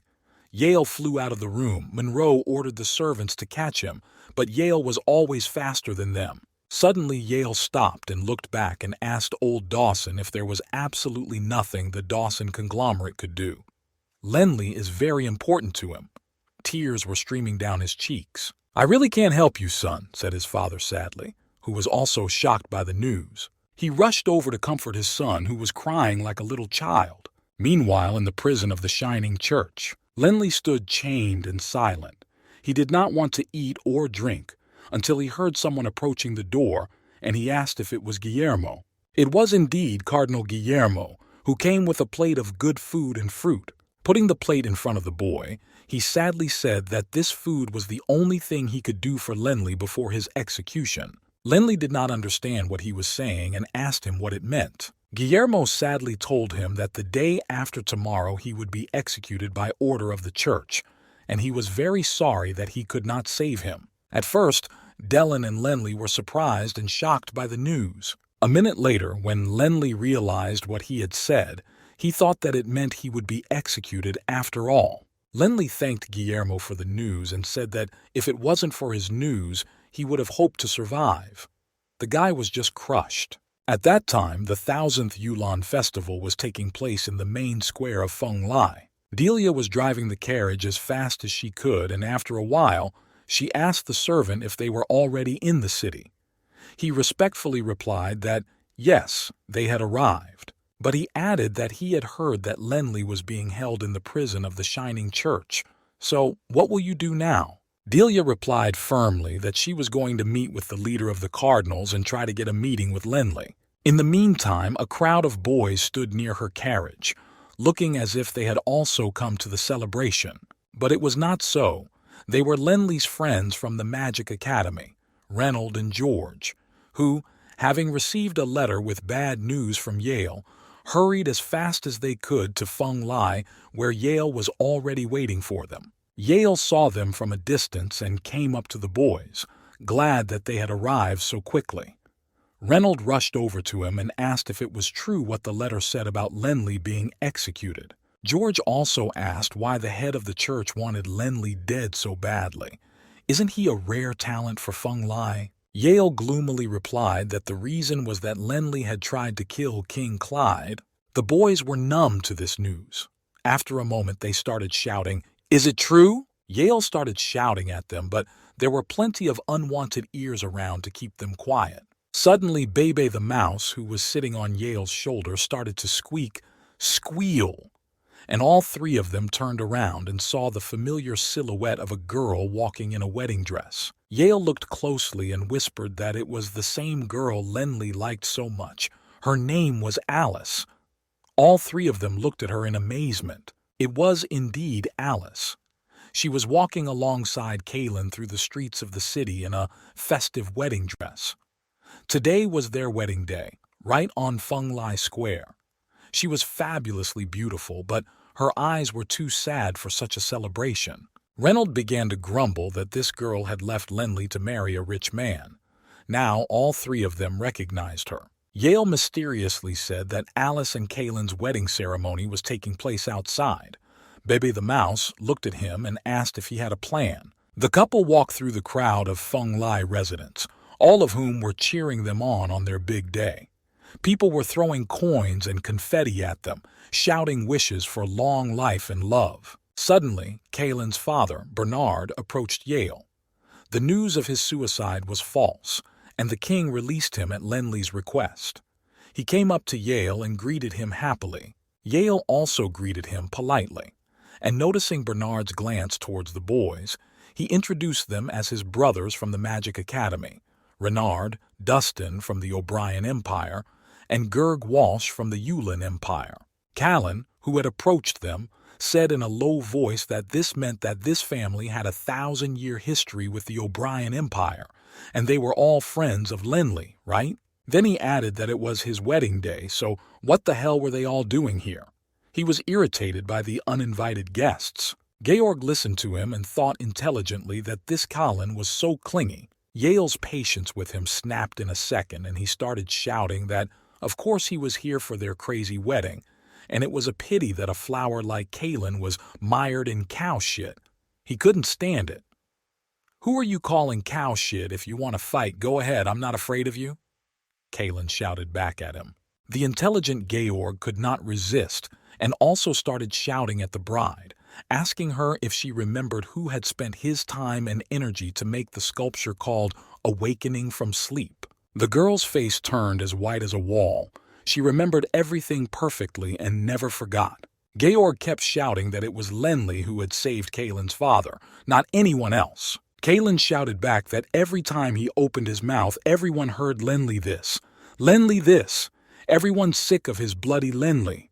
But today, he is the hero of the day. Yale went up to the girl and asked her if she knew that Lenny was going to be here today. Suddenly the ground began to move under their feet, and the cobblestones covering the square began to rise and split. Everyone fell silent and looked at it in amazement. "What's happening?" Yale finally exclaimed. "Protect Alice," he shouted to everyone, knowing that something terrible was about to happen. A second later he heard a wild roar behind him, and looking back, he saw a giant monkey with huge fangs walking and smashing everything in its path. It screamed at the frightened crowd that they were all stupid people and so weak. The townspeople ran scattered, dodging the debris flying from all sides. "What weak creatures you are! You are worthless! Destroying you all will make the king very happy," the monster shouted. It was the purple gold-maned baboon, a terrifying creature of the highest level. Yale couldn't believe his eyes. The baboon lifted the house off the ground with one paw and picked it up like an apple. The boy could not understand why the animals were attacking the church. He shouted, "George Reynard, boys!" covering his face from the debris. The boys ran up to him, shouting that they had to fight together. They were determined. Yale asked them in surprise if they really had to fight. He wanted to offer them the Dawson conglomerate's warehouse, which was nearby, and go and get his family's cavalry to protect them. Yale was a good businessman, not a warrior. At this trashy moment, everyone heard a familiar voice ask Grandpa Shio, "What's going on here?" And the boys saw Delia standing with her servant who was shielding her from the stones. He was urging her to hurry up and run away. Delia suggested that he use the magic of the wind element to try to escape, but the servant was against it, saying that there was rubble around and it would be dangerous to fly.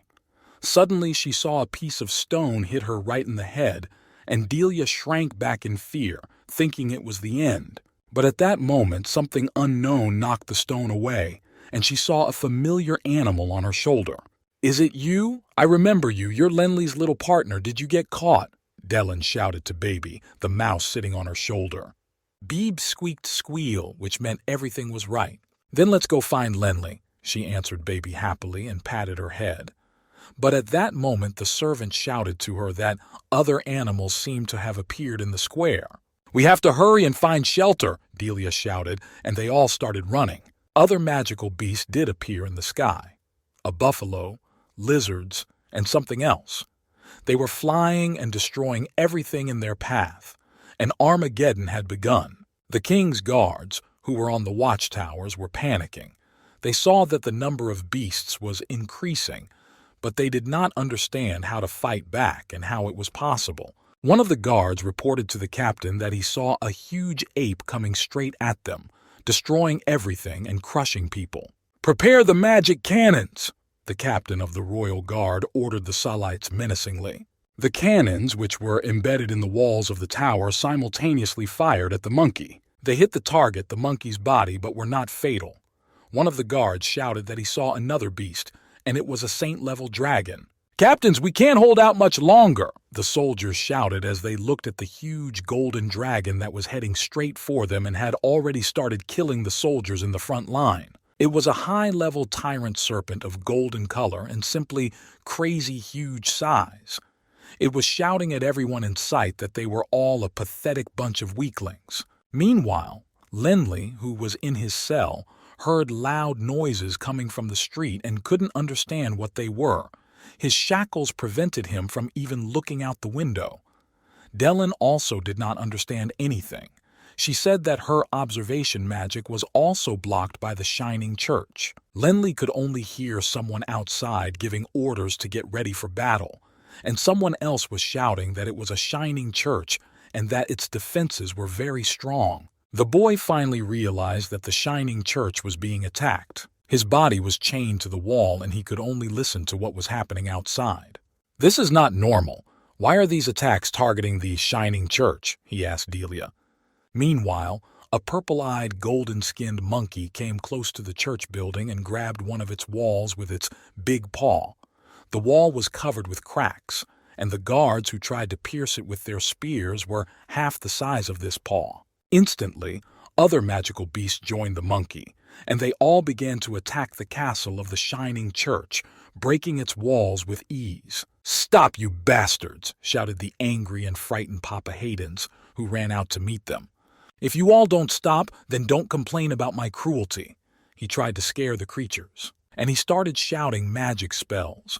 And for some reason the magic buffalo and the purple-eyed monkey stopped right in front of his balcony, and the Pope thought that something must have worked. The purple-eyed, golden-skinned monkey laughed loudly in Hayden's face. Suddenly Pope heard a voice behind him say, "I'm sorry to interrupt your festival." He turned around and saw his worst nightmare.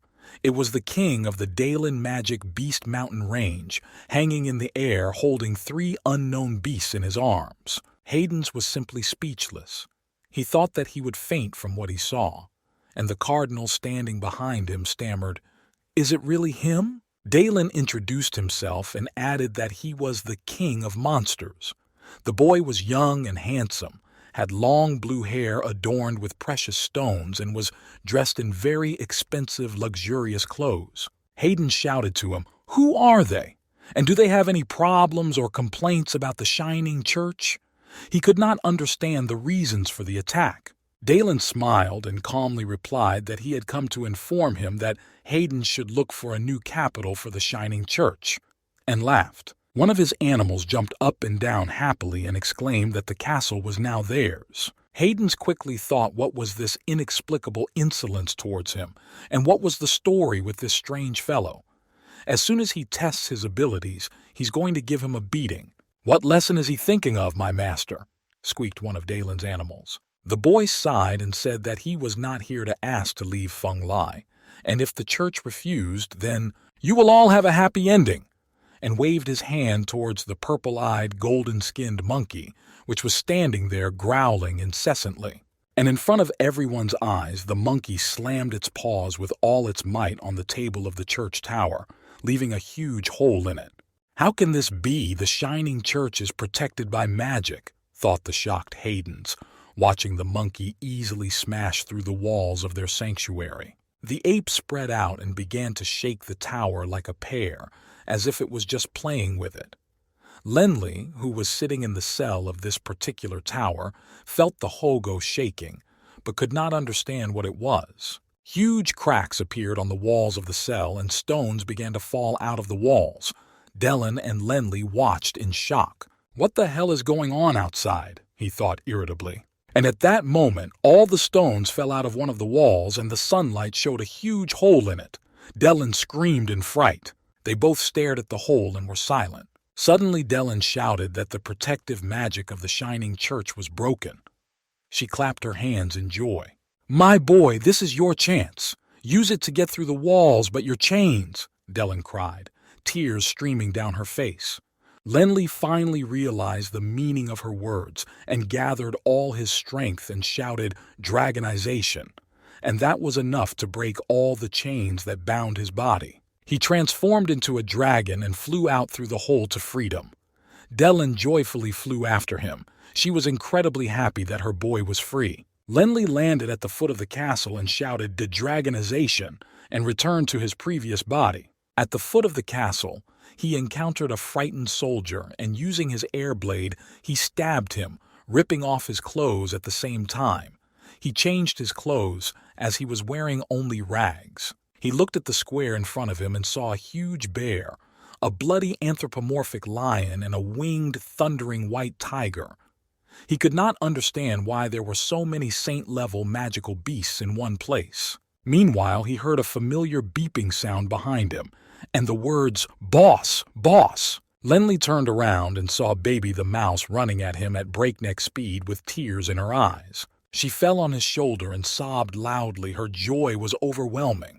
Lenli was also happy to see her because he loved her with all his heart and told her she looked very good. They hugged for a few minutes, and suddenly Delia appeared in front of Lenli's eyes. She threw her arms around his neck and hugged him, shouting, "Lenli, I'm so glad you're okay." Lenli was shocked by this meeting. He did not expect to see Delia here. He asked her what she was doing here. The girl, seeing his surprise, explained that she had learnt that Lenli would be executed by the Shining Church, and so she came here as quickly as she could, thinking that her family's influence would help her to see the head of the church and that she would be able to... The boyfriend interrupted her, saying that it was too dangerous for her and he was not worth it. "Don't say that. You are my best friend, and for you I would do it no matter what the cost," Delia exclaimed, because it was the truth. Suddenly behind them, one of the castle towers of the Shining Church broke in half from cracks and damage. "Beeb!" The mouse shouted to them both that they had to get out of here because there were many saintly beasts here, and they were standing there talking. "Oh, really? We have to get out of here first because this stone is going to fall on us," shouted Lenli and pulled Delia's hand, and they ran. The tower fell with a great crash, and indeed a huge boulder broke off and rolled straight down to the bottom of the three. Its speed was much faster than the fugitives, and Lenli decided to use magic to speed up. He shouted a wind elemental magic spell, and a green glow enveloped the three of them. The wind elemental magic lifted them into the air and accelerated their escape, flying at breakneck speed as they ran away from the stone block. Delia was flying and thinking that their speed was insane. Her wind elemental magic was much lower. They were flying over a part of the church's castle that had not yet been destroyed, when Delia pointed to two figures standing there with her ring. Lenli saw Pope Haydens and a man he didn't know with blue hair and animals on his hands. Meanwhile, Haydens and Dalen could not agree on anything. Papa asked him if he was even human. Dalen laughed out loud. He told him that how could he be such an inferior race? People are just food for them monsters. A purple-eyed, golden-skinned monkey who could speak beautifully entered their dialogue. She told Haydens that if their King Dalen wanted him to disappear, they could all easily do it. So hurry up and run for your lives, you lowly creatures. "What?" Haydens shouted at her, furious. He was very much annoyed with the situation and all these imposters. He kept wondering if magical beasts could turn into humans. Could it be that there was something more divine than the god of war of the O'Brien Empire, His Eminence in Yulon, and the King of the Forest of Darkness? One of the cardinals standing behind Hayden started to explain to him that overcoming the saint level, the divine level beast was. But Hayden stopped him, saying that he knew everything. And he addressed Dalen with the following words, "Mighty King, I am the Holy Pope Hayden.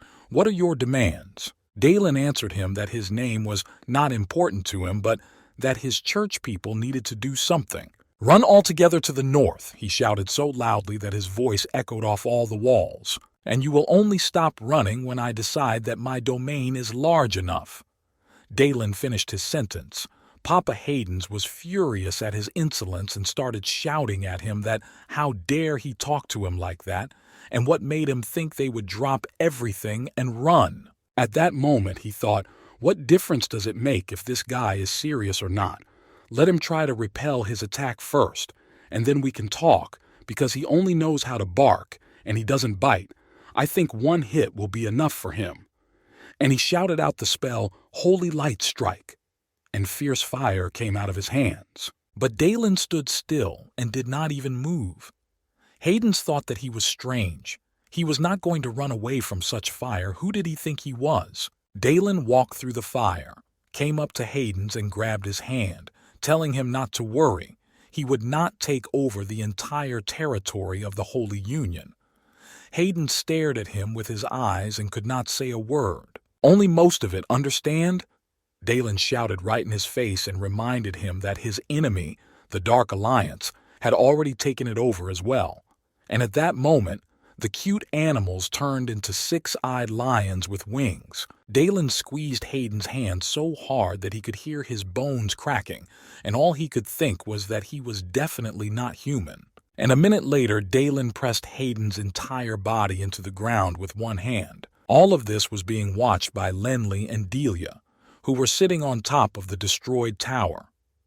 Lenley said, "If this guy is telling the truth, then it means that almost half of the magical beast abundance mountain range, 12 kingdoms and 32 duchies are in danger. This fellow's strength is incredible.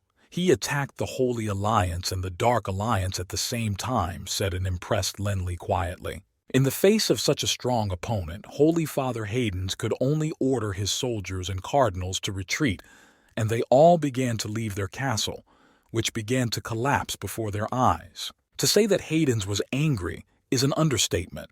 Rage and hatred were tearing him apart inside, and he did not know what to do now.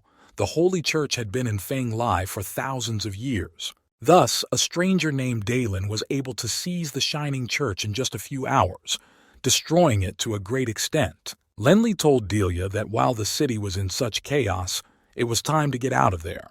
So they began to quietly descend from the ruins, with Bebe following them, asking where they would go. Lenley explained to her that they were going back to his house, which was given to him by the king, and where he was captured because he hadn't finished something there. Delia and the mouse looked at each other. Suddenly, they were attacked by a red wolf that appeared out of nowhere, and Lenley only had time to shout the wind elemental spell Earth Thorns to fight it off, because it came so fast and there was no more than 1 meter between them. Lenley looked at the wolf in fright and thought that all these animals were so strong that he would not be able to kill any of them with one punch. So he decided to summon the purple blood by shouting the necessary spell just in case. The purple blood was a contact weapon.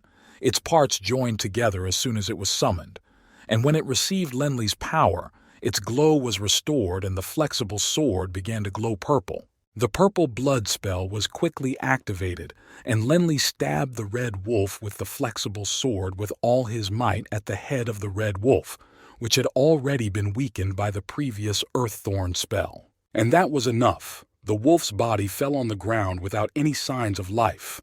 Lenley managed to defeat it. The guy was happily twirling his sword in his hands and muttering that his mate was back in business. Dellen ran up to him and began to apologize for some reason, thinking that the wolf's appearance was her fault. The guy reassured her and explained that everything was fine. She should follow him and he would protect her. And then everyone heard a terrible roar. 2 more towers of the castle of the Shining Church collapsed. Lenley shouted, "Faster!" and they ran as fast as they could from that place. Meanwhile, Monroe Dawson grabbed his always restless son Yale and fastened him to the horse in the usual way to prevent him from running away. All their servants had been trained to do the same, as they had always caught their young master. Yale resisted and shouted at the top of his lungs that he had to save his friend Lenley, who was locked in a cell in the Shining Church, and it was not fair to tie him up. Suddenly, he heard a familiar voice calling him. He saw his Lenley, Delia, and Baby the mouse. The boy ran to him laughing and exclaimed that he had been saved thanks to Yale. Yale's happiness was overwhelming, and he shouted to Lenley with tears in his eyes and asked if he was okay. "I knew Lenley would come back safe and sound," Yale continued to shout. Meanwhile, Baby, the mouse who had come to him first, looked at the tied-up Yale in surprise and asked what was wrong. Yale began to shout to the servants to let him go, because he would not run to the shining church. There was no need to do so anymore. Lenley, who had already reached him, quickly cut the ropes with his dagger, and Yale fell off his horse with a thud. Delia saw the other boys and started shouting that Georg and Renard were there. The boys, who were running towards Yale and Lenley, shouted and welcomed him back. When they finally got off their horses, they were reunited and embraced, and it was clear that their happiness was overwhelming, as they cried and could not believe that they had escaped death and that they had finally found each other. It seemed that Lenley was the most excited about his friends. He shouted that everyone was there and he was safe, and it was so great. Yale's father, Monroe Dawson, was finally able to say, when the first joyful shouts of reunion died down, that it was really the same Lenley. It was not safe in Feng Lai now, and he had just escaped from the shining church and suggested that he come with them. Lenley also looked at the joyful fat man and realized that indeed his father was Yale. Monroe explained to Lenley that the Dawson conglomerate had their own army to protect them, so he thought that would be the best option for Lenley. Lenley thought about it and told him that he only had one request. Yale started to shout that of course he could say his request because they had lots of soldiers and their horses were also in armor. "I want you to help me take Delia back to her family," Lenley shouted. Delia looked at him in surprise. Yale shouted out to him, "Does this mean he hasn't given up and is going to finish his plan?" "That's right," Lenley replied, laughing. "What was he going to do, and could I come with him?" Lenley asked Yale. At that moment, Lenley was thinking that as long as the magical beasts were attacking Feng Lai, the Shining Church should take care of it, and this was the perfect opportunity for him to finally kill King Clyde.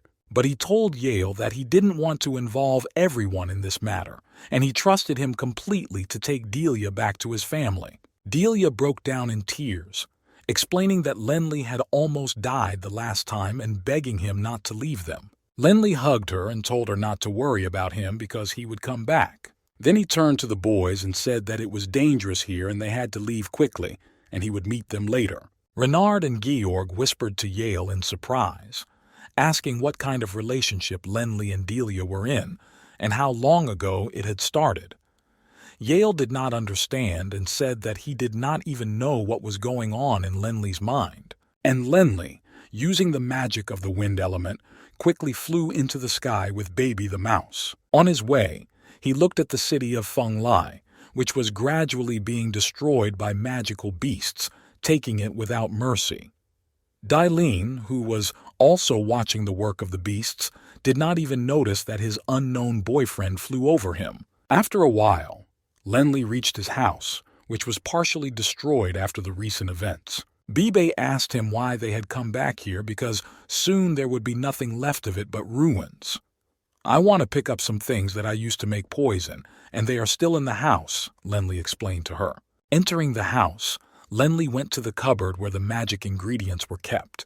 He opened it and started looking for something. Dellen, who had taken off her ring, began to advise him to take the blue heart herb and magic crystals. Lenley looked down at his clothes and exclaimed that he was wearing a priest's clothes and would be too visible. Suddenly, the head of a hysterical maid appeared and said that she had already prepared clothes for her master. Lenley was surprised to see her and asked her what she was doing here. She replied that everyone had left and she had nowhere to go and bowed politely. Lenley smiled at her devotion and held out something in his hand. It was a magic crystal, and he explained that it was worth more than 50,000 gold pieces and told her to use it to live a decent life. The girl stood there in shock, looking at the crystal, which sparkled brightly. Then Lenley told her to take whatever she wanted from the house and leave Feng Lai because it was too dangerous. The girl came to her senses at these gifts and asked her master to keep her safe and bowed. Lenley changed into his clothes, which were familiar and comfortable to him. Bebe asked him why there were no clothes for magical animals because she would like to have some. Suddenly they heard an incredible scream outside, a man screaming so loudly that his hair stood on end. Lenly ran outside with Baby and saw a terrible scene. One of the magical foot-and-mouth disease beasts had stepped on Callan, and he was screaming in pain. Alice was running down the entrance path to Lenly's house in her wedding dress, shouting, "Help!" A huge green foot-and-mouth disease was chasing her. Lenly ran to the window with the mouse and saw her, and everything broke down inside. The foot-and-mouth disease was getting closer and closer to the girl, and the situation was becoming critical. The girl ran to the metal gate that led directly to the house, but it was closed. She desperately started shouting for someone to open it, but there was no one in the yard. All the servants had run away the day before. She began to desperately cast the earth element spell and shout the necessary incantations. But a huge green lizard, 30 times bigger than her, was already hovering over her, and she was numb with fear when she saw it. The girl fell to her knees because her legs could no longer hold her, and she was hysterical. Could her life end like this? She thought. Lenely looked at this with horror and managed to think that Alice's level of magic would not help against this foot-and-mouth disease. Everything happened at lightning speed. In a couple of seconds, Lenly was already at her side. He stood between Alice and the monster and stretched his hand out to its face and began to direct his magic directly into its face. He shouted the spell Earth Spikes and slammed the spikes into the green foot-and-mouth's face and body. And then he launched the gravitational field spell, realizing that most likely other attack spells would not work in this case, as the beast was very large. He used his hand to cast the gravitational field magic again on the green foot-and-mouth disease's body and began to press it down. Alice, who hadn't expected to see this, sat there in complete shock. Lenly's training was paying off, and he began to increase the pressure of the gravitational field, having previously calculated the lizard's volume. And finally, in a minute, the green monster lay dead and crushed, as if it had been under a press. Mouse Bebe looked at the magical beast and something touched her. She said that this poor creature was crushed. Foot-and-mouth disease was lying down and smoke was coming out of its body. "Are you all right?" asked the frightened, numb Alice Lenly. Finally, the girl came to and began to cry and say that she was very sorry for behaving like that, and that Lenly had saved her over and over again. Lenly calmly told her that he did it because it was within his power. Suddenly, they heard a man screaming. They looked around and saw Maya's curator, who had made his way through the stones, calling to Lenly. Lenly looked at him in surprise, and the Mayan curator shouted that it was very dangerous in Feng Lai and he needed to go with them. Dellen looked at him in surprise and began to say that, looking at his behavior, she thought that... Lenly interrupted her and replied that he could see everything. Most likely Hayden's was keeping all the details of the incident with King Clyde a secret from everyone. Lenly turned to Maya's handler and said that he had a friend and asked him to take care of her and get her out of the city for her safety. Maya told him that he always knew that Lenly would save Feng Lai and its people, and that Lenly's friends were his friends, so he would definitely make sure that the girl was safe. Lenly thanked him sincerely for his help. The boy stood there and watched Maya and Alice as they mounted their horses and rode away from the town. Alice looked at him with tears in her eyes. She was scared and afraid of the unknown. They rode with the Mayans past the city of Feng Lai, which was almost half destroyed, and in the middle of which were the huge ruins of the castle of the Shining Church, where the terrible beasts could be seen continuing their terrible work. Lenly activated his wind magic and took to the sky and began his flight, but suddenly he heard Baby squeaking behind him, and he looked back to see his girlfriend with huge bundles behind her, flying away and shouting for him to wait. "I've gathered everything I need," she shouted cheerfully. Lenly stopped and opened her bundles and saw the crystal potion map and other items. "Oh, you brought everything," rejoiced Lenly. He patted Baby on the head and praised her for being a great girl. "What are you going to do now, my boy?" Dellen asked him. "We're going to that castle," Lenly told everyone loudly and pointed in the direction of the king's castle. "And we will take revenge," he was determined. Dellen and Bebe the mouse looked at him in surprise. So, after the magical beasts attacked the shining church, they came to the kingdom of Feng Lai. There were many beasts of all kinds and ranks, fulfilling the task of their master, Dalen, and ruthlessly destroying everything in their path. Meanwhile, in the king's castle in the dungeon, Clyde was running to his golden treasure chest. He quickly descended the stairs with a torch and thought that the shining church had fallen, and his kingdom of Feng Lai would not last long either. Opening the heavy door of the vault, he saw the heart of his castle, piles of gold, silver, and precious stones. It was the treasury of the kingdom. Clyde looked at his riches and thought that all this would be a great burden for him, and that only a few crystal cards would help him. He took a few crystal cards and a lot of money and put them in his ring for safekeeping. When he went out into the courtyard of his castle, he saw the remnants of his army. The leader of the army bowed to him and told him that the soldiers and horses were ready to go. The commander went to the king and whispered quietly in his ear that he had obeyed his orders and gave the crystal maps to Prince Shak and Prince Carey, who had already left the castle. Clyde was just broken. Looking at his city, he muttered that everything was overrun by magical beasts. The king turned to the group and said that if they all left together, they would attract unnecessary attention, but if they left separately, they would most likely have a chance to survive. Clyde told Kaiser that he, as the leader of the squad, would go with him. He agreed and bowed. They mounted their horses and set off on a dangerous journey. Lenli flew headlong past the ruins of the city. He saw the dragon tearing apart the houses around him. "The whole castle has been taken over by the beasts," he exclaimed to the amazed Bebe. They flew to the partially surviving tower of the castle and quickly flew to the top. The boy stopped and looked around to get a better look at everything and make a plan of action, as he had little time. Beebe spotted a group of the king's soldiers and quickly pointed Lenli in their direction. Lenli looked closely at their silhouettes and recognized one of them as King Clyde, and revenge filled his heart. Bebe was about to attack, but Lenli stopped her and explained that there was no need to hurry because there was still poison in King Clyde's body and that they should wait until they were close enough to attack them. Meanwhile, the group came even closer to them. "That's it! Our time has come!" Lenli shouted and quickly jumped down from the tower to the squad, dragonizing at the same time. The head of the squad, Kaiser, noticed the flying stranger and quickly ordered everyone to protect the king, and the soldiers surrounded the horse with the king around the perimeter and took out all their weapons.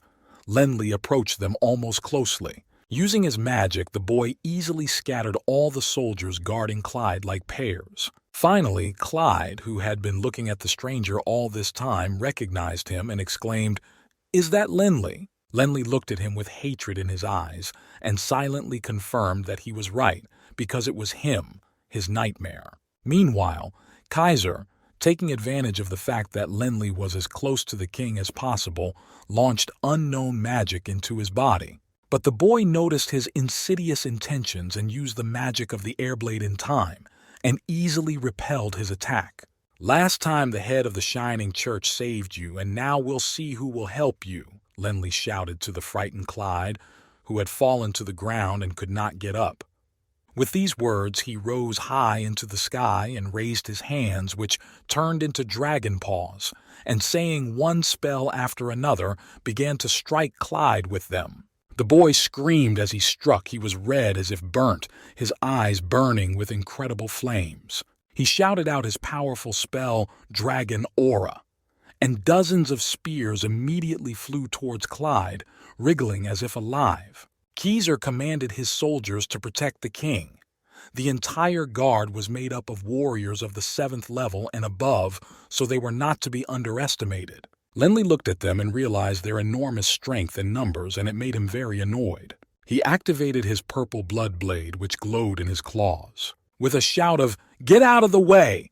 he rushed right into the thick of the warriors, slashing at everything around him. He succeeded in this battle against all odds, and one by one the soldiers were defeated, Lenli going further and further into their midst. Slowly, scattering everyone around, he got closer to King Clyde, and the latter, realizing the situation before his eyes, began to shout, "Help! Suddenly, something incredible happened. A huge sword came out of the ground with a huge roar. Lenli had never seen anything like it in his life. The sword was more than a man's height. Kaiser ran up to it and used magic to pull it out of the stone. And at that moment, when Lenli launched his purple blade towards the king, Kaiser stabbed his sword right in the path of the blade's magic. "Let's see who can stop me now," thought the furious Lenli.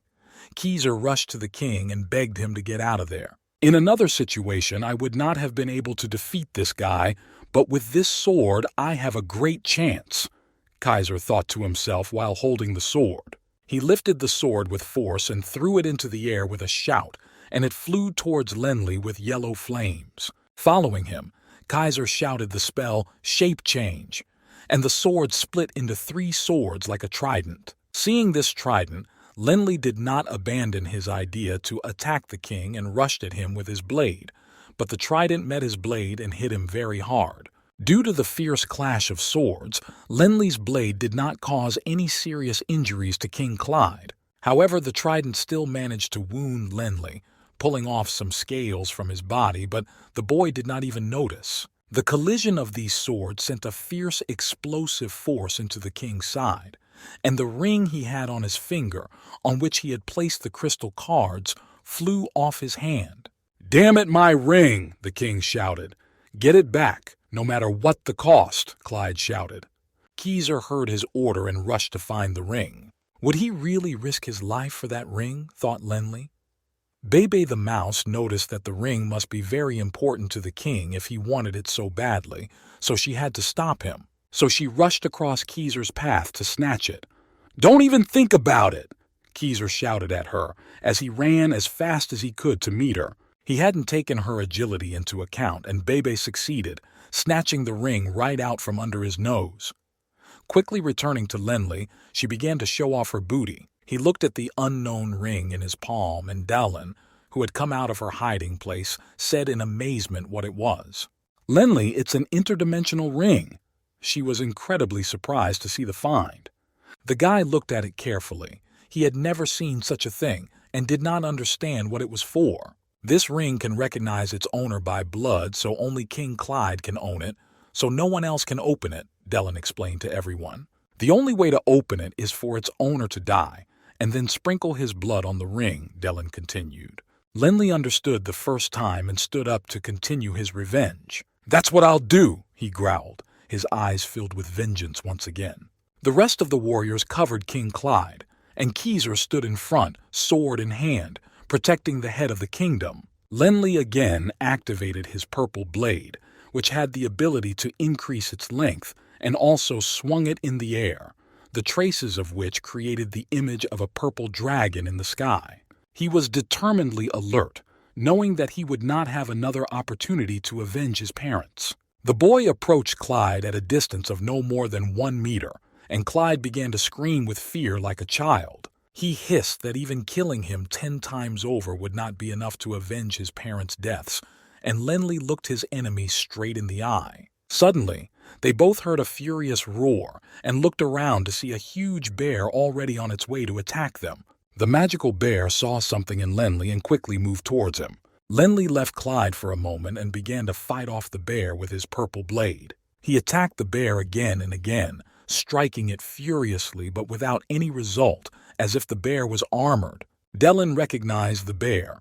It was a purple tattooed bear. They had seen one in the caves before. "But it was weaker than the one we had seen in the mountain," she said, looking at it carefully.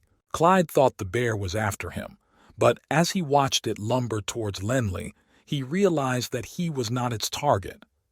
Kaiser ran up to him and started shouting that they had to run away right now, while Lenli was busy. Lenli, seeing that the king was going to run away, ordered Baby to take care of Clyde's cavalry, and he would take care of Kaiser, and then move on to the purple bear.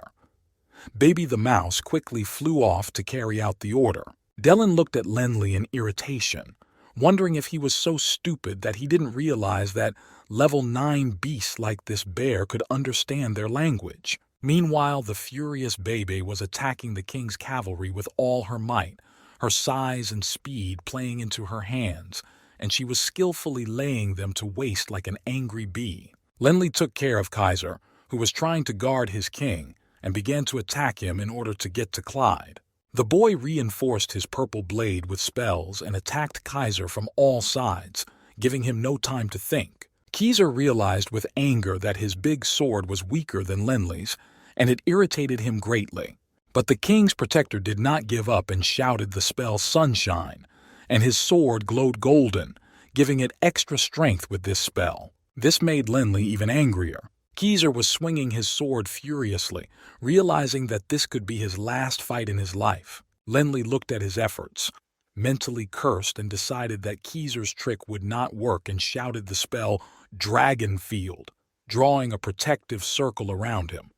Dellen suddenly shouted at him to look up. He quickly looked up and saw that the bear was not leaving him alone, so he decided to run between its paws to confuse it. But the purple bear noticed his plan and quickly orientated himself and blocked his way with his paw. He grabbed Lenley and lifted him up high to get a good look at him.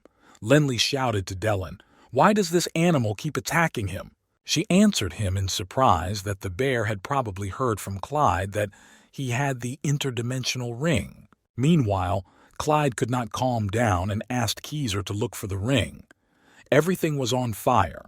The bodies of his cavalry were lying around, and Kaiser was telling him that there was no time for that and that he had to run away, or it would be too late. Clyde waved his hand and decided to run away, when suddenly he saw a huge horned shadow in front of him. He looked back and was dumbfounded. It was his nightmare, the jade-scaled black dragon, and he was not alone. Clyde almost fainted from what he saw. Beebe saw the dragons and started shouting to Lenley that it was not good. If the dragons were already here, they had to run away. The situation was becoming critical. But Lenley could not be persuaded. He wanted to complete his revenge, here and now, and flew towards the defenseless Clyde. Surrounded by magical beasts, he swung his purple blade and shouted, "Clyde, die!" and struck with all his might.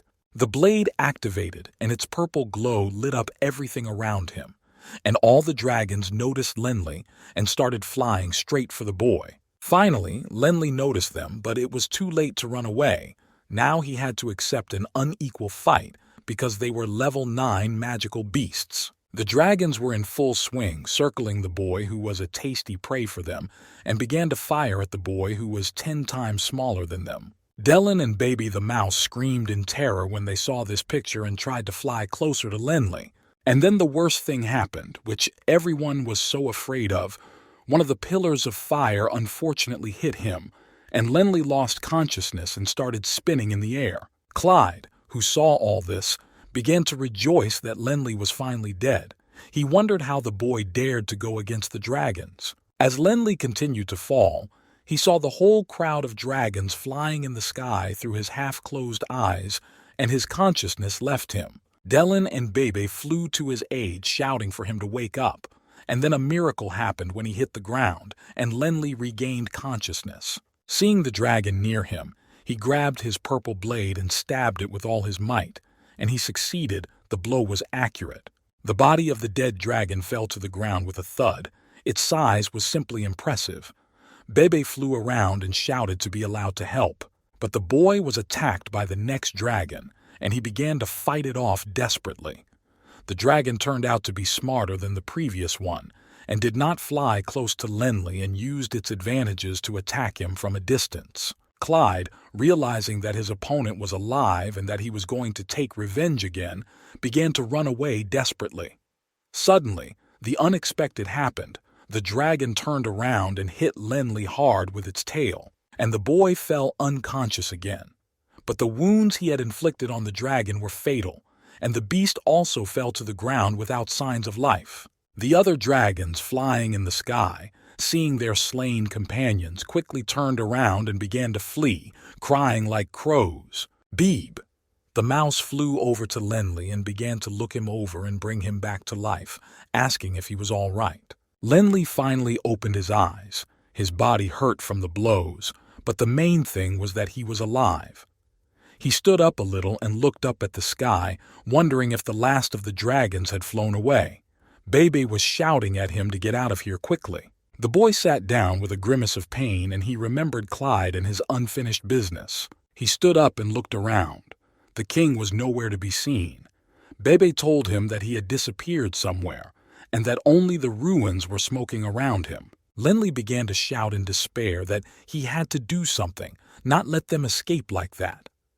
Dellen tried to calm him down, saying that even if he used the power of the dragon's blood, he would not be able to catch up with them. Then she began to tell him her guesses, that since Clyde is a very cautious person, it means that he would not use the main road, but would go off the beaten track.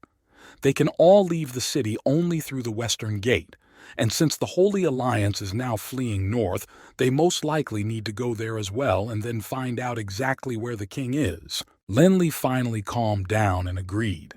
Bebe the mouse shouted to everyone that they had to hurry. The boy looked around at the carnage and destruction and noticed a horse nearby. Quickly catching it, he mounted it and began to ride at breakneck speed towards the west gate, with Bebe flying after him, shouting that he had waited for her.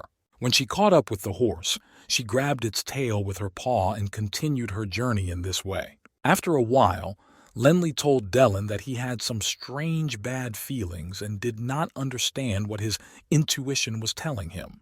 His horse was approaching a village that was beginning to be visible, but he couldn't figure out what kind of village it was. Looking at the buildings, Lenli was amazed to see that it was his home village of Wushan and that they would definitely pass through it. As he drove along, he looked around in horror.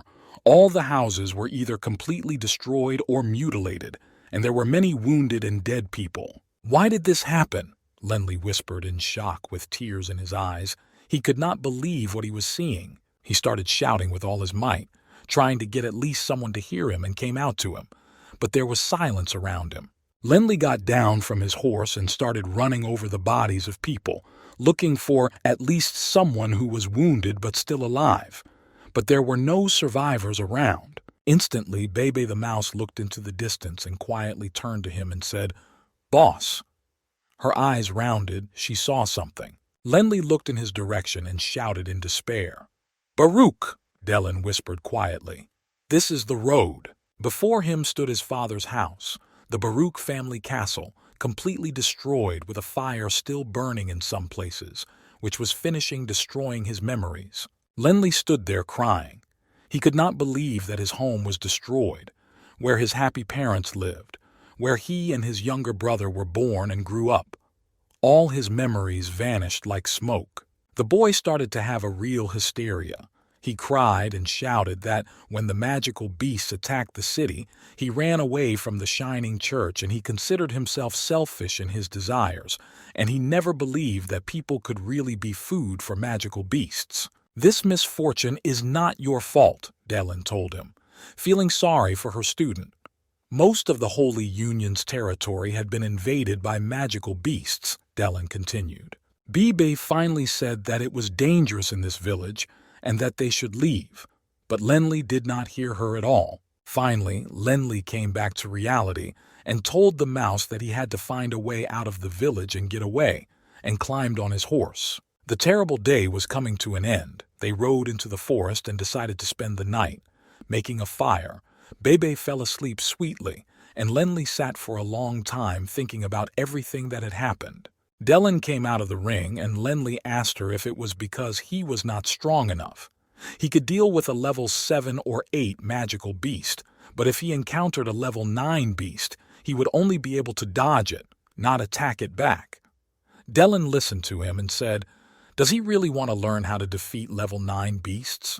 Before he learnt to dragonize, he had 7th level strength, and after he learnt to dragonize, his strength rose to 9th level when he reached 8th level. After dragonizing, his strength would be above 9th level. But now, Dealing said, "You're strong enough to defeat a level 9 beast, I believe," Dellen finished. Lenli listened to her in surprise and asked if she had a plan. The girl mentally said a spell and her hands began to glow, as if she was thinking of something. Then she quickly rose into the air, holding a sword in one hand and a flexible blade in the other. Lenli stared and asked if it was really a model of the purple blood flexible blade and the big sword. "That's right. Now watch carefully, Lenli. I'll show you," Dellen said loudly and calmly, and she struck the two stones with the sword and blade with a bang. Lenli watched carefully as one stone split in two, and the other one, it shattered into thousands of tiny pieces, and the shockwave sent the boy crashing to the ground. "He's completely destroyed!" exclaimed the amazed Lenli. "That's right," Dellen smiled at him. She went on to explain that heavy weapons release the strength of their wielder and the power of their strikes. Even if the weapon weighs a ton, it will not affect the speed of a ninth-level warrior. Lenli finally understood and replied that he would have to look for a heavier weapon and sat back down to think about it. Suddenly, Baby the mouse jumped up and started shouting "squeal" as she peered into the trees. All three of them peered cautiously into the darkness and saw something big with red eyes standing there looking back at them. On closer inspection, they all panicked and saw that it was a titanic black python, one of the most fearsome magical beasts. The python launched a purple pillar of magic from its mouth towards Lenli, and Baby just managed to shout at it to be careful. The snake released a strong poison along with the magic. It was its main weapon. But Lenli noticed this and shouted the spell "Purple Blood" and took out a flexible blade that activated. As he got close, he began to attack the python with the flexible blade, and the python kept roaring and dodging him. The guy shouted in surprise to Dellen, "Why doesn't the purple blood work as it should?" And the girl explained that a python like that was like a military machine. Lenli didn't understand what she meant. Suddenly, the python launched the purple pillar again, and the boy began to attack without speaking. The titanic black python is a dark aggro beast, and its defenses are very strong. "You have to watch out for clicks," Dellen exclaimed. Lenli whispered softly to Baby, "Are you ready?" He had his own plans for this python. The mouse shouted back that she was always ready, and Lenli began the process of dragonization. Once he had transformed into a dragon, Lenli activated his purple blade and got close to the dragon's face and stabbed it between the eyes with all his might. But his blow was like a nut on the forehead, and the boy shouted to Dellen that the python's defenses were very strong and nothing worked. Dellen shouted back to him that he should think carefully and find a way to kill him. But the python got very angry and started to attack Lenli with all his might. Bebe could hardly dodge his jaws, and Lenli decided to run away. "Bibi, hold on to my cloak," Lenli told the mouse, and he shouted a spell of air to get up into the air. He quickly took off from the ground and flew, with Baby hanging on to his cloak. His speed was enough to move instantly to another part of the forest, leaving the angry and confused black python behind. But as Lenli was taking off, the power of magic still hit the snake with a painful shock, stunning it for a while. Bibi was very frightened because she thought the python was going to eat her. Lenli smiled at her and told her that she was so small that she would not get stuck in his teeth. Meanwhile, Dellen looked at the boy and wondered why nothing had worked. She thought it was because of her. Suddenly she said she heard something. On the lawn next to them was a part of the surviving royal cavalry with their horses. The soldiers were resting. A red flag with a familiar symbol was flying next to them. Lenli looked at the flag and whispered that the soldiers looked like cavalry commanders. He looked at the banner again and said louder, saying that it looked like Clyde's cavalry. Dellen still had her doubts. Then they heard one of the soldiers approach the man in the hat and say, "Your lordship, your water." Lenli finally remembered it was Clyde's second son, Shaq. Indeed, it was the youngest son of the king, dressed in royal clothes. Dellen said that it looked like the king was separated from his family, and they were all fleeing the city in different directions. But if they met Shaq, it meant they were going in the right direction. Lenli started to twist Clyde's ring on his finger and said he had an idea, but Shaq must not know that Lenli tried to kill him. Dellen whispered in surprise, "Is he really going to—" "I'll try," Lenli interrupted her firmly. And the boy came out of the bushes and into the clearing, saying, "Your Highness." Shaq turned to him in surprise, not expecting to meet anyone, but he was filled with fear. The guards rushed to Lenli and said, "Stop! Don't panic! It's Lord Lenli!" King Shark ordered the guards with his hands in the air. He rushed to Lenli and hugged him, saying that he was very happy to see him here and that Lenli was fine. Shark asked him that it looked like Lenli was also under attack, and then apologized for Feng Lai being attacked so quickly, and asked him not to blame his father for not being able to protect him. Lenli cryptically replied that he was not offended. The events had indeed happened suddenly. He then asked Shark if the king had also left the city, and where had they agreed to meet. Dellen, who had been listening to the whole dialogue, didn't even breathe. She knew that Lenli was taking a very big risk for revenge. But Shark shook his head sadly and said that, in truth, both cities in which he and his father had agreed to meet were quickly destroyed by monsters. It was clear that he was crushed by these events. When we arrived, we could only watch these monsters from the mountain range destroying our city right in front of our eyes, and we were afraid to come closer. Then we all decided to go north, to a safer town, and then we would contact our father, Shark said sadly.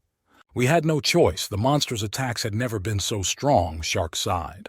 Dellen was also listening attentively to his story, and she whispered quietly to Lenli that this meant that Shark and the king had not decided where to meet and had simply decided to go north, which meant that there were many options for where they could meet.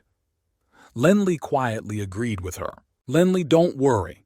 By the time we all reach somewhere north, my father will have shown up, so I suggest you come with us, because we have more people, Shark said to Lenli. Suddenly they all heard the terrible sounds of a battle taking place somewhere across the road. Shark saw something incredible roaring and scattering the warriors around. Dellen whispered quietly that it looked like a monster. One of the warriors quickly reported to Shark that there was a group of cavalry ahead of them, and they were holding off the attack and needed to. Shark interrupted him and sharply ordered the soldiers to continue to hold back. They would come anyway. Lenli looked at him with square eyes. The warrior saluted and ran off to deliver the order. Shark turned around and looked at Lenli's face, and with a calm face asked him what he was thinking. Lenli quickly put his hand over Baby's mouth because she was about to scream madness, and thought that this Shark had no compassion. He was calmly sacrificing people for his own safety, and he had no regrets. Ahead of them, a huge six-eyed lion could already be seen burning all the remnants of the cavalry with fire. Their strengths were far from equal, and so Shark's decision looked wild. "We can't take it anymore. Save yourself, your highness," shouted a handful of warriors who heroically defended their master, realizing that this was their last battle. The king, who was riding fast on his horse, threw them the words, "Keep the line," and calmly continued his journey. Lenli walked alongside and was deeply shocked by the situation. Suddenly, they all heard some strange male cries, and a moment later they all saw that another six-eyed lion was attacking someone, but because of the fire, they could not see who it was. The man was screaming in a voice that was not his own, heroically resisting the terrible beast. Shark looked closely and recognized him. It was Prince Louis, and Shark's guard prepared to take the fight, and he ordered them to go forward and rescue the prince. Lenli looked at him in surprise, thinking that Shark didn't want to go, so why was he so insistent and always doing the opposite? Bibe whispered quietly. "Do they have to go there to save the poor people?" "I don't know what Shark is going to do, so let's just follow him," Lenli answered her quietly. Shark's cavalry was engaged in an unequal battle with the six-eyed lion. Everything was on fire so that none of the soldiers could be seen. Only their desperate cries could be heard. Lenli, watching and listening to all this, could not stand this savagery, shouted the spell of the wind element, and quickly and decisively rose into the air. And then he fought with the six-eyed lion flying into the fire. He began to attack the lion with his purple blade, striking it again and again with determination. And using his maneuverability, he managed to attack the lion in all parts of its huge body. After some time of incredible attacks, the six-eyed lion fell to the ground with a roar, dead. His battle was lost. Lenli was once again victorious over a level 9 magical beast. His plan had worked again. Prince Louis looked at the dead lion and at Lenli, terrified, torn and incredibly frightened, tears rolling down his cheeks. A gray-haired man from the remnants of the cavalry rushed over to him, asking if he was all right. Louis could barely stand up on trembling legs and assured him that everything was fine. Suddenly, a strange bag fell at the prince's feet and Lenli wanted to pick it up. But Prince Louis threw his whole body towards the bag and began to close it, saying that he would do everything himself, which looked quite strange. He was so excited at that moment that Dellen thought that this sack was not simple and quite heavy, because the ground cracked under it and the prince was behaving strangely. Meanwhile, Prince Jacques' cavalry had killed the other lower-level beasts, so they were successful. Prince Louis was still in shock and shouted that everyone had come just in time. A few more seconds and he would have been killed by that lion. The gray-haired warrior bowed and thanked them as well, adding that this lion was not easy to defeat and that Lenli had only used a broken sword. Lenli was embarrassed and quietly replied that nothing had happened. Finally, Jacques arrived and rushed to Prince Louis, who was worried. He said that he had noticed the prince's cavalry surrounded by beasts, but he did not know that it was Louis's soldiers who were fighting, and if he had changed his pace, he would have helped them, and their losses would have been less. Prince Louis rushed to Jacques in hysterics, thanking him for his help and rescue. Jacques replied that it was too early to rejoice, that these magical beasts were all around them and that they all had to go on together as a single army. He added that he had noticed that Prince Louis had lost more than half of his cavalry, and if he went alone without it, he would easily become prey for the beasts. Prince Louis panicked again. Suddenly he began to behave strangely and told Jacques that he was very grateful, but they needed to do some searching before they could leave together. He was saying some incomprehensible things in the middle of the forest, and Jacques looked suspiciously in his direction. Then he looked back to Lenli and whispered quietly, asking if he had seen anything. Lenli could not understand what Jacques was referring to and asked again. Jacques whispered quietly to him that he meant treasures, because Prince Louis was from the kingdom of Manhwa, and when he ran away, he most likely took the king's treasures with him. And pointing to Louis, he added that their luggage was huge and most likely full of treasures. Then he came closer to Lenli and began to talk about how Lenli had saved Louis and would be trusted, so it would be very easy to defeat them. And if Lenli helped Jacques, when they arrived in the kingdom of Manhwa, Jacques would give him 20% of Louis's treasure. Lenli did not expect to hear this from him. He was amazed and thought that Jacques had saved his cousin for profit. Dellen sarcastically added that the apple doesn't fall far from the tree. While Lenli was fighting the lion, Baby the mouse remained on the horse, holding the reins and did not know what to do. Then she came up with a brilliant idea that she was now the owner of this lovely horse and would ride it proudly. She pulled the reins and the horse started running madly in a circle, trying to throw off the damn mouse. But Baby, not realizing that the horse was not happy with her, shouted at Lenli to teach her to ride as soon as possible. She had her own entertainment and preferences. Finally, everyone gathered together and the troop, replenished with Louis's soldiers, went north again. Dellen flew quietly beside Lenelli and whispered that Jacques had no idea how much Lenelli hated King Clyde. He probably thought that Lenelli would obey him as a subject, and that was why he had offered to rob Louis. "Will you help Jacques?" she asked Lenli. The guy kept walking and listening to her in silence, and at the end of her monologue he replied that he didn't know yet and would see what happened. After a while, they all stopped at a large clearing and decided to stay overnight until the morning. Everyone was sleeping except for Lenli, who could not get to sleep, thinking about what he should do in the situation of the robbery. Lenli was lying in a tree as usual. He always thought it was the safest place to sleep, and Bebe was by his side like a faithful guard. A stranger was sneaking up on their tree. Lenli woke up from the rustling of the grass and watched him in surprise. The stranger said quietly, "It's me." It was Prince Jacques. He told Lenli that Prince Louis and his soldiers were asleep, and that if Lenli used his earth thorn spell, it would probably surprise them. Lenli climbed down from the tree with a flourish. Dellen hissed at him in surprise, asking if he was really going to help these people. He replied that when monsters were raging around and instead of helping his kingdom's people, Louis had taken off with all the kingdom's treasures, which meant that he was nothing more than a pile of garbage. To which Dellen replied that now that she thought about it, The soldiers from Wushan were not stronger than the cavalry, but they fought to the last, and Lenli was of the same blood. And Lenli did indeed cast a 7th-level spell, shouting Field of Earth Thorns, and the ground began to crack under his feet with a terrible roar. Luis's cavalry was surrounded by thorns, and the men screamed as thorns began to come out of the ground between them. There were hundreds of them, hard as stone and tall as trees and sharp as knives. After a while, some of the cavalry fell through the cracks in the ground, and some were killed by the thorns. Sheikh watched with satisfaction. He was not a great mind, but he was greedy for money. He exclaimed that the magic of the land of Lenli was very powerful. Louis, seeing what had happened to his guards, screamed in panic as if he were being cut. "What's going on here?" He rushed to Lenli and Shaq. A gray-haired soldier was running after him, asking him who had attacked this time.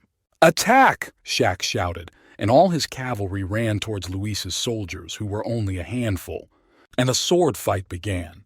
The warriors fought each other, but Shaq's men outnumbered them. After about 10 minutes, all of Luis's soldiers were defeated in a terrible and bloody battle. Luis finally realized that it was Shaq who had done it and shouted to him, "Is it really him?"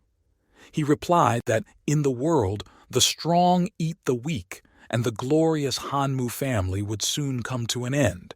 He was pleased with the result of his adventure. "You bastard, Shaq!" Luis shouted at him, furious and powerless. Shaq came up to him and grabbed him by the waist and hissed at him to give up his treasure, and maybe then he would let him live. By some miracle, Luis wriggled out of Shaq's grasp and ran to his gray-haired warrior, thinking that nothing good was going to happen to him, and that in any case, the treasure of the 7 Hanmu was not in Shaq's hands. The gray-haired warrior was still fighting the enemy on the battlefield. When Luis reached him, he shouted that he was the strongest of all the survivors and handed him the pouch that had been falling backwards, saying that it was the most valuable treasure of the 7 Hanmu and that it could not fall into Sheikh's hands.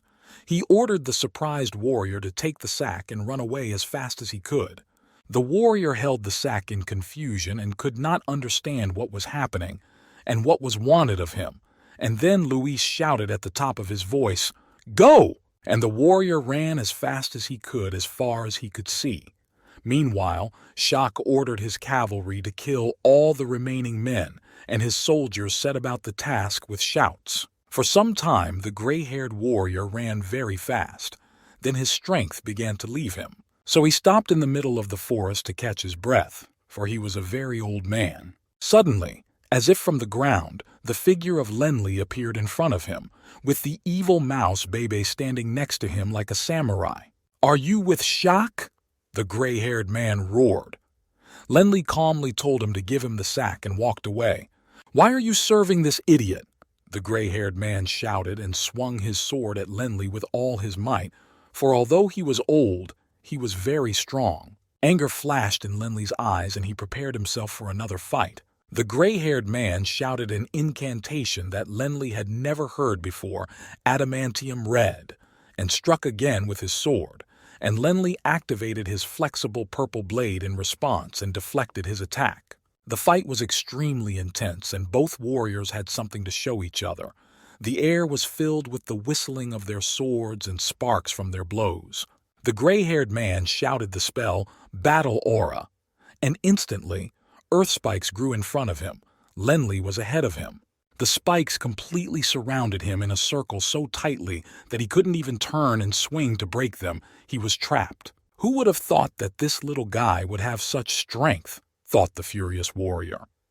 Meanwhile, Lenli picked up the sack, and with the words, "I got what I wanted, you are free," and Lenli walked away merrily. The gray-haired warrior stood as if in a prison of thorns and screamed in helplessness, and suddenly Lenli heard an arrow whistle, and he looked back and saw that it was flying straight into his heart. It was the arrow of Shaq, who had appeared nearby and had slyly launched it. He came up to Lenli and told him that he had killed the warrior in time, and now Lenli could choose any treasure for his help. Lenli picked up the bag and said that he wanted to take it. Shaq looked at him with puzzlement, but thought that the sack was small and there would be few treasures in it, so he agreed. They returned to the place where they had spent the night, and Shak ordered his soldiers to gather all the treasure and get ready to continue on. Lenli got on his horse and rode along with Baby the mouse to look at the mysterious sack, not understanding what was so valuable in it. When he opened the bag, he saw a red box with jade, which was not a very valuable stone for him. Dellen was also looking at the contents of the sack with interest, and suddenly she started screaming, because under the box was a square, black, shiny ingot of adamantium ore. "What's wrong, Dellen?" Lenli asked the girl, frightened. He had never seen her react like this to anything before. "This can't exist in the human dimension. I can't believe it's here." Dellen screamed like a mad woman. Lenli started to think and remembered that even the gods cannot destroy the adamantium stone. That's right. And this stone is bigger than a palm. It's much more valuable than all the crystals of magical beasts. If it is added to a weapon, even a saint-level warrior cannot destroy such a weapon. Dellen's excitement was overwhelming. Lenli also stood there amazed. Looking at the perfect square of stone, he asked Dellen, "If this is the case, can he use adamantium to create a heavy sword?" "Of course you can, but heavy swords are too big, and so you'll need more materials. Adamantium ore is very difficult to melt, so you'll need an extraordinary smith," Dellen explained. "Yes, you're right. I guess we'll have to find another way," said Lenli thoughtfully. After a while, Shak's cavalry, along with Lenli and his team, arrived at the gates of the city. It was the city of Hess, a small, cozy town in the north of the kingdom. Shak told Lenli that it looked like the kingdom of Hess had not yet fallen, and they would finally be able to rest here, and invited him to stay. Lenli thought to himself that it was very likely that the Shining Church would not give him a chance anymore. But he asked Shak if King Clyde had reached Hesse yet. He replied that it would take my father longer, about 2 or 3 days, to get here. "Then I will have time to finish some of my business, and since the king is not here yet, I will not disturb you," Lenli replied. Shak was surprised by this answer. Lenli told Baby, the mouse, to secretly follow Shak, and if the king's men came, to use telepathy to tell him. Baby heroically agreed, and the boy went to the city, with Dellen flying alongside him and saying that this time they would wait for King Clyde's move, and then she asked the boy what he was up to. Without answering, Lenli walked over to a men's clothing store and started looking at everything. He chose a beautiful men's suit and a hat, paid 500 gold pieces, and left the shop, leaving the seller in shock, who could not believe his eyes when he counted out such a pile of money. Having changed into his suit back at the shop, Lenli stood outside and admired himself. Dellen liked the way he looked and finally guessed that Lenli wanted to be inconspicuous in this so that he could be ready to defeat Clyde. "And so that I can make a cool weapon, Master Dellen," added Lenli happily. So they went around the city looking for a forge, and after a while they came across one with a girl working in front of it. Lenli went into the forge and began to look at the finished products on the walls. The girl was looking at the handsome boy with interest. "What kind of weapon do you want to buy from us?" she finally dared to ask Lenli, and bowed politely. Lenli pulled his hat up over his eyes to be unrecognizable and asked her who was the best gunsmith in the town. "Master Corby is the best in town," the girl replied cheerfully. "He is the best, and he works for us. There is no weapon he cannot make," she continued. Meanwhile, Lenli took down a huge sword from the wall and carefully examined how it was made. The girl was shocked to think that this stranger could hold such a huge sword with only one hand. Lenli asked to call the blacksmith. He had an order for him. The girl replied that Master Corby was usually not in the shop. She told him to follow her and led him somewhere through the labyrinths. Lenli walked silently and looked at the forge's jungle with interest because he had never seen such labyrinths before. After about 5 minutes, they came to a room where a blacksmith was sitting and sharpening a sword. The girl turned to him and said, "Master Corby, a wizard would like to speak to you." It was Master Blacksmith Corby, a bald old man with a long white beard and glasses. "Okay, go back to the shop," he told the girl and turned to the guest. "Young man, my prices for weapons are very high. If you want me to forge a weapon for you, you will need at least 10,000 gold pieces," said Corby to Lenli. Lenli agreed and said he had the material for a weapon. The old man looked at him in surprise. "What kind of material can you give me, boy?" Corby asked him. "Adamantium," Lenli answered him loudly and confidently. "Did you say adamantium?" the blacksmith exclaimed, frightened and surprised, and it was clear that Lenli's answer had shocked him. "That's right, I want to use it to create my weapon. Can you do that?" Corby gasped and replied that he could not melt adamantium ore. Lenli thought that no one could do it. Then the blacksmith asked him compassionately if he could at least look at the adamantium ore, and if he could see it at least once, he would be happy for the rest of his life. Lenli silently took out the stone and showed it to the blacksmith Corby. A purple glow filled the entire forge. "My God, it's beautiful!" Corby exclaimed, dumbfounded. Lenli asked him again if he knew anyone who could melt it down. His grandfather explained that as far as he knew, the masters of the Shining Church were highly skilled blacksmiths and weaponsmiths, and that over the course of its long existence the church had to develop the technology of adamantium melting, and that masters from the Dark Alliance and the Four Empires also possessed these techniques.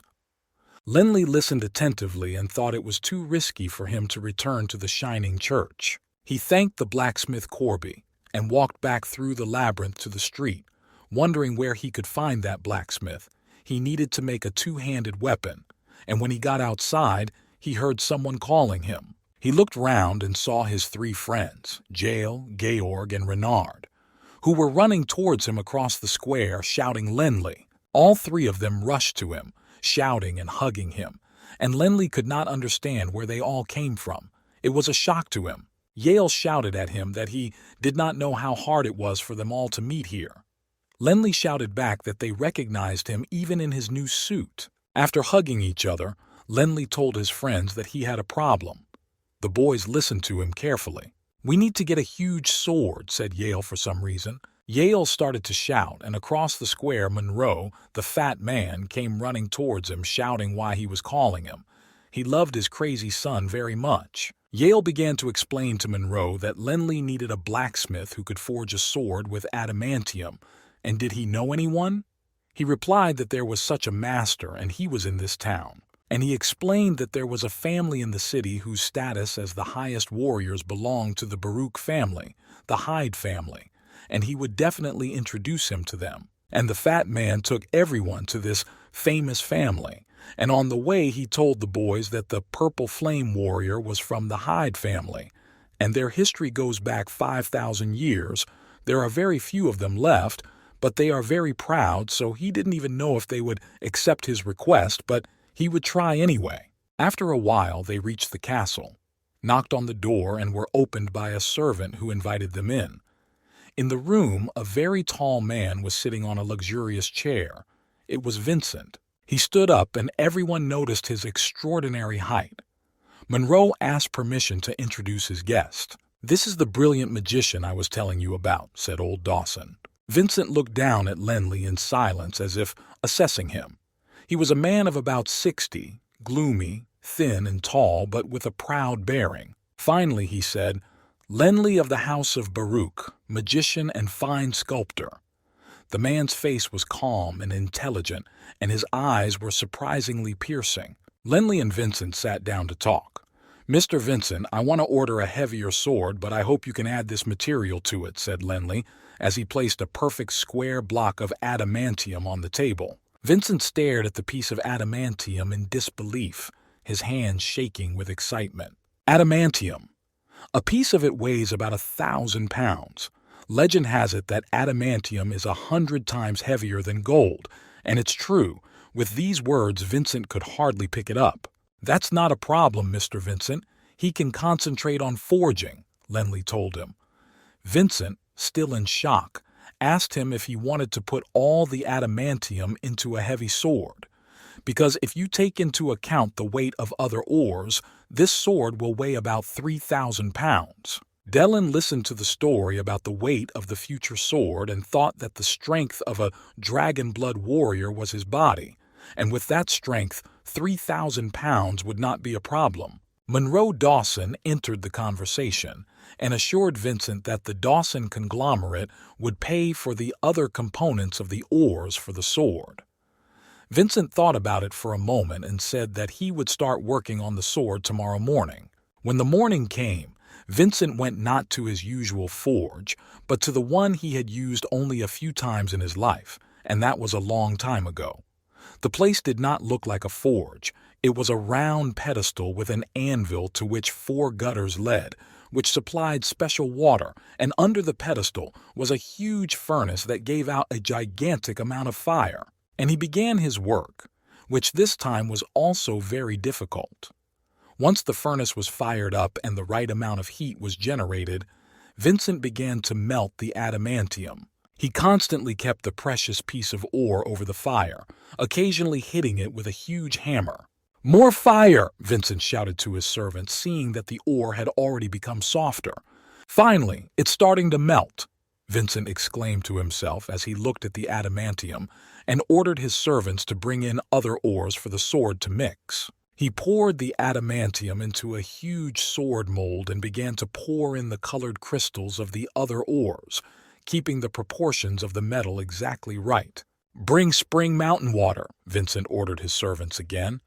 And 4 streams of crystal-clear mountain water rushed out of the gutters to cool the metal. After the water was poured into the mold, Vincent saw the silhouette of a heavy sword. It was glowing. The sword was ready, and Vincent happily picked it up and raised it above his head. "It is complete!" And he laughed out loud, echoing. Never before had Vincent been so excited and happy with the results of his work. "This is my best creation yet," Vincent shouted again. The sword weighed 3,000 pounds, and Vincent used the power of a purple flame warrior to hold it. He still held the yogi in his hands and looked at him from all sides, laughing with pleasure. Suddenly, Vincent lifted it above his head to look at it once again in the sunlight. Suddenly, a bolt of lightning that came from nowhere struck the sword, charging it with thousands of neurons of energy.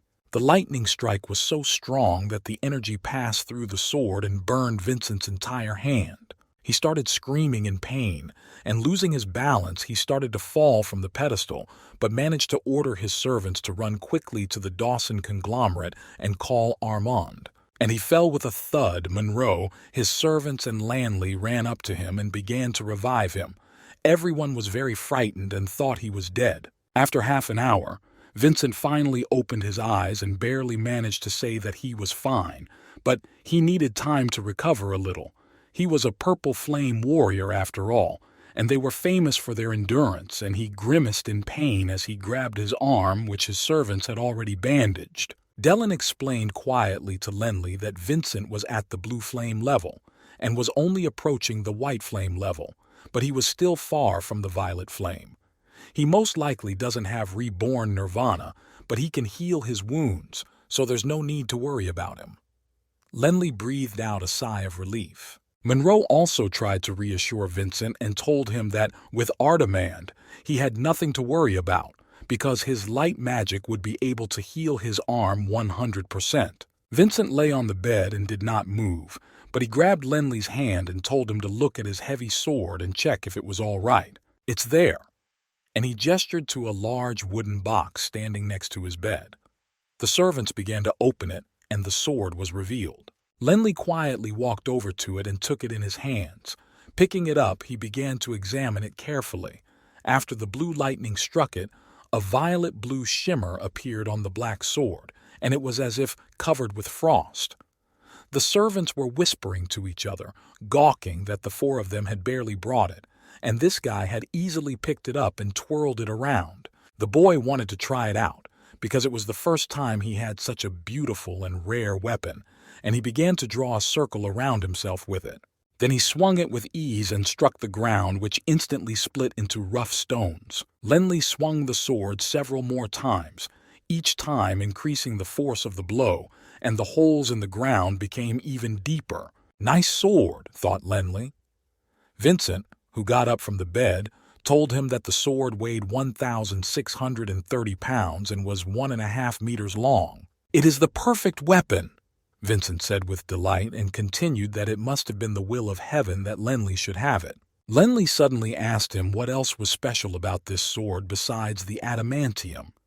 He wanted to know all the properties of his new toy, and he explained to him that the most difficult thing about making it from adamantium was to unlock its maximum potential, because all the latest metal impurities are inferior to it in everything.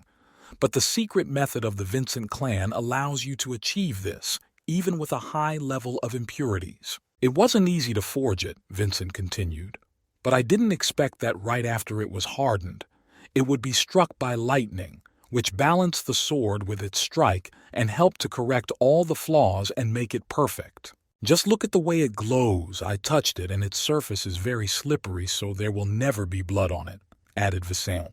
Lenli was delighted with the big sword and thanked Vincent for his work and shook his hand with a smile. He hung it on his back and went to the boys who had been waiting for him outside all this time. The boys rushed over to him to look at his new weapon, saying how huge and beautiful it was. At that moment, Lenli was very happy that one of his dreams had come true, and so quickly. The boys twirled the great sword and looked at it with delight from all sides, Yale constantly shouting that it was a sword from adamantium itself. The sword itself was as big as they were tall. And then Yale had a brilliant idea. He wanted to pick up the big sword and grab the handle and started pulling it everywhere. Georg noticed that he was not light for him and recommended to leave him alone. But Yale stubbornly tried to lift it, shaking it in all directions and trying to lift it. Yale overestimated his abilities and fell to the ground, with the sword pressed down on top of him with all his weight. The boys began to laugh at him, and Yale shouted, "Help!" until Lenli came to him and took hold of the sword's handle. With one hand, the thief easily lifted it and put it away, while Yale screamed that it was so heavy and thanked Lenli for his help. The boys around him laughed at Yale's heroism. Georg asked Lenli if he had named his sword. Reynold suggested that he should call it Heavenly Thunder because it had been struck by lightning. Yale started laughing and said that was bullshit, and suggested that they call it His Highness Lightning. Georg replied that this was also bullshit. He suggested calling it the Bladeless Sword because it doesn't need to be sharpened. Bladeless? Lenli asked him again and thought about it. His new sword stood on its own at the thin end, but because of its balance it didn't even fall, and Lenli looked at it and didn't say anything. "Okay, it's a good name. Let it be," Lenli finally answered and hugged his new metal friend.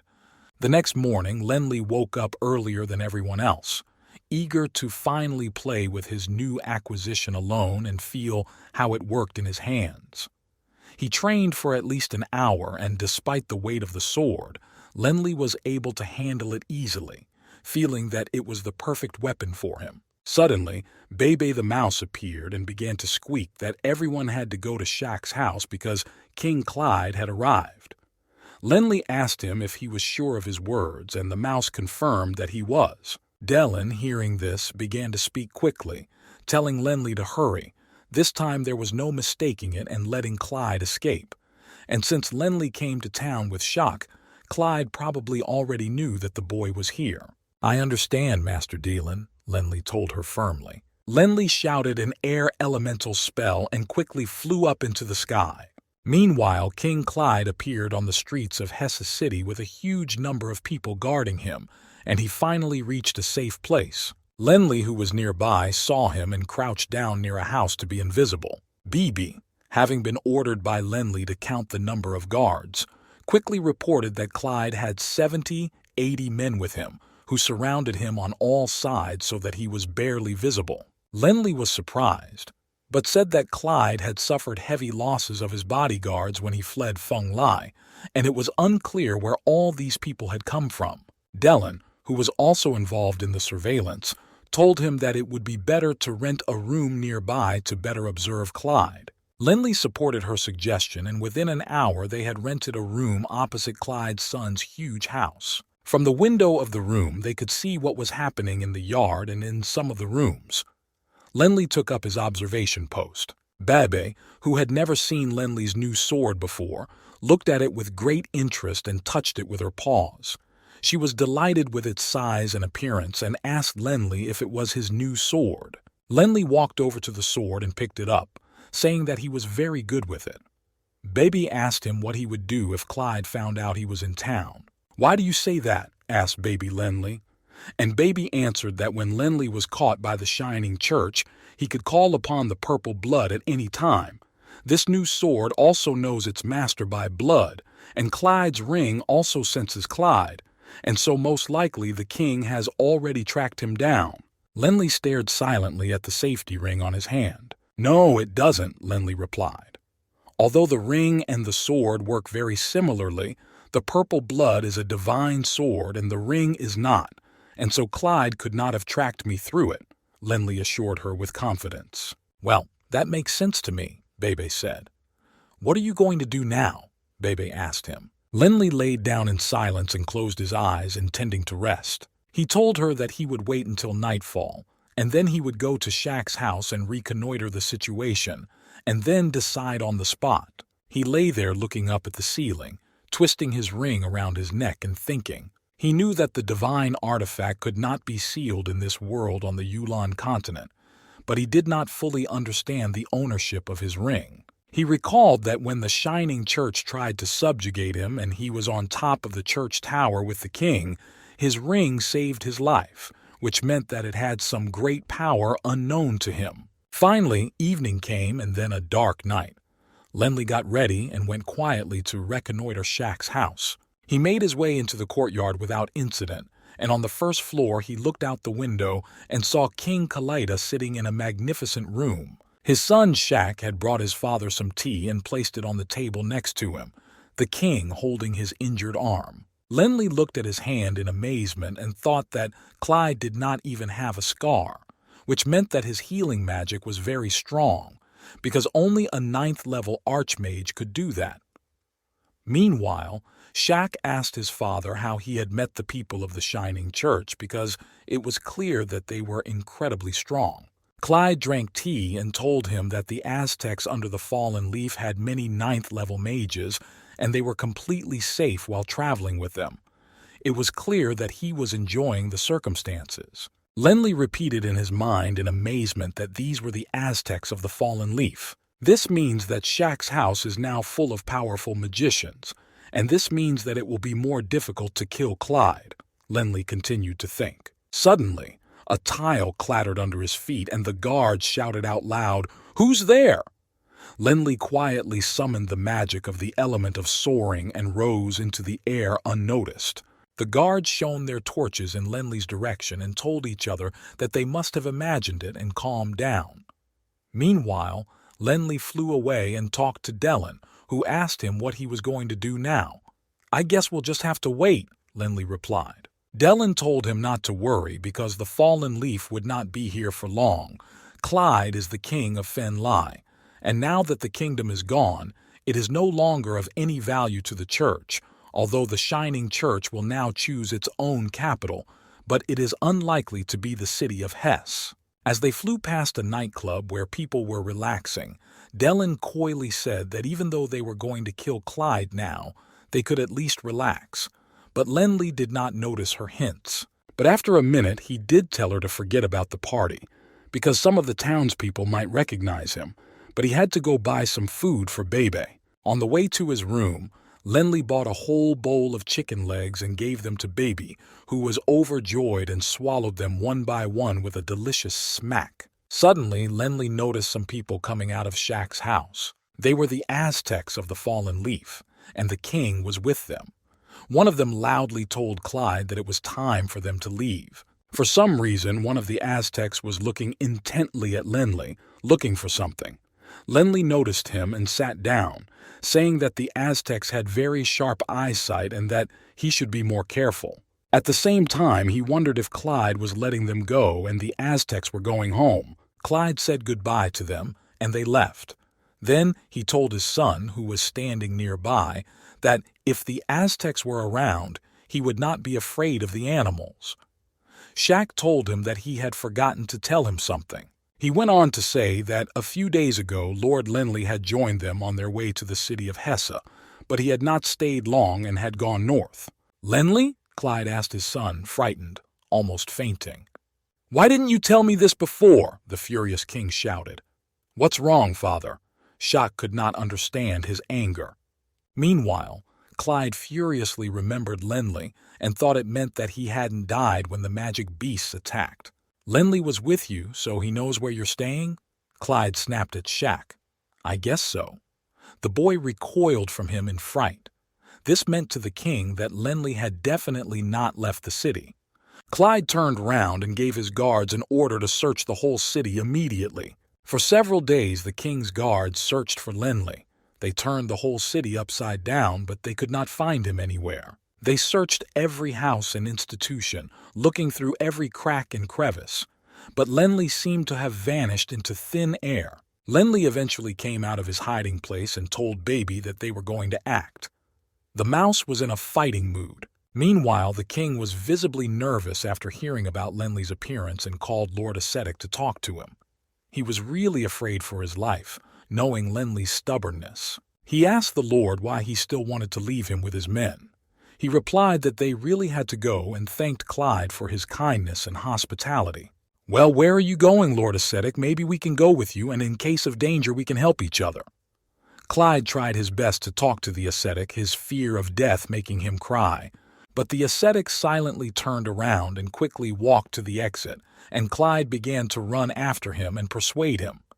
But the ascetic jumped on his horse and asked in surprise if the king was chasing him or if he was imagining things. He added that they were the Shining Church, not the king's guards, and did not have to answer to Clyde, and set off. "Curses! What a curse on my head!" shouted the furious king. Meanwhile, one of the guards came up to him to report. He reported that they had searched the whole city but found no trace of Lenley, so he must be outside the city, and saluted the king. Shack still couldn't understand what had happened to his father and asked him again. Without explaining anything to his son, the king ordered him to gather all the people and leave through the back door. Shack stood there in amazement. Meanwhile, Clyde was furiously thinking that he was the only one who saw the true horror of Lenley's abilities.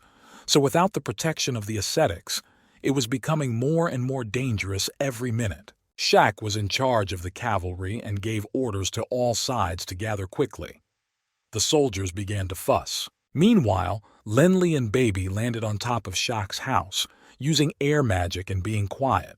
He began to quietly climb the stairs to the top of the tower. He told Baby that Shack must have told Clyde about him, and he guessed that Lenley was nearby.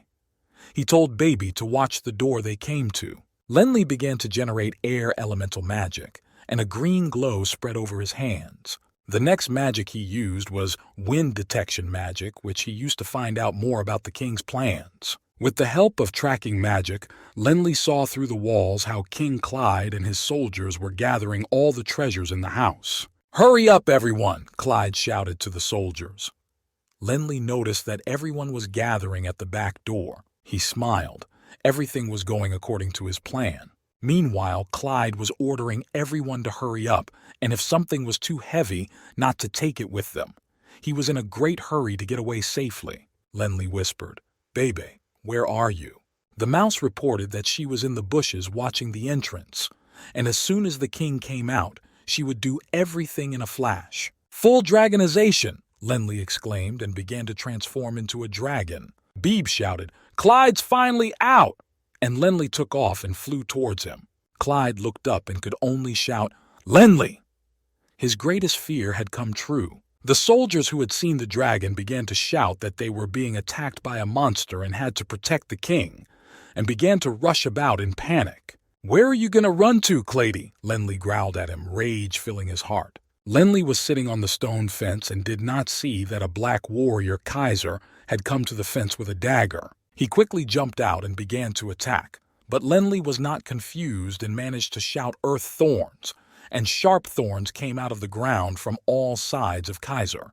"Kaiser, this time I won't let you attack me from behind," shouted an angry Lenley, remembering his previous defeat. The earthy thorns spread all over the yard and surrounded King Clyde, who was squealing like a pig in fright, and Lenley circled him like a kite. Thorns surrounded his whole body, but Clyde remained alive, standing with thorns cutting through his hat. Realizing that his time had come, he begged Lenley to let him go and began to cry. Clyde, don't ask me. You're going to die today, and I've decided there's only one choice left for you, Lenley shouted at him, holding the activated purple blade to his throat. Either you die now or you tell me who killed my mother, Lenley shouted even louder as he loomed over him. Meanwhile, Keezer was also aiming at Lenley, but Clyde told him to stop, because then everyone would die. I'll tell you, he replied to Lenley in tears, and he began to say that every year the Shining Church offers the Sovereign the purest souls of people. What did this have to do with my mother? Lenley shouted in his face. Her soul was very bright and pure, and she made everyone feel calm and happy, so I ordered Patterson to capture her. Clyde continued to say, tearfully recalling the image of Lenley's mother. On that day 12 years ago, he was walking along the wet streets of Feng Lai, and on that street Clyde saw Lenley's mother calmly going about her business. She was the kind of pure soul that the church needed to have a shining church, Clyde went on to explain, describing Mother Lenley. And so I ordered Patterson to capture her, and he did as I told him, along with the other soldiers.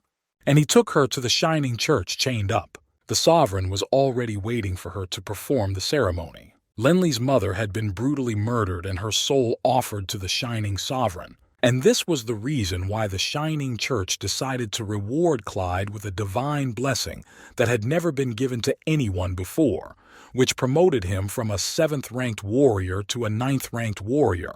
The Shining Church also gave him holy protection in the form of a magic scroll, Clyde explained to the boy. Did you just tell me the truth? Lenley shouted at him, pressing his dagger to the king's throat. Now you know everything and who your real enemy is. But with your powers, I'm not sure you can fight against the Shining Church. Think about it, Clyde answered him quietly.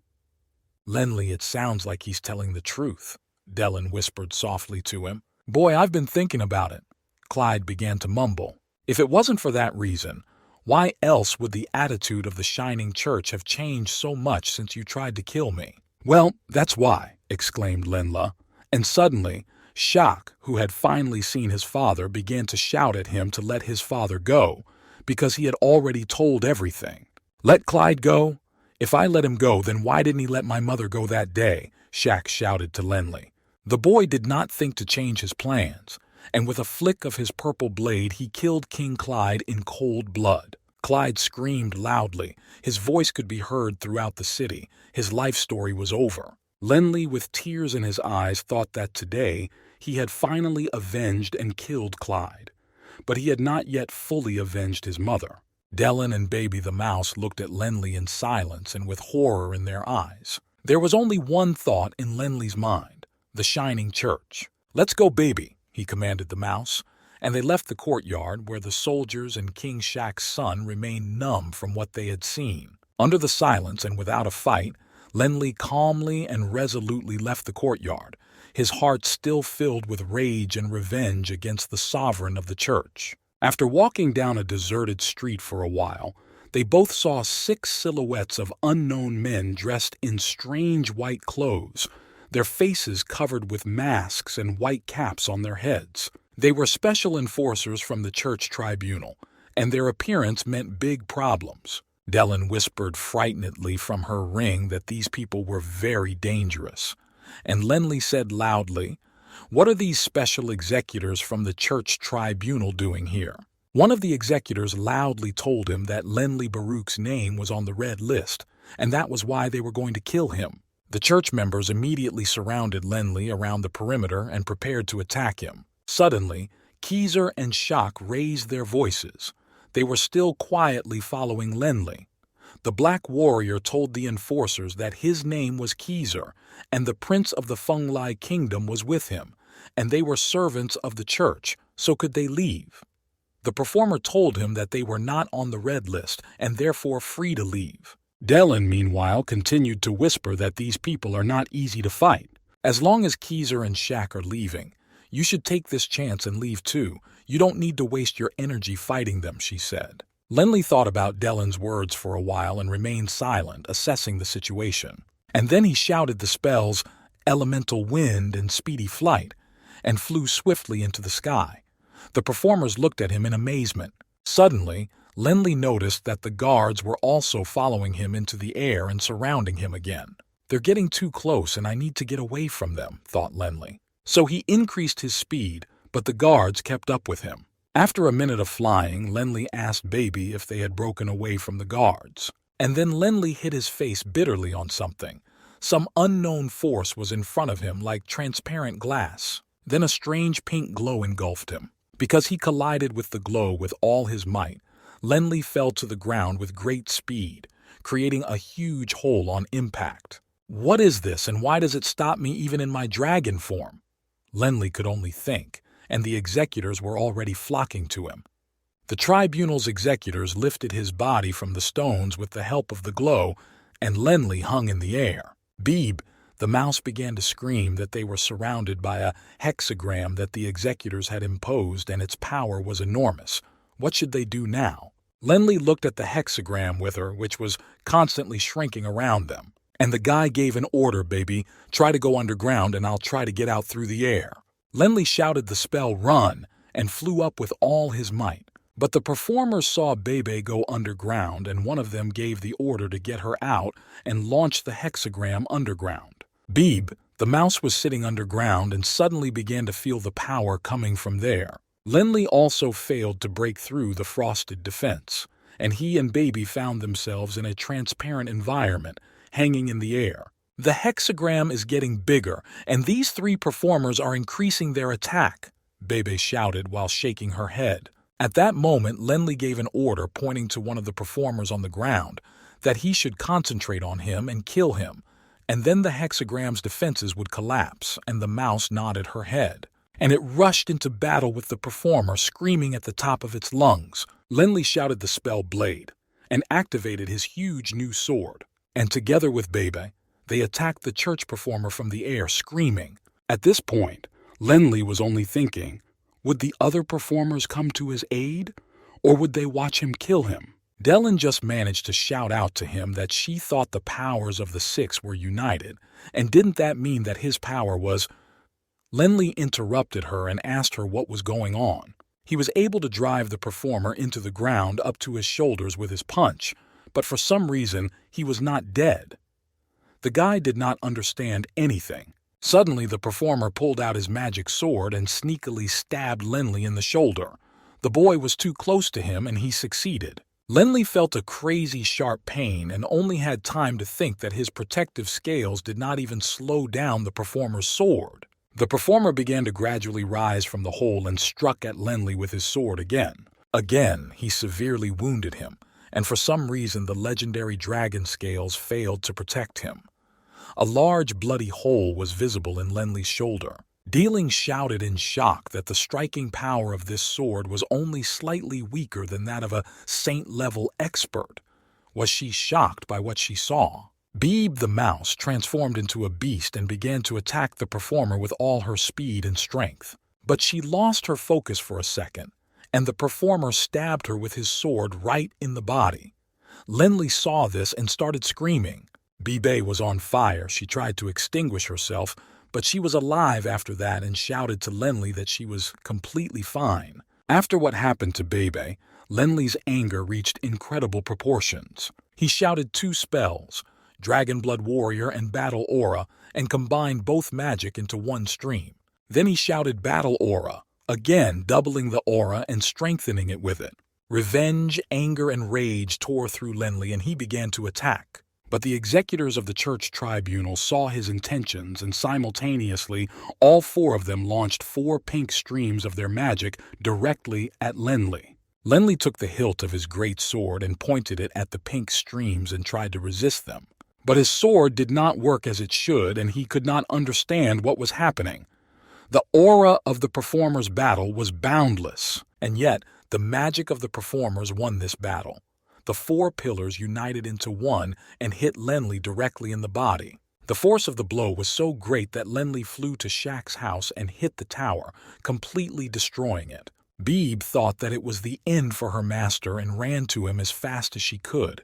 But as she approached, she saw that the dragon scales that covered Lenli began to fall off completely, and she screamed in fear. Dellen saw Lenli fall down in fear and screamed his name. The boy himself was lying among a pile of stones and showed no signs of life.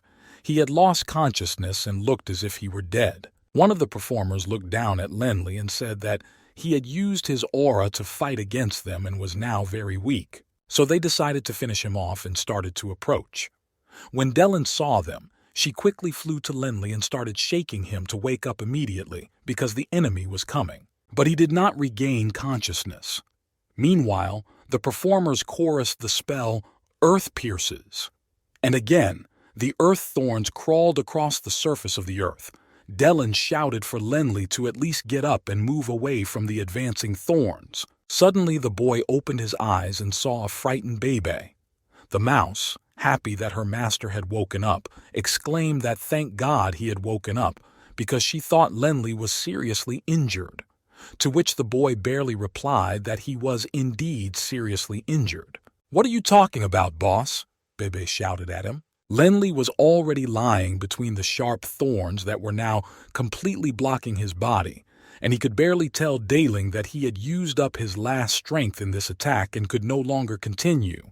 "Teacher Dellen, I have failed you," wheezed Lenli, who could not even move his arms. The performer hovering in the air above Lenli shouted that he was barely hanging on and ordered him to hit him with a single spell and finally kill him. Dellen heard this and couldn't let his favorite student get killed, so she made the most serious decision of her life and started accumulating the power of the earth element. Lenli looked at her and instantly understood everything, and shouted at her that if she did this, she would be exposed immediately. Dellen calmly told him that as she watched him grow up, she became proud of his success and even considered him a member of the family, and she swiftly took to the air, telling him that from now on he had to rely on himself. Lenli shouted her name and cried. The performers looked at the silhouette approaching them and asked each other who it was and why this stranger had such strong spiritual energy. Dellen shouted her first spell, Heavenly Meteor Shower, and directed her magic directly at the performers. And at that moment, huge meteors covered in flames began to fly from the sky. One of the performers shouted, "What is this? Skills of the highest saint level. It's not possible." But it was too late for them to do anything. The fiery meteorites struck the performers and they burned to ashes in an instant, with only their last screams echoing through the neighborhood. Jacques' house was completely destroyed by the force of the meteorite explosions. Dellen stood calmly and looked at what was finally over, and she said quietly, "It's finally over, and this is my power that I had 5,000 years ago." Dellen walked straight through the fire as if over an unburnable bump. "Master Dellen!" shouted Lenli, who had finally managed to get up.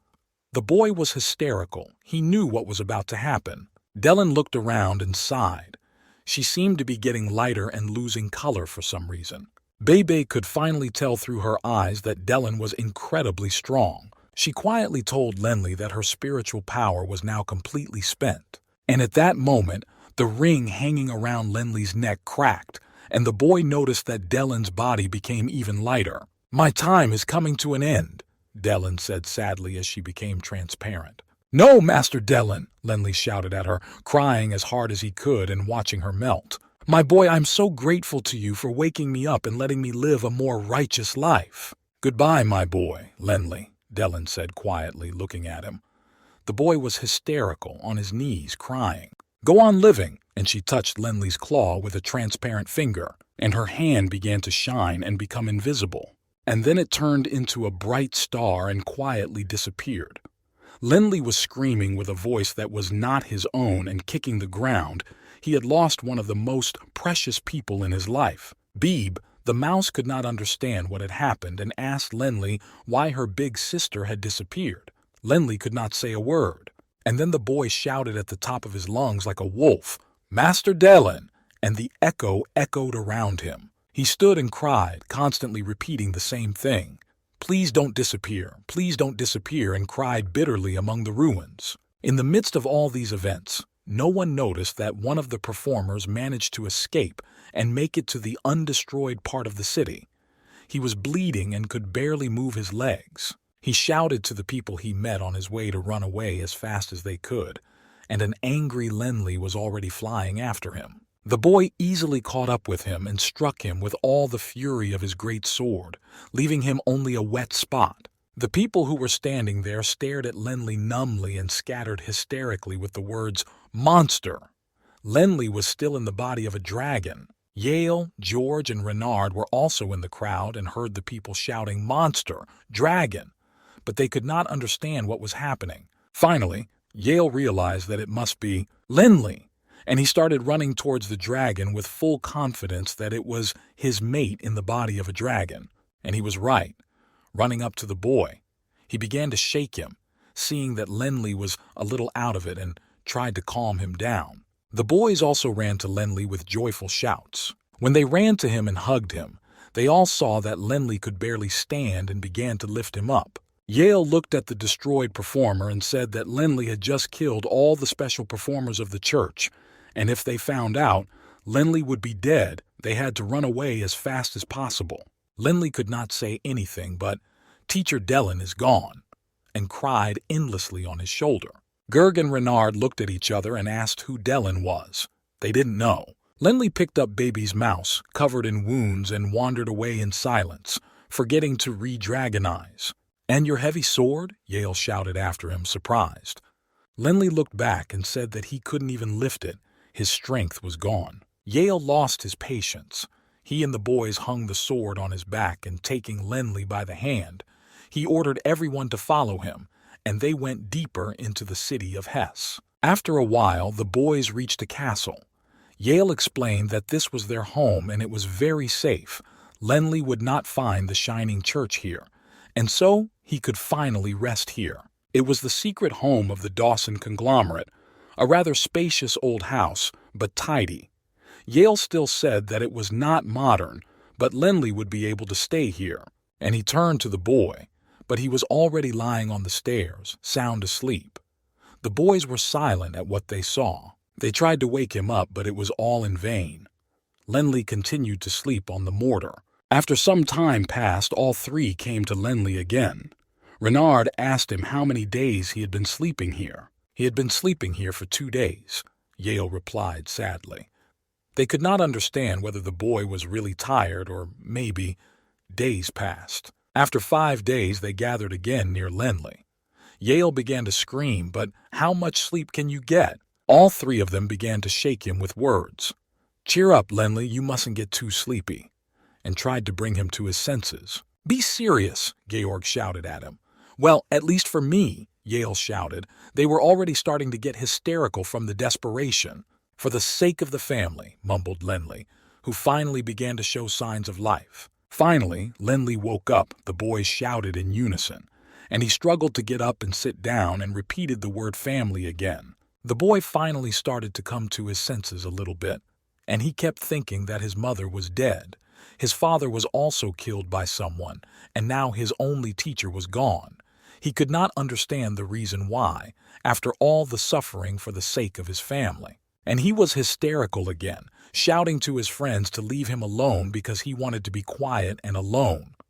Lenli's reaction shocked everyone. Yale was torn by his words, and he started shouting back at him that the longer he behaved like this, the more reasons they had not to leave him. He looked around at the other guys, and they were already running away in fear. "Well then, keep listening to your silence," Yale said, and ran away too. Lenli nervously dressed in his suit and went out with Baby the mouse to the yard. He took off his ring from his neck and held it in his hand, thinking that Teacher Dellen would always be wearing that ring and waiting in solitude, probably wanting him to talk to her more. The ring was silent. "But only during my magic will I be able to talk to her. If I had talked to her more before, it would have been much better." Lenli could not calm down. He looked at the ring and recalled the image of Dellen, how she looked, how she spoke, how she laughed. Sadness was tearing him apart from the inside out. Meanwhile, all three boys were in the yard on the other side of the house, and Yale looked carefully at the street and thought he saw his father. It was indeed Monroe Dawson who was running and shouting at him. His horse was running so fast that the fat man could barely keep up. Yale shouted at him in surprise. "What's wrong with his riding? This is no time for laughter. Something terrible is happening now. A huge horde of magical monsters is moving towards the city of Hess. Monroe shouted to him. It was clear that he was very scared. His father's fear was transmitted to Yale. Monroe continued to shout that the army of the city's warriors would not last long. Get ready, Yale. We are leaving right now. Quickly tell the maids to pack. George and Renard, who had also heard this, began to panic. They were very scared. But Lenley's condition, Yale shouted back. It doesn't matter, but we must leave Hess tonight, shouted old Dawson. A whole darkness of magical monsters was indeed approaching the outskirts of Hess City, burning and destroying everything in their path. Rows of soldiers were already lined up to defend the city. Yale ran into Lenley's room and started screaming, scared and anxious because he remembered the ruins of Feng Lai. The army of magical beasts has already broken through the border, and they all have to leave Hess City tonight. And you're still sitting here, mourning, Yale shouted like a madman. Are we leaving? I understand, Lenley answered him quietly. Renard, who had also run into Lenley's room, took him by the scruff of the neck and started shouting that he had always admired him and bragged about him to everyone. Why do you admire me? What is there to admire about you? Look at you now. What have you become? You tried to kill Clyde and you killed him. You killed the people of the Shining Church. Isn't that something to be admired? Renard continued to shout, trying to bring Lenley to his senses. It's because they wanted to kill me, Lenley answered him quietly. Why did they want to kill you? George, who had also run into the room, interrupted the conversation. Because the Shining Church killed my mother. George asked him in surprise if this was true and if he wanted revenge.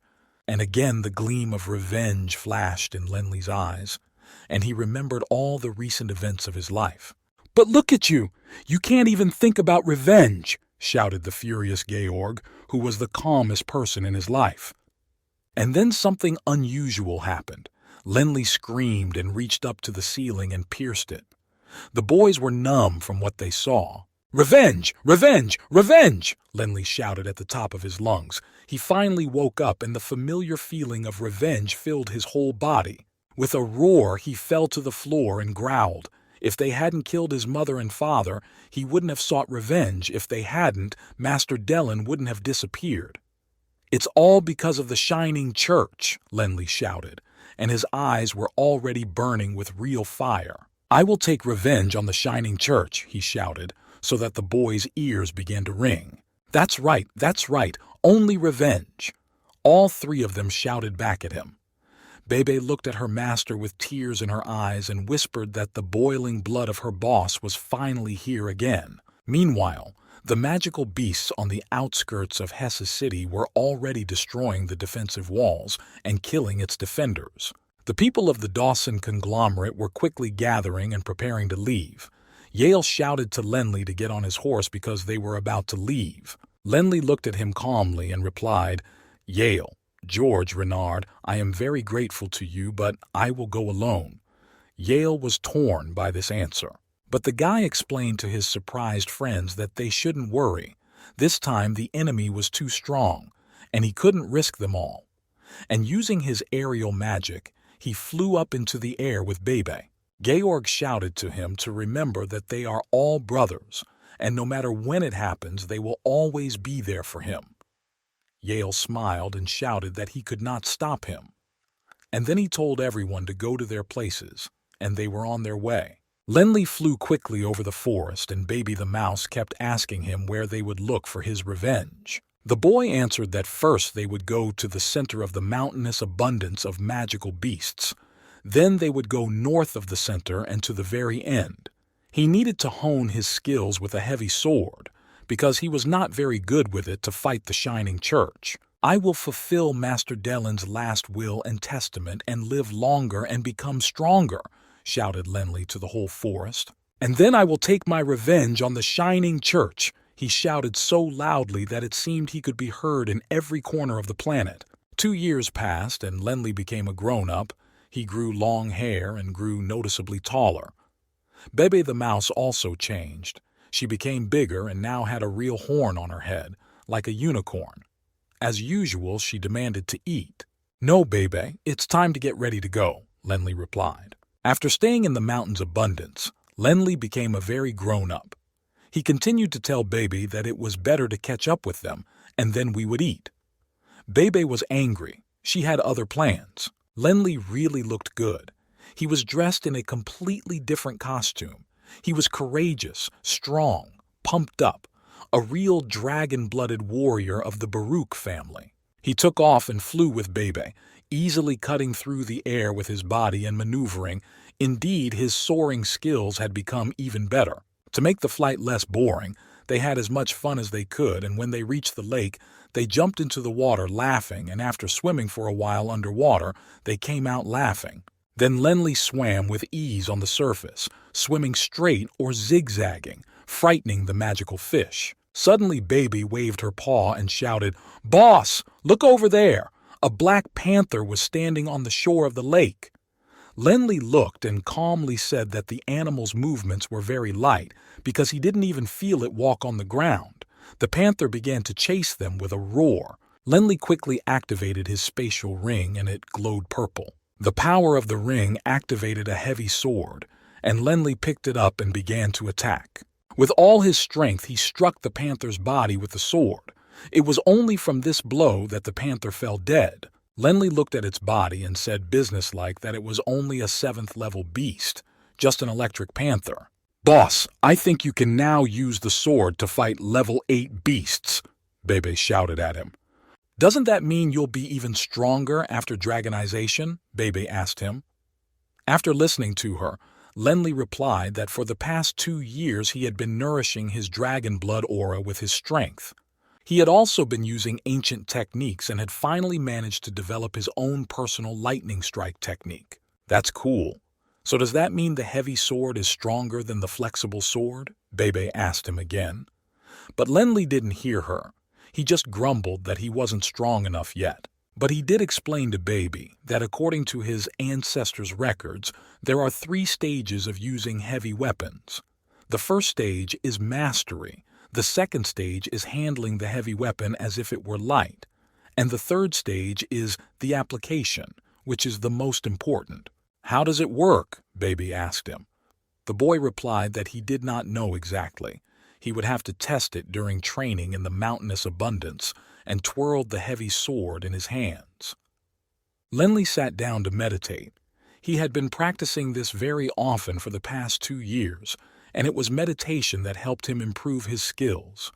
Bebe decided to get some sleep, but not before she noticed a new magical animal on the top of the mountain that looked like a striped hyena. Lenli was in deep meditation because he had defeated several Zeras during the day, so Bebe could not wake him up. So she decided to fight the monster herself. She transformed into a beast mouse and began to attack the hyena, hitting it once, twice, and Bebe was surprised to see that her attacks had no effect. "Didn't you even scratch it?" she shouted, and she flew off to attack again. Meanwhile, the hyena just took her with one paw and threw her away, and the mouse flew away on the grass, thinking that the animal was too strong. Lenli opened one eye and watched it struggle, then said that it was an earth wolf, not a magical beast. Its earth elemental construction was made up entirely of mage power and elemental essence, and it had no weaknesses. "Then how am I supposed to defeat it?" Bebe shouted. "Try a different attack," Lenli advised her and smiled. And Bebe screamed in a voice that wasn't her own and began to turn around in the air.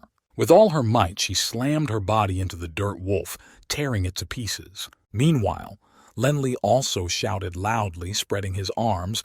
He exclaimed that he thought he had already become an 8th-level magician. So soon? This wolf was level 8?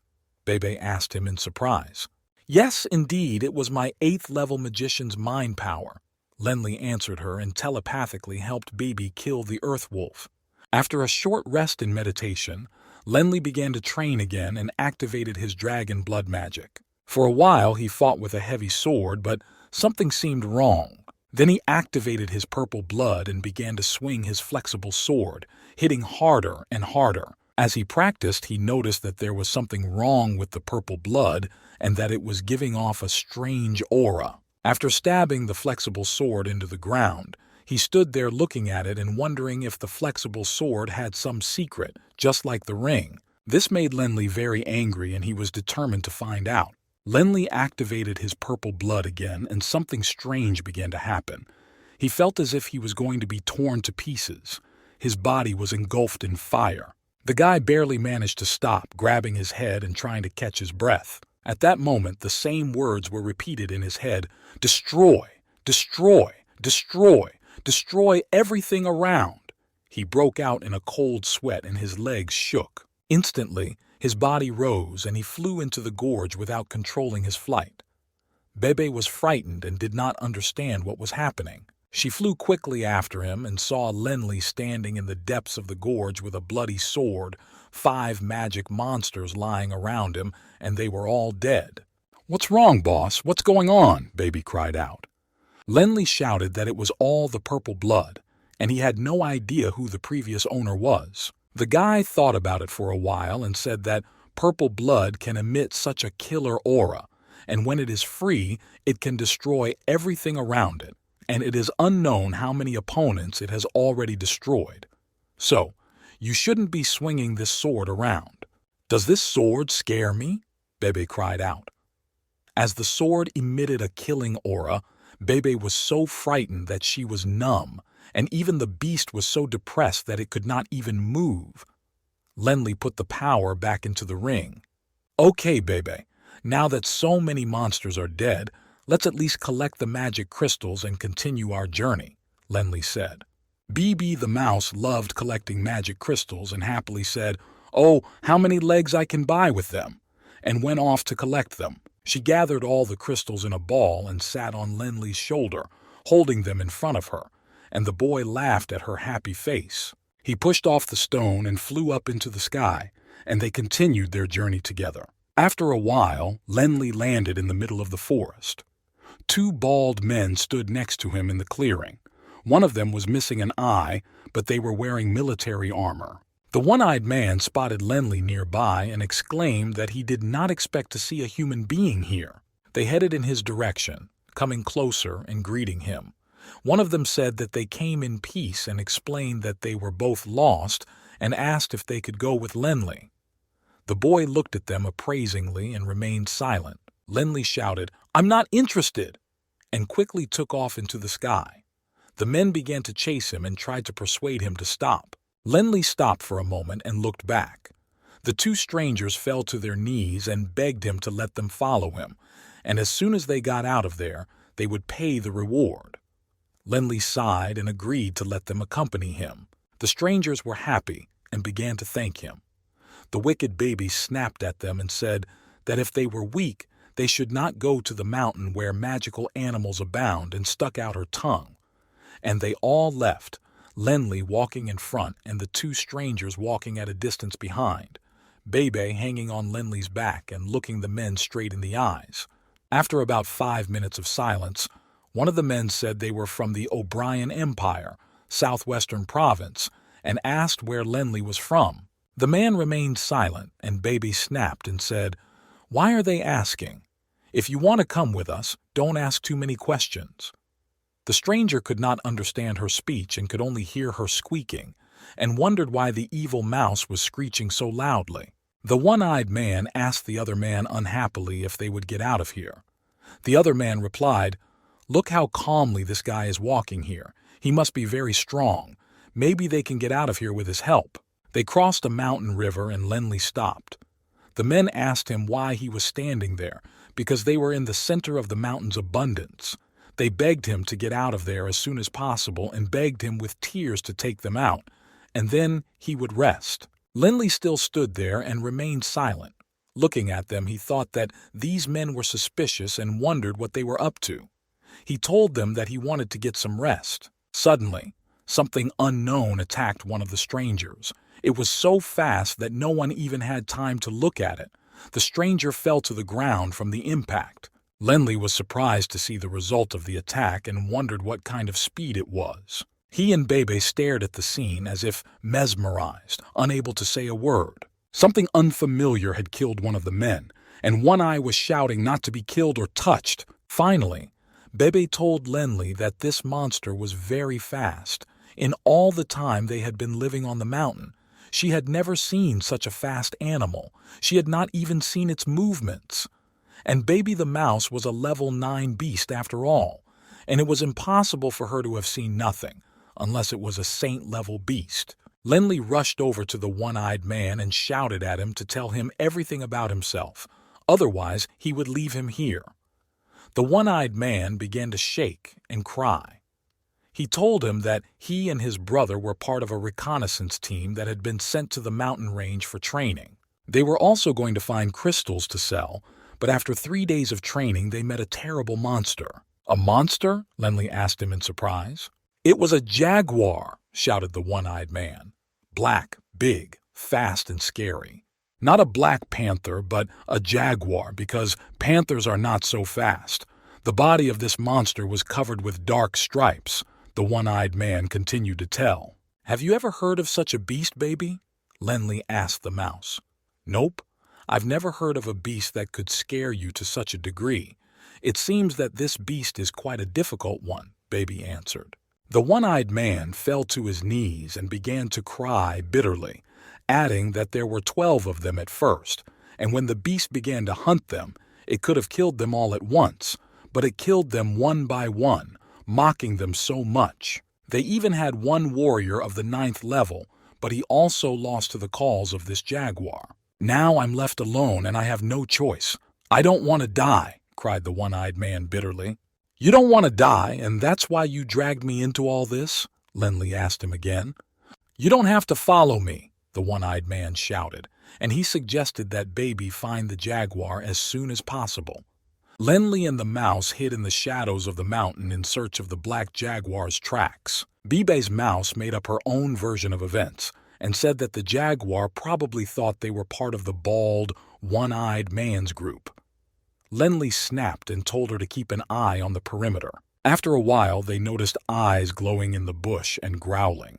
The black jaguar leapt from its hiding place so quickly that Lenli could only manage to order Baby to find a way to attack stealthily, because it would be a difficult fight. Lenli summoned a dragon blood warrior and transformed into his enhanced dragon. Lenli shouted the following spell, Dragon Blood Power, and slammed it into the body of the jaguar, which began to attack him. When Lenli hit the animal with his dragon tail, he was amazed to see that it did not cause any damage. So he decided to use his heavy sword and stab the jaguar right in the face. Shouting, Try it! He struck again and again. But this strange jaguar was not fazed. It attacked with great force and nothing happened. Lenli began to panic. And then Bebe started shouting to him that the black jaguar was growing and rapidly increasing in size. Lenli's eyes widened. There was a jaguar standing in front of them that had grown 5 times in size. Lenli summoned the magic of the wind with all his might. The jaguar was already 10 meters away from him, and the guy hit him directly in the face with an airstream to slow down his speed. Lenli noticed that the jaguar's body became stronger, but its speed really dropped. That's when he decided to use the magic of the wind element to prevent it from catching him. He managed to fly under the jaguar's body so that it didn't even realize where Lenli had gone. The boy managed to scratch its stomach with his claws while flying under it. Lenli flew back up into the air and quickly cast the 8th level Holy Hurricane Cyclone wind magic, and the wind began to fly in a circle around the black jaguar. Then he shouted out Heavy Sword Strike and struck the jaguar's body with all his might. This attack sent the jaguar flying with a roar on the ground, but it was still alive. When he finally got to his feet, he began to catch Lenli, who was flying over him like a restless fly. The boy shouted to him that he knew the black jaguar understood everything he was saying. I'm giving you a chance. If you become my subject, I'll save your cat's life, shouted the furious Lenli. The black jaguar did not give up and aggressively rushed towards Lenli, but he could not do anything to him. He could not fly. Lenli shouted at him again that he would beat him until he agreed. And again he stabbed the black jaguar in the back with his sword. Do you still not agree? Lenli asked him again, and he stabbed him again. And then he noticed the frightened eyes of the jaguar, which finally began to run away from him. Is that parasite running away? Lenly shouted after the jaguar and began to chase it as fast as he could. You will never outrun my dream of wind, the boy shouted after him as he caught up with him. Bebe, as an interpreter of the animal language, told Lenly that the jaguar was saying that he would never give up because Lenly could not beat him. Lenly whispered that of course it was true, but with the help of the magic of the wind element, he was almost catching up with him. And he came up with a new cunning plan by activating his ring on his hand. "Gravity field!" Lenly shouted, and the black jaguar stopped abruptly and fell to the ground as if it were glued. Lenly drew a circle of fire around it, and the animal lay sprawled out and whimpering. "Are you going to run away now?" Lenly gloated. At first the jaguar growled, then whimpered, and then began to meow, but the gravitational field held it tightly as if it were a magnet. Bebe giggled and said that when the ring of fire closed, the cat would not go anywhere, and the circle of fire began to shrink. The black jaguar sighed and became as busy as a cat. Bebe was surprised to tell Lenly that the jaguar had said it was finally giving up. Lenly went closer to the jaguar and told him that from now on they would sign a contract of souls as a sign of loyalty to each other. And he put his hand on the jaguar's head, and a green glow spread over the jaguar's black skin. And at that moment something incredible happened. Lenly and Bebe saw the jaguar's body change, and instead of its snout, it was a human head. They were both numb from what they saw. All Lenly could say was, "Black-striped jaguar." Bebe was completely numb. In front of them was a young, blond, handsome man in black-striped armor, down on one knee, bowing his head and saying, "My master."